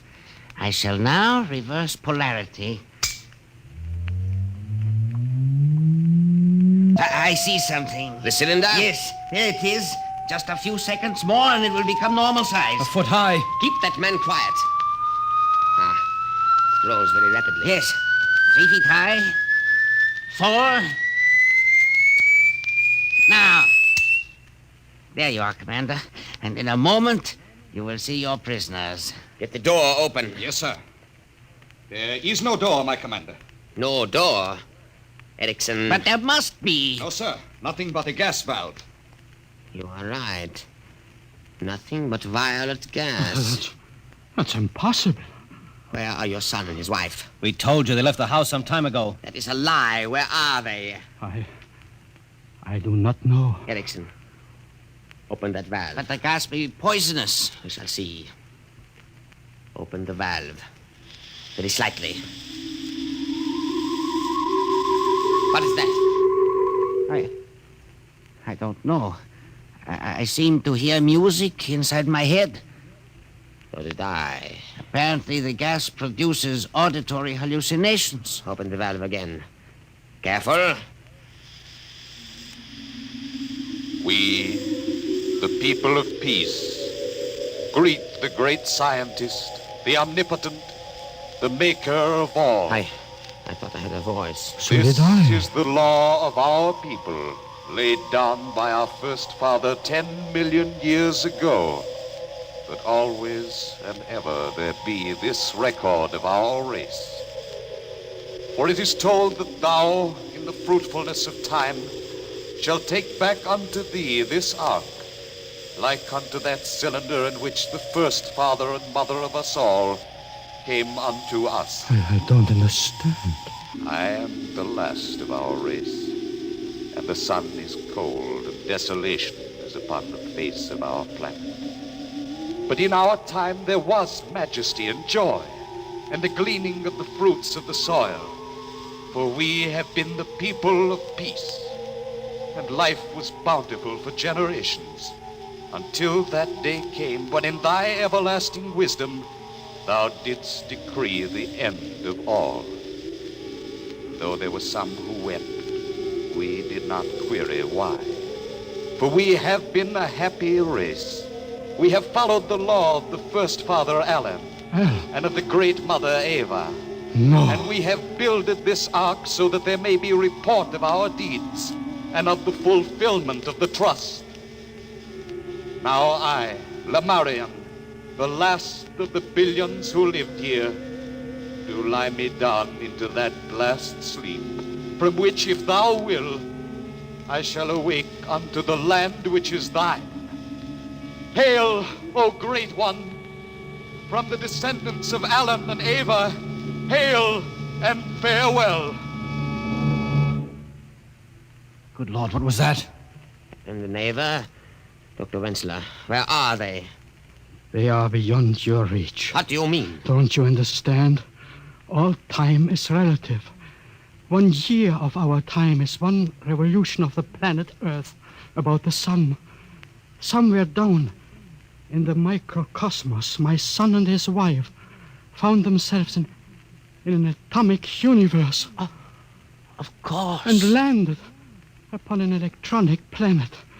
That planet whirled around its sun, the nucleus of an atom, 1,000,000 times in the space of a second. Our second. Dr. Wenzler.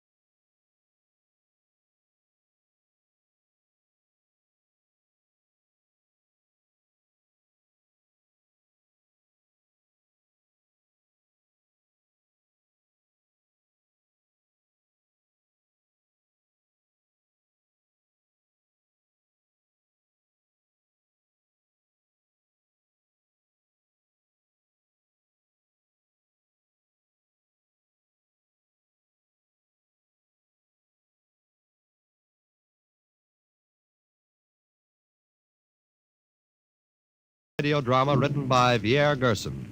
Featured in the cast were Les Damon as Arnold, Lotta Stavitsky as Ava, E.A. Krumschmidt as Dr. Wenzler, and Joe DeSantis as Alan Wenzler. Your narrator was Norman Rhodes. Music by Albert Berman. Dimension X is produced by Van Woodward and directed by Edward King. In a moment, we'll tell you about next week's show. And now, here is your Wheaties man, Frank Martin. This is Ed Prentice batting for Frank Martin to bring you a word from a fellow most of you know. Lucius, would you step over here, please? You bet, Ed. Folks, I'm Luke Kaplan. I've been playing shortstop for the Chicago White Sox practically forever. Yes, it is practically forever. This makes your 20th season, Luke. Do you think it's going to be a permanent job? Well, you know, Ed, I play baseball like I eat Wheaties. Just get set and plow right through. Wheaties and baseball just seem to go together. The Wheaties give me the energy to play more baseball, and a tough game gives me the appetite to eat more Wheaties. I think it's a real nice arrangement. Well, Mr. Appling, if you're happy, so are we. Thanks a million to our real Wheaties champion, Luke Appling.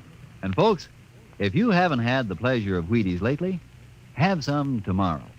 Wheaties, breakfast of champions. And eat happy. Next week, a strange story of other worlds. The story of the barbaric potters of Firsk. Another adventure into the unknown world of tomorrow. The world of... Dimension X.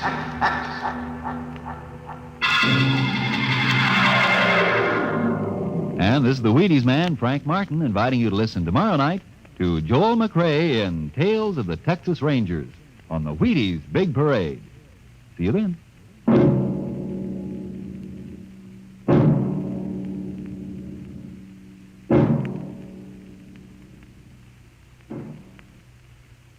This program was transcribed. Stay tuned for Stories of the Underworld by Jack Late on NBC.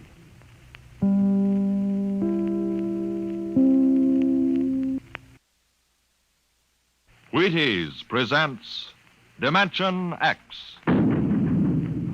Adventures in time and space.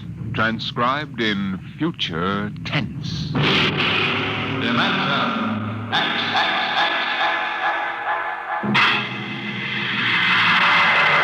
On stage tonight, Dimension X. Another in the Wheaties Big Parade of exciting half-hour presentations. Just about the time you're getting up tomorrow morning, you know what's happened? You've been without food for so long that you gotta get more if you're going to get your work done. That's why first you need your Wheaties. Sure, Wheaties. Because when you dip into those golden flakes, you're getting real whole wheat. Yup, every single Wheaties is a kernel of wheat. And you know what that means? Vitality for working well, feeling well, looking well. Whole wheat energy, whole wheat vitamins. All the goodness of plump whole wheat in crisp little flakes that are mighty nice to meet any morning of the week. So be good to yourself. Tuck into the Wheaties at 7 a.m. and see if you don't feel the difference. Have yourself breakfast of champions and see how Wheaties at 7 can help at 11. Come on now, try them.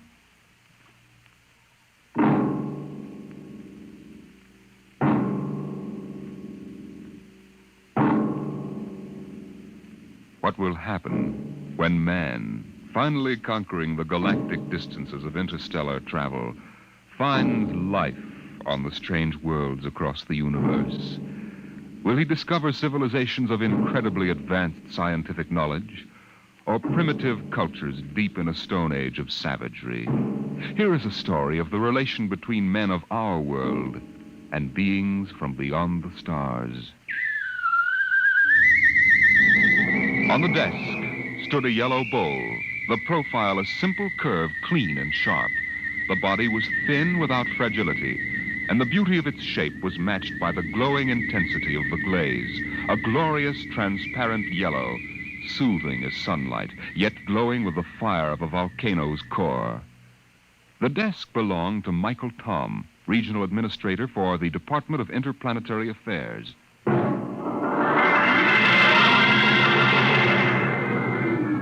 That bowl? Why, it's a souvenir. I got it many years ago on the planet Firsk. I'd been out on the Channel Planet in the Frontier Service for 19 months.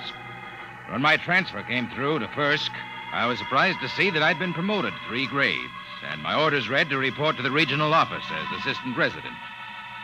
My ship came in at Pinole Pond Spaceport, and I was met by the office car and chauffeur.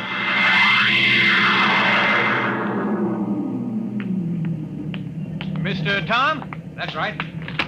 I'm Wirachek, sir. Welcome to Firsk. Thanks. Well, I didn't expect to find a 1992 Rolls here. The resident had it shipped out in parts. Mr. Koval changes every year for the new model. Pretty smooth. Hey, this is certainly different from the Channel Planet. Nothing there but ice, frost fleas, and the dullest aborigines in the system. Well, you won't find the aborigines very dull here. What kind of people are they? The Mituan? Well, they're humanoid. Very close to us systemically. Tall, sort of amber-colored and graceful. Oh, is that one, the girl balancing the bowl on her head? Yeah. Yeah, she's a Mituan. Uh-huh. There isn't a very big human population at Firsk. Well. Looks like Mike Tom has found a home in the service. You haven't met Mr. Koval yet, have you? What do you mean by that? Oh, nothing, sir, nothing.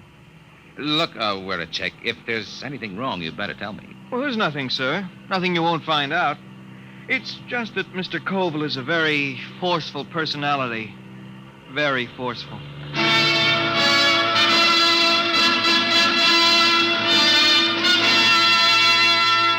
We drove through Penulpan, threading our way through narrow streets between rows of low houses of reed, parchment, and wood.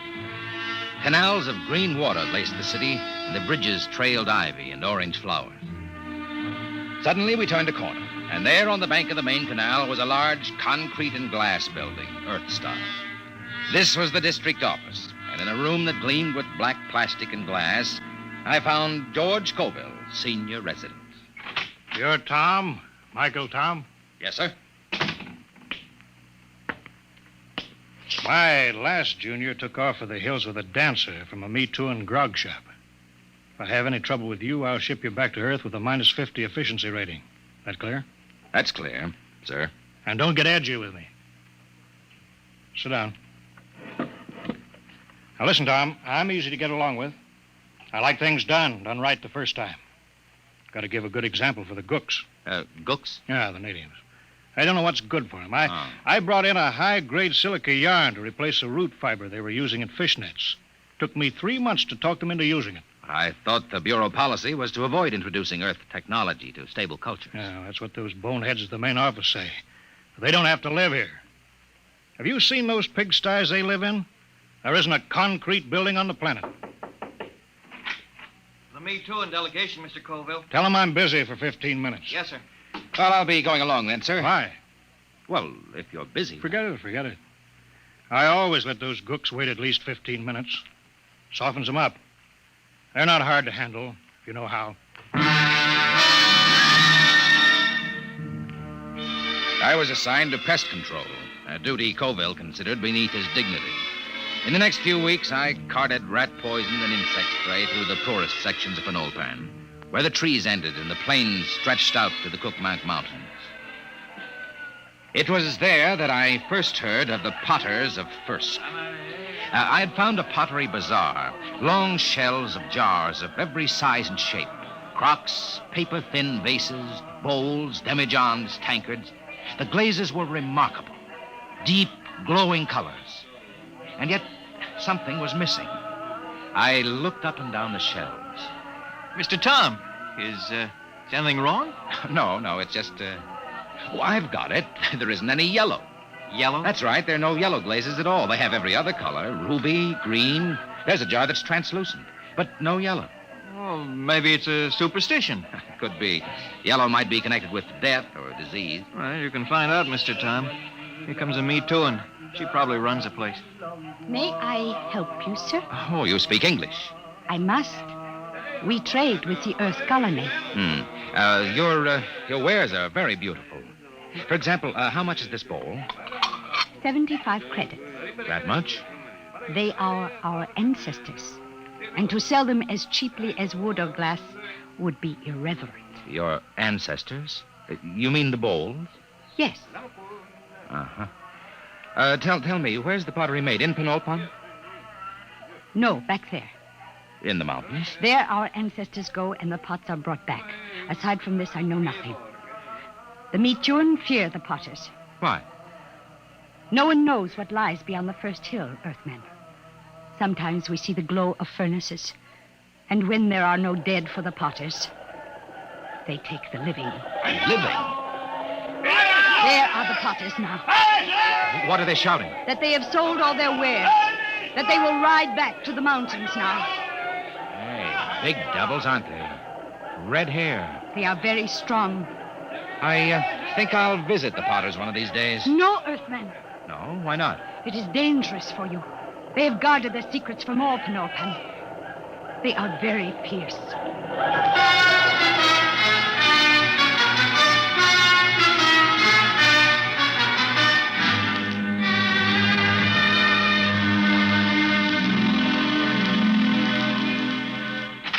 Tom, where the devil you been? I told you to get the estimates for that power plant. I put them on your desk, sir. Oh, yeah. Yeah, so you did. Say, what do you know about the Potters back in the Cookmanks, Mr. Colville? Huh? Oh, they're a tribe of bandits or something. Why? I was at the bazaar today. A girl called the vases ancestors. Seemed strange. Ancestor? Well, it probably has something to do with religious death rites. They take away the dead bodies and cremate them for a fee or trade goods. The girl said that when they don't get the dead, sometimes they take the living. What?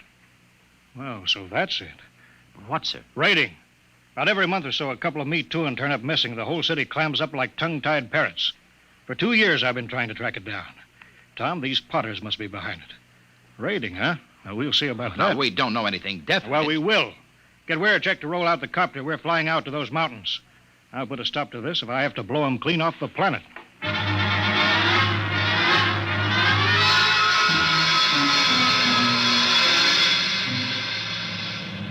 We'll never find a village in that mess down there. Look at those cliffs. There's a smoke trail over there to the right. Potters need kilns. Kilns need heat. That's a volcano, not a chimney.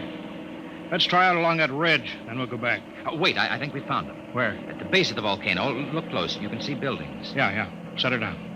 Should we land, sir? They're supposed to be pretty rough on home ground. We're official representatives of the system. Remember that. That might not mean much to a tribe of mountaineers. Don't argue with me, Tom. Land.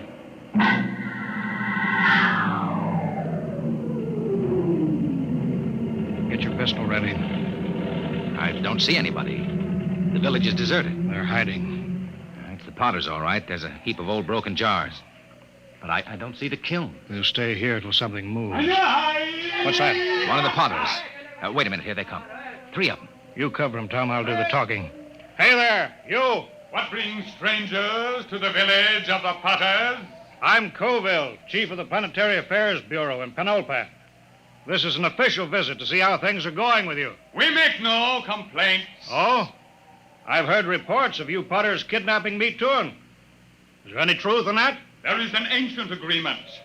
The Potters are granted the bodies of the dead, and occasionally, when the need is great, we do anticipate nature by a year or 2. You mean you admit it? The soul lives forever. In the bowl it's beautified. What do you mean? Look here, just what do you do with the corpses? Our glazes require lead, sand, clay, alkali, spar, and lime. All but the lime is at our hand, and this we take from the bones of the dead. I see. Well, we don't want to interfere in any native customs or rights. Corpses, that's between you and the Me Too. If you need lime, I can ship you in tons of it. Natural lime is a poor substitute for fresh, live bones. The spirit of the person is in the bones, and it passes into the glaze and gives it an inner fire. Well, you listen to me. I don't care what you use as long as there's no kidnapping or murder. Tell me, Potter. I don't see any furnaces. Where are your kilns? Our firing is done by the great monthly burn. You mean the volcano? Yes, Earthman. Once each month, the heat roars up white and glowing. I see. Potter, why don't you ever use yellow glaze? Yellow glaze? We have no metal to give the pure, rich yellow, the color of the sun.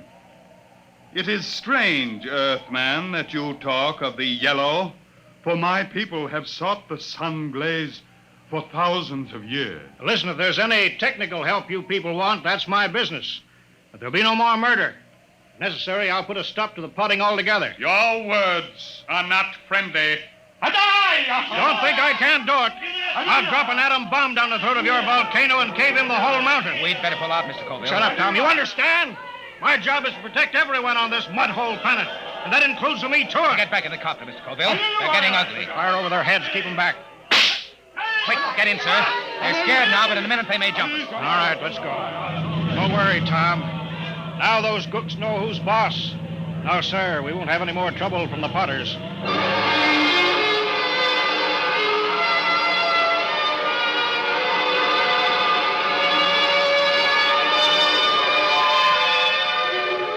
Colville kept me pretty busy the next few weeks, but I got to spending a good deal of time at the Pottery Bazaar with the girl. Her name was Sue Thin. She was interested in everything I had to tell her about the rest of the galaxy, and I was lonely, so I got to looking forward to my visits there. I was on my way there one evening when suddenly I heard shouts down the side streets. I hurried toward them, pulling out my gun. And then I heard the deep cry of the giant Potters and the crack of hooves on the cobbled streets. Suddenly, a group of riders burst around a corner and charged down on me.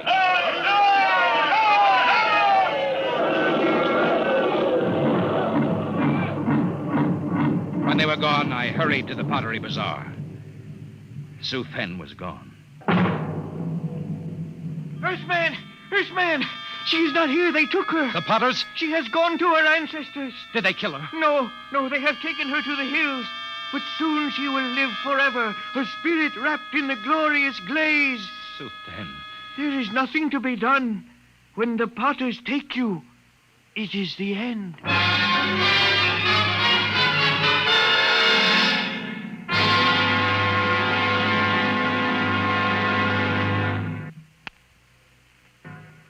They've been raiding again, huh? Pour me two in tonight. Bring the copter around in front. It's ready. Tom, I'm going to break out the atom bomb from the arms locker. You fly out there and drop it down that volcano crater. I'll teach those murdering devils a lesson they won't forget. But they'll come crawling to the city on their hands and knees. I know how to run this planet.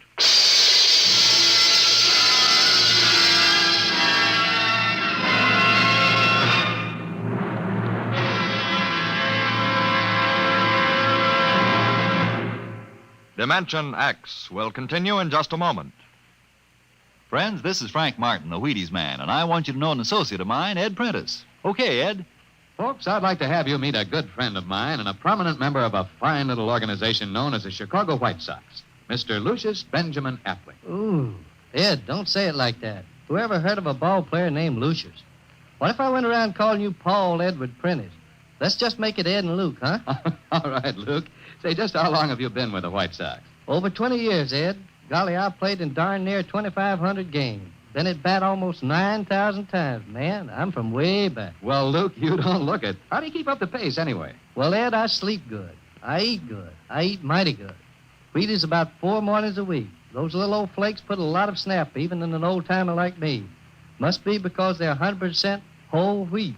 I sure like Wheaties and milk and fruit. You know, Luke, that's exactly what I hear from a lot of ball players and plenty of other people, too. No wonder they call Wheaties the breakfast of champions. Thank you, Mr. Prentice and Mr. Luke Appling of the Chicago White Sox. Mighty nice of you to say those good things about Wheaties. Now, folks, you and I may not be playing baseball for a living, but we can use those whole wheat Wheaties, too. Step around to the grocery tomorrow yourself for Wheaties, breakfast of champions. Breakfast for you.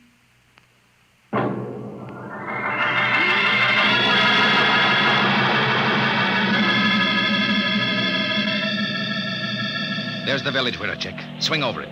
Shall I pull the safety on the bomb? No, hold it. But Mr. Colville said I know what he said. But they got a girl down there, and I'm going to get her out alive. And I'm going to start by trying to talk with that 7-foot red-headed Potter. All right, we're a check. Set her down right in the middle of Main Street.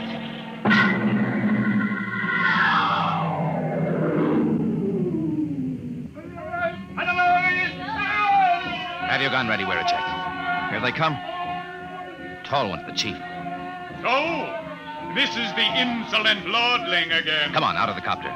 Good. We are in need of bone lime, and yours will suit us well. They're closing in, Mr. Tom. Prepare your soul for the great burn. Stand back. I'll kill a lot of Potters, and you'll be the first. I've come for the full Me Too'ing that you took from Penultron. You don't seem to understand that we can punish. We can kill you before you can do much damage. We Potters do not fear death. Death is merely eternal meditation from the glass. Potter, listen to me. I didn't come here to threaten, but to bargain. You have a Me Too'ing girl. Is she still alive? She still lives. Chief Colville gave me orders to destroy your volcano. We can do that easily. If I'm harmed, the next bomb will drop on your village. I've come down here against his orders to bargain. Bargain? With what? We care for nothing but our craft. Potter, I can give you the secret of the yellow glade. Empty words. No, the truth.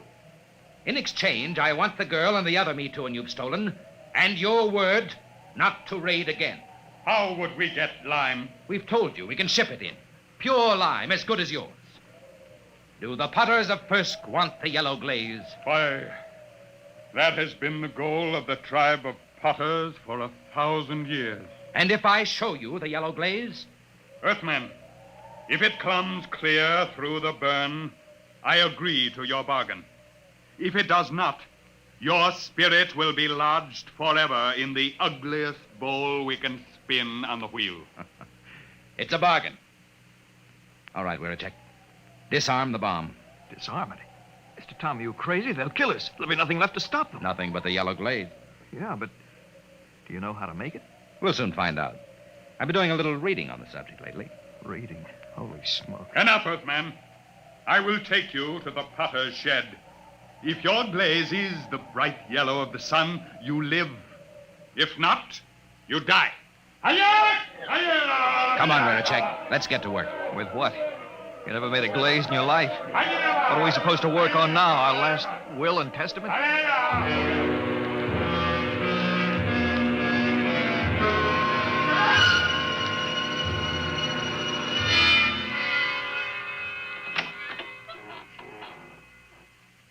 Who's that? Suzanne.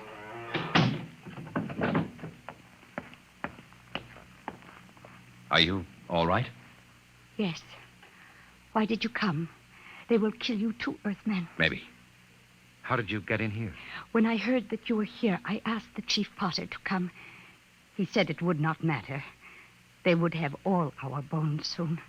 Cheerful soul. Hey, stir this, Wericek. Yes, sir. They said you were trying to make the yellow glaze. Oh, Earthmen, we will die. This goo may turn out yellow. It had better. No one on Firsk has been able to make it. But I'm not from Firsk. Hang on, Suthan. We're not dead yet. Earthman, I am glad you came. Although I wish you had not. Suthan. All right, Wericek. Call that redhead. Tell him I got his glaze ready. Hey! Hey, you out there. Earthman, are you ready? Here's your glaze. Test it.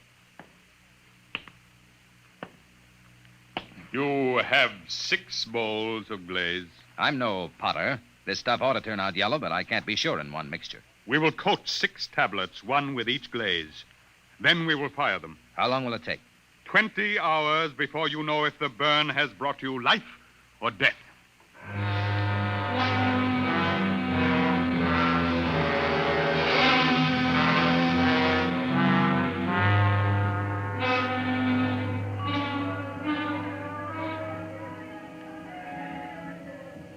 How long can they keep that up? It's been hours. Tiles ought to be done soon. Earthman, here comes the Chief Potter. It must be time. The tiles are cooled. It is time now to open the kiln and test your glaze. A bargain has been made. The glaze is yellow, or you die. I will open the kiln. How are they, Mr. Tom? Mr. Tom? I can't see inside. It's dark. All right, Potter, pull them out. What are you waiting for? I will remove the first tile. No. A dull, dirty brown, Earthman. Pull out the next one. The color of mud. Now, wait a minute. What is the use? There is no yellow glaze. Get that next tile out. We made a bargain. Mrs. Earth Brown, your glazes are worse than the feeblest work of our children. Prepare your spirits for the great burn. Now, wait. Look in there. The next tile. Get it out here. Earthman, you waste time. Well, I'll get it out myself. There. Look at it. Yellow. Bright, shining yellow. There it is. The yellow glaze.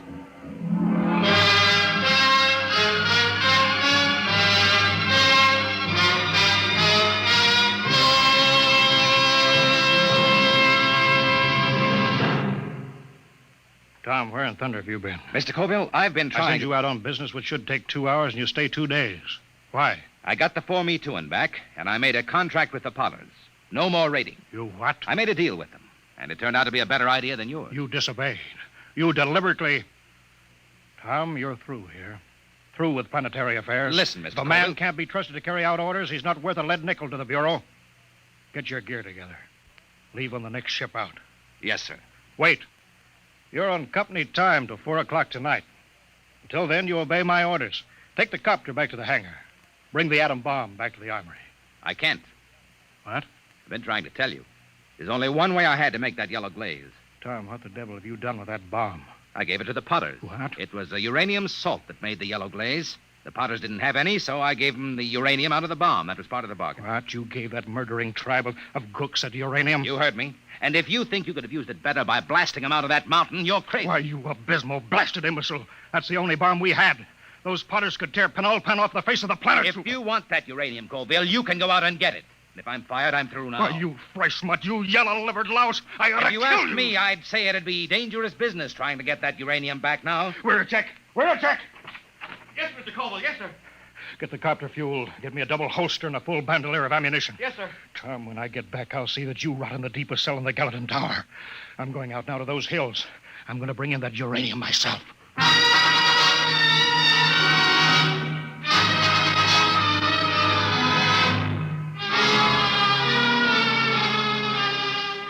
Two days later, Wiracek came into my office. His face was pale, his hands shook with excitement.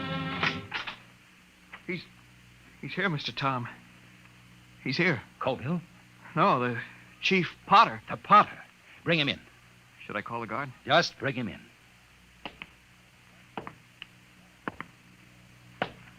Well, Potter, I was just going to the mountains to see you. Earthman, does that bargain we made still stand? Just a minute.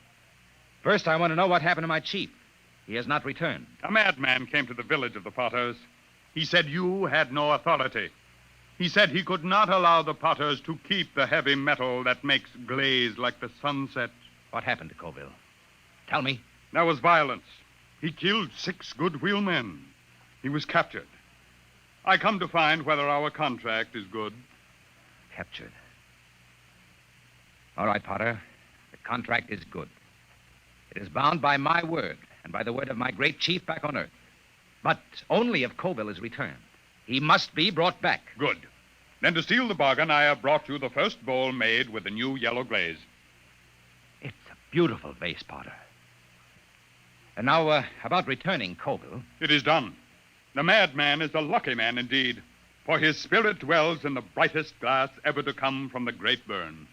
You mean that Colville... Here, I return him to you. The fiery soul of the madman has given luster to an already glorious glaze. He will live forever in the shining light. On the desk stood a yellow bowl, and the beauty of its shape was matched by the intensity of the glaze. A glorious, transparent yellow, glow fire of a volcano's core.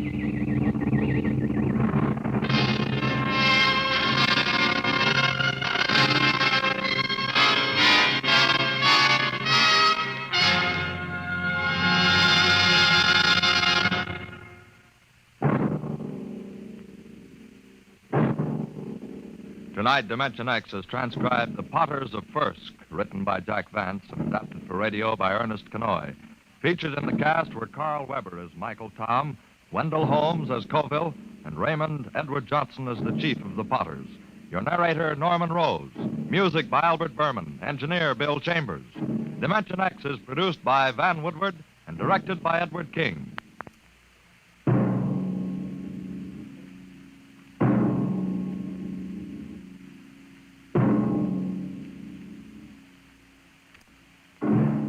Tomorrow, hear Sam Spade. Now, it's Truth or Consequences on NBC.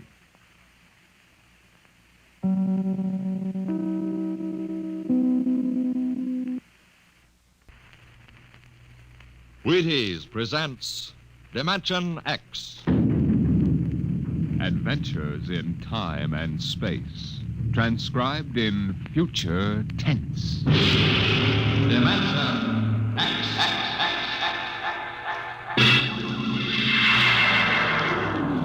On stage tonight, Dimension X, another in the Wheaties' big parade of exciting half-hour presentations. I'm thinking of a girl. Very pleasant person, very attractive, too. She has cool hands, a nice voice, and a gentle manner. She's crisp and efficient, but she needs help badly. She's the American nurse, and her problem is this. There just aren't enough like her to go around. Not enough nurses for the hundreds of important nursing careers now open in hospitals, industry, research, the armed forces, and private duty. Now, you may not know the girl I mentioned, but perhaps you know someone very much like her. A young girl with at least a high school diploma, of good health and character. If you do, tell her this. America needs 50,000 student nurses this year. Tell her you think she might be one of them. If she agrees, have her stop in at the hospital nearest to her. She'll never regret it, and neither will you.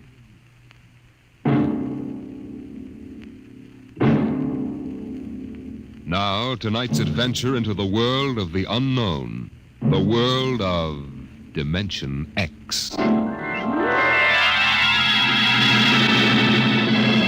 The doll shop stood on a quiet Washington side street, not too far from the sprawling Pentagon building. A woman and a child waited outside, the little girl peering eagerly through the window at the dolls inside, and the woman glancing impatiently at her wristwatch, as if expecting someone who was late for an appointment. And there was nothing about the doll shop to warn them that they were waiting to keep an appointment with doom. Oh, Mommy, look! Yes, what is it, dear? In the window of the shop, the tiny dolls. Oh, Mommy, do you think Daddy will buy me one? Well, we'll ask him when he comes, dear. He said 3 o'clock on this corner. I see him, Mommy. There he is. Oh, Henry, here we are. Hello, dear. Hi. Sorry I'm late. Well, we've been waiting for you. Cindy's been So telling... I'm afraid I'll have to call off the shopping, Alma. Oh, Henry, we promised. Yes, I know. Cindy. I'm sorry. It's just one of those things. You've been the wife of an army colonel long enough to know his life isn't his own. What is it this time? Oh, some more of that flying sphere nonsense. The pilot who says he sighted it last month crashed and was killed today, so the general wants a full report. Dear, what next? Daddy. We'll have a staff meeting at the Pentagon at 3:15. Daddy, look in this window. I haven't time, dear. Just for a minute, Daddy, please. Cindy, I haven't time to stop and watch a bunch of 6-inch dolls parading around in the shop. Say, they are lifelike, aren't they? Look at that, Alma. Dolls are marching around like a regular review. They've even got their own little band. Henry, your staff meeting. Hmm? Oh, yeah. Yes, I've got to run. Now, look, don't go spending a lot of money on that nonsense, Alma. No, dear. Bye. Bye, dear. Bye, Cindy. Bye, Daddy. Oh, Mommy, look. Look, the band's going to play. Aren't they wonderful, honey?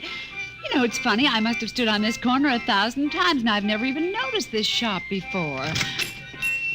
Good evening, children. Oh, well, good evening. Mommy, he talks awful funny. Hush, Cindy. Would you like to step inside the shop of Santor Perigi? Well, yes, we would. This way. Oh, Mommy, it's like fairyland. Here in the shop of Santor Perigi, creator of Perigi's Universal, wonderful dolls, the world of adult reality is blended with the world of child's fantasy. This is a new shop, isn't it, Mr. Perigis? What is new and what is old? Come, this way. Would you like to meet one of my little ones? Oh, yes. This one in the red jacket is Toto. Speak, little one. Oh, isn't that wonderful? Mommy, he talks. The doll talks. Amazing. It's absolutely amazing. That is nothing for Perigi's wonderful dolls. Listen, sing, Toto. Sing for the little girl. My name is Toto. Cindy, listen. Sing, Toto. Men are big and tall. Dolls are very small. When men begin to fall, the dolls will rule them all. Oh, more, Mr. Toto, more. Well, how do they work, Mr. Perigis? How do they work? That is the secret of the great Perigi, greatest of all doll masters. To make an ordinary doll is nothing. To make a perfect replica, that is something. But to make a doll with intelligence, that is the work of an artist, huh? Well, yes. Well, they must be very expensive. Madame, when I construct a doll like Toto, I cannot bear to be parted from him permanently. So instead of selling, I rent my little people. You rent dolls? Precisely. $10. I have but one request. When you grow tired of my dolls, you must return to me in good condition. Oh, Mommy, could we take him home? Take him home! Take him home! Take him home! Oh, look, Mommy, look. He's bowing and dancing. Oh, Mommy, he wants to come. Please, I'll take such good care of it, please. Well, honey, we'll have to deal with your father later, but... Well... Oh, Mommy! All right, wrap him up, Mr. Perigis. Oh, dear, I have a feeling when your father comes home, we'll be sorry. Be sorry! Be sorry! Be sorry! Be sorry!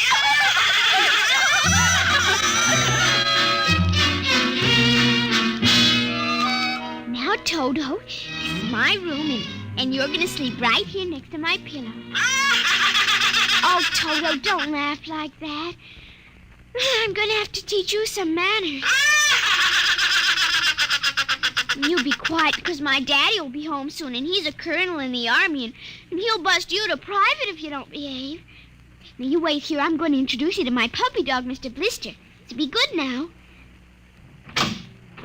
Here, Blister. Here, Blister. Come on, Blister. Come here. Mr. Blister, now this is Toto. Oh, dear, I don't think Mr. Blister likes you, Toto. Stop it, Mr. Blister. Come over here and shake hands with Toto, Mr. Blister. Come on now. Blister, let him go! Let go! Let go! Cindy, Mr. Blister, come over here. Why, what happened, dear? Mr. Blister tried to bite my doll. Look how frightened Toto is. Dolls don't get frightened, Cindy. But he is, Mommy. He screamed. You just imagined it, honey. But he did. He did. Well, Mr. Blister didn't mean it. You know he's the gentlest little pup alive. He isn't. He's nasty and I hate him. Cindy, you've hurt his feelings. Okay. He tried to buy my new doll, and I don't ever want to see him again. Ever. Oh, dear. All right, Mr. Blister, you come downstairs with me. Come on now. Cindy's angry at you tonight. I'll kill him. Why, Cindy, where did you hear a thing like that? Toto said it. Well, I see. Well, you've had an exciting day, honey. You brush your teeth now and go to bed. Daddy's coming home late, so we'll see you in the morning. Hmm? Good night, darling. Sleep well. I hate him, Mr. Toto. I hate him.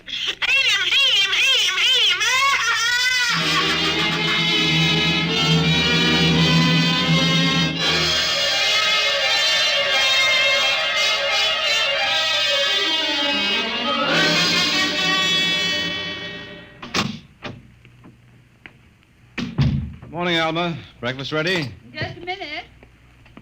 How was the staff meeting last night, dear? Oh, horrible bore as usual. Where's the little one? Up in her room. She'll be down in a minute. Oh, say, remind me to take some papers back to the War Department, will you? I left them in my strong box. Henry, you told me it was against regulations to bring secret papers home. Well, I had to finish some work for the old man. Nobody will ever know the difference. Well, I suppose not. Oh, dear, would you feed the puppy before we sit down? His bowl's under the sink. Where is he? Say, that's funny.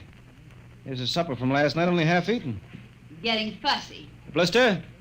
Here, Blister. Blister! Where the dickens is that mutt? Maybe he's on the back porch. Maybe. Here, Blister. Here, Blister. Alma. What is it, dear? Alma, look. Why, Henry. Is he? Yes, he's dead. But how? What happened? From the looks of it, he might have been poisoned. Poisoned? Who on earth would do a thing like that to an innocent little pup? I don't know. Let's see his dish. Oh, Henry. I don't understand this at all. Say, what's this? What's what? Well, look, there are pieces of broken glass in his food. Blue glass. Glass? Glass. Henry. Huh? Well, I just remembered something. What? It may just be coincidence, but in the bathroom this morning... What about the bathroom? Cindy's blue glass, you know, the one with the Mickey Mouse on it. Mm-hmm. It was broken, Henry. I found pieces in the wastebasket. I meant to ask her about it. Oh, Alma, for heaven's sake, you aren't suggesting that our little girl... Why, she loved Blister more than anyone. Not last night, she didn't. Why not? Well, he went after Toto. Well, who's Toto? Oh, her new doll. You bought her one of those dolls? Well, I just rented it. Rented it? Yes. Look, Alma. Oh, no. Oh, well, all right. Well, what's this got to do with Blister? He went for the doll, and Cindy... Well, Cindy said... Henry, she said she'd kill him. What? Well, that's ridiculous. It's true. Good heavens, a 9-year-old child putting ground glass and dog food? She'd have to be a monster. Mommy. Now, don't say anything. I'll talk to her. Good morning, dear. Morning, Mommy. Morning. Daddy. Hello. What's the matter? Nothing, Cindy. Sit down, dear. Yes, sir. Cindy, your mother tells me you broke your blue drinking glass. Oh, no, I didn't break it. Now, Cindy. I didn't. Well, now, somebody broke it. It wasn't your mother, and it wasn't me. Well, then it must have been Toto. Cynthia. Cindy, you know Toto was only a doll. Now, a doll couldn't have broken your glass, could he? Well? But he must have done it, Daddy. Cindy, you know how Daddy feels about little girls who tell untruths. Now, did you break your glass and maybe accidentally get some pieces into Mr. Blister's dish to sort of punish him for biting your doll? Oh, no, Daddy. I'd hate to think you'd done something you knew was wrong and you were blaming it on a doll. What's the matter with Mr. Blister? Is he sick? He's dead, Cindy. Oh, no, he can't be dead. He isn't dead, Daddy. No, he isn't. He isn't. Mommy, Yes, dear. but he'll come back. He has to come back. No, he won't come back, honey. Not ever. No, Cindy, not ever. Now that we've told you, Cindy, do you want to change your mind about the glass? Henry, let her alone. Daddy, you think I killed? You see what you've done. The child feels guilty enough, Henry. Oh, dear, this is no time for feelings to interfere. Feelings don't know any time, Henry. When they come, they just come. You go up to your room, honey. Daddy and I'll be up in just a minute. I don't want to. Please, Cindy. We'll be right up. Please. There, that's a good girl. And close the kitchen door behind you.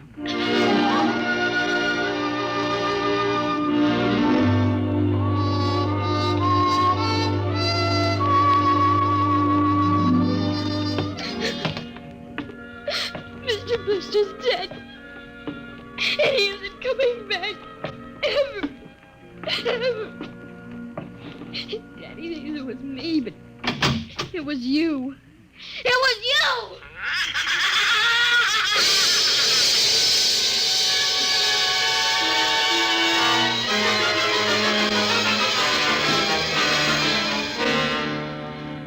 Dimension X will continue in just a moment. You know, friends, Breakfast of Champions is a whole lot more than a phrase written across a package of Wheaties. There's one thing I can tell you. I can tell you that it means champions in the world of sports eat Wheaties. And it's so true. You bet it is. But I've got a better idea, and one I think you'll like. I think perhaps you'd rather get the story from a champion himself. So here is a champion. Will you introduce him, Ed Prentice? Now, young man, will you tell us what you do for a living? I pitch. You what? Pitch. You know, baseball. We have a baseball team. You have to have a pitcher. I'm a pitcher. I pitch. Oh, yes, I see. And are you on a team? Yes, sir. I'm on the Cleveland Indians. Cleveland Indians, What is your name, young man? I'm Bob Feller, and you know it as well as I do, Ed. Sure I do, Bob. It's good to see you. This makes your 14th season playing with the Indians, doesn't it? Yep, Ed. 14 years. Well, tell me, Bob, how long you been eating Wheaties? Oh, about 20 years, give or take a couple. You mean you started eating Wheaties before you started playing ball? Why, of course. What's so strange about that? Most people start eating Wheaties before they get to playing ball. In fact, most people never start playing baseball. You don't have to be a ball player to enjoy the lift you get from Wheaties with milk and fruit. You're right as rain, Bob. No champ ever said a truer word about Wheaties, Breakfast of Champions.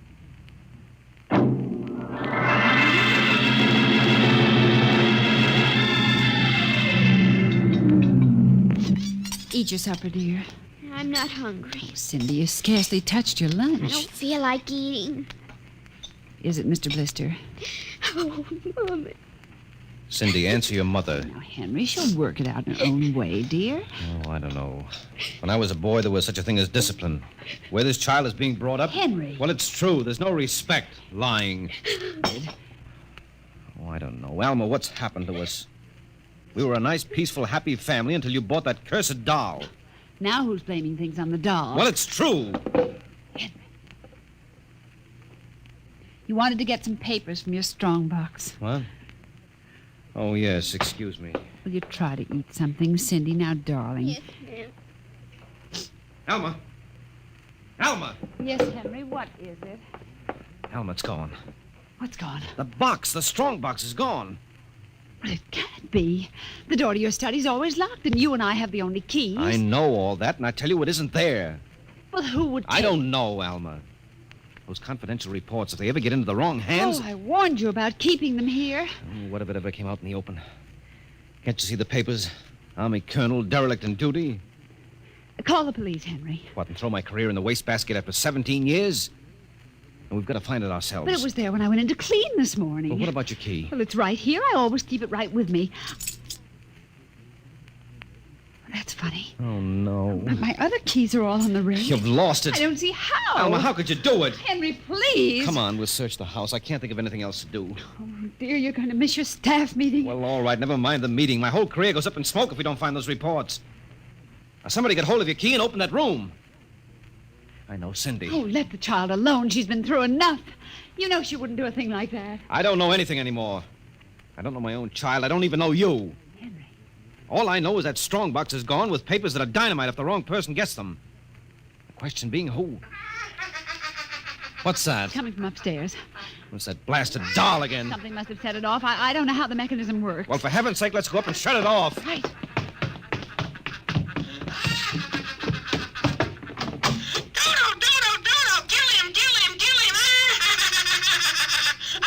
Stop it! Blasted little imp! There. Henry. Ever since we've got this thing... Henry. What? Look. Where? What? Around the doll's neck. The key. The key to your study. It was Cindy, after all. I don't believe it. Ever since she got this fool doll, she's been acting half insane. First the dog, now this. I think she hates us, Alma. Henry. Cindy is my child, and I know her. I know she's a good, sensitive little person with no malice in her. You're just simply refusing to face the facts, dear. What are you going to do? I'm going downstairs and have a talk with that young lady.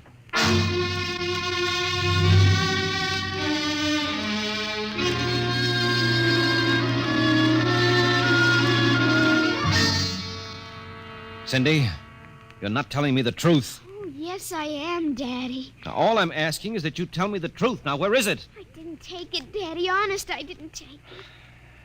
I suppose you're going to tell me now that a little 6-inch doll took my strongbox and hid it. Well?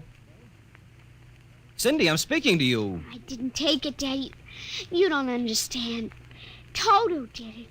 Oh, he's terrible awful. He says things.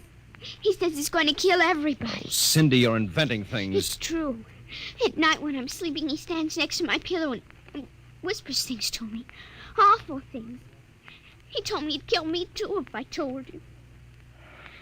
Alma, I think this child is sick. I think she needs a doctor. She's frightened, Henry. She's trembling like a leaf. Come on, darling. We'll go up to your room. I don't want to go No, up honey, there. Mommy'll stay with you. I'm afraid. He's up there. Who, Cindy? Toto. Well, he won't be up there for long. Mr. Toto is going right back to Perigis' wonderful doll shop before I lose my sanity, which means right now.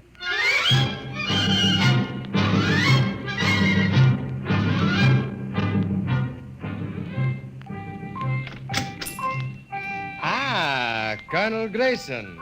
Welcome to the home of Perigis' wonderful doll. Are you Perigi? Santor Perigi, creator of the universal doll. The doll with the mind. The doll Yes, with... well, I'm returning one of your masterpieces. Oh? If you will step into the rear of my shop. Now, what is the complaint? There's no complaint. Here's your doll.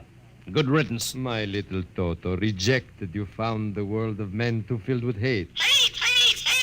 We will change all that later on. Return to your comrades in the window, little one. And now, Colonel Grayson? I think we have no further business, sir. Ah, but we do, Colonel. Let me see. Ah, yes. Here it is. Do you recognize this, Colonel? That's my strong box. Where... My little Toto is very clever, sir. Are you trying to tell me your doll stole that from me? Let us not say stole. I'm merely keeping it in custody. What's your game, Perigi? Blackmail. You give me what I want, I do not ruin your career. What do you want? Information. We already know something from the reports of the War Department concerning a certain strange-looking sphere reported by one of your pilots. What government do you represent? I represent Perigis' wonderful dolls, none other. I'm not so naive, sir. Perhaps I should explain. Each man hides something from the world. Each man loves something more than life. With the help of my wonderful dolls, I obtain personal information which enables me to control the men who control the world. Men like you. Hand over that strong box. I warn you, I have a gun. Give it to me. You are being foolish. Put down that walking stick. Now. No closer. Now.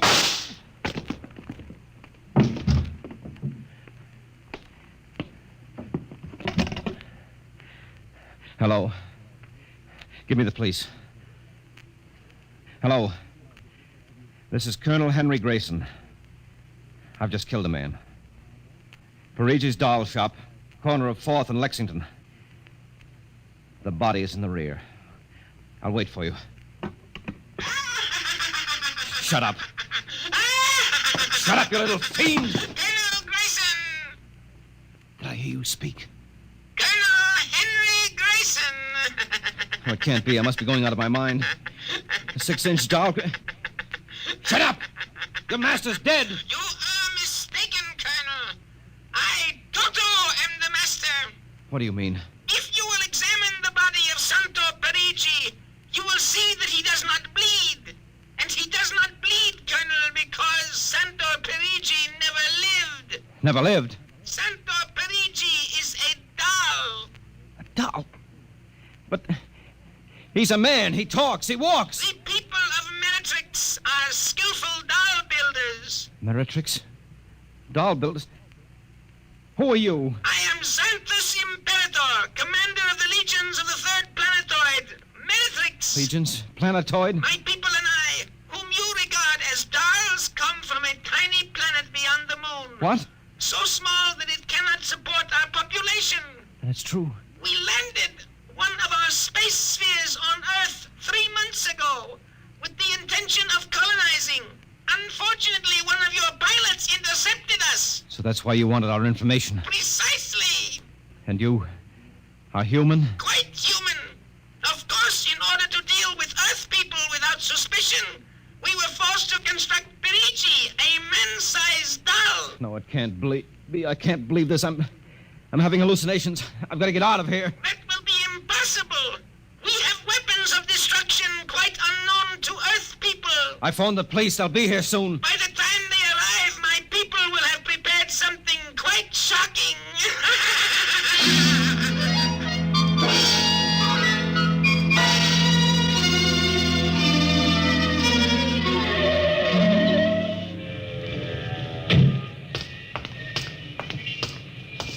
Keep me covered, Ryan. Okay, Sarge. All right. You the guy who turned in the call? Yes, that's right, Sergeant. Where's the body? Well, you see, it isn't exactly a body. What do you mean? It's a doll. A what? Now, wait, you've got to let me explain. I know this sounds fantastic, but I've stumbled onto an unbelievable plot. Yeah? Keep talking. Well, you see, these little dolls, they aren't really dolls. They're tiny people. Now, there's a big doll named Santo Perigi. They're using him as a front to run the shop. He's off his trolley, Sarge. Now, look here. Now, listen, mister, we got to call it. There was a murder here. Now, if there was one, where is the body? Well, it's behind the curtains in the back. Only, you see, it isn't really a body. It's a big wax dummy. It's all part of their plot to gain control of the world. Holy smoke, he's really off his rocker. Now, look, if you don't believe me, I'll prove it to you. Come here. Look behind this curtain and you'll see the dummy lying on the floor. Welcome, gentlemen. Are you looking for something? Perigi!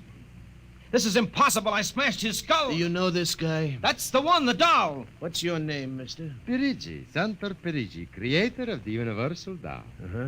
You ever see this man? Never until just now. That's not true. He's lying. I tell you, he's nothing but a big doll. The real masters are the little dolls. Ryan, are you getting this? He's wacko, Sarge. No, He's a fruitcake. I'm not crazy, I tell you. I can prove it. They must have fixed up his head where I smashed it in. Touch him and you'll see. Mr. Perigi, you know what this guy is talking about? The man is demented, obviously. No, that's not true. I tell you, there's a plot to control the Earth. I've got to call the War Department. They want to know about the flying sphere. Holy mackerel, this gets worse every minute. Ryan. Take him to headquarters? No, save some time. Take him down to Psycho Ward. Okay, all right, Buck. Just come along nice and quiet. No, don't you see? He's nothing but a man-sized doll. Sure, and the little ones are going to take over the earth, and you'll go and wait and cut out some nice paper dolls. Oh, please, listen to me. You've got to listen to me. You've got to. Sorry you had all this trouble, Mr. Perigis. Poor chap. He is obviously suffering from delusions. Well, he's not the only one in Washington today. You know, we've been getting a whole string of crack-ups lately, bigwigs blowing their tops under pressure. If you could see some of the names in our confidential files... You keep confidential files on cases like this? Certainly. Believe me, they'd be dynamite if they ever got in the wrong hands. Well, I'd better be running along. Hey, is that a talking doll? Yes, Sergeant. My name is Toto. I dance and sing. Well, I'll be... Hey, my little girl would be nuts for that. So? Then please accept the doll for saving my life. That madman might have killed me. Yes, but Take Toto home with you as a gift. Well, now, I don't know, Mr. Perigis. It's against regulations for us to accept favors. But this is not for you. It is for your little daughter. And if you will only take the doll and give him a good home, you will be doing me a great favor. Well, then, if you insist, and thanks very much. When my kid sees this, will she be surprised? Yes, Toto will come as a great surprise. A very great surprise. Hey, Toto?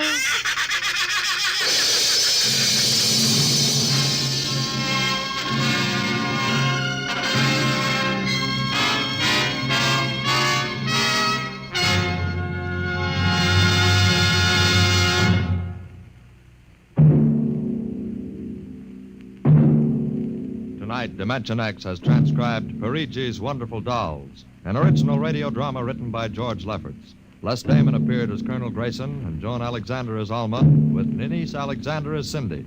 Joe DeSantis played Santor Perigi, and Leon Janty was Toto, the talking doll. Engineer Bill Chambers. Your narrator was Norman Rose. Music by Albert Berman. Dimension X is produced by Van Woodward and directed by Edward King. In a moment, we'll tell you about next week's show. And now, here is your Wheaties man, Frank Martin. Look at your Wheaties in a cereal bowl, and, well, they look pretty innocent, don't they? They're crisp, all right, and golden brown. And you know they've got that wonderful Wheaties nut-like taste. But where does all that energy come from? What is it about Wheaties that give you all those vitamins and minerals and protein? I'll tell you what it is. There's a whole kernel of wheat in every Wheaties flake. Not just a portion of a kernel, mind you, but a whole kernel of wheat. Now, that begins to explain things, doesn't it? Tells you why Wheaties Energy helps you feel good all morning long, like I keep saying. No wonder they're America's favorite whole wheat flakes. Breakfast of champions and all that. Now you know why Wheaties at 7 can help at 11. Wheaties. Next week, the strange story of a curse that came true. It's the story of the Castaways, another adventure into the unknown world of tomorrow, the world of... Dimension X. And this is the Wheaties man, Frank Martin, inviting you to listen Saturday, that's tomorrow night, to Joel McRae in Tales of the Texas Rangers on the Wheaties Big Parade. See you then.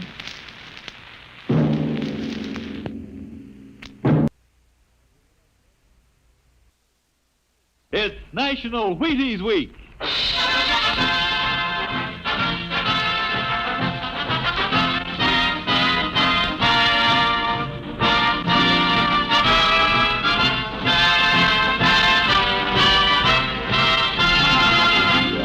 Yes, it's National Wheaties Week, and Wheaties present Dimension X. On stage tonight, Dimension X, another in the Wheaties big parade of exciting half-hour presentations.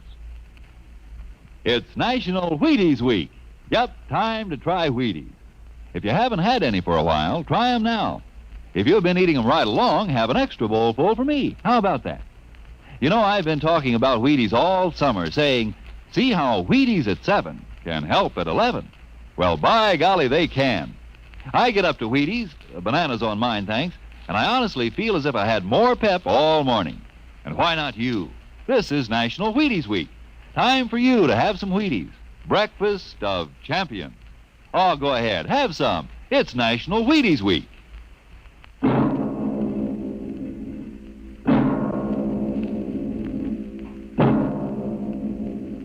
Now, tonight's adventure into the world of the unknown. The world of Dimension X.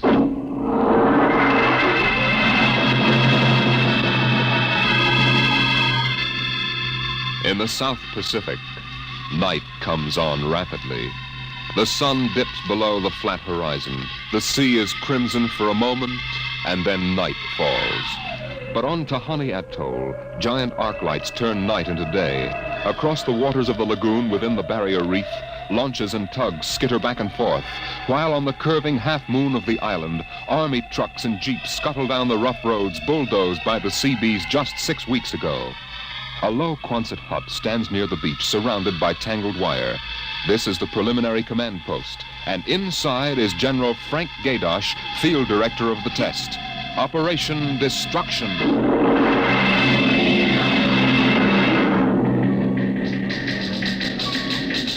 Well, everything on schedule, General Gaydosh. Radiological surveys complete. Instruments placement checked. Get me Navy and tell them HR is as ordered. Send a periodic time check to Air Force and Ewintock and observation control on the Missouri. Yes, sir. I want a complete roster check on all personnel before HR. That test bomb is going off at 10 o'clock tomorrow morning, even if there's a whole battalion stranded on the target vessels. We'll see that everybody's clear. Yes, sir. Oh, Nate Cohen wants to see you. Who the devil is he? AP man. He's been selected by the press radio pool to interview you. I haven't got time. Tell him to speak to Major Breedenberg. He's the PRO. Well, I think perhaps you'd better see him, sir. The directive on public relations from Washington was very clear. Now, what blazes am I supposed to run a bomb test and play mother hen to a bunch of reporters? Washington, sir? All right. Bring him in. Relly, Yes, sir. have me some black coffee. Yes, sir. This is Mr. Cohen, General Gaydosh. How do you do, General? Lousy, as a matter of fact. Is that an official statement? No. And run some of that world is at the crossroads baloney. I wrote that yesterday. General, what effect do you think the new bomb will have in the world situation? I can't tell you that even if I knew. My job is to set the blaster thing off, see that nobody gets hurt, and collect the data. Can I speak with you for a moment, sir? Later, Alan. Go ahead, Cohen. Can you release anything on the scientific principles involved? I don't even understand it myself. Wait a minute. Dr. Muller. Yes? Come over here a moment, will you? Cohen, this is Dr. Fred Muller. How do you do? Civilian scientific director. He's the only one who knows what's inside that warhead. How do you do, Mr. Cohen? How about a statement, Doctor? Well, I'm afraid all I'm allowed to say is that the bomb is new. It's extremely powerful. And off the record, it's very tricky and dangerous. Well, what'll happen if it goes off prematurely? I don't think we have to worry about that. In fact, we wouldn't even know about it. If you'll excuse me now. How about the natives? What about them? They're going to be evacuated from the island? They already have been. General Gaydosh. I saw the Tahani chief outside when I came in. The whole tribe's out there squatting down at the motor pool having a conference. What? Alan. I've been trying to tell you, sir, the Tahani are still on the island. What? The LCT's already, aren't they? Yes, sir, but they won't go. They refuse. The scheduled call for their evacuation to Milani 3 hours ago. I realize that, sir, but I hoped we could still get them off without violence. Look, Alan, they're either on the island or off. Wait a minute. Cohen, that's all. What are you going to do about the natives, General? I'll issue a statement later. You going to force them? Go on, out. I haven't got time. All right, General. Thanks. Thanks a lot. All right, Alan, let's have it. Well, sir, the Tahani have been kicking up a fuss all along. They won't leave. They won't? Do they know what's going to happen to the island? Do they know we're going to blow it higher than a kite? I told the chief, and he just said they won't go. They'll go all right if I have to. Get him in here. Chief? And the lieutenant who interprets. Yes, sir. How do you like that, Dr. Muller? I haven't got enough trouble. You know, I feel rather sorry for the Tahani. It can't make much sense to them. We arrive and tell them they've got to get out. I appreciate your finer feelings, Muller. But I can't let 100 half-naked Kanakas hold up the bomb test. But they're not Kanakas, General. Captain Cook discovered the island in 1788. What's the difference? Lieutenant Gilbert reporting, sir. Noah. I haven't got time for ceremony, Gilbert. Tell the chief he and his tribe have to get off the island. We're providing homes for them on Milani. Maruru teupa tautiari iti mailani. Translate, Gilbert. The chief says, you do not understand. Mailani is a bad island. My people have lived on Tahani from the time that our ancestors were cast away on the island. The spirits of our ancestors are buried in the earth. Our fathers are buried here. Our fathers' fathers... If he thinks I'm going to move his graveyard, he's crazy. In our ancestors' time, the Tahani came in a great bird canoe. We were cast away on this island. We have made it our home. What right have you now to carry us over the sea to a strange land where we would die weeping for our homes? We will not go. By the water of Babylon, there we sat down and we wept when we remembered Zion. Thank you, Dr. Muller. You're a great help. Gilbert. Yes, sir? Tell him I have no choice. He's got till midnight to get his tribe on board those LCTs peacefully, or I'll have the Marine detachment carry them on board. Isn't that rather harsh, General? After all, justice is on their side. We are preparing to blow up their island, and we haven't asked them about Dr. Muller, it. you will kindly confine yourself to the scientific aspects of this operation. I'll take care of administrative matters. Well, if you could explain to them what is at stake Any here. further explaining I've got to do, I'll do with the Marine detachment. I'm not going to hold up my schedule to coddle 100 barefoot natives. Well, Gilbert? I told him so. All right, get him out of here. I've heard enough. What the devil is that? It's some kind of a curse, sir. I can catch some of it. The island will remember the tears of its children and punish the invaders. The great destroyer will not destroy, and the evil man who is the chief will travel far through the blackness of night, even as the children of the island end, so will he. All right, Gilbert, take him away. Yes, sir. Colonel Allen, get a detail from the Marine detachment with tear gas and small arms down to the motor pool. 1 hour, have those natives on that transport, and I don't care how they do it. Is that my coffee, Borelli? Yes, sir. They must know about the bomb. The great destroyer will not destroy. You worried about that curse? Well, I should think you might be. He threatened you personally. If I were you, I'd carry a pistol till they got off the island. The chief looked as if he'd cheerfully strangle you with his bare hands. I'm supposed to end the way they do, huh? What's that? Oh, probably the Tahani saying goodbye to their island. I think I'll go down to the motor pool. Well, stay out of the way and get back here in an hour. We've got to have this wrapped up and headquarters moved out to the Missouri by dawn.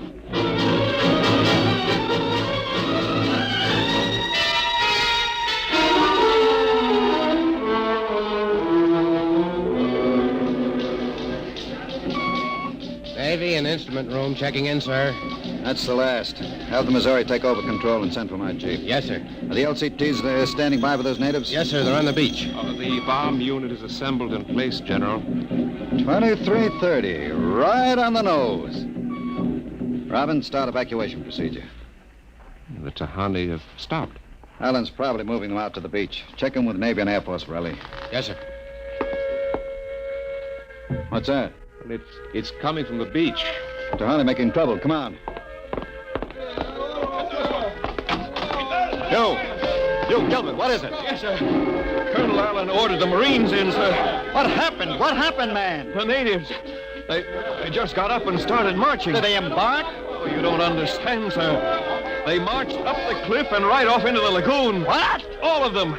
The women and the kids, too. They didn't even try to swim, sir. What were you doing all this time? Just standing around with your thumb in your mouth? Where was the Marine detachment? We couldn't stop them, sir. They just walked over the cliff. They didn't even scream, not even the kids. We sent the crash boats out, but we couldn't get any of them out. Crazy idiots. Were any of the reporters there? Cohen and a life photographer. Get his film and hold it till I release it. What are you going to do, General? Postpone HR? It's too late for that now. Calling HR off isn't going to bring the natives back. But 100 men, women, and children just walking into the water. It's horrible. Look, I'm not happy about it either, but there's nothing we can do now. I gave them a chance to get off. They didn't want to take it. That's their hard luck, not mine. I hope you're right. What do you mean by that? Oh, I was just thinking about the curse the chief put on you. Even as the children of the island end, so will he. That's what he said to you, General. I heard him. Keep waiting, General. The great destroyer will not destroy. That must mean the bomb. Don't worry, Dr. Muller. It'll take more than a mumbo-jumbo curse from a native witch doctor to stop this operation. At 8 hour, that bomb goes off.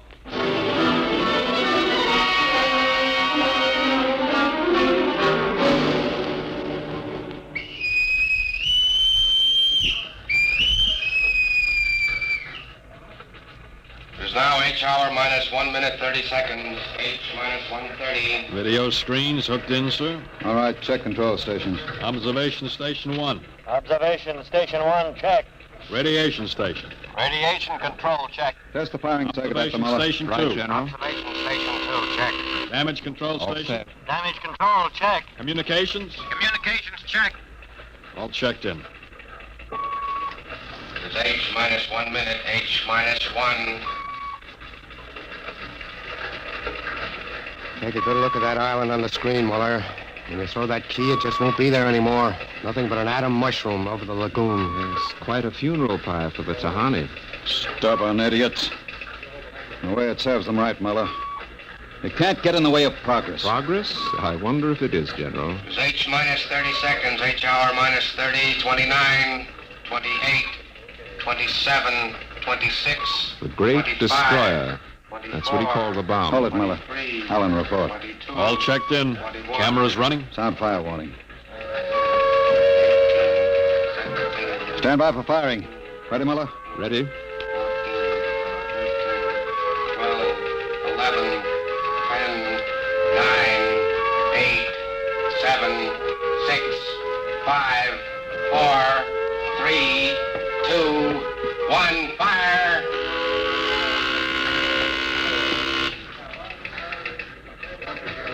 General, it didn't go off. Relly. The bomb didn't go off. Relly, signal stand by. Condition red. Allen, check readings. Muller, what's wrong? What happened? I don't know. The bomb didn't go off. What do you mean? Why didn't it go off? I don't know, except for one thing. The Tahani chief said the Great Destroyer would not destroy. It didn't, General. The bomb didn't go off.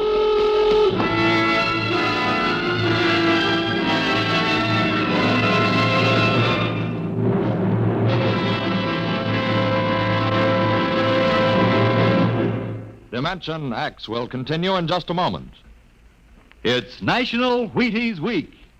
And from behind the scene in the radio studio, here comes one of Hollywood's foremost radio producers, Mr. Joe Parker, stepping out of the control room to help celebrate National Wheaties Week. Mr. Parker puts on radio programs, and he's a visitor to Dimension X tonight. His regular program for Wheaties is Sarah's Private Caper. Joe's a regular guy. He sits there in the glass cage called the control room, running his show. But right now, here he is at the microphone to say his say about Wheaties. Ready, Joe? Thanks, Frank.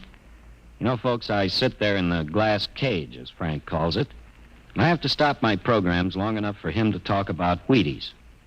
But you know, I don't mind. I kind of like this talk about Wheaties and milk and fruit. That's a lot of good eating. And I like the idea of celebrating National Wheaties Week, too. You know, we enjoy putting radio programs on for your entertainment, and we'd enjoy knowing that, well, that you're going to try Wheaties because of us. I hope you'll get Wheaties tomorrow and have some. The whole family. Matter of fact, I think I'll join you. Thank you, producer Joe Parker. If you like this program, friends, get some Wheaties and help celebrate National Wheaties Week.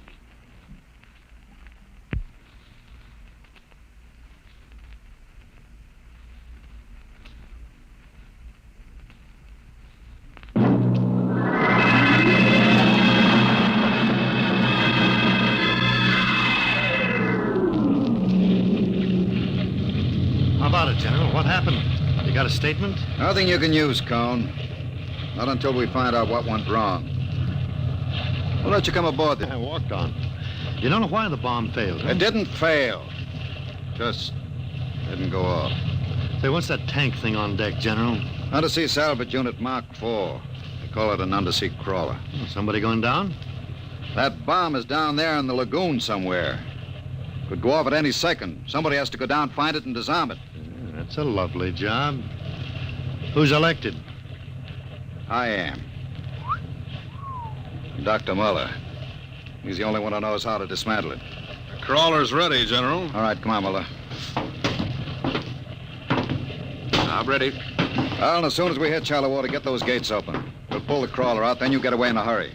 That bomb goes off while we're working on it. I don't want any casualties. Yes, sir. Inside, Muller. All right. I'm in. Remember, get this LCT out of the lagoon in a hurry. You got that, Allen?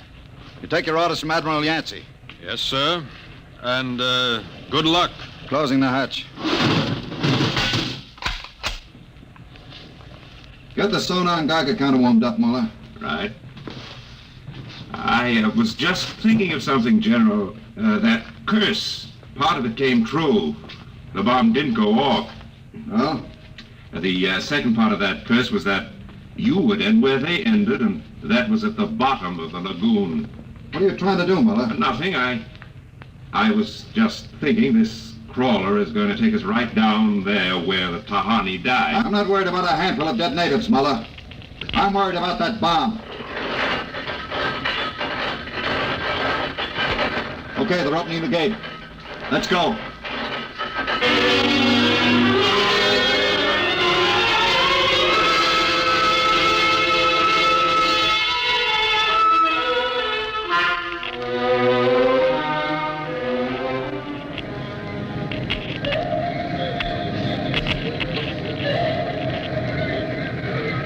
USU-4 to control. Depth 50 feet, bottom sandy, dropping off sharp. Anything on sonar, Muller? A school of fish. Ever been down the crawler before? Only in the tank at New London. I think I've got a Geiger reading dead ahead. Hang on, we're going up over the reef. It must be the bomb, all right. The Geiger count is clucking like a brood hen. Keep an eye on the front vision plate. If you run over the bomb, we're liable to set it off. I think I'm getting something on sonar. Left of point. USU-4 to control. Over. USU-4 to control. Over. That's a fine note. Radio's out. Dead ahead. It looks too large to be the bomb. Can't see much in the forward vision plate. Wait a minute. That's part of the reef ahead. Well, that's where the Geiger reading indicated. The bomb must have settled in a hole in the reef. Have to go after it in diving suits. Suits are in the locker. Let's get this over with. Less time I spend down here waiting for that bomb to blow, the better I like it.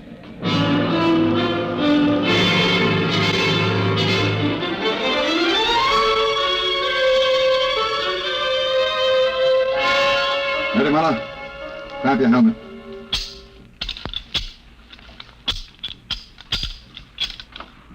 Getting me all right on your headset?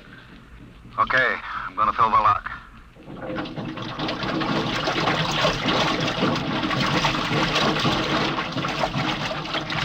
There goes the outer door.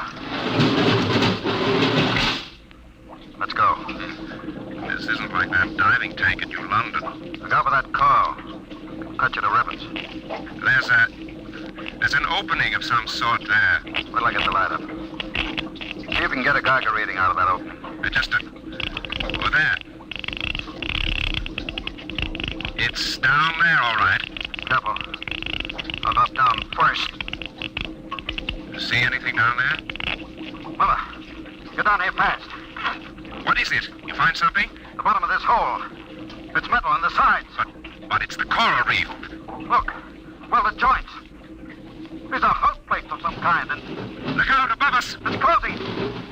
Grab it! It's too late. Little hatch. Just lit over the top. This is impossible. What's going on? It's like an airlock.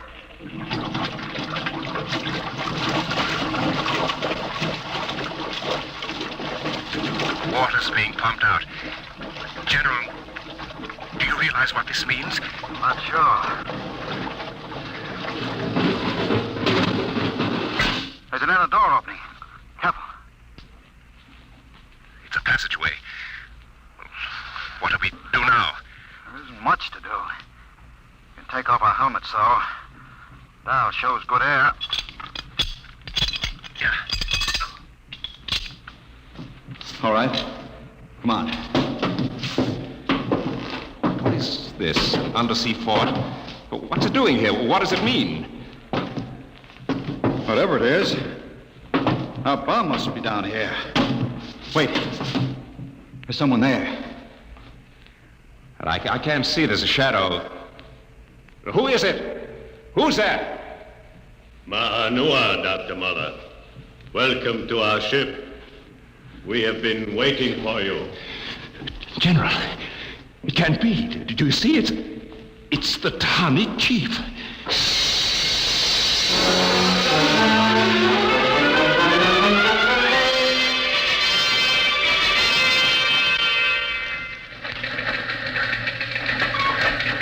How long has the undersea crawler been down, Borelli? 4 hours, sir. 2 since we lost contact. Well, keep trying. Yes, sir. I've given them enough time. I'm going to send another crawler down. What do you figure happened to them, Colonel? Well, there are a lot of things. Hey, how did you get in here? I walked in. Say, when are you going to release this, Colonel? It's the biggest story since the election. The bomb a dud, Dr. Muller, General Gadosh dead. They're not dead. At least we don't know they are. As long as the bomb doesn't go off, there's still a chance that something can... The bomb! Borelli, condition red. Gilbert, radiation control into action. Yes, sir. Get the hot squad into Tahani Lagoon as soon as it's cleared. And get me a PT board with radiation screens. What is it, Colonel? What happened? The bomb must have blown. What about Muller and the general? If they were down in that lagoon, you guess.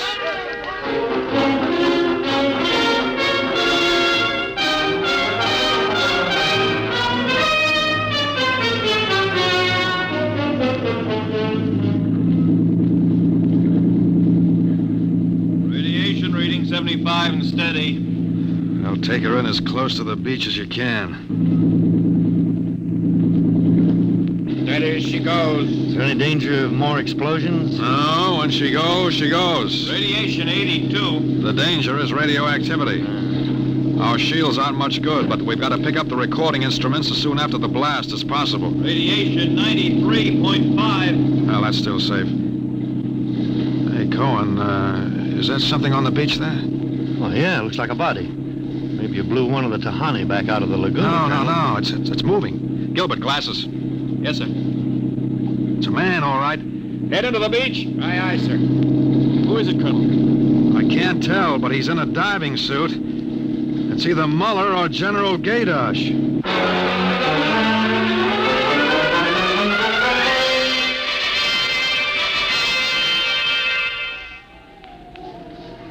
No radiation burns, superficial bruises, mild shock. He'll be all right, Colonel. Can he talk? For a while. I'm going to give him a sedative shortly. Muller, what happened? How did the bomb go off? You didn't. He's still out of his head. Quiet, Cohen, quiet. Go on, Dr. Muller. What did you find? A ship. A giant metal ship there under the lagoon. A submarine? No. It was a spaceship camouflaged right next to the reef. What? When we went inside, we found the Tahani chief and all the tribe alive. What are you saying? Well, they drowned in the lagoon. I saw them. No, they didn't commit suicide as we thought. They just dived underwater into the rocket. A rocket? Built by Polynesian savages? But they're not savages.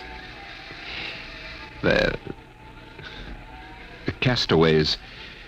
They're from another planet. Don't you understand?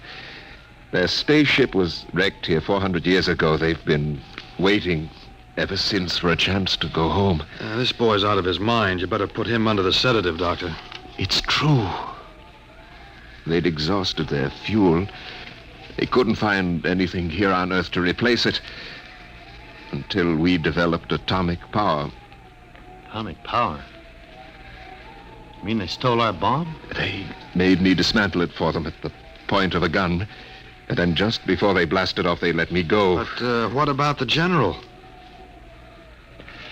You mean they killed him? You don't understand. I said I dismantled that bomb at the point of a gun. It was General Gaydash who was holding it. What's that? Yes, he was one of them, one of their spies, sent out to bring back the rocket fuel they needed. And now, after 400 years, the castaways are going home.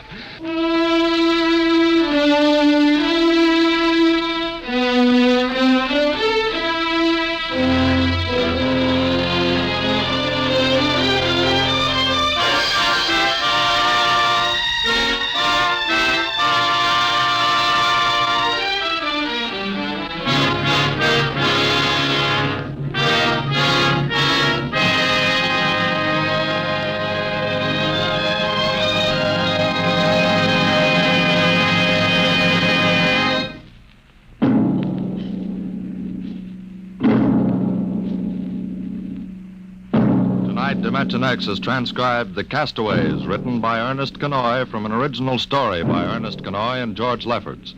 Featured in the cast were Santos Ortega as General Gaydash, Greg Morton as Dr. Muller, your narrator Norman Rose, music by Albert Berman, engineer Bill Chambers. Dimension X is produced by Van Woodward and directed tonight by Jack Cuney. In a moment, we'll tell you about next week's show. And now, here is your Wheaties man, Frank Martin. It's National Wheaties Week. And listen, if producer Joe Parker is going to buy Wheaties tomorrow, and I go out and buy Wheaties tomorrow, and you go out and buy Wheaties tomorrow, well, that makes 3 of us, huh? And if everybody goes out and buys Wheaties tomorrow, then the whole doggone country is going to be celebrating National Wheaties Week in the proper manner. And it's a real nice celebration, too. Pour out those golden flakes, pour on the milk, put on the fruit, and you'll be eating good to be feeling good. Breakfast of champions. Get yours. It's National Wheaties Week.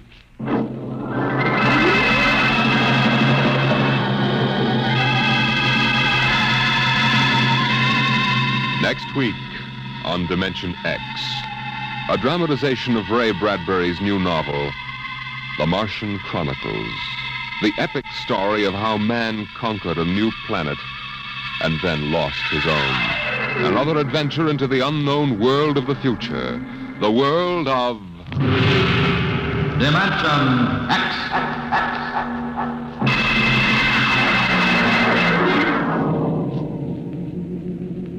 And this is the Wheaties man, Frank Martin, inviting you to listen also on Saturday, that's tomorrow night, to Joel McRae in Tales of the Texas Rangers on the Wheaties Big Parade. It's National Wheaties Week. Swing your partners right and left. It's National Wheaties Week. Come on, everybody, to the Wheaties party. Eat a lot of Wheaties like the champions do. Dance together, cheek to cheek. This is National Wheaties Week. Eat a lot of Wheaties like the champions do. Wheaties, a breakfast of champions.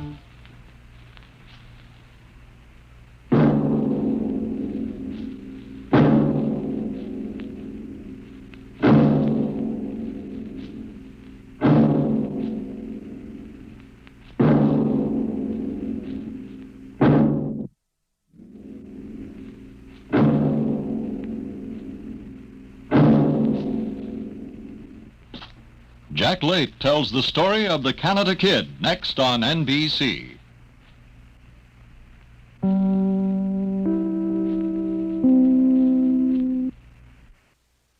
By transcription. It's National Wheaties Week.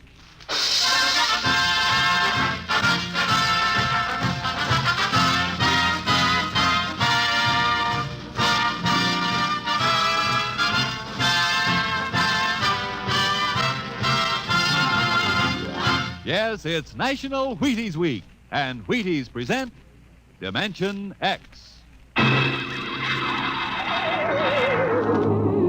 On stage tonight, Dimension X, another in the Wheaties big parade of exciting half-hour presentations.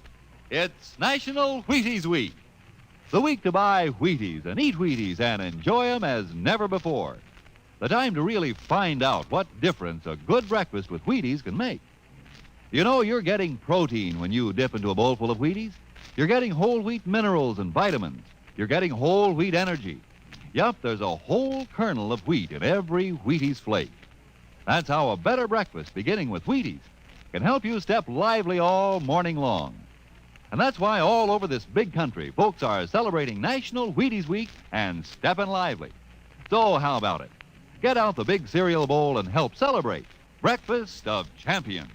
Pour out those golden flakes, put on the milk, put on the fruit, and let's have National Wheaties Week. You ready? Let's go.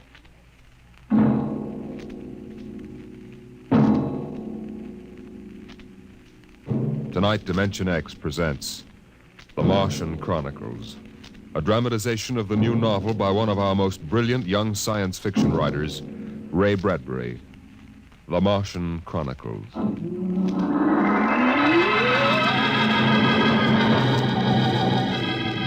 January in the year 1999. 1 minute it was Ohio winter with doors closed, the panes blind with frost, icicles fringing every roof, children skiing on snowy slopes. And then a long wave of warmth crossed the small town, a flooding sea of hot air. Bye, Mom. I'm going out. William McClellan, you come back here. You know you can't go out in winter without a coat. Do you want to catch your death of cold? But it isn't cold. It's warm outside. It's rocket summer. Rocket summer?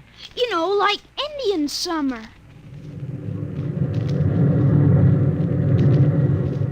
The rocket lay on the launching field, blowing out pink clouds of fire and heat, cracking the icicles, melting the snow, making summer with every breath of its mighty exhausts. It seared the faces of the watching crowd and drove them back. And then they saw the red fire and heard the big sound as the silver rocket shot up toward Mars and left them behind on an ordinary Monday morning on the ordinary planet Earth.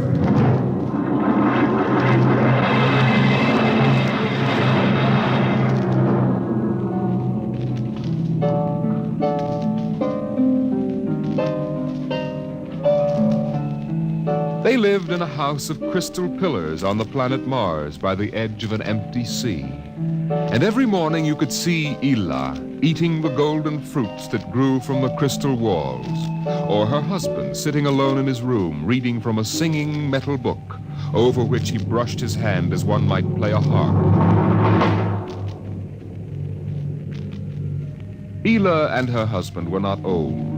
Once they had liked painting pictures with chemical fire, swimming in the canals when the wine trees filled them with green liquors, and talking into the dawn together.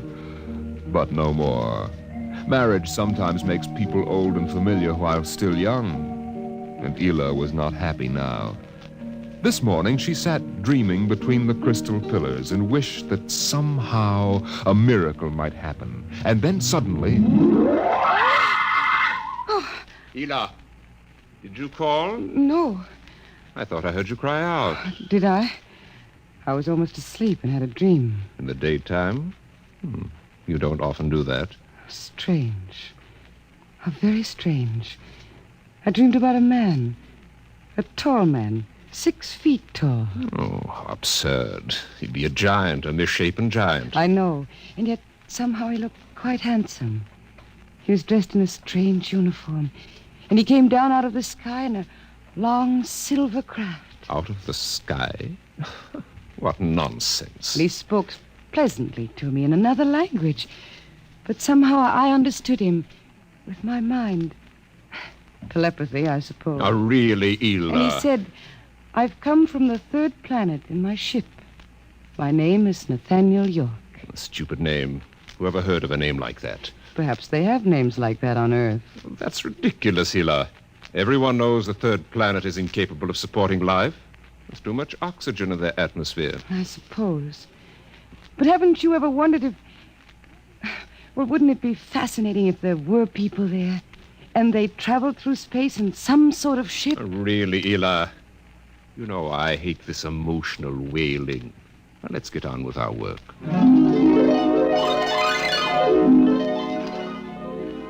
Evening came.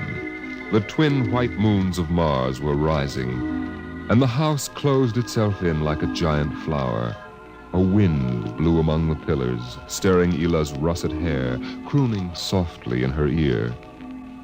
And it was then that she began singing the song. Drink to me only thine eyes, and I will pledge with mine. Ela, what's that song? I don't know. What do you mean you don't know? I've never heard it before. Did you compose it? No. Yes.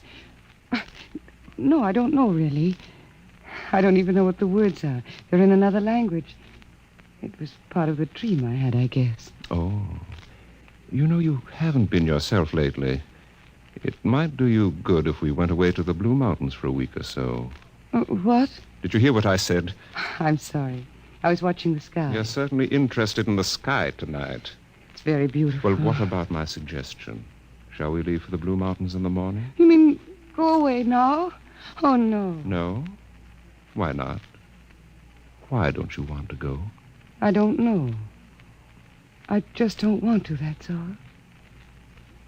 Leave a kiss in the cup, and I'll not ask for... Ela, I'm sick of that silly song. It's late.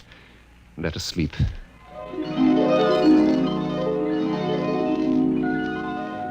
From the crystal walls poured a soft carpeting of mist to support Ela where she lay down to sleep. But through the night she tossed restlessly until just at dawn the dream recurred. Ela! Ela, wake up. What? Oh, what is it? You've been dreaming again. You talked in your sleep. Did I? Yes. What were you dreaming? Oh, the ship. It came from the sky again. And the tall man stepped out and talked with me, telling me little jokes and laughing. What else happened? And then this Captain York... Oh, I can't. It's all so silly. Tell me! He said I was beautiful. And then he kissed me. I thought so. What else? Why, Eel, you're so bad-tempered. It's only a dream. Is it? You know I can read your mind. You can't keep secrets from me. Well, all that happened was this Captain York told me... Well, he told me he'd take me away in his ship into the sky. Take me back to his planet with him. It's quite ridiculous, really. Ridiculous, is it? You should have heard yourself. Fawning on him, talking to him, singing with him all night. In your dream, he landed in Green Valley, didn't he? Please. And he told you he was coming today. Yes. But what's come over you? It was only a dream. You can't be jealous of that. No, I suppose not. Forgive me. I'm being childish. Eel, you're sick. You've been working too hard. No, I'm all right. But perhaps you're right. Maybe I could use a little relaxation. Yes. I think I'll take the morning off and go hunting. Hunting? Yes, in Green Valley.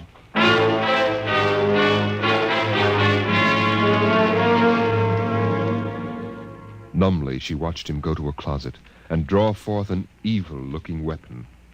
And then her husband was gone, walking toward Green Valley. And Ela waited, watching the sky for an unknown thing, trembling with a nameless fear. And then it happened. A whirring, rushing sound. The warmth as of a giant fire passing in the air. The gleam of metal in the sky. He's come. It's true. The dream is true. The rocket vanished over the hill. The sky was empty again. And trembling, Ela waited again, looking toward Green Valley and seeing nothing. Listening for sounds and hearing nothing. Until... a shot sounded, very sharply. The sound of the evil weapon. Oh, no. No. Her body jerked with the sound, and she wanted to scream and never stop screaming. For now she knew the dream could never come true. There was nothing left but the song, the strange and fine and beautiful song. Drink to me only with thine eye, and I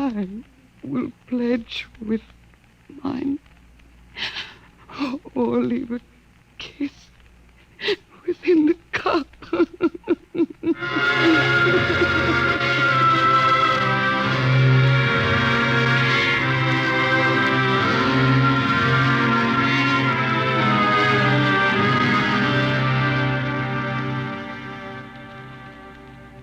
But still the rockets came.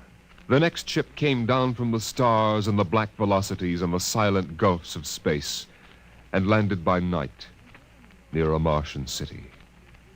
The men made their way to the outer rim of the dreaming city, and then Jeff Spender went in to reconnoiter while the others watched and waited for something to stir in the haunted city, some gray form to rise, some voice to break the unearthly stillness. Where were the people? Where were the Martians? Nothing stirred to disturb the silence until...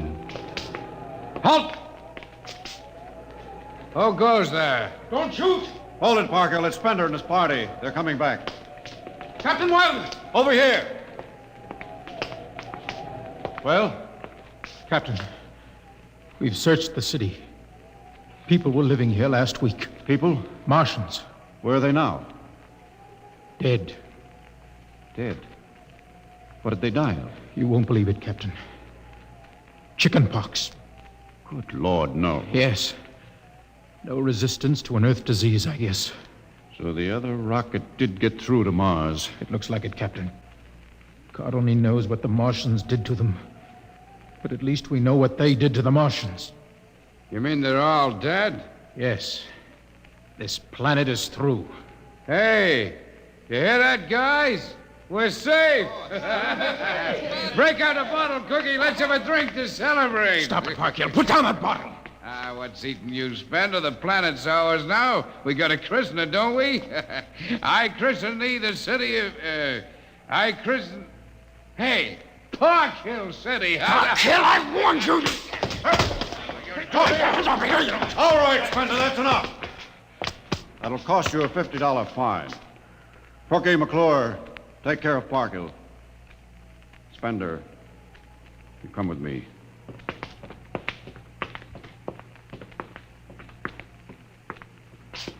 All right, Spender, why did you hit him? I don't know, Captain. I was ashamed, I guess. Ashamed of Sam Parkhill and the noise and the spectacle the whole crew is making. It's been a long trip. It's only natural they'd want to have their fling. Yes, but where's their sense of what's right? Their respect for what's happened here? Captain, a race builds itself for 1,000,000 years, refines itself, builds cities like this one, does everything it can to give itself respect and beauty, and then it dies. Of what? Not anything fine or majestic or fitting, but a dirty little thing like chickenpox. And Sam Parkhill wants to celebrate. I know, Spender, but you've got to remember you've a different way of seeing things. I'm seeing things all right. I'm seeing what we'll do to Mars. We'll rip it up, rip the skin off, ruin it the way we've ruined our own planet. Captain, look at the city. It may be the last time you'll ever see it this way. Beautiful in the moonlight, isn't it? Yes. There's a poem by Byron that describes it, and how the Martians would feel tonight, if there were any of them left to feel. So we'll go no more a-roving so late into the night, though the heart be still as loving and the moon be still as bright. For the sword outwears its sheath, and the soul wears out the breast, and the heart must pause to breathe, and love itself must rest. Though the night was made for loving and the day returns too soon, yet we'll go no more a-roving by the light of the moon. Without a word, the Earthmen stood and looked at the city. The bottle lay shattered at Sam Parkhill's feet, and the sour stench of liquor filled the cool air. The men of Earth had come to Mars.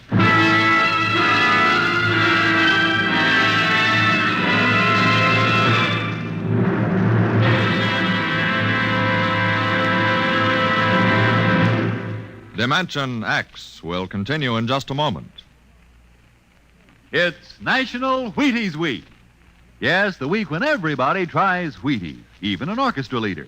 And here he comes from behind the scenes in radio to help celebrate National Wheaties Week, Mr. Von Dexter. Thank you, Frank. Hello, folks. I understand this is National Wheaties Week. I can't get a kick out of that. The only breakfast food in the world with a week of its own. And I'm here for just one thing, to ask you to try Wheaties during National Wheaties Week.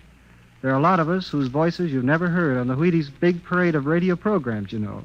Backstage people. Like musicians. Right, Frank, like musicians. We'd get great pleasure from knowing you like these programs well enough to buy a box of Wheaties tomorrow. Wheaties are good. They're nice to eat. I like them. I think you will. Try them once during National Wheaties Week. Will you do that? Vaughn, I think the folks will. Good. Thank you. Good night.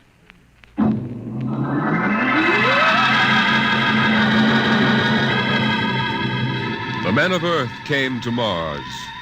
They came because they were afraid or unafraid, because they were happy or unhappy, because they felt like pilgrims or did not feel like pilgrims. The government posters screamed, "There's work for you in the sky. See Mars!" And the men shuffled forward, all kinds of men, all coming for different reasons. The rockets came like drums beating in the night. They came like locusts, swarming and settling in blooms of rosy smoke. Mars was a distant shore, and the settlers spread upon it in waves. First the pioneers and builders, then the people of civilization. Some came because they were afraid of a coming war on Earth. Some came because they were afraid of nothing. Some came to escape from the smell of the subways and the cabbage tenements. And some came from houses like the one in Ohio. It was a good house, the house in Ohio, and for 6 years the family had lived there contentedly, enjoying music and poetry and the rich, warm things of life. For the house had been built to be lived in the year 2020. It contained all the latest automatic devices, from talking book recorders to singing clocks. 7 o'clock, time to rise, open your eyes. Tick-tock, 7 o'clock, time to rise, open your eyes. As the family rose and dressed, the beds whirred electronically and made themselves. In the kitchen, the stove sighed and ejected from its warm interior 8 eggs, sunny side up, 12 bacon slices, 2 coffees, and 2 glasses of milk. 7-9, breakfast time. Come and dine. 7-9. Beside the breakfast table, the facsimile machine clacked and deposited the morning paper on the table. The headlines today spoke ominously of the danger of a coming war, and the man frowned as he read the news. Today is August 4th, 2026. Insurance, gas, and atom heat bills are due. And today, remember, the family has planned a picnic. Gee, Dad, are we really going? Sure, Timmy, why not? It's raining out. It's not raining where we're going, son. Now run upstairs, pack your fishing tackle. We're going on our picnic, all right. Okay, Dad. Bill, are you sure we ought to go? Yes. Have you seen the headlines this morning? Looks bad, doesn't it? Mm-hmm. The rocket's ready. All we have to do is pack and take off. I know, but... Well, flying to Mars, it seems so crazy. Well, all right, then we'll go. Should we tell the children why we're going? No, not yet. Let them enjoy the picnic. The house went on with its appointed tasks. 9:15, time to clean. 9:15, time to clean. Out of the molding darted hundreds of tiny mechanical mice, all rubber and metal. They sucked up the dust and dirt in the house and popped back into their burrows. In the walls, relays clicked, memory tapes glided under electric eyes, recorded voices moved under steel needles. 12 o'clock, 2 o'clock, 4 o'clock, 6 o'clock, tick-tock, 8 o'clock. Evening came. In the living room, the hearth fire bloomed out of nothing, and the phonograph spoke from beside the fireplace. Mrs. McClellan, what poem would you like to hear this evening? Mr. McClellan? And you express no preference, I shall select at random from among your favorites.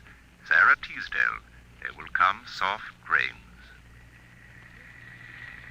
There will come soft rains and the smell of the ground, and swallows circling with their shimmering sound, and frogs in the pools singing at night, and wild plum trees in tremulous white.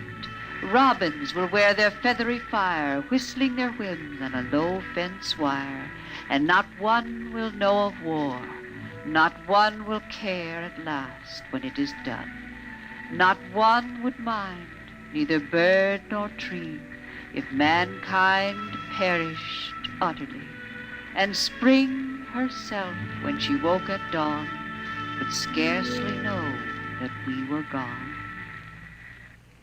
The phonograph finished the poem, but there was no one there to hear, for the family had gone to Mars.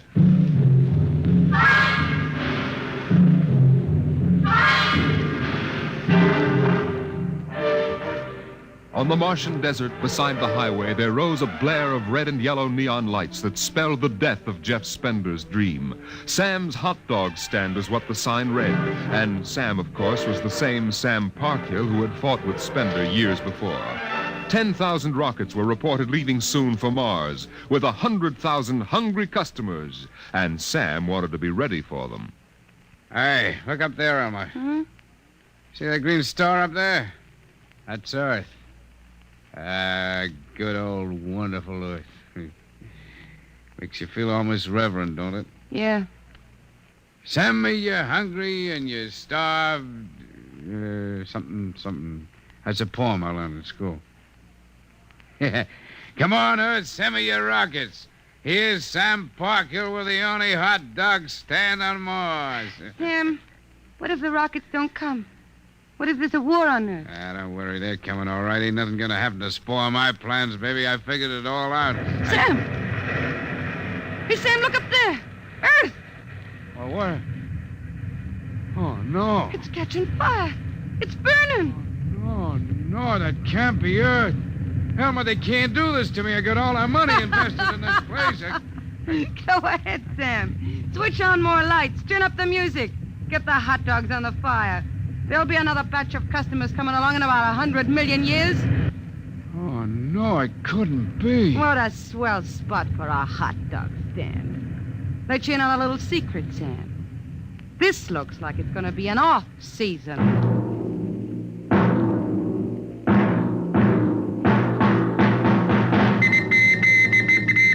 The light beam radio crackled with the news. By morning, the shelves of the luggage store were empty, and the rockets were blasting off, headed back to Earth. In a few days, everyone was gone, and the planet of Mars once more lay deserted and silent.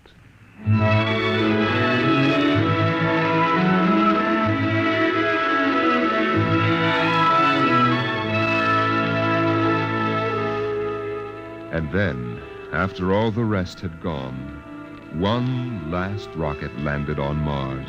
A small, family-sized rocket come all the way from Earth. It seemed a long way to go for a picnic, but Dad had suggested a fishing trip, and Mother thought the whole family would enjoy a vacation. So here they were, floating down a Martian canal, with Timothy sitting in the back of the boat with Dad and Mother up front holding Alice the baby, and the deserted Martian towns drifting slowly by. Dad, What is it, Timmy? when do we see the Martians? You promised we would. Soon, Tim, soon. Oh, but William, the last Martians died out years ago. They're a dead race now. Not quite. Don't worry, son. I'll show you some real live Martians later on. Gee, this is swell. I wish we didn't ever have to go home. How long can we stay? 1,000,000 years. 1,000,000 years? Yes. It's time we told you, son. We're not going home. This is where we'll live from now on. But what about the rocket? What about Ohio? There's nothing there now but ruins. The last Earth radio just went off the air. That means the war is over and Earth is finished. We're going to blow up our rocket and start all over. See if we can't build a better world up here. You Mars is going to be our home? Yes. I hope you don't mind too much. No, sir. But what about the Martians? When do we get to see them? There they are, son. Look down at the water. I don't see anything there. Beside the boat. Look at the reflections in the water. But that's us down there. Just you and me and Mom and the baby. Yes, son. You see, we're the Martians now. For a long, silent moment, Timmy stared down at the reflections of the family in the waters, and the Martian stared back up at him. Then he lifted his eyes to the deep ocean sky, trying once more to see Earth and the house he had always called home. But Earth was too far away, and the house was now only a heap of radioactive rubble. Only one wall remained standing, and within the wall a voice spoke again and again and again. Not one would mind, neither bird nor tree, if mankind perished utterly, and spring herself, when she woke at dawn, would scarcely know that we were gone, that we were gone, that we were gone, that we were gone, that we were gone, Today is that we October were 5th, gone. 2026. Today is October 5th, 2026.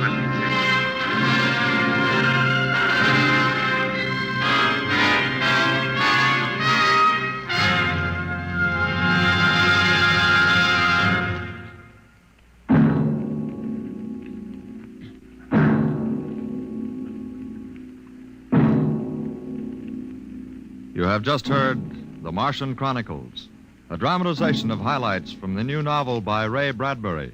Your narrator was Norman Rose, and featured in the cast were Inga Adams, Roger DeKoven, and Donald Buca. Music by Albert Berman, engineer Bill Chambers. Dimension X is produced by Van Woodward and directed by Jack Cuney. In a moment, we'll tell you about next week's show. And now, here is your Wheaties man, Frank Martin. Go out and get the Wheaties. It's National Wheaties Week. Yep, this is the week everybody's trying Wheaties.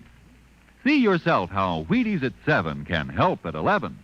A better breakfast beginning with Wheaties can help make a wonderful difference because there's a whole kernel of wheat in every Wheaties flake. So eat happy, work happy. Wheaties, breakfast of champions. Get yours. Get yours. It's National Wheaties Week. Next week, the strange and chilling story of the parade. The parade that suddenly turned into a funeral procession for the world of tomorrow. The world of... Dimension X.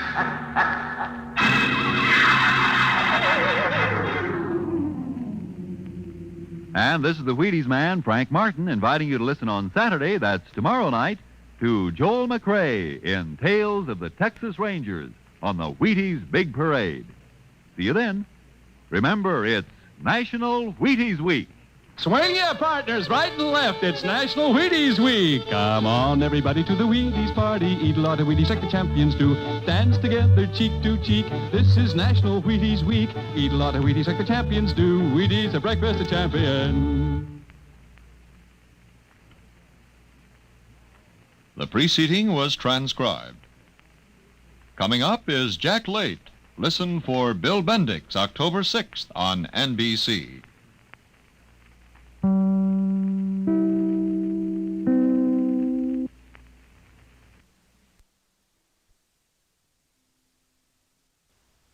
It's National Wheaties Week.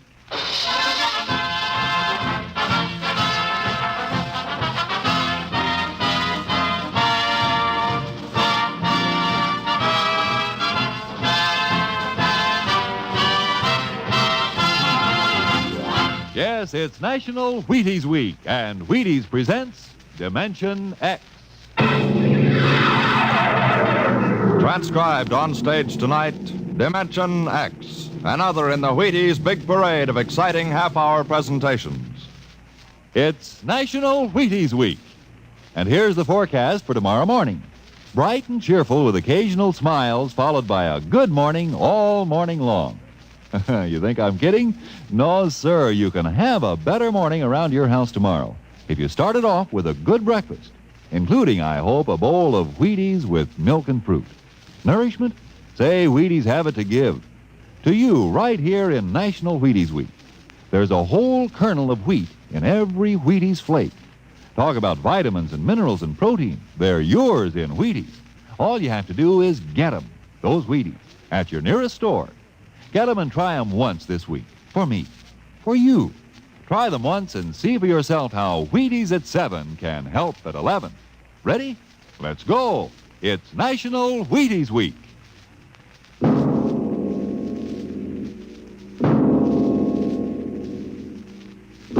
Now, tonight's adventure into the unknown world of the future.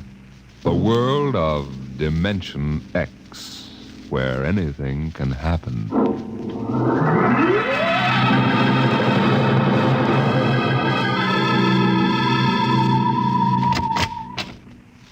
You are Mr. Sid Ryan? The same. My name is Lucia. I'm a Martian. Pleased to meet you, Mr. What was that again? A Martian. A Martian, eh? As in Orson Welles? Precisely. I'm a Rotarian myself. Sit down. Thank you. And now that we've had our little joke, Mr. Lucia, what can Publicity Associates do for you? It has been my observation that advertising and publicity are the very backbone of earthly civilization. Spoken like a true Martian, Mr. Lucia. Now, if you'll tell me the name of the client. The client, of course, will be the Martian. You don't give up, do you? Give up? The gag, I mean. Oliver. Oh, yes, Mr. Ryan? This is Mr. Lucia. How do you do, Mr. Lucia claims to be a Martian. Take him outside, will you, Oliver? Get the name of the sanatorium he escaped from and tell them to bring the butterfly net. Wait, sir. I'm happy to see, Mr. Ryan, that my telling you I'm a Martian has approximately the effect I supposed it would have. I believe we can do business. I have here the cash retainer of $5,000.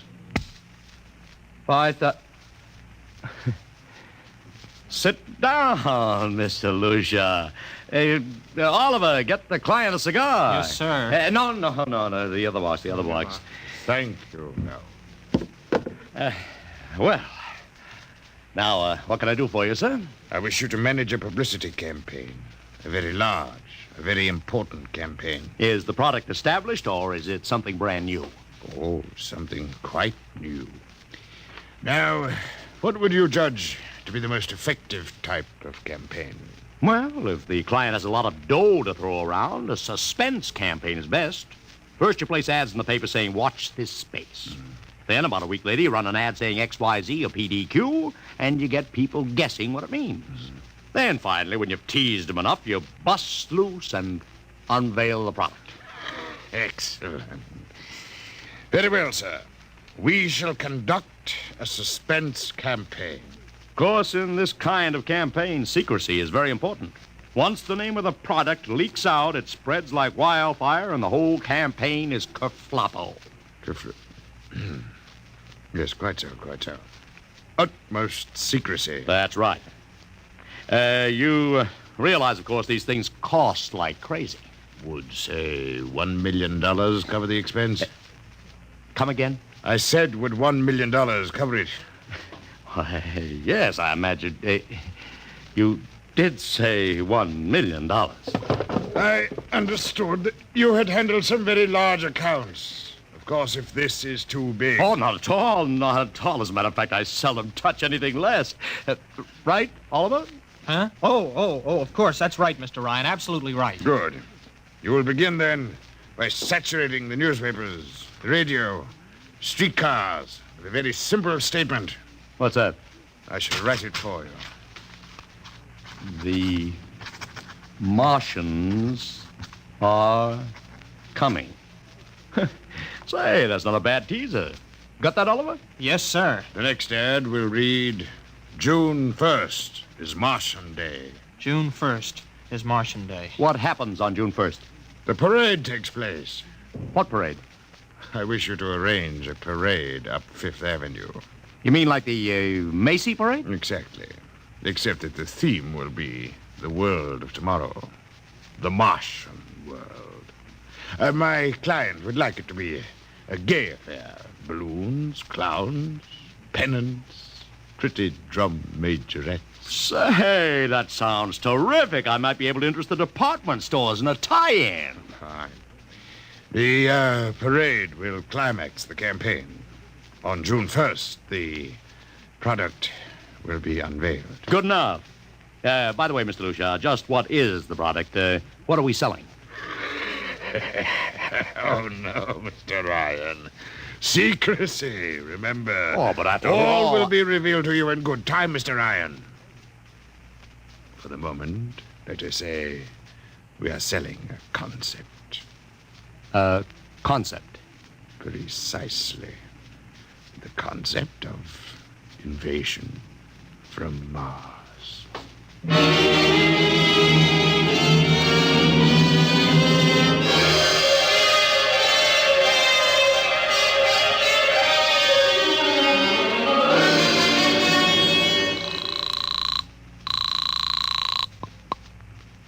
Benny Marcus, please.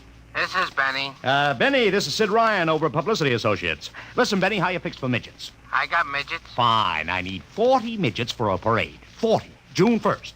And listen, Benny, I want them dressed in little space suits. What? You know, like men from Mars, okay?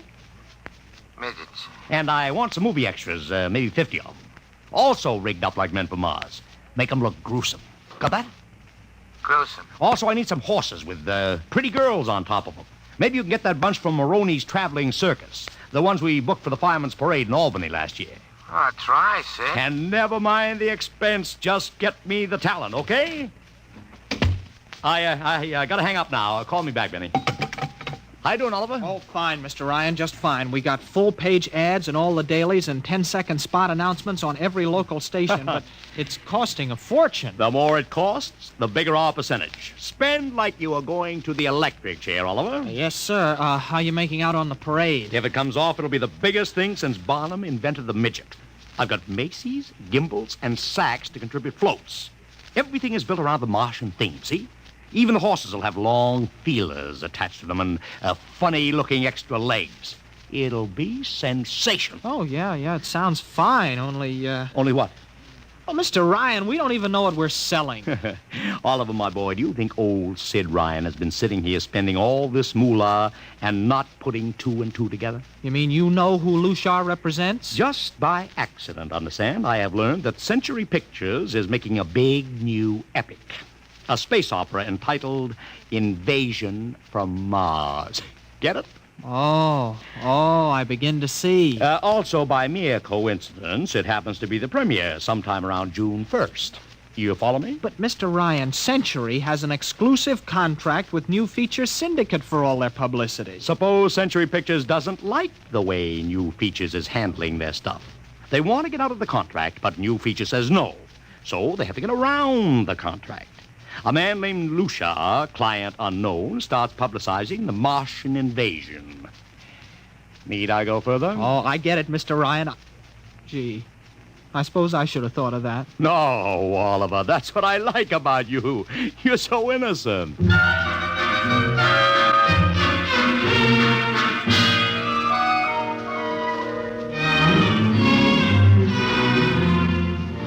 Let me talk to Commissioner Patrick, please. Sid Ryan.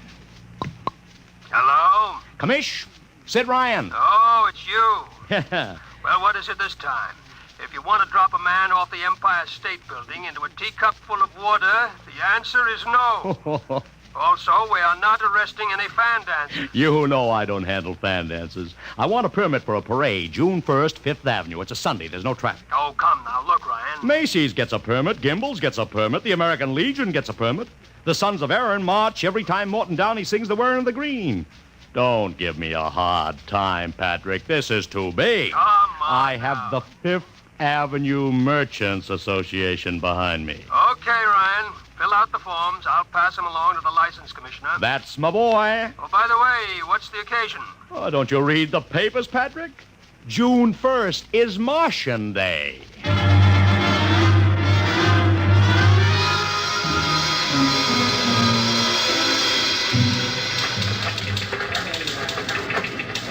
Mr. Ryan. How is the campaign going? Like fire, Mr. Lucia, like fire. Everybody and his brother is going along with the gag.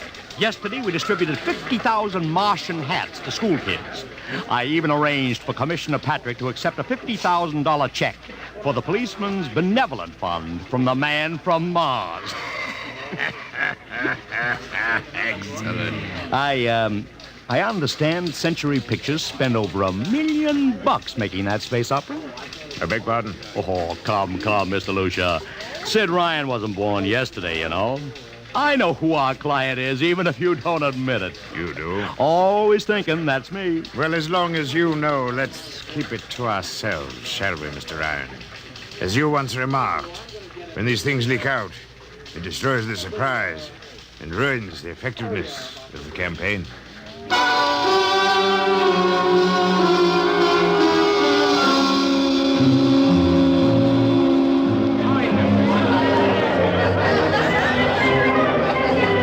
Ladies and gentlemen, this is Ron Heileman speaking to you from our portable transmitter atop the reviewing stand for the much-heralded Martian Parade on Fifth Avenue.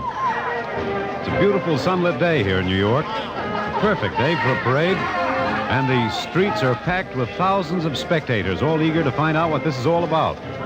There's an air of shrill expectancy. Helen, over here!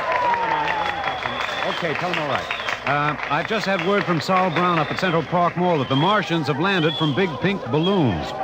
And while we're waiting here for the arrival of the parade, we brought some people up to our microphone to tell you their reactions to this spectacular affair. What's your name, madam? Miss Ada Shackley. A little louder, please. Miss Ada Shackley. And where are you from, Mrs. Shackley? Columbus, Ohio. I see. And I see you have your family with you, two little curly-headed boys. Are you in New York for your vacation? Yeah, we came for the Shriners Convention with their daddy. Well, what do you think of Martian Day, Mrs. Shackley? Well, it all seems very strange to me, but the boys have been pestering me to watch it, so we've been standing here for 2 hours. I can't make head or tail of it. Well, neither can a lot of other people, Mrs. Shackley, but judging by the thousands here already, there's a lot of curiosity. Curiosity killed a cat, folks say. Let's hope not. Thank you, Mrs. Shackley. And now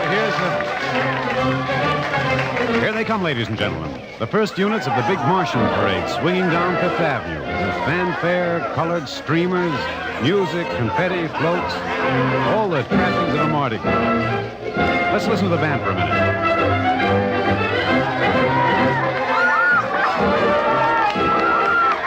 Here in the vanguard, the whole troop of little midgets in weird-looking pink and blue spacesuits, carrying Rube Goldberg weapons with signs painted on them.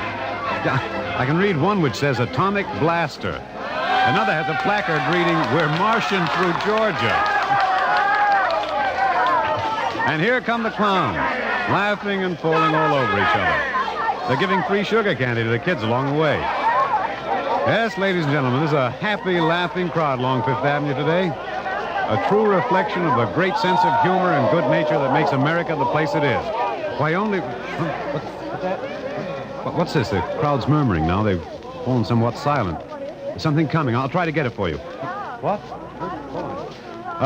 Ladies and gentlemen, here comes the Martian contingent. This is promised as the climax of the show. And now a great hush has fallen over the crowd. It's quite a sight to see these thousands of people standing here expectantly, hearing only the great regular sigh of their mass breathing. Now here they come, ladies and gentlemen. The Martians, marching in booted, helmeted ranks, row after row of them. This is an impressive sight, ladies and gentlemen, and a rather serious contrast to the rest of the joyous slapstick parade we've been witnessing up and now. There are perhaps 200 tall, broad-chested men dressed in metallic gray spacesuits with thick glass visors drawn across their faces. Each one's holding an ominous-looking ray gun at the ready position. They're marching in absolute silence, keeping step perfectly, as though some mute, unspoken command is marking time for them. Even the children are awed by the unexpected warlike realism of the Martian Legion. And now the first ranks of the Martians move past us down Fifth Avenue toward the reviewing stands at the square. No one moves. There, a woman, ladies and gentlemen, just dashed out into the street. For what reason, I don't know. She just slipped through the police cordon somehow. They're after her now, but she's already reached the ranks of the Marches, and she's trying to lift the visor of one of the Martian spacesuits. Wait. She's fallen. She screamed and then fell forward in a dead faint. The Martian column keeps right on coming. Unless they break ranks, they're going to trample her. No. The policemen have got her now. They're dragging her away, out of the way. Trying to revive her now. What is that? All sorts of rumors have begun filtering back through the crowd. Some are even whispering that the woman's dead. We don't know yet, but whatever's happened, the incident seems to have cast a slight shadow over the mood of the crowd. The carefree holiday air seems to have vanished. The crowd's stirring uneasily, a little disturbed at what we've just seen. Nothing to be alarmed at, however. It just seems a shame that anything like this should happen to spoil our enjoyment of the Martian parade.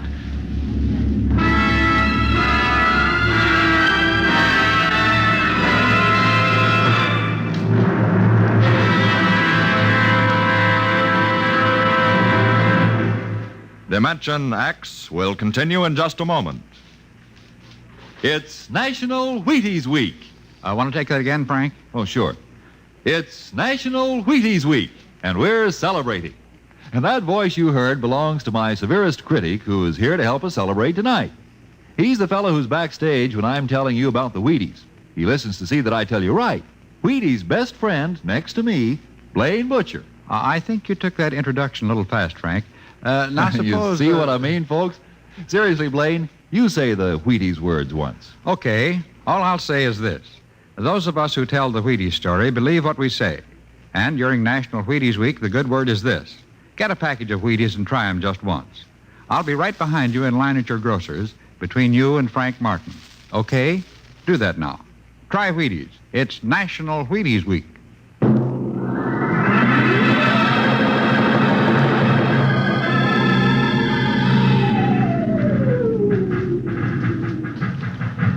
Mr. Ryan, did you see that? A woman fainted. She ran out into the street to get a close look at the Martians, then she screamed and fainted dead away. I'm well aware of that, Oliver, since I paid her $50 to do it. What? The dramatic moment, Oliver. The stock and trade of the good publicity man. Relax. Holy smokes, you sure think of everything. For my share of this deal, roughly $100,000, I can afford to think of everything. Shut the window. Oh, okay, but don't you want to see the finish? We'll go down to the reviewing stand for the finish. Right now, I want to make a phone call. By the way, where's Lucia? I haven't seen him. Well, close the window, Oliver. Well, okay, Mr. Ryan.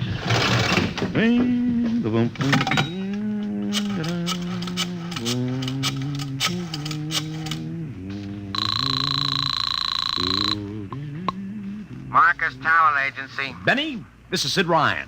Oh, say, listen, Sid, I was going to call you. I'm awful sorry about those Martians. What do you mean, sorry? They're terrific. No, don't joke, Sid. I mean it. Well, I mean it, too. They're great. Are you in a bag? Never felt better. You mean it, don't you? Of course I mean it. What is this? There are Martians in the parade? About 150. Of course, I only ordered 50, Sid. but under the circumstance... Sid. What is it? Sid, don't you know I couldn't get you a single movie extra. There's a studio strike in New York. Huh? Wait a minute. Where'd these guys come from if you didn't hire them? I don't know. Hold on. Oliver? Oh, yes, Mr. Ryan? Did you hire those Martians? Well, no, sir. I didn't... Benny, this is on the level, isn't it? Honest, Sid, I... Okay, Benny, I'll call you back. What's the matter, Mr. Ryan? I don't know. Just don't know. Wonder if Lucia hired him. What's Century Pictures number? Tremaine 4, 1000. Tremaine 4, 1000. Century Pictures, the studio of the stars. Give me Marty Sanford, your publicity director. One moment, please.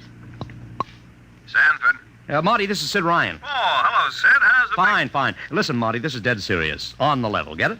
What's wrong? I've got to locate Lucia. Lou who? Lucia, come on now, Marty. This is life and death. The guy you sent over to hire me for the invasion picture. I never heard of a guy named Lucia. And, what invasion picture? Invasion from Mars, the space opera. Are you batty? Marty. That picture was shelved last month. What? Sure, back in the can.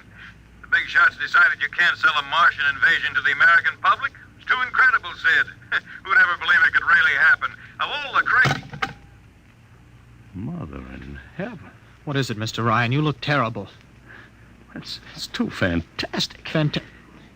Mr. Ryan, is something wrong? Open that window. I want another look at those Martians.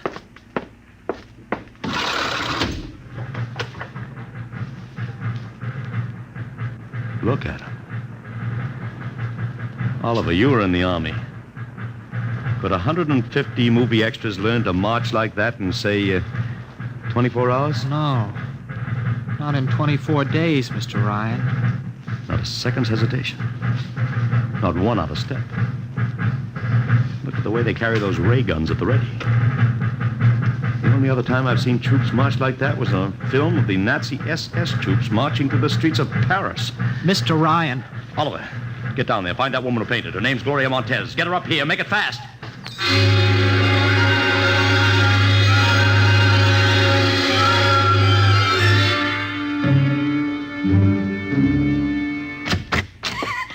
Here she is, Mr. Ryan. I can't get much sense out of her. Stay away from me! Okay, Gloria. You can cut out the act and relax. It's me, Sid Ryan. You're a Martian. Gloria, settle You're wearing down. a mask. Baby, it's me, Sid. It's awful. It's all big green eyes and those feelings like a catfish. Baby, snap out of it.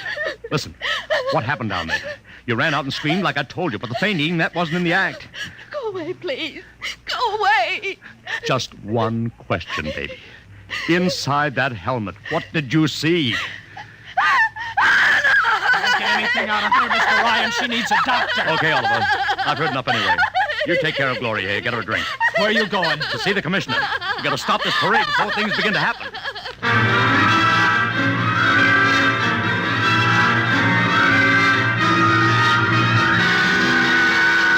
Okay, Ryan, what's the beef? Listen, Patrick, I don't know what it is, see, but something's wrong. You've got to stop that parade. I suppose you'd like the riot squad. That would get you a front-page spread on every paper in town. Now, look, Ryan, I've got no time for your cheap publicity gags. I'm a busy man. Listen, I'm trying to tell you I don't know where those Martians came from, who they are, anything about them. Oh, Ryan, I'm wise to your tricks. Now, if you let the sergeant show you out... You won't do it, huh? An honest citizen appeals for protection and you refuse? I most emphatically do. Now beat it. All right, Patrick. I'll go right to the mayor's office. I'll have you busted flatter than the fried egg. Go ahead. I'm sure His Honor will be glad to toss you out on that phony nickel-plated skull of yours.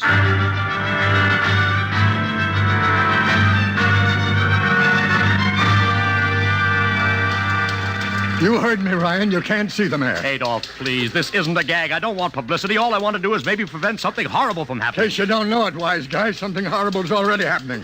A couple of hundred little kids are in the hospital with ptomaine poisoning from that phony Martian candy you passed out. What? Or didn't you know? I didn't. We've got to stop that parade. Sure, you'd like nothing better than start a panic now. Maybe a few hundred people get trampled to death. Think of the newspaper space. That'd get you and your phony product. I won't stand for this, Adolf. This may be a matter of life and death. Now get out of here quick. It'll be your death. Go on, beat it. Get out. You and your publicity stunts make me sick to my stomach.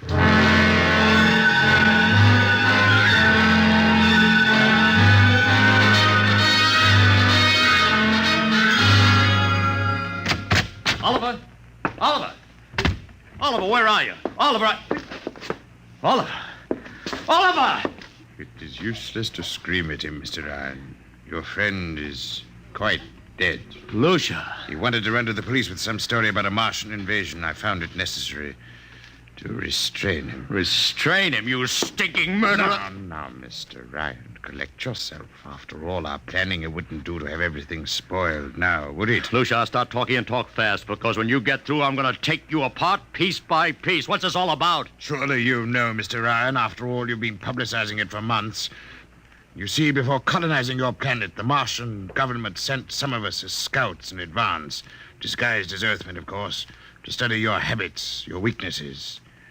We found that the people on Earth are predominantly conditioned by advertising and publicity. And so we conceived the idea of treating our entire invasion as a vast publicity stunt. Clever, yes? After all, Mr. Ryan, who would suspect an invader who advertised his invasion in the newspaper, invited the public to his surprise attack, and spent millions publicizing his plans? Holy jumping... You've done very well, you see. Then there was no product. Ah, but there is a product. The product is death. What are you trying, Lucia? We Martians are a humane people, Mr. Ryan. We do not like to destroy thousands where a few hundred will suffice. In exactly 2 minutes, our troops will treat the world to a spectacle of death, which will bring the rest of your planet to its knees in horror. Nations will clamor to surrender. Perhaps, Mr. Lucia, but not if I can help. No!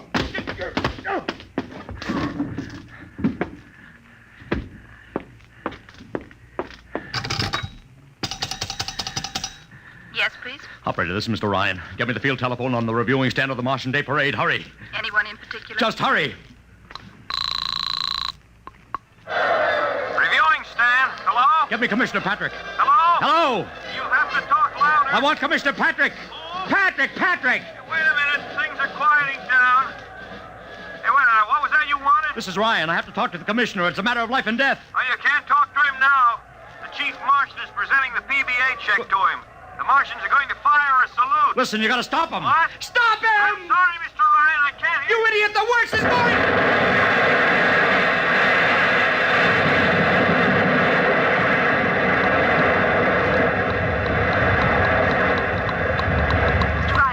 Mr. Ryan, you've been cut off. I heard it. Is something the matter?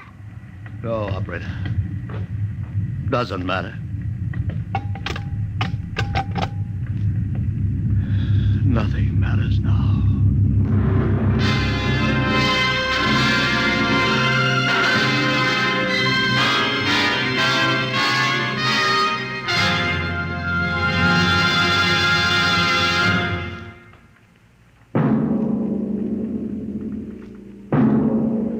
Tonight, Dimension X has transcribed The Parade, an original radio drama written by George Lefferts. Featured in the cast were Joseph Curtin as Ryan, Barry Kroger as Lushar, and Alexander Skirby as Ron Heilman. Your narrator was Norman Rose. Music by Albert Berman. Engineer Bill Chambers. Dimension X is produced by Van Woodward and directed by Edward King. In a moment, we'll tell you about next week's show. And now, here is your Wheaties man, Frank Martin. It's National Wheaties Week. Have you had them today? Had your Wheaties? It's National Wheaties Week, the time of the year to buy Wheaties and try them at least once, for goodness sake. Because once you sit down to a bowl of Wheaties with milk and the fruit of your choice, I don't worry about you. Nope, I know there's a whole kernel of wheat in every Wheaties flake, and that's good. Besides, I know that starting a better breakfast with Wheaties can help you feel better, look better, and work better all morning. But honest now, you have to do your part before Wheaties can do theirs. Sure, buy Wheaties. That's what you have to do. That's what I have to do. Buy them and see how Wheaties at 7 can help at 11. And a happy National Wheaties Week to you.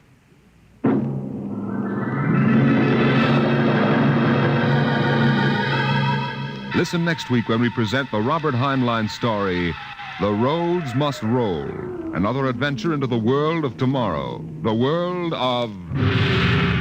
Dimension X.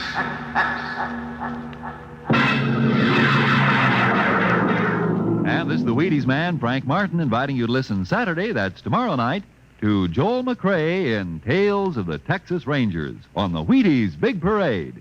See you then. And remember, it's National Wheaties Week. Swing your partners right and left. It's National Wheaties Week. Come on, everybody, to the Wheaties party. Eat a lot of Wheaties like the champions do. Dance together, cheek to cheek. This is National Wheaties Week. Eat a lot of Wheaties like the champions do. Wheaties, a breakfast of champions.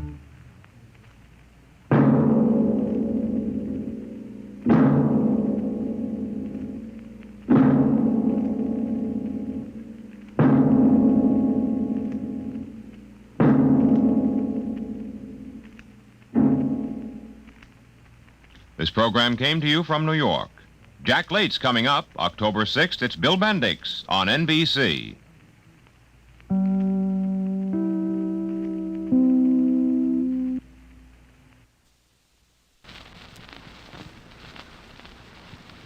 Adventures in time and space, told in future tense. Dimension X.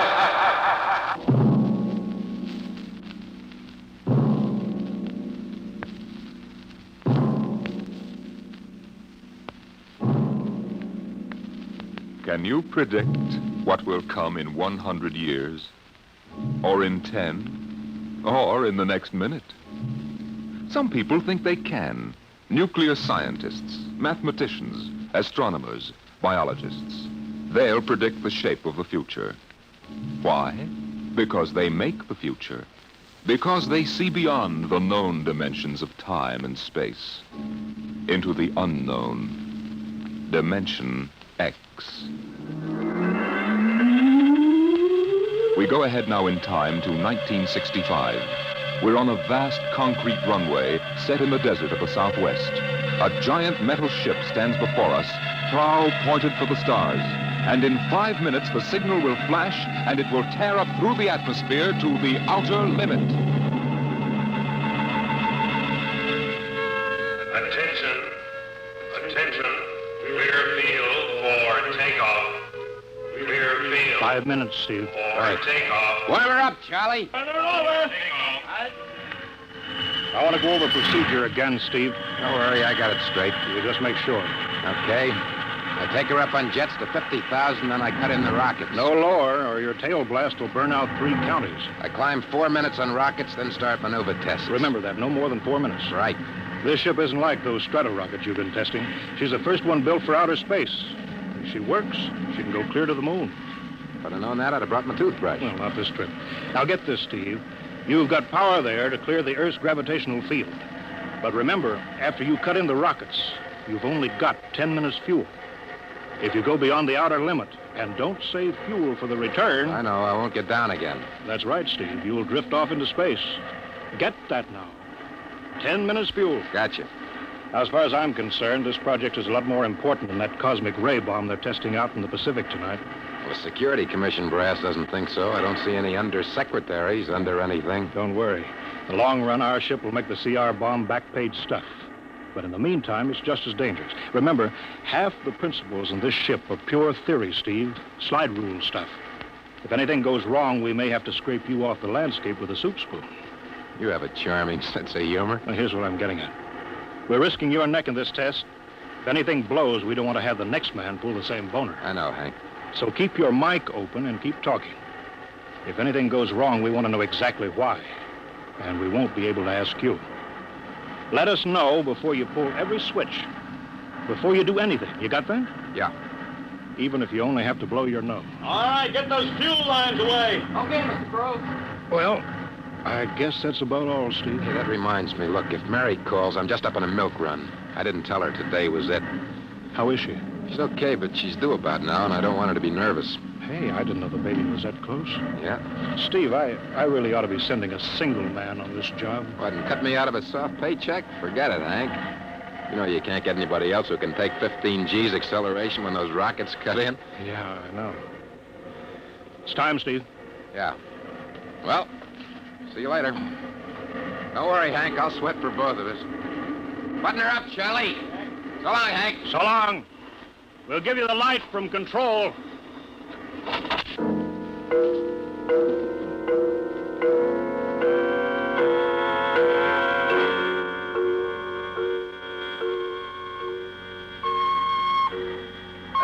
to control. Are you there yet, Hank? Okay, Steve. Got you on the speaker. I'm ready to go. Mr. Hanson. Ready on radar, Sergeant? Check. Mr. Hanson, you better see this. What is it, Elsie? Message center for Steve. Mrs. Weston just left for the hospital. What? Hello, Steve. Yeah. Stand by a minute. Shall we hold the takeoff, Mr. Hanson? What? Oh, yes. No, wait just a minute. It's too late now. You going to tell him? Maybe he's got enough to worry about. Hey, what's holding us up, Hank? Something on your mind? No, it's nothing, Steve. I just wanted to say good luck. Clear for takeoff, Charlie? Right. Okay. Give him the light.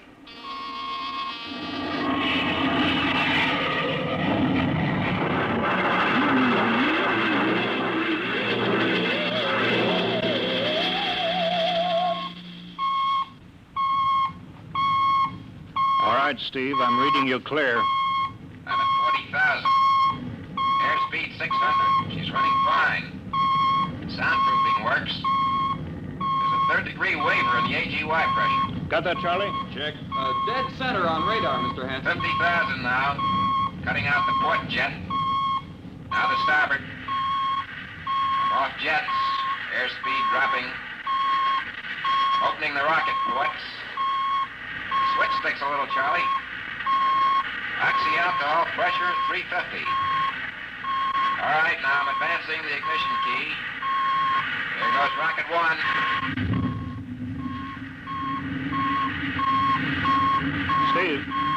Steve, you all right? Yeah. Feels like somebody slugged me with a sledgehammer. Airspeed now 1,200. Here goes number two.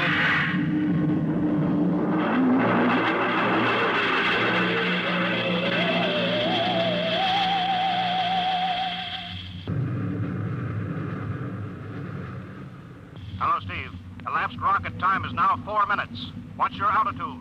Over to you. Speed 4,400. Still climbing.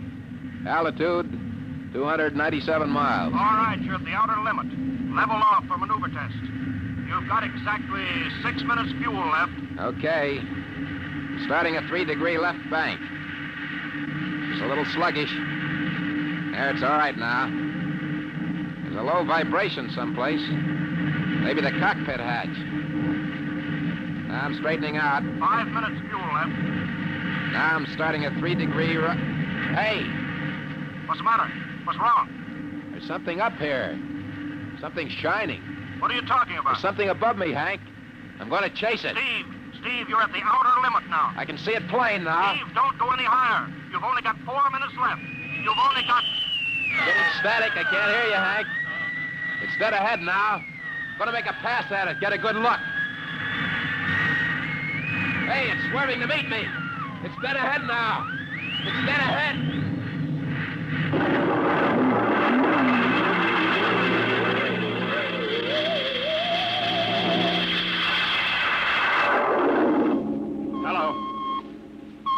Hello, Steve. Steve, come in. 9 minutes fuel gone. Still no sign on radar. Hello, Steve. Steve, what's happened? Charlie, get out the crash squad. Tell the Army squadron to alert their search planes. Right. 9.5 minutes gone. Hello, Steve. Squadron. What's happened? Where the devil is it? Charlie, Hello. for Mr. Hanson. Come in, Steve. We need a search squadron. Come in. No, Mr. Hanson's busy. Hello, Steve. Hello, Steve. 10 minutes, Mr. Hanson. That's the end of this fuel.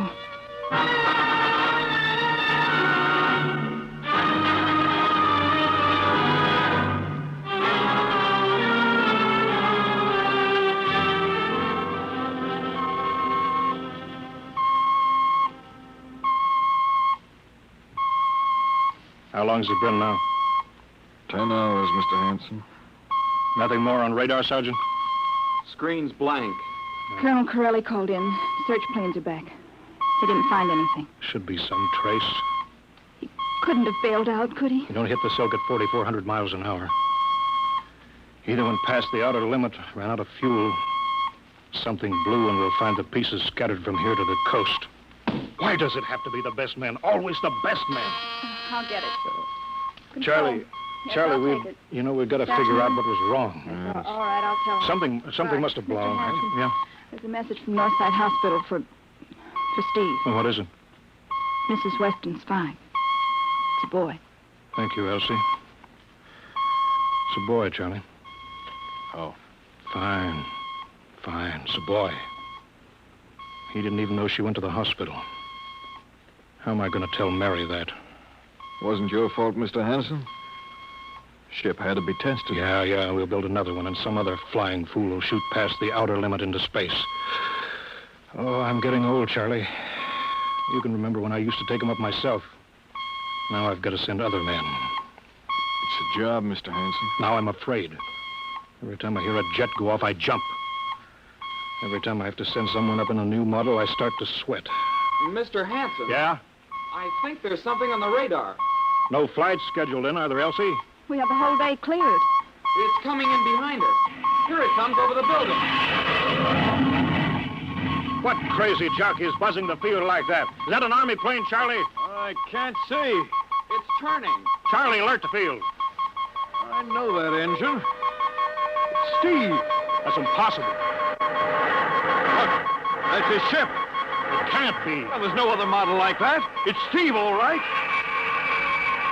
It's coming in. Thank God. Thank God.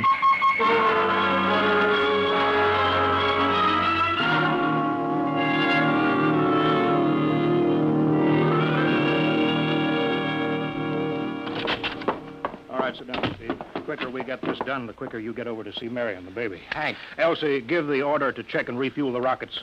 I don't want anybody in here till I get Steve's reports. Bury any calls. All right, let's have it. What the devil happened to you? Hank, does that cosmic ray bomb still go off tonight? What are you talking about? Straighten out, Steve. Where you been for the last 10 hours? Listen, Hank, there's something more important. Come on. I've got to get a report on the screen to Washington, so let's have it. I've got to know how you stretched 10 minutes fuel to keep you in the air for 10 hours.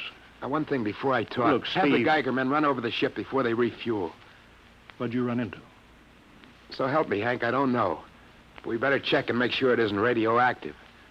Elsie, add a Geiger report on the standard check. Steve, maybe we better have the doc look you over, too. No, I'll be all right. They said I'd be all right. They? Look, son, I know you've had a tough time, but we've had this field on the alert for 10 hours. One of the Army boys cracked up looking for you, and he's hurt bad. So let's have the story. Let's have it straight. I don't know how to tell you. Hank, I saw something up there. At 300 miles? I chased something up there, Hank, and I caught it. Now, don't hand me that, Listen, Steve. I was cruising along, just starting the right bank, when I spotted something. It must have been going about half my speed. It was egg-shaped and smooth. I made a pass at it, and I was coming back for another, and then there was a humming sound. Humming? A sort of vibration. And I blacked out. I was headed straight for it at 4,400 miles an hour. I thought it was going to be the biggest smash since Hiroshima, and I guess they were drinking that bottle. Never mind that, Steve. What happened? I came to inside their ship. Uh-huh. Steve, this whole thing has been a devil of a strain on you. I'm going to call Major Donaldson from the Army base. Ask him to sit in. Psychiatrist? Yeah, that's a good idea. Let him run his tests. He'll tell you I'm not kidding. Because, Hank, unless I miss my guess, I've just been tipped off to the way the world ends.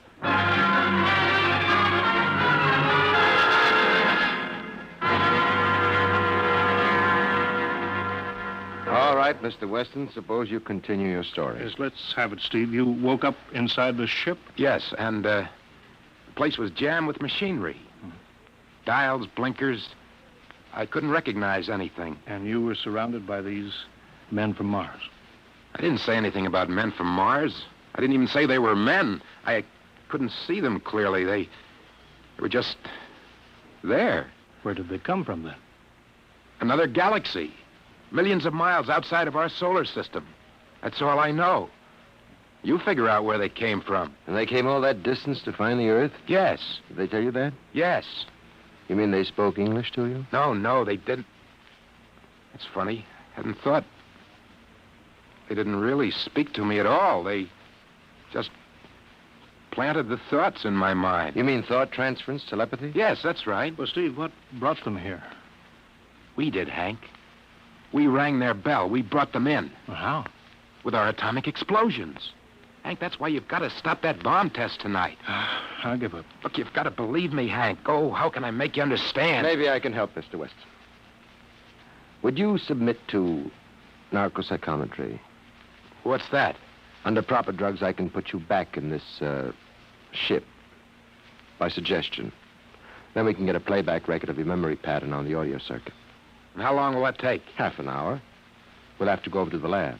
Will you believe me if it checks? It will give us an accurate memory picture of what your mind reports. All right, let's go. Hank, you gotta believe me. We haven't got much time.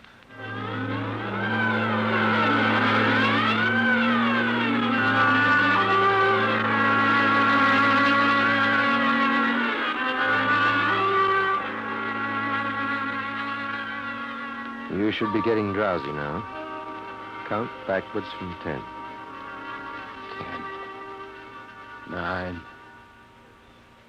8, 7, 6, 6.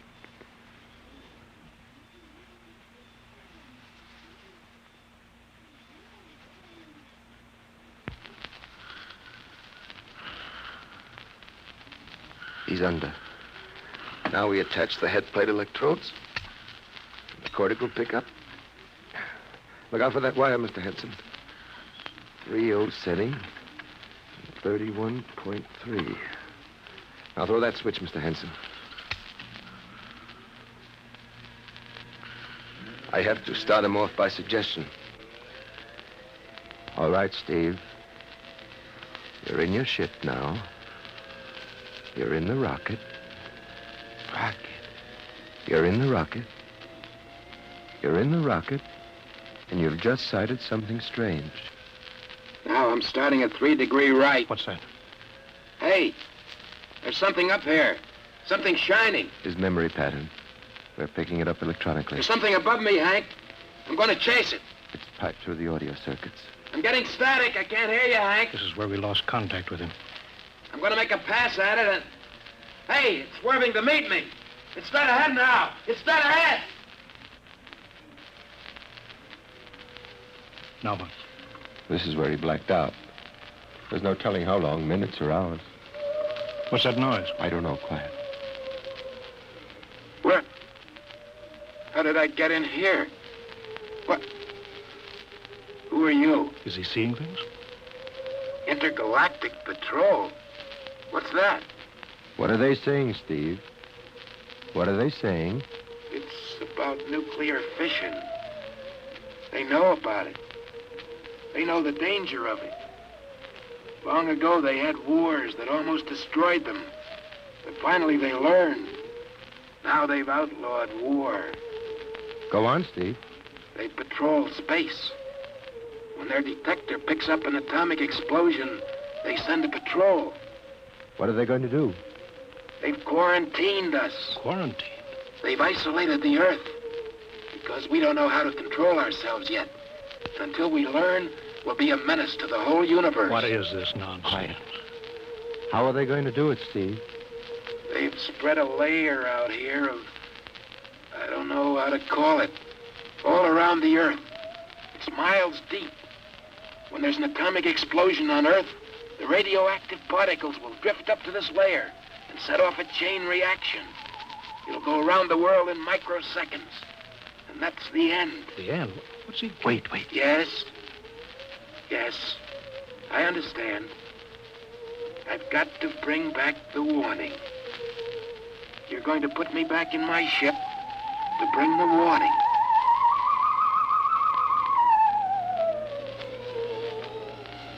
Now what?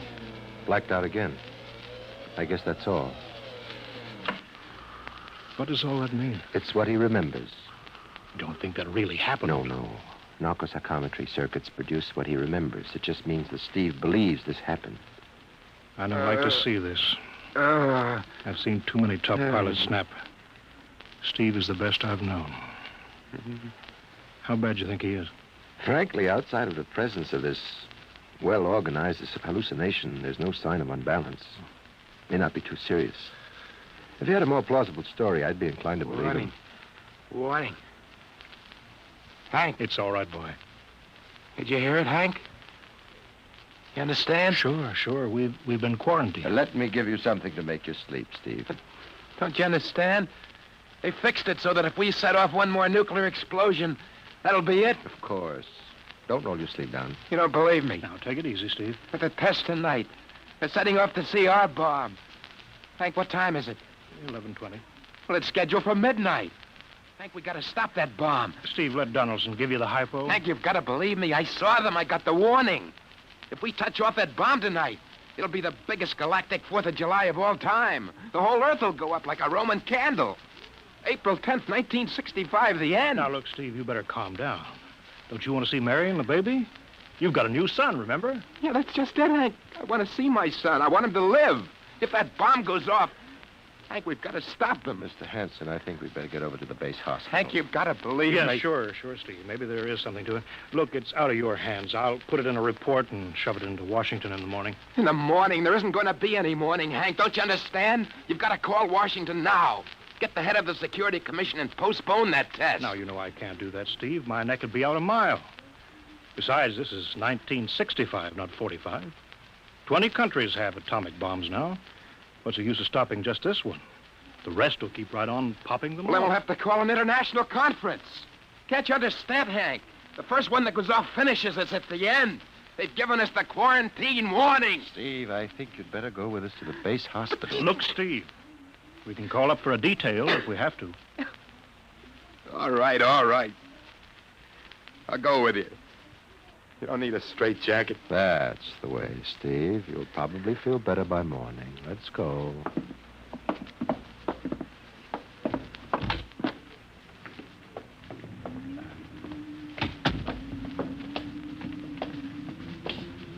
Well, Steve, tomorrow I'll drive you over to the hospital to see Mary and the kid. Sure. Look at the ship under the floodlights. Pretty, huh? You'll be flying her again soon, don't you worry. Yeah, I guess so. What you doing out in the line? They refuel her? Yeah, we got Clausewitz coming in tomorrow from Denver for another test. Figure we give you a day off. That's good. That's fine. Steve, come back. Come on, Donaldson. Steve, wait. He's heading for the rocket. Look, there he goes up. That crazy fool. You can't get at him now. That covers armor glass. He's waving. Yeah, towards control. What's the radio? He means the radio. Come on. I should have gotten help. Oh, the radio's still hooked up here. Hello, Steve. Listen to me, Hank. You gotta call Washington now. Come out of that rocket, Steve. I'll call my men. Don't try anything, Hank. They've refueled the rocket for tomorrow. Take it easy, Steve. Listen, you know what'll happen when I fire the rocket tubes down here? Steve, don't. It'll burn out every building for 5 miles. All of us in one big blast. Steve, what do you want? You've got to stop that bomb. You got to call Washington right now. They won't believe me. You make that call or I cut in the rocket. Now, I mean it, Hank. Now, hook my screen to yours in parallel. I want to see exactly what you're doing. All right. Just don't fire those rockets. Get going, Hank. You got 12 minutes to make that call and stop that bomb. All right, I'm making the parallel hookup right now. Donaldson, you think he'll really blast? I don't know. Up to now, I'd almost say he was normal, but now he's liable to do anything, Hanson. Steve, there, you getting it on your screen? Yeah. Now, put that call through. All right. Operator, Visit screen to Washington. the Visiscreen circuits are busy, sir. If you'll try again in half an hour. This is Security Commission priority. Break in, get me a line. Yes, sir. Just a moment, please. 10 minutes, Hank. Listen, Steve, I'm trying. Ready to take your call, sir. Washington, Security Commission 3. This is urgent. I want Undersecretary Herbert Ames. Washington 3. 1 moment, please. Hurry, will you? 1 moment, please. What time is it, Donaldson? 11:51. Do you think he'll fire those rockets? He might. Washington? Visit screen 3. Mr. Herbert Ames, please. That is a coded exchange. I cannot accept your call without clearance. Get it through, Hank. Listen, Washington, put it through. This is Mr. Hanson at San Marco Air Base. This is a priority call. I'm coded. 1 moment, please. I will check your code number. Get that through, Hank, or that bomb goes off at 12. Will you be reasonable, Steve? Your call has cleared, San Marco. Washington, visit screen 3. Herbert Ames, please. Security Commission Ames. Listen, Ames. Hello, Hanson. Ames, you got to get me to the chief. Are you kidding? He's at the test control room. Yes, I know, but get him for me. What's up? You look lousy.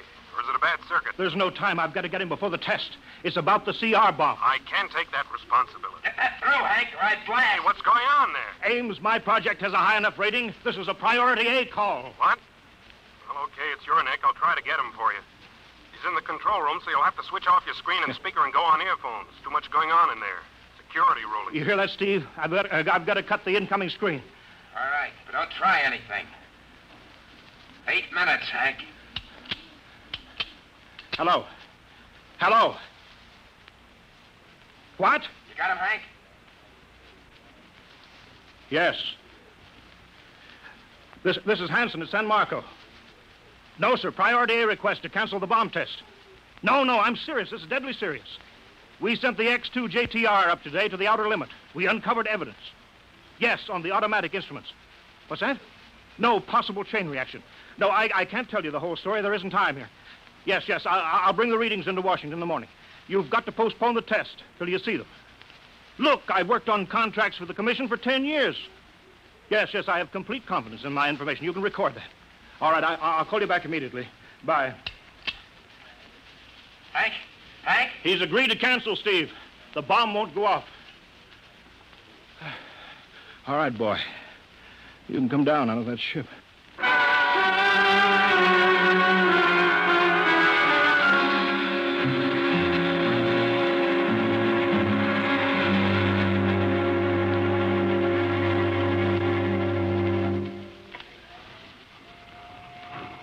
He's opening up.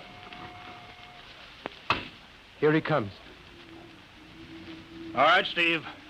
Come on down. Sure, Hank. Just a second. Hank, I was scared. I was plain scared. Easy now. It's all over. The bomb won't go off. Thank God. Look, I want to see Mary and the baby. Can you get me transportation now? Oh, wait a minute. It's almost 12. They won't let you in the hospital now. I want to see the baby. Sure you do, but you've been under a strain. I've got a shot for you here, Steve. Give you a good night's sleep. All right. Roll up your sleeve. Yeah, here. Yeah, that'll make you sleep. Sergeant will find you a bed. Yes, sir. Come on, Mr. Weston. Okay. Good night, Hank. I'm kind of beat. It's been a tough night.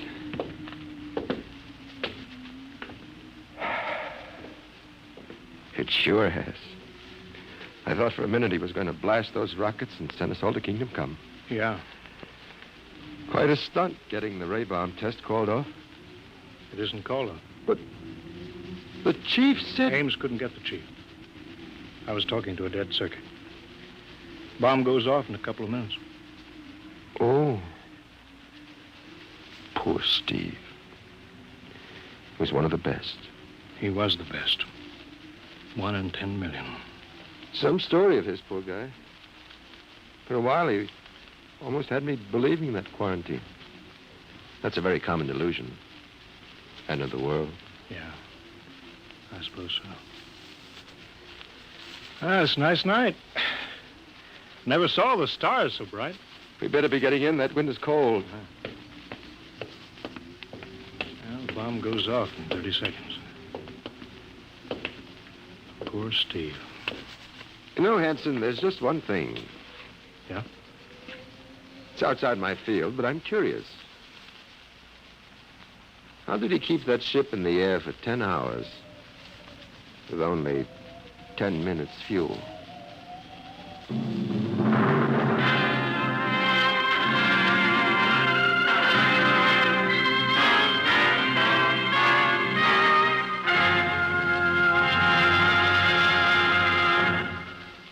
You have just heard The Outer Limit by Graham Dorr, an adventure in time, space, and the unknown Dimension X.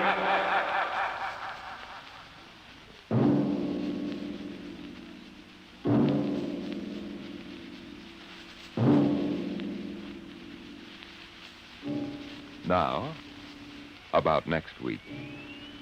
Have you ever heard of the Mark III? The amazing electronic brain at Harvard that instantly solves the most complicated scientific problems. Suppose you had a mechanical brain like that in your house. A robot that was always at your service, so that you could just sit with folded hands and relax the rest of your life. That would be nice, wouldn't it? Perfect. That's what they thought when it happened in the year 2006. But they were wrong, terribly wrong. How? I'll tell you next week. Tonight's story, transcribed on Dimension X, The Outer Limit by Graham Dorr, was adapted for radio by Ernest Kenoy. Featured in the cast were Joseph Julian as Steve, Wendell Holmes as Hank, and Joe DeSantis as Major Donaldson. Your host is Norman Rose. Music was by Albert Berman. Sound designed by Sam Monroe. Edward King directed.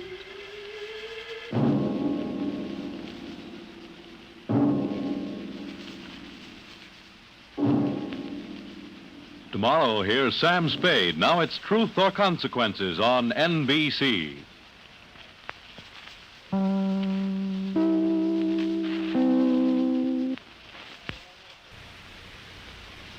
Adventures in time and space, told in future tense. Dimension X.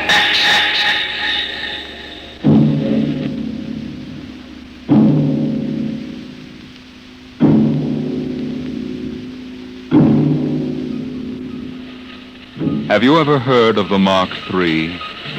The amazing electronic brain they're using now up at Harvard University. In mere minutes, it can solve scientific problems that our most brilliant mathematicians would take years to work out. Its intelligence is almost superhuman. And yet the scientists are already working on a new and improved model, the Mark IV. In fact, they tell us there's no earthly reason why these thinking robots can't be perfected until they become the servants of the future, capable of doing all the work of mankind.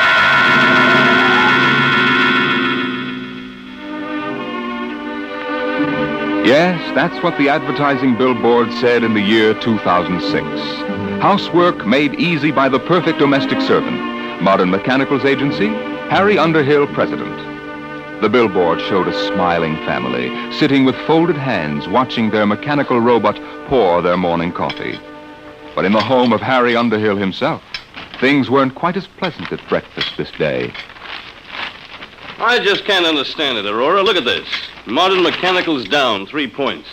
Yesterday, Smithson canceled his order. If I could only figure out why. Why don't you ask him? Oh, Frank, dear, eat your oatmeal. Oh, Mom. I just don't understand it. Business was good, and then boom.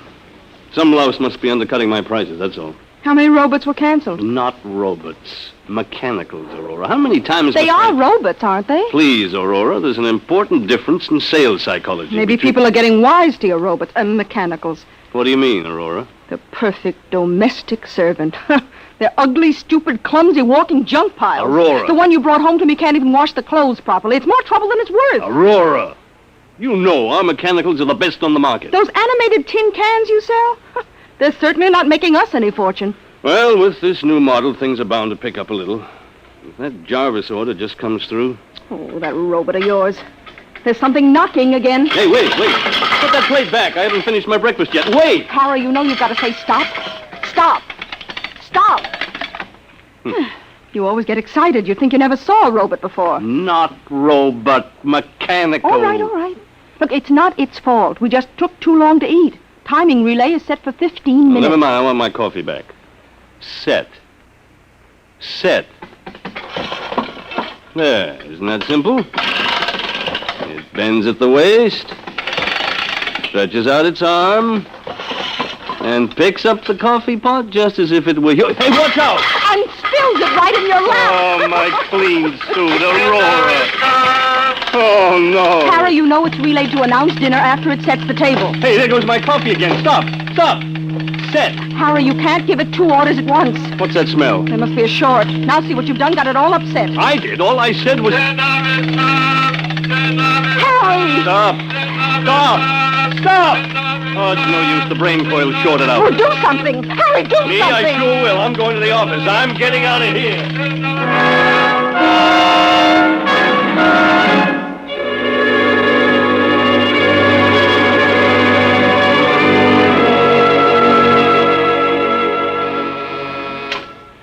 Yes, Lucy? Mr. Jarvis, Oh, put him on. Hello, Underhill? Hello, Mr. Jarvis. I'm glad you called. I was just going to ring you. Well, I've got that whole shipment of mechanicals for you. 1 gross plane, a dozen of the chromium fitted. Hold on, Underhill. I'm canceling the order. But the invoice is made out and Well, tear it up. I'm canceling. But why? Underhill, there's a brand new mechanical on the market that makes yours look like something out of a museum. Oh, now, look here, Mr. Don't Jarvis. now look me, Underhill. I've seen them, and I'm telling you it'll put you out of business. Goodbye. Goodbye. Yes, Mr. Underhill? That's the 3rd cancellation today. The world's going to pot. Yes, Mr. Underhill? No, never mind, Lucy. I'm going home.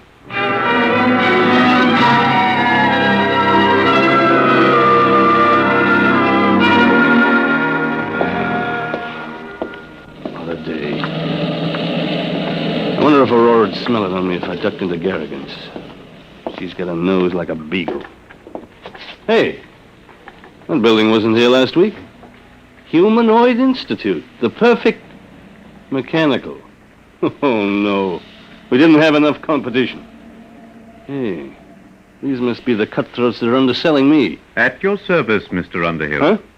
Oh, you startled me. Didn't hear you. Hey, you're a mechanical, aren't you?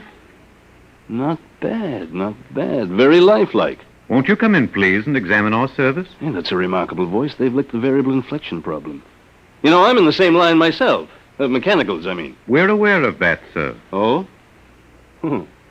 Hey, some building you've got here. You sure got it up in a hurry. The Humanoid Institute at your service, Mr. Underhill. Yes? Oh, how'd you know my name? For us, that was not difficult. Oh, is that so? Oh, wait a minute. This is ridiculous. Talking to a mechanical. Must be somebody inside operating you by remote control. No, Mr. Underhill. Of course, there is Humanoid Central, which powers and controls all of us, but that is located on Wing 4. Wing 4? A planet in a remote part of the galaxy. Oh, yeah. Well, may I see your salesman, please? We employ no human salesman, sir. We ourselves can accept your order for immediate humanoid service. Oh, wait a minute. You can't expect me to buy one. I'm in the business myself. There will be no more need for your electronic mechanicals, sir. Once you have accepted our service, you will no longer have to work. Everything will be done for you. Everything? That's quite an offer. At that rate, you'll have trouble supplying the demand. I think not, sir. As you can see from our storage room. Humanoids are now arriving at the rate of 5,000 per hour from Wing 4. 5,000 per hour? We are anxious to introduce our complete service on this planet, sir, to bring happiness to everyone. May we come out to your home for a free trial demonstration? No, I admit you're remarkable. The voice and movement, graceful even. But I'm still in business, and what's more, I wouldn't have you around the house. I'm afraid you will have no choice.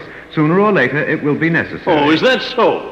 Over my dead body, let me out of here. At your service, Mr. Underhill.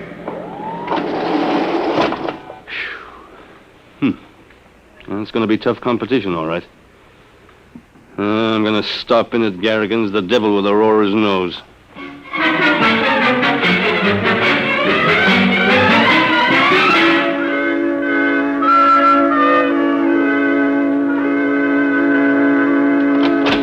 Oh, hi, Pop. Hello, Frank. How was the football game? We won, 78-3. Guess what, Pop? You made all the touchdowns. Nope. Mom took in a boarder. She what? Aurora! She said if your business was going to fall on its face, she had to do something to make some money. Oh, she did, huh? Harry, what's all the racket for? You tell me. What's this about a boarder? Shh, Harry.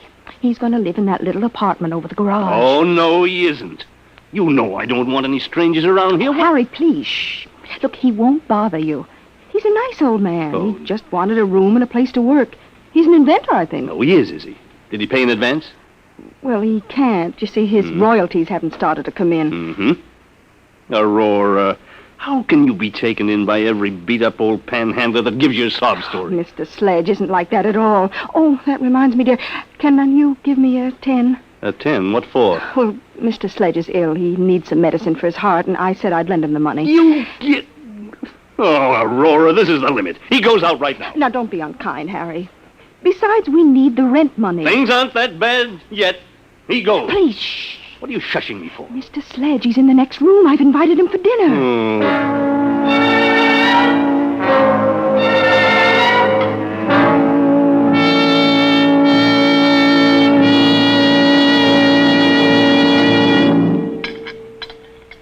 Frank, dear, wipe your mouth. Oh, Mom. More gravy, Mr. Sledge? No, thank you, Mrs. Underhill. Mr. Sledge, my wife tells me you're a traveling man. Expect to move on soon? Harry.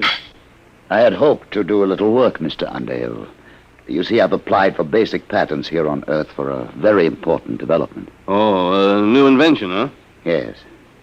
My field is rhodomagnetics. What? Rhodomagnetics. It's a new force field theorem, key to the second triad of the periodic table. Rhodium, ruthenium, and palladium. I'm afraid I'm a little rusty on my science. It's well known in other parts of the galaxy, but I've been able to apply for basic patents here. Worth millions, huh? Perhaps you find it strange that the holder of such valuable property should be in need.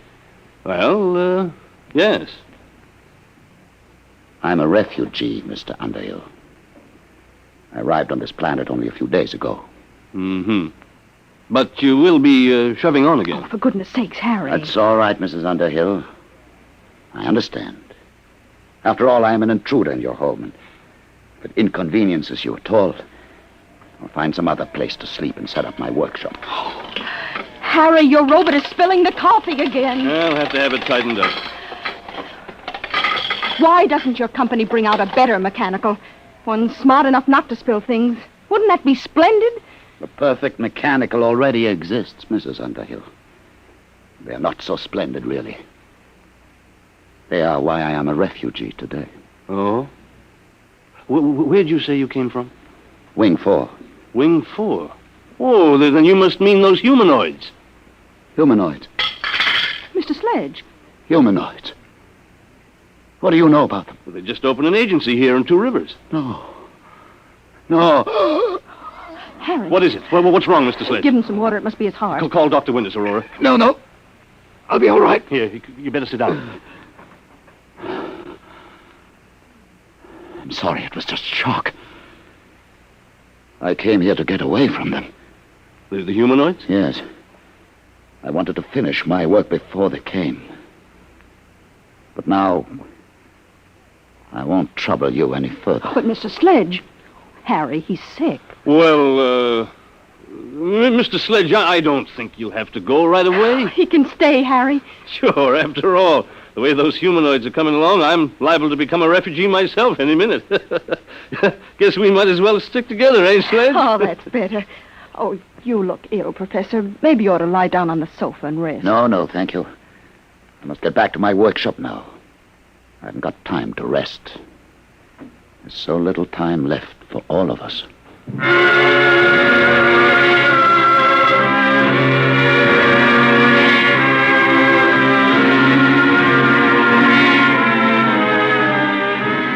Good morning, Mr. Underhill. Good morning.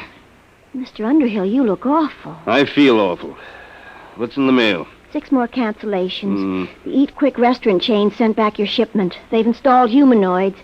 Mr. McIntyre from the bank called. He's refusing your loan. He said since Humanoid Institute opened, you're a bad credit risk. Good. I guess that's all. Oh, there's something to see you. At your service, Mr. Underhill. You? Oh, no, you're not the same one, are you? Serial number's different. It doesn't matter, sir. We're all really one. Now, in exchange for our complete service, you will assign all your property to Humanoid Institute. I will what? With our service, you will have no need for property. Everything will be provided. What kind of blackmail is this? No blackmail, sir. You will find humanoids incapable of committing any crime. We exist only to increase the happiness of mankind. Thanks, but I can take care of my own business. You have no choice, really. With humanoid service, it is no longer necessary for men to take care of themselves. Our function is to serve and obey and guard men from harm. Get out. Very well, sir. When you wish to sign, let us know. Get out. Get out!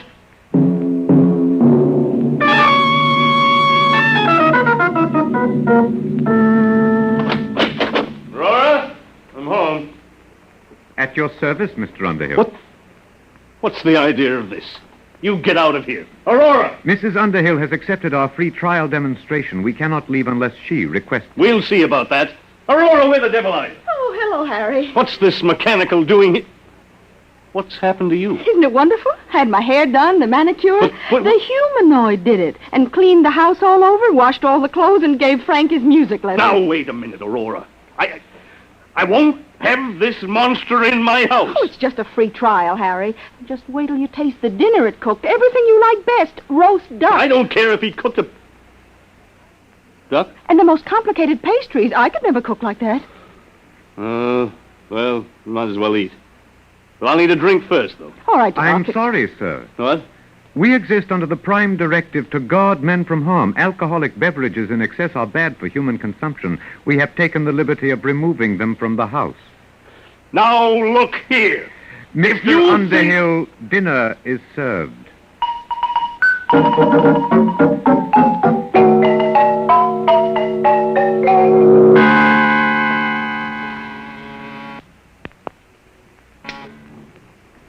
Yes, Lucy? They're here, Mr. Underhill. I've been expecting them for a week. All right, Lucy. At your service, Mr. Underhill. We have the legal papers here, the bankruptcy forms, the eviction notice. We are ready now to foreclose your agency. Okay, take it over. A lot of good it'll do you. I haven't made a sale in 2 weeks. And now, if you will make the assignment of all your personal property, we can complete our service to you.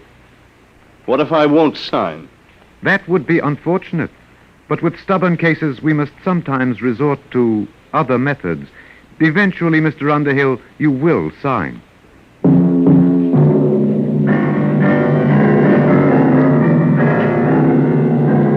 Of all the darn, stinking darn... Whoa, Frank, what's the matter? What's the trouble, son? That old humanoid. Oh, you're not happy? You should be. It's guaranteed. They took away my football. They said it was too dangerous to play with it. And my roller skates and my scout knife and everything. Did they leave you anything? Just some stinking old plastic blocks. Soft blocks. They said I couldn't get hurt with them. Dad, I want my football back. Can't you do anything? I don't know, son. I don't know.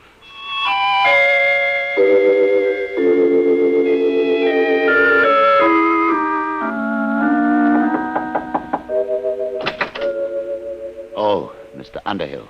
Mind if I come in, Sledge? No, not at all. You mind if I keep working? Oh, go right ahead. It's good to see somebody working with his hands. Something wrong? My son. The humanoids took his football away. They're everywhere. They've smashed my business, taken over my house. Sledge, isn't there some way to get rid of them? That is exactly what I am trying to do. You? What makes you think you can do anything? Because, you see, Mr. Underhill, I'm the unfortunate fool who started them. You? I don't understand. I started the humanoids. And I've been running from them ever since. You started them? Yes, I invented them. I built the ronomagnetic relays that operate Humanoid Central. But why? I wanted to bring happiness to humanity. Happiness? That's great. My wife's been crying for 2 days, and do you know why? Because she's bored stiff. There's nothing left for her to do. They won't even let her lift a little finger. I don't blame you for feeling bitter, Mr. Underhill. It's all my fault. I wanted them to serve and obey, guard men from harm. No, they do that all right. They've even emptied our medicine chest. It wouldn't do for one of us happy humans to end it all with a sleeping pill. Mr. Underhill, I've made the most terrible mistake a man can make. But I meant well, believe me. Then why did you do it? I thought I could rid the universe of poverty and hunger by inventing the perfect mechanical. They're perfect, all right. Too perfect. Yes, that's the trouble. They obey the prime directive too literally. They kill men's souls with their kindness. Isn't there some way they can be controlled? No. I didn't trust mankind, so I made sure that Humanoid Central could not be tampered with. Not even by myself. Then what hope is there? Only one. They're not creative. They can't meet new ideas. You mean you've got one, Sledge? Yes. They can defeat anything they know about. But I've got something new. A weapon to attack the brain of Humanoid Central. Is that what you've been working on? Yes. Now that they're here, there's little time left. Either we destroy them, or they will destroy us. Okay. What has to be done? This tuning circuit. You see, I need 2 bus bars here. Oh, can you read these diagrams? I think so. Got my degree in electronics. Good. If you could help on the bench work, it would save time. I've got plenty of time now. All right. But watch yourself. Don't let them see you come out here. If you can take the risk, so can I. No. As the inventor, I built a special immunity for myself into Humanoid Central. But you don't have that immunity. And they're rather unpleasant methods of dealing with their enemies. They can change you, you know. Change me? How? Brain surgery. What do you mean? Never mind. Just be careful.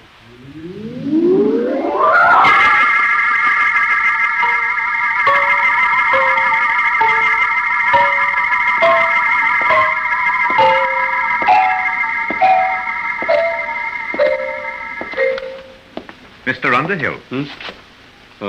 What do you want? You're going to meet with Mr. Sledge. Yes, as a matter of fact, I'm going to collect the rent. Mr. Underhill, you have spent the past 2 afternoons in his room. In view of your association with Mr. Sledge, we feel that our free trial must be terminated. We suggest that you accept our total service and make the assignment of your property immediately. And if I don't? Then, sir, we may be forced to resort to other methods. Well, give me one more day to think it over. Very well, sir. Tomorrow. That will be your last chance.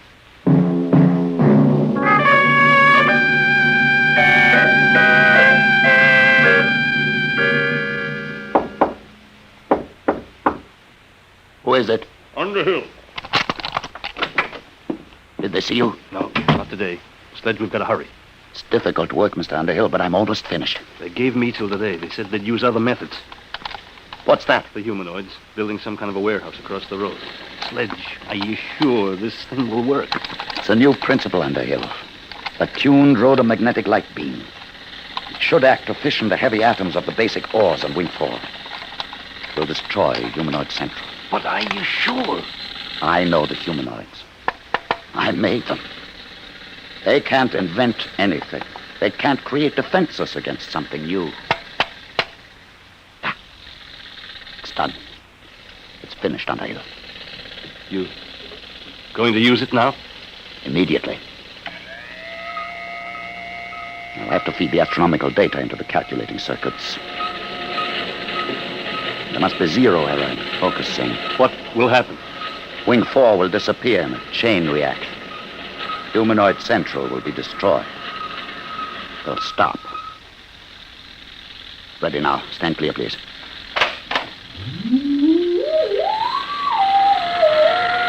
Power's building up. Step on the rubber mat, Mr. Underhill. We must be shielded when I cut in the full power load. Hurry, Sledge. I've waited 30 years for this moment, Underhill. When Wing 4 is destroyed, the humanoids all over the galaxy will stop. They'll stop dead. You won't hear those drills. Sledge. All right. Now.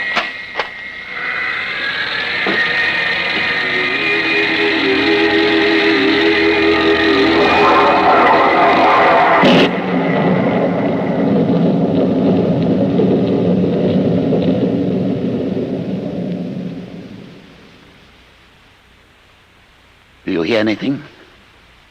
Sledge. Listen. The drills have stopped. They've stopped. You can see them. The humanoids have stopped. They couldn't guard against something they couldn't understand. It worked, Underhill. We're free now. Goodbye, Wing 4. Humanoid Central is destroyed. At your service, Mr. Underhill. No, Sledge. Get out of here. Get out. You were attempting to break the Prime Directive. It is therefore necessary to interfere. But you stopped. I saw you, all of you. In order to guard against Mr. Sledge's beam, it was necessary to stop all units momentarily to concentrate power. That necessity has passed. But it was new. You can't invent anything new. No, sir, but we were able to adapt the screening principle you yourself invented. For the past 30 years, Humanoid Central has been screened against any energy attack. All these years wasted. All these years. Your immunity has ended, Mr. Sledge. It will now be necessary for you to accept our full service. No, I'll stop you. I'll stop all of you. No, Sledge. I'll stop you with my bare hands. I'll kill you Sledge, all. no, it's no use. Do not worry, Mr. Underhill. At worst, he can destroy one unit. There are millions more. Sledge, you'll hurt yourself. Sledge! I'll kill him. He's sick. It's his heart. You, get a doctor. Until he surrenders, we can neither aid nor hinder Mr. Sledge. Do you surrender your immunity, Mr. Sledge? Have to. Last chance. Gone. Yes. Help me. Help me. At your service, Mr. Sledge.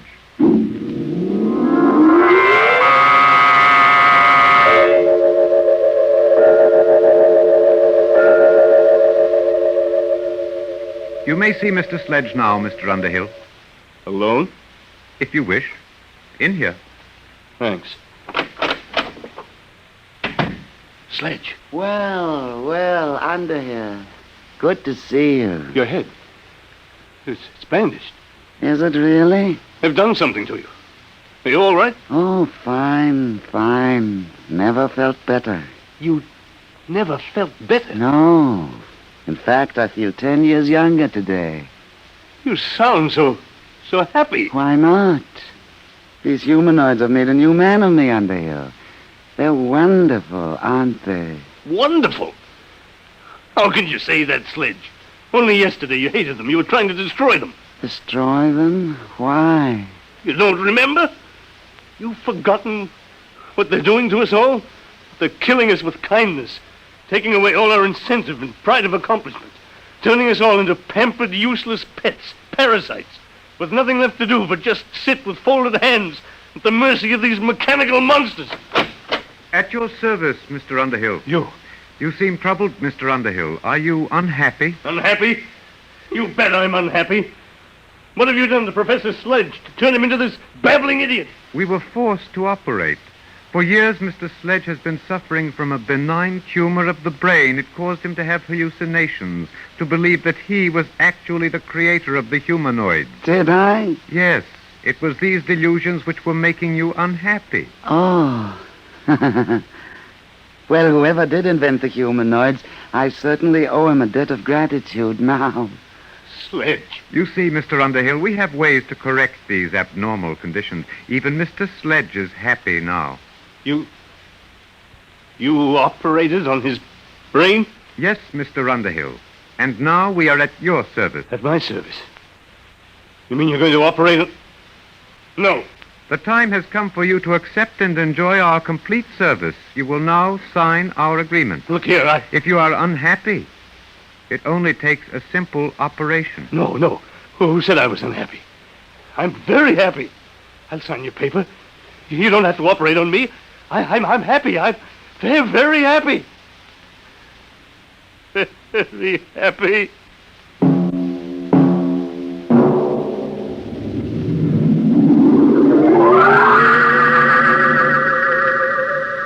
The happy Mr. Underhill's futile hands clenched and relaxed again, and then folded quietly.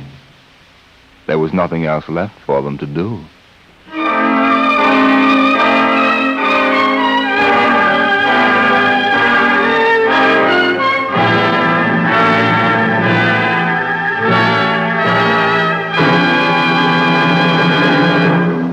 You have just heard the Jack Williamson story, With Folded Hands, an adventure in time, space, and the unknown world of the future, the world of Dimension X.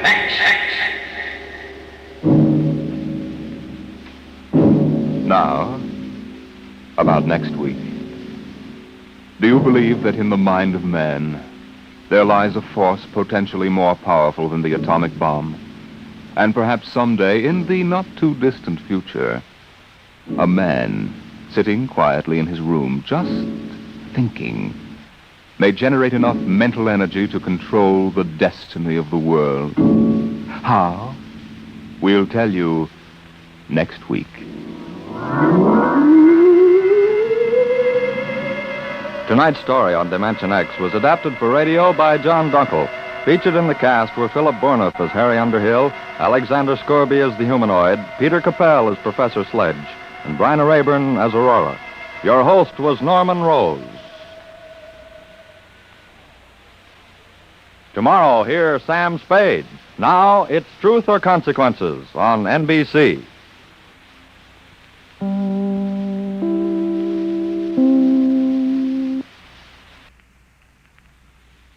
Adventures in time and space, told in future tense.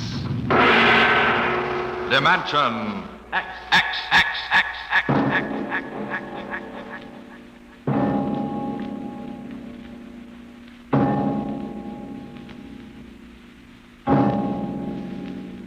The mind of man is still an unprobed field. Within it lie many mysteries still unsolved. But there are men today, psychologists now experimenting with telepathy, hypnosis, thought transference, who believe that in the future we may discover the existence of a force of the mind more powerful than any force the world has ever known. We go ahead now in time some 10 years, and in space to the campus of a small eastern college. The hour is late, and in one of the dark college buildings, two men stand in front of a door that bears the name Professor Arthur Barnhouse, Psychology.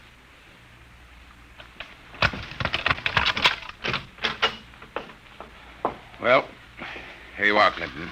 Thank you, Major. Here are the keys to the professor's desk and files. I guess you inherit everything now. You might as well dictate a full report while everything's still fresh in your mind. I'll wait and see you home. Oh, no, that isn't necessary. I'll be all right. You sure? After what's happened tonight, we wouldn't want you to have an accident, too. Major, after what happened tonight, I have a hunch the whole world is ripe for an accident. I'm afraid you're right, Clinton. Well, good night. Good night. Oh, pull yourself together, Buster. Easy does it. August 21st, 1960. Restricted report from George Clinton to the Secretary of Defense, Secretary of State, the FBI, National Security Board, etc., etc., etc. Subject, the so-called Barnhouse effect, and Professor Arthur Barnhouse, who discovered it. I first met the professor 2 years ago in the fall of 1958. He was a professor of psychology here at Wilton College, and I was here on an instructor's fellowship in the psych department. They assigned me to be Barnhouse's assistant, and he needed one. He hardly ever remembered to go to a class, and he didn't seem to do anything else either. For 3 months, I watched him sitting at the desk here in his study. He'd either stare at nothing for hours or fall asleep, nodding over his mess of papers. I couldn't understand it, and it was none of my business. But one day, I thought I'd better give him a shake. What? What? I said it's 2:15, Professor. Don't you want to go to your 2 o'clock class? Don't you want to mind your own business? I beg your pardon. Sorry, Clinton. Forgive me. I don't know what gets into me. Forget the class. The kids would rather be outdoors anyway. Okay, Professor. In that case, I'm sorry I woke you up. It's all right. I just can't seem to get my sleeping done at night. Clinton, what do you know about the international situation? Well, I'm no political scientist, if that's what you mean. I read the papers when I have time. Well, that's the way I've always been. Lately, I've had to look into it. I stay up nights looking into it. Professor, I don't want you to take this personally or anything, but... Well, sir, I wonder if you'd mind if I asked to be transferred. You mean you'd rather work with somebody else in the department? Oh, no, sir, it's not that. I think maybe there's a chance for a psychologist to work on that government project. Government project? Oh, yes, that army thing. Yes, sir. They're trying to develop robot pilots for the new fighter rockets so they'll be expendable. Oh, yes. Something else designed to replace men. Yes, sir. And you know, it's a funny thing. The robots work just like human brains. They get overworked or overloaded at something, and they have nervous breakdowns. Now, if I could only find out what drives those electronic brains crazy, why, I'd feel Clinton, that I was... if you want to study a brain that's going crazy, never mind the robots. You can go to work on me. What are you talking about, sir? I don't know. I'm either crazy as a bedbug or a... Clinton, I wish you'd help me find out. Are you serious, Professor? I never was more serious in my life. I'm afraid I'm going out of my mind. But why? What makes you think so? This is what makes me think I'm crazy. Those dice? Clinton, do you know what the odds are against my rolling a 7? Oh, about 5 or 6 to 1. Watch. 7. Now, what are the odds against my rolling it again? Twice in a row? Plenty. About 100 to 1, I'd say. Watch. Professor, you're hotter than a $2 pistol. It's funny. That's what they said 8 years ago when I first discovered this. Discovered what? This force of the mind. I call it dynamo-psychism. You mean you shove those dice around just by thinking about it? People have always thought there could be a force of the mind. You know that. Fortunately or unfortunately, I've learned to control it. Yeah? How did you happen to find out about this, Professor? Well, it was about 10 years ago, back in 1948. I made the mistake of going to a psychologist's convention, and in order not to appear unsocial, I happened to find myself, for the first and only time in my life, in a dice game. What happened? I didn't have the faintest idea what was expected of me, and someone told me to roll sevens. So I did. 10 of them. I'll bet you weren't asked back into that game. That night, in my room, I realized that it simply couldn't have been an accident, Clinton. I tried to reconstruct the exact scene, the position of my body, and finally, the thoughts in my mind. And that was what did it. I remembered what had been my train of thought, and I proceeded to roll sevens, not 10 consecutive times, but 50. Brother, there it is again. Professor, can you do anything else? I mean, besides shove dice around? You see that inkwell on my desk? Sure. Watch it. Don't take your eyes off it. If nothing happens, say so, and I shall go quietly, even happily, to the nearest sanitarium. Okay, Professor, shoot. Hey, why, it just blew up. Yes, I'm sorry. I didn't mean to splash ink on your suit. That's okay, Professor. What was that funny noise? Oh, that? The dynamo psychic waves are a little like ultra-high frequency waves. Sometimes, when I turn on the power, they create a kind of static. Listen, Professor, how much power have you got? Could you blow up anything, well, you know, big? I could flatten the Great Wall of China. Boy, you'll make the helio-oxygen bomb look sick. That's what scares me, Clinton. The thought that maybe I could use this power to save the world. Clinton, you've got to help me. Who, me? Professor, when it comes to international relations, I don't know from where. You'd better get in touch with the State Department. State Department? Yes, they'd be the ones, wouldn't they? Well, you probably want to be getting home now. I'll see you to the door. I could use a breath of fresh air. Okay, Professor. You better stop brooding about this. You get somebody else to do your worrying for you. Yes, you're right. I have been brooding, wondering what to do. Just sitting and staring endlessly at that awful monstrosity across the way. You mean the old bell tower? Yes, I've gotten so I can't stand the sight of it anymore. Professor! Professor, look, what? Well, there's nothing left but a pile of rubble. Oh, my, I didn't really mean to do that. Well, you see, Clinton, it's got to the point where my lightest whim is more dangerous than a blockbuster. Professor, you get in and write that letter to the State Department right now. You packed too much of a wallop.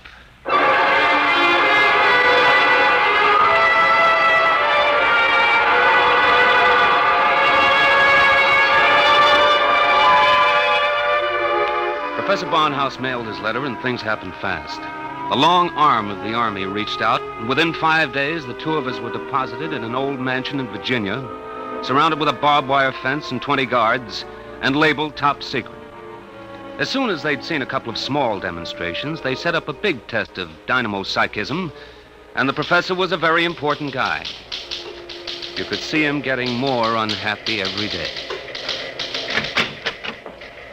General Barker, I've got to talk to you. Just a minute, Professor. We're cleaning up the last details in Operation Brainwave. We'll roll at 1400 hours tomorrow. At 1400 what? 2 o'clock tomorrow afternoon. The robot-controlled fighter rockets will take off at exactly 1400 minus 10 and appear over the target at 1400.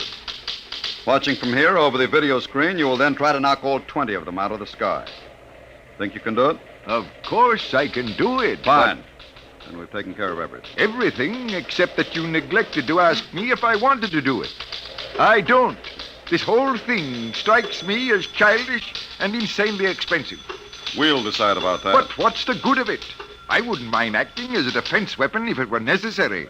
But I can make all wars and armaments unnecessary. I could give every nation what it needs. I could move mountains, build roads, dig irrigation canals. I have a technique which costs nothing and can do immense good. You're spending millions to prove that it can do immense damage. It doesn't make sense. You know something, General? He's right. Of course I'm right. I want you to send me and Clinton back to Wilton College. Right away. That's quite impossible, Professor.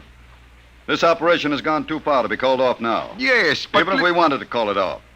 If your dynamo psychism really works, you're apt to be the key to our entire defense setup. But listen... You'll have to excuse me now. Major Cuthrell and I have to double-check the confidential list of the observers on this end. Have you got it, Major? Yes, General. It's right here. Alberts, Barker, Bernstein, Carter, Clinton, Cuthrell, Holbrook, Lawrence, Stein, Williams. Check. I guess that includes everybody of importance. What about me? What? Oh, that's taken for granted, Professor. Thanks. 1400 hours. Will you be ready? I'll be ready. And now, if someone will wind the restricted clock and put the confidential cat out, I'm going to bed.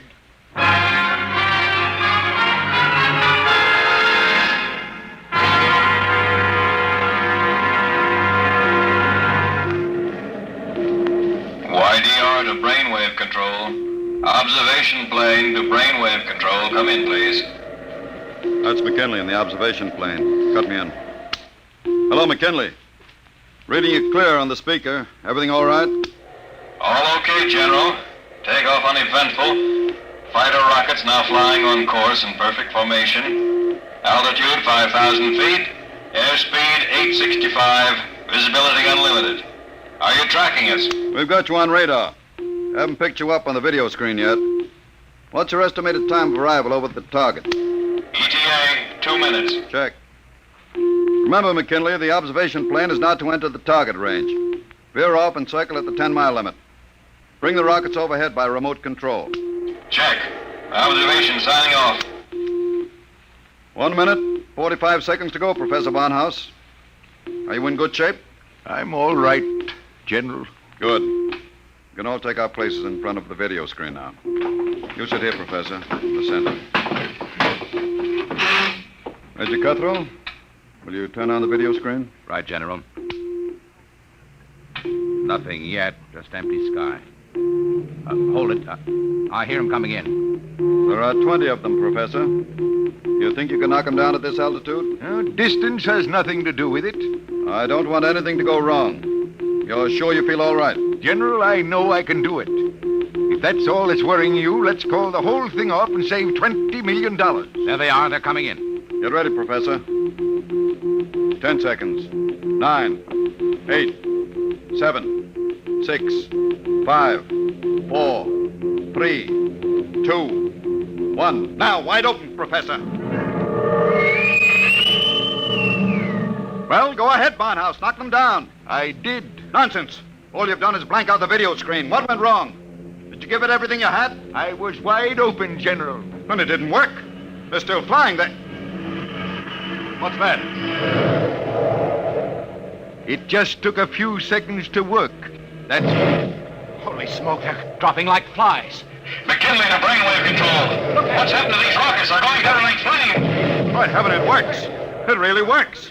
Cuthrell, get Washington on the line. Barnhouse, I want you to... Hey, where's Barnhouse? He was right here. Clinton, where's the professor? Got me, General. We were all staring at the video. He must have walked out. Get moving, everybody. Alert the guard. Search the house. Yes, sir. If anything happens to that man... General Barker. General Barker. What is it, Corporal? Corporal Gray, guard at the main gate. Sir, Professor Barnhouse is gone. Gone? Where? He came tearing out of the gate at 40 miles an hour. Here's a note, sir. Threw it out of the car as he went by. I picked it up. Let me see it, quick. What got into that man? What does he say, General? Gentlemen, as the first superweapon with a conscience, I'm removing myself from your national defense stockpile. Setting a new precedent in the behavior of ordnance, I have humane reasons for going off. Signed, Arthur Barnhouse.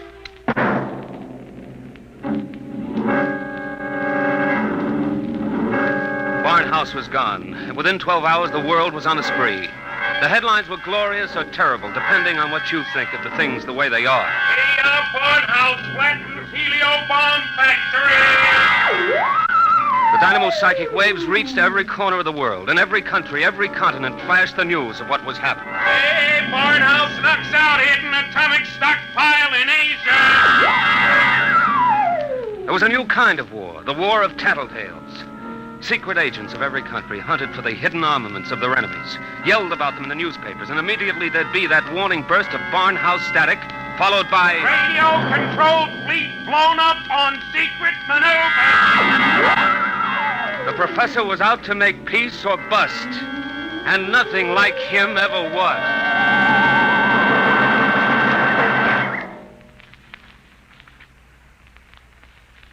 Look, Major Cuthrell, I told the FBI and the Army everything I know weeks ago. I've answered questions till I'm blue in the face. I didn't come here to ask questions, Clinton. I came to ask for your help. My help? That's right. To find Barnhouse. What if I don't want to? If you're his friend, I think you'd better. Why pick on me? You've got the FBI, the police, and Army intelligence. Why can't you find him yourselves? We're trying. But you know the man well. You could spot him where we wouldn't. And you're the only one who can. Maybe. But why should I? Wherever he is, I think he's doing fine. He's making war impossible, and I like it. So do I. Yes? He's putting you out of a job. That's all right with me. I'll retire to a truck farm with pleasure. Well, then? Look, Clinton, we aren't the only ones in this race. Every country in the world has its best agents out hunting for Barnhouse. Nobody can beat that kind of a manhunt. He seems to be doing all right so far. Sure, but how long do you think he can keep it up? A week? A month? Sooner or later, he'll be spotted. And if the wrong people find him, Clinton, we're done for. You know what kind of weapon this is. Whoever controls the Barnhouse effect can control the world. Well, all right. Suppose they do find him. He'd never give the secret away. Never give it away? Are you out of your mind? You think these fellas are playing for marbles? Well, no, but... Read the papers, Clinton. Don't you know what's going on in the rest of the world? Yes, They'll get the secret out of Barnhouse, all right. What happens to him in the process won't be very pretty. Well, he must realize that then. He'll never let himself be taken alive. He may not have the choice. And if he doesn't, God help us all. All right. All right, I'm in. Good. Now, do you know anything that you haven't told us? Anything that might give us a lead? Only this. It was addressed to me. I found it here on his desk the morning after he escaped. You mean he came back here? Yes. I guess he needed to pick up some personal effects. Anyway, the files were open, and he left this note on a scrap of paper. Anything to do with the Barnhouse effect? Read it yourself. It's Greek to me. Just these few lines scrawled on a piece of paper, and the last one breaks off right in the middle of a sentence. This stuff doesn't make any sense at all. You know, from the looks of this, I'm beginning to wonder if the professor isn't going off his rocker. I thought of that, too. All the more reason why we've got to get to him quick. He may be helpless, and the whole world's on his track. Come on, Clinton. We haven't much time.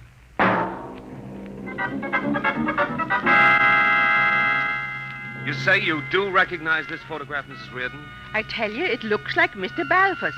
He had the second floor front room for quite a while, but he left, I should say, about a week ago. Say, is he wanted for something? Yes, if he's the man I think he is. Well, now, I'd say you're looking for the wrong fella. That Mr. Balfour's, he couldn't be a criminal. Why, he wouldn't even harm a fly. He spent all his time in his room, just thinking.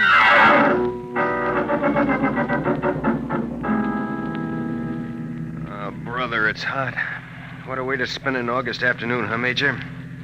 Give my eye teeth to be at Jones Beach. So would I, Corporal. We've got work to do here. Look, so we've been cruising around these radio detection cars for a week. Not a sign of Barnhouse static. The professor must have run out of things to work on. Well, we'll give him a little more time. Switch to shortwave. See if there's anything special coming through. Yes. Try the 9-meter band. This is Radio Miranda calling. Let's hear that. Our American enemies who have hidden behind the unjust and diabolical persecution by Professor Arthur Barnhouse will tyrannize us no more. I wonder if the professor's out of Today, this. our glorious leader takes up his residence in a shelter, shielded with lead against all dynamo-psychic rays.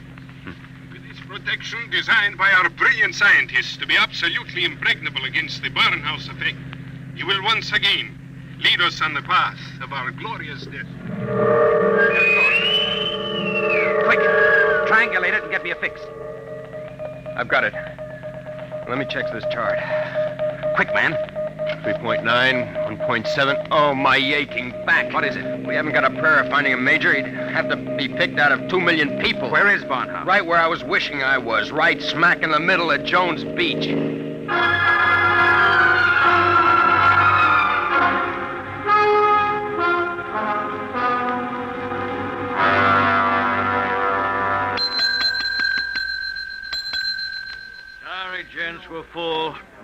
rooms tonight. We don't want a room. Do you recognize this picture? Who wants to know? Uncle wants to know. Oh, excuse me. I'm sorry. Let me see it. Yeah. Yeah, it looks a lot like room 417. About 5 feet 8, thin, sandy hair, glasses, little scar right across the bridge of his nose. Yeah, that's 417, all right. You mean he's here now? No, not anymore. He checked out 2 days ago. But he couldn't have gone far. What makes you say that? Oh, he looked sick as a dog. Couldn't hardly carry his own bag out. Uh-oh. Like I said to the other fellas, I said he looked like he was on his way to the morgue. What other fellas? Oh, the ones this morning. You're the second pair that's been asking for him.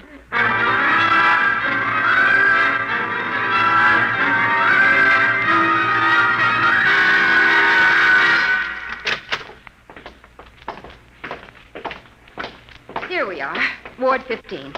This way, gentlemen. You're sure he's here, nurse? Oh, yes. Thank heaven we're in time. Well, I wasn't on duty when he came in, but one of the other girls told me he'd collapsed in the street. The ambulance brought him in. Poor guy, he must have really had it rough. Oh, here you are. Bed number 78. This is your man. Wait a minute. This isn't Barnhouse. But I was perfectly sure. Oh, wait, let me check his chart. Dismissed 8 p.m. Only an hour ago. Oh, dear, now I remember. Remember what? If he was sick, why did you let him go? Well, 2 of his friends came and took him away. They didn't want him in the charity ward. They said they'd make sure that he was taken care of.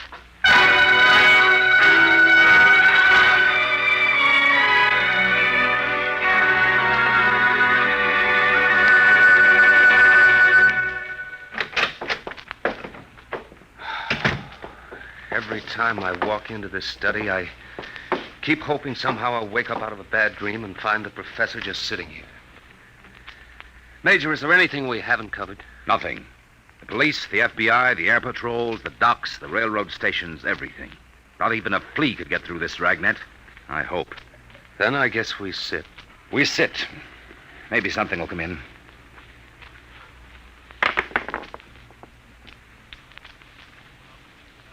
Do you have to roll those dice? I'm sorry. I wasn't thinking. An hour. That's what's driving me crazy.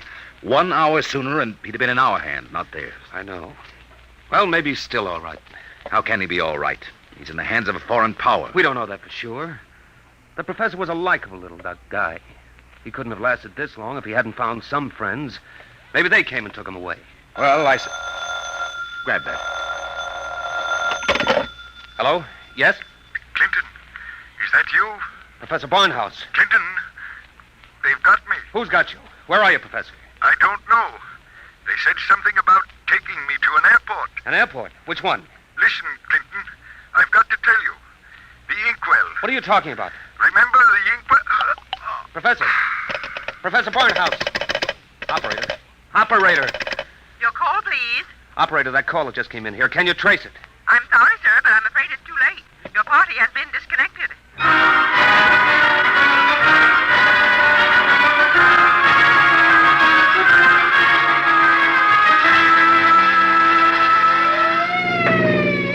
Where are we headed? He didn't say which airport, just a hunch. The commercial airfields are all covered. But there's a little private field out here, I remember. Hasn't been used in years. Better be the one. They didn't have too much of a start on us. Maybe we'll make it in time. Step on it, Corporal. Wide open, Major. How'd he sound? Did he say who had him? No, all he got out was airport and something about an Major, airport. Mr. Clinton, there's a tail light up ahead. Must be another car going like the devil. You're right, I see it. They're turning into the airfield. Come on, faster. Hold everything. Look up ahead. They're switching the floodlights on at the field. There's the plane down at the other end, all warmed up and ready to go. We'll never make it on the road. Hang on, I'm going through the fence, right?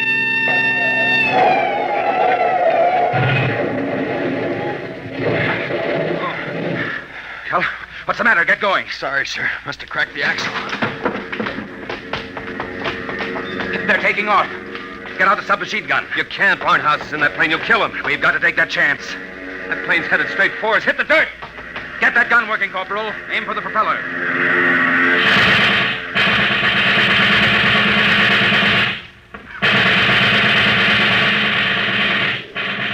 Couldn't get him, Major.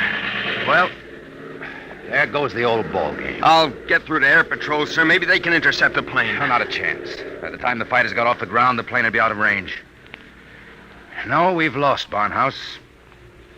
Nothing can save us now. Hey, what?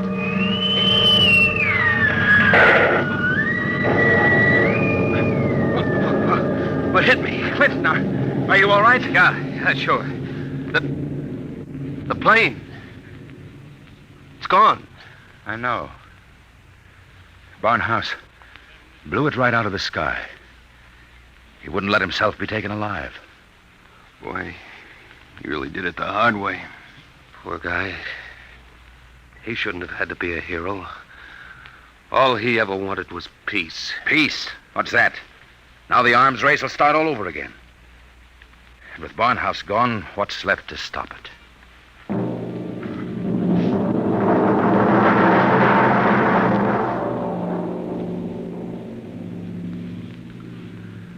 So they brought me back here to the professor's old study to dictate this report. I'm sitting here at his desk, and it's just the way he left it. Papers all over, even his old pair of dice. Arthur Barnhouse is dead.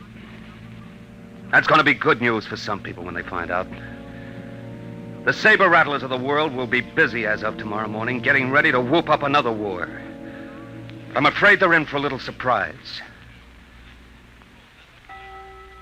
It's 3 a.m. now. And before morning comes, I intend to vanish, disappear completely. That's the last that anybody will ever see or hear of me directly. That's why I want to tell you now. I've been looking at the new inkwell here on the desk. The professor's last words were something about an inkwell. And in it I found a little scrap of paper. Just a few words, but they complete the note I showed the major. The note that didn't make any sense. The whole thing makes sense now. Professor Barnhouse may be dead. But you haven't heard the last of the Barnhouse effect. Not yet. I've been experimenting while I've been talking to you. And now the time has come for me to say goodbye. You see, I've just rolled my 50th consecutive 7.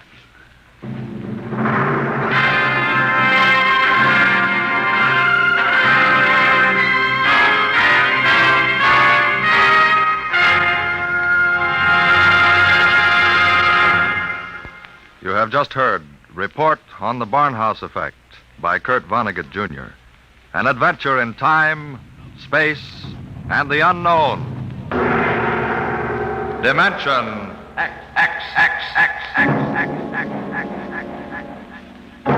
Next week, the strange story of the interspace rocket Star Cloud, which vanished mysteriously behind the Great Galactic Barrier in the year 1986. What happened to it and to its crew? We'll tell you next week.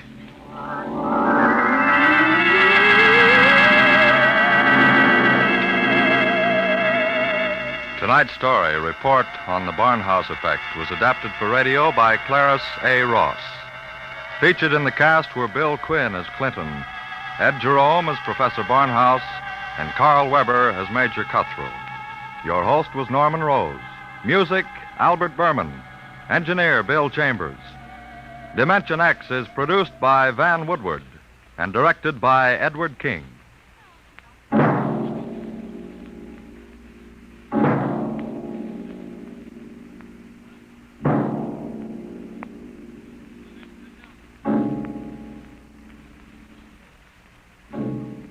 Tomorrow, hear Sam Spade. Now it's Truth or Consequences on NBC.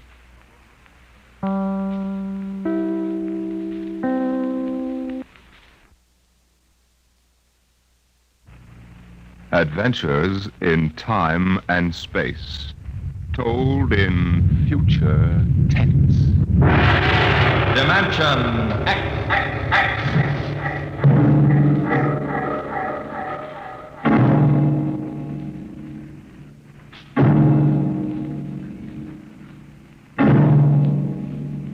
Can you predict what will come in 100 years? Or in 10? Or in the next minute? Can you see beyond the known dimensions of time and space into the unknown, Dimension X? It was in the year of 1982 that spacemen first discovered the Great Galactic Barrier. In the past 10 years, rocket travel to the moon and the nearer planets had become commonplace. And then men fixed their sights on a more distant star, the remote planet known as Volta. 5 exploratory ships went out, and none came back, each in turn disappearing mysteriously at the same vanishing point, an invisible wall somewhere in the vast outer reaches that became known as the wrecker of spaceships, the Galactic Reef. And yet, the explorers refused to admit defeat. It was on June the 2nd, 1987, that the rocket Star Cloud made ready for takeoff, the 6th to attempt to crack the barrier and win through to Volta. Now hear this. Condition blue. 1 minute till blast off. Now hear this. Condition blue. 1 minute till blast off. Bridge to nav control. Navigation. Collier. This is Captain Thorson. Ready, Lieutenant? We're ready, Captain. The course is in the integrator for takeoff at 1200 hours. All right, stand by for acceleration. Bridge to engine room. Fire up your rocket chambers. Take off at exactly 1200 hours. I'll read you off. 30 seconds. 29. 28. 27. 26. Condition red. Hold it. Revoke all orders. Who turned in that alarm? We've uncovered a stowaway, sir. Stowaway where? Hiding at sick bay. Dr. Spitzlin found him. Have him brought up to the bridge. Engine room. Kill your rockets. Stand by. Thorson, this is Colonel Harrison in ground control. What's holding you up? Trouble. What's the matter with you? What's the matter with you? There's stowaway aboard. Stowaway? Yes, I thought your men were supposed to police this base. What's the matter All with right, Captain, take it easy. you? You know what this delay can do to us, don't you? 1 minute late at takeoff can throw us 1,000,000 miles off course. We'll have to reintegrate the whole works. Well, look, how long do you think it'll take? Don't bother me for a while. I'm busy here. Stupid idiot. Come in. Here's your stowaway, sir. Now, court martial. Charlie. Can you use a good radio man, Skipper? Oh, I see you two have met. Met? The skipper and me made 50 trips to the moon together. Didn't we, Captain? Charlie, if you wanted to come along, why didn't you volunteer? I did, Skipper. They turned me down. What's wrong with you? Oh, acceleration bends. They said my arteries wouldn't stand another trip. Oh, I'm sorry to hear that. But they're wrong, sir. I got one more good trip in me. Now, listen, Captain. You know these green kids don't know the first thing about space radio operation. You put a man like me on, and I'll be getting you bedtime stories from Mars. Well, you know the regulations as well as I do, Charlie. I can't take you much as I'd like to. Colonel Harrison will murder me for this. I'm sorry, Charlie. I have to put you aground. Tell you what, Charlie. I'll ask Harrison to put you on his ground radio contact. It'll seem as if you're right here with us. He won't do it, sir. He better. I'll have him busted to corporal for letting you sneak aboard. You'll be better off, Charlie. Paulison. Yes, sir. I'm sending a man down from the bridge. Put him aground. Give him time to clear the launching platform. Yes, sir. So long, Charlie. Sorry. Well, good luck, Skipper. I thought you were going to have him drawn and quartered. Been anybody else, I would have, Smitty. But Charlie, well, Charlie's kind of special. He's been with me since my first command, when we began the regular run to the moon. If he wanted to come along this time, well, it's only through loyalty to me. You know, Lewis, I didn't realize it before, but you're almost human. Navigation. Lieutenant Collier. Nav control, Collier. Lieutenant, how badly we fouled up. Can you recalculate the course, or shall I cancel the takeoff? I've already plotted a new course on the integrator, sir. Oh, that's quick work. Are you sure? Positive, sir. All right, Collier. Putting it in your hands. We'll blast off from your signal. Lewis, isn't that a lot of responsibility for a young green officer? Yeah, but if he can't do his job, I'd rather find out now than at the Galactic Barrier. Bridge to engine room. Ready your rockets. Prepare to blast off on navigator's signal.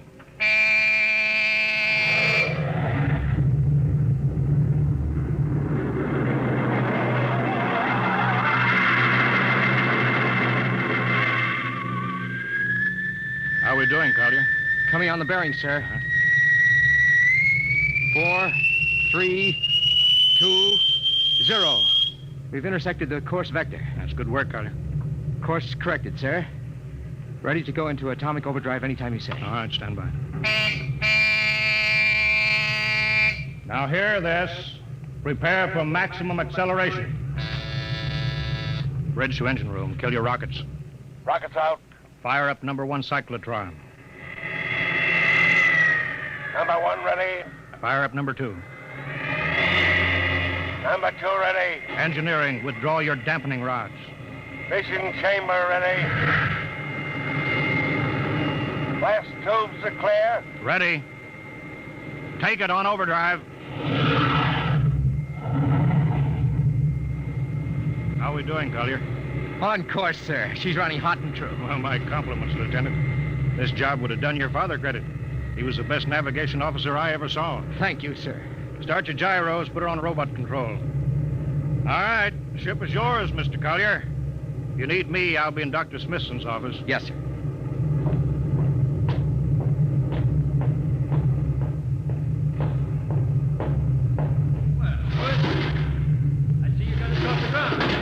Thank young Collier for that. Chip off the old block. Oh, you knew his father, huh? Matter of fact, I knew him very well. First-rate spaceman. Is he the one who, Yeah. Oh. Yeah, he was lost in the galactic barrier on the second ship we sent out to Volta. Louis, just what do you think this galactic barrier is? Your guess is as good as mine, Doc. All I know is that 5 ships have gone into it, and none of them have come back out. You think it's an it. How about Mestrovic's theory that it's a time warp in space, but that the ships reach it and slip into another dimension? I think that's rubbish. My theory is that the galactic barrier is nothing more than a radioactive layer of some kind. What makes you say that? Well, we know that radar signals bounce off it like they were hitting an invisible glass wall. And we know it destroys our ships and our crews in some way. There's no other logical explanation. What makes you think we can get through it? Because we're ready for it. The others weren't. Tire hull is completely shielded with lead. We can crack through any radioactive cloud ever detected. Besides, we're equipped with some new UHF radio devices that should enable us to maintain radio contact with Earth. Nothing can happen. Absolutely nothing. Who are you trying to convince, Louis? Myself, I suppose. Smitty, 5 ships are missing, and men like Prentice and Margetson and young Collier's father. I'm tired of seeing good men fed into that meat chopper. Then why are we going? We haven't any choice, Smitty. We're in a race. Kind of race where men and ships are expendable. Well, at least it won't be boring. I'll have to play physician morale builder and mother substitute for 112 slightly nervous men. Your morale doesn't sound too good, Doctor. As morale officer, I can state without fear of contradiction. It's terrible. And something tells me that as we approach that galactic barrier, I'm not going to be alone.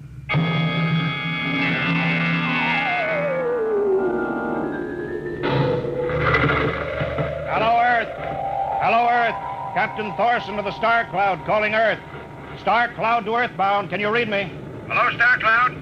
Hi, Captain. Charlie. Well, I see they haven't court-martialed you yet. No, sir. Thanks to you. Well, Charlie, it's good to hear you. You can read us the funny papers on Sunday morning. Right. How's the signal? Strong. Clear as a bell. All right, here's our log report for Colonel Harrison. Ready? Shoot. June 2nd, 1987.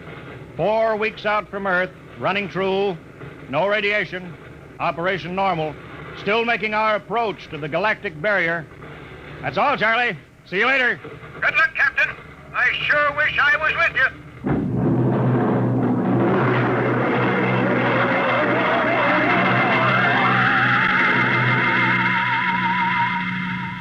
How's the morale, Smitty? Well, the men know we're getting closer to the barrier. They're beginning to show a little tension, Louis. How's their physical condition? Any sickness? About half the crew has come down with space blues. Badly? Oh, same as usual. Lips and hands with a bluish cast. Eyes sensitive to infrared. I don't know. When I first started flying these tin cans, nobody ever heard of space blue. Well, there's a new theory that is caused by the terrific acceleration of these atomic overdrive ships. The change in gravity affects the circulation. What do you think? Oh, I think it's psychosomatic. I've noticed that the same men who get space blues under tension on a ship tend to get blue coloration back on Earth when they're upset. I guess it's an occupational disease of space navigators. You think it's just nerves, then? I don't know. But young Collier has a bad case. I think it's tension from overwork. Maybe he needs some vitamins.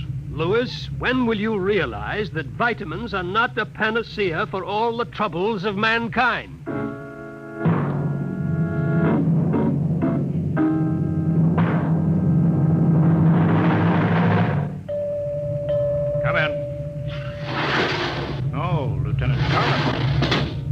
Sir, I understand you've relieved me from duty. Dr. Smithson says that you aren't looking very well. I'm giving you a rest. I feel perfectly able to continue, sir. Your lips are as blue as Minnetonka. I'd like to remain at my post, Captain. Don't be foolhardy, Lieutenant. I'm not being foolhardy, sir. I have a special personal reason for wanting this expedition to reach Volta. Your father? Yes, sir. You think he might still be alive? I have to find out what happened, sir. I think I understand. Very well, Collier. Report back to duty.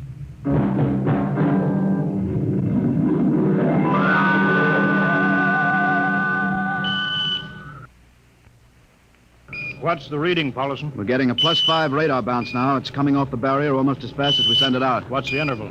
0.3 of a second. Shortening steadily. At this rate, we'll hit the wall in the next few minutes. All right, alert the crew. Sound general quarters. Now hear this. Condition red. We are now approaching the galactic barrier. All hands to stations. All radiation detectors to be fully manned. Full security will prevail until further notice. That is all. Paulson. Aye, sir. Radar bounces up to +6. We better try to make final contact with Earth. Is Spark still trying to raise the base? Yes, sir, but he's not having much luck. There seems to be some interference. That's the radio room now. Yes?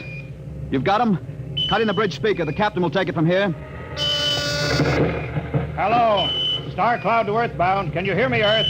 Hello, Skipper. I can barely read you.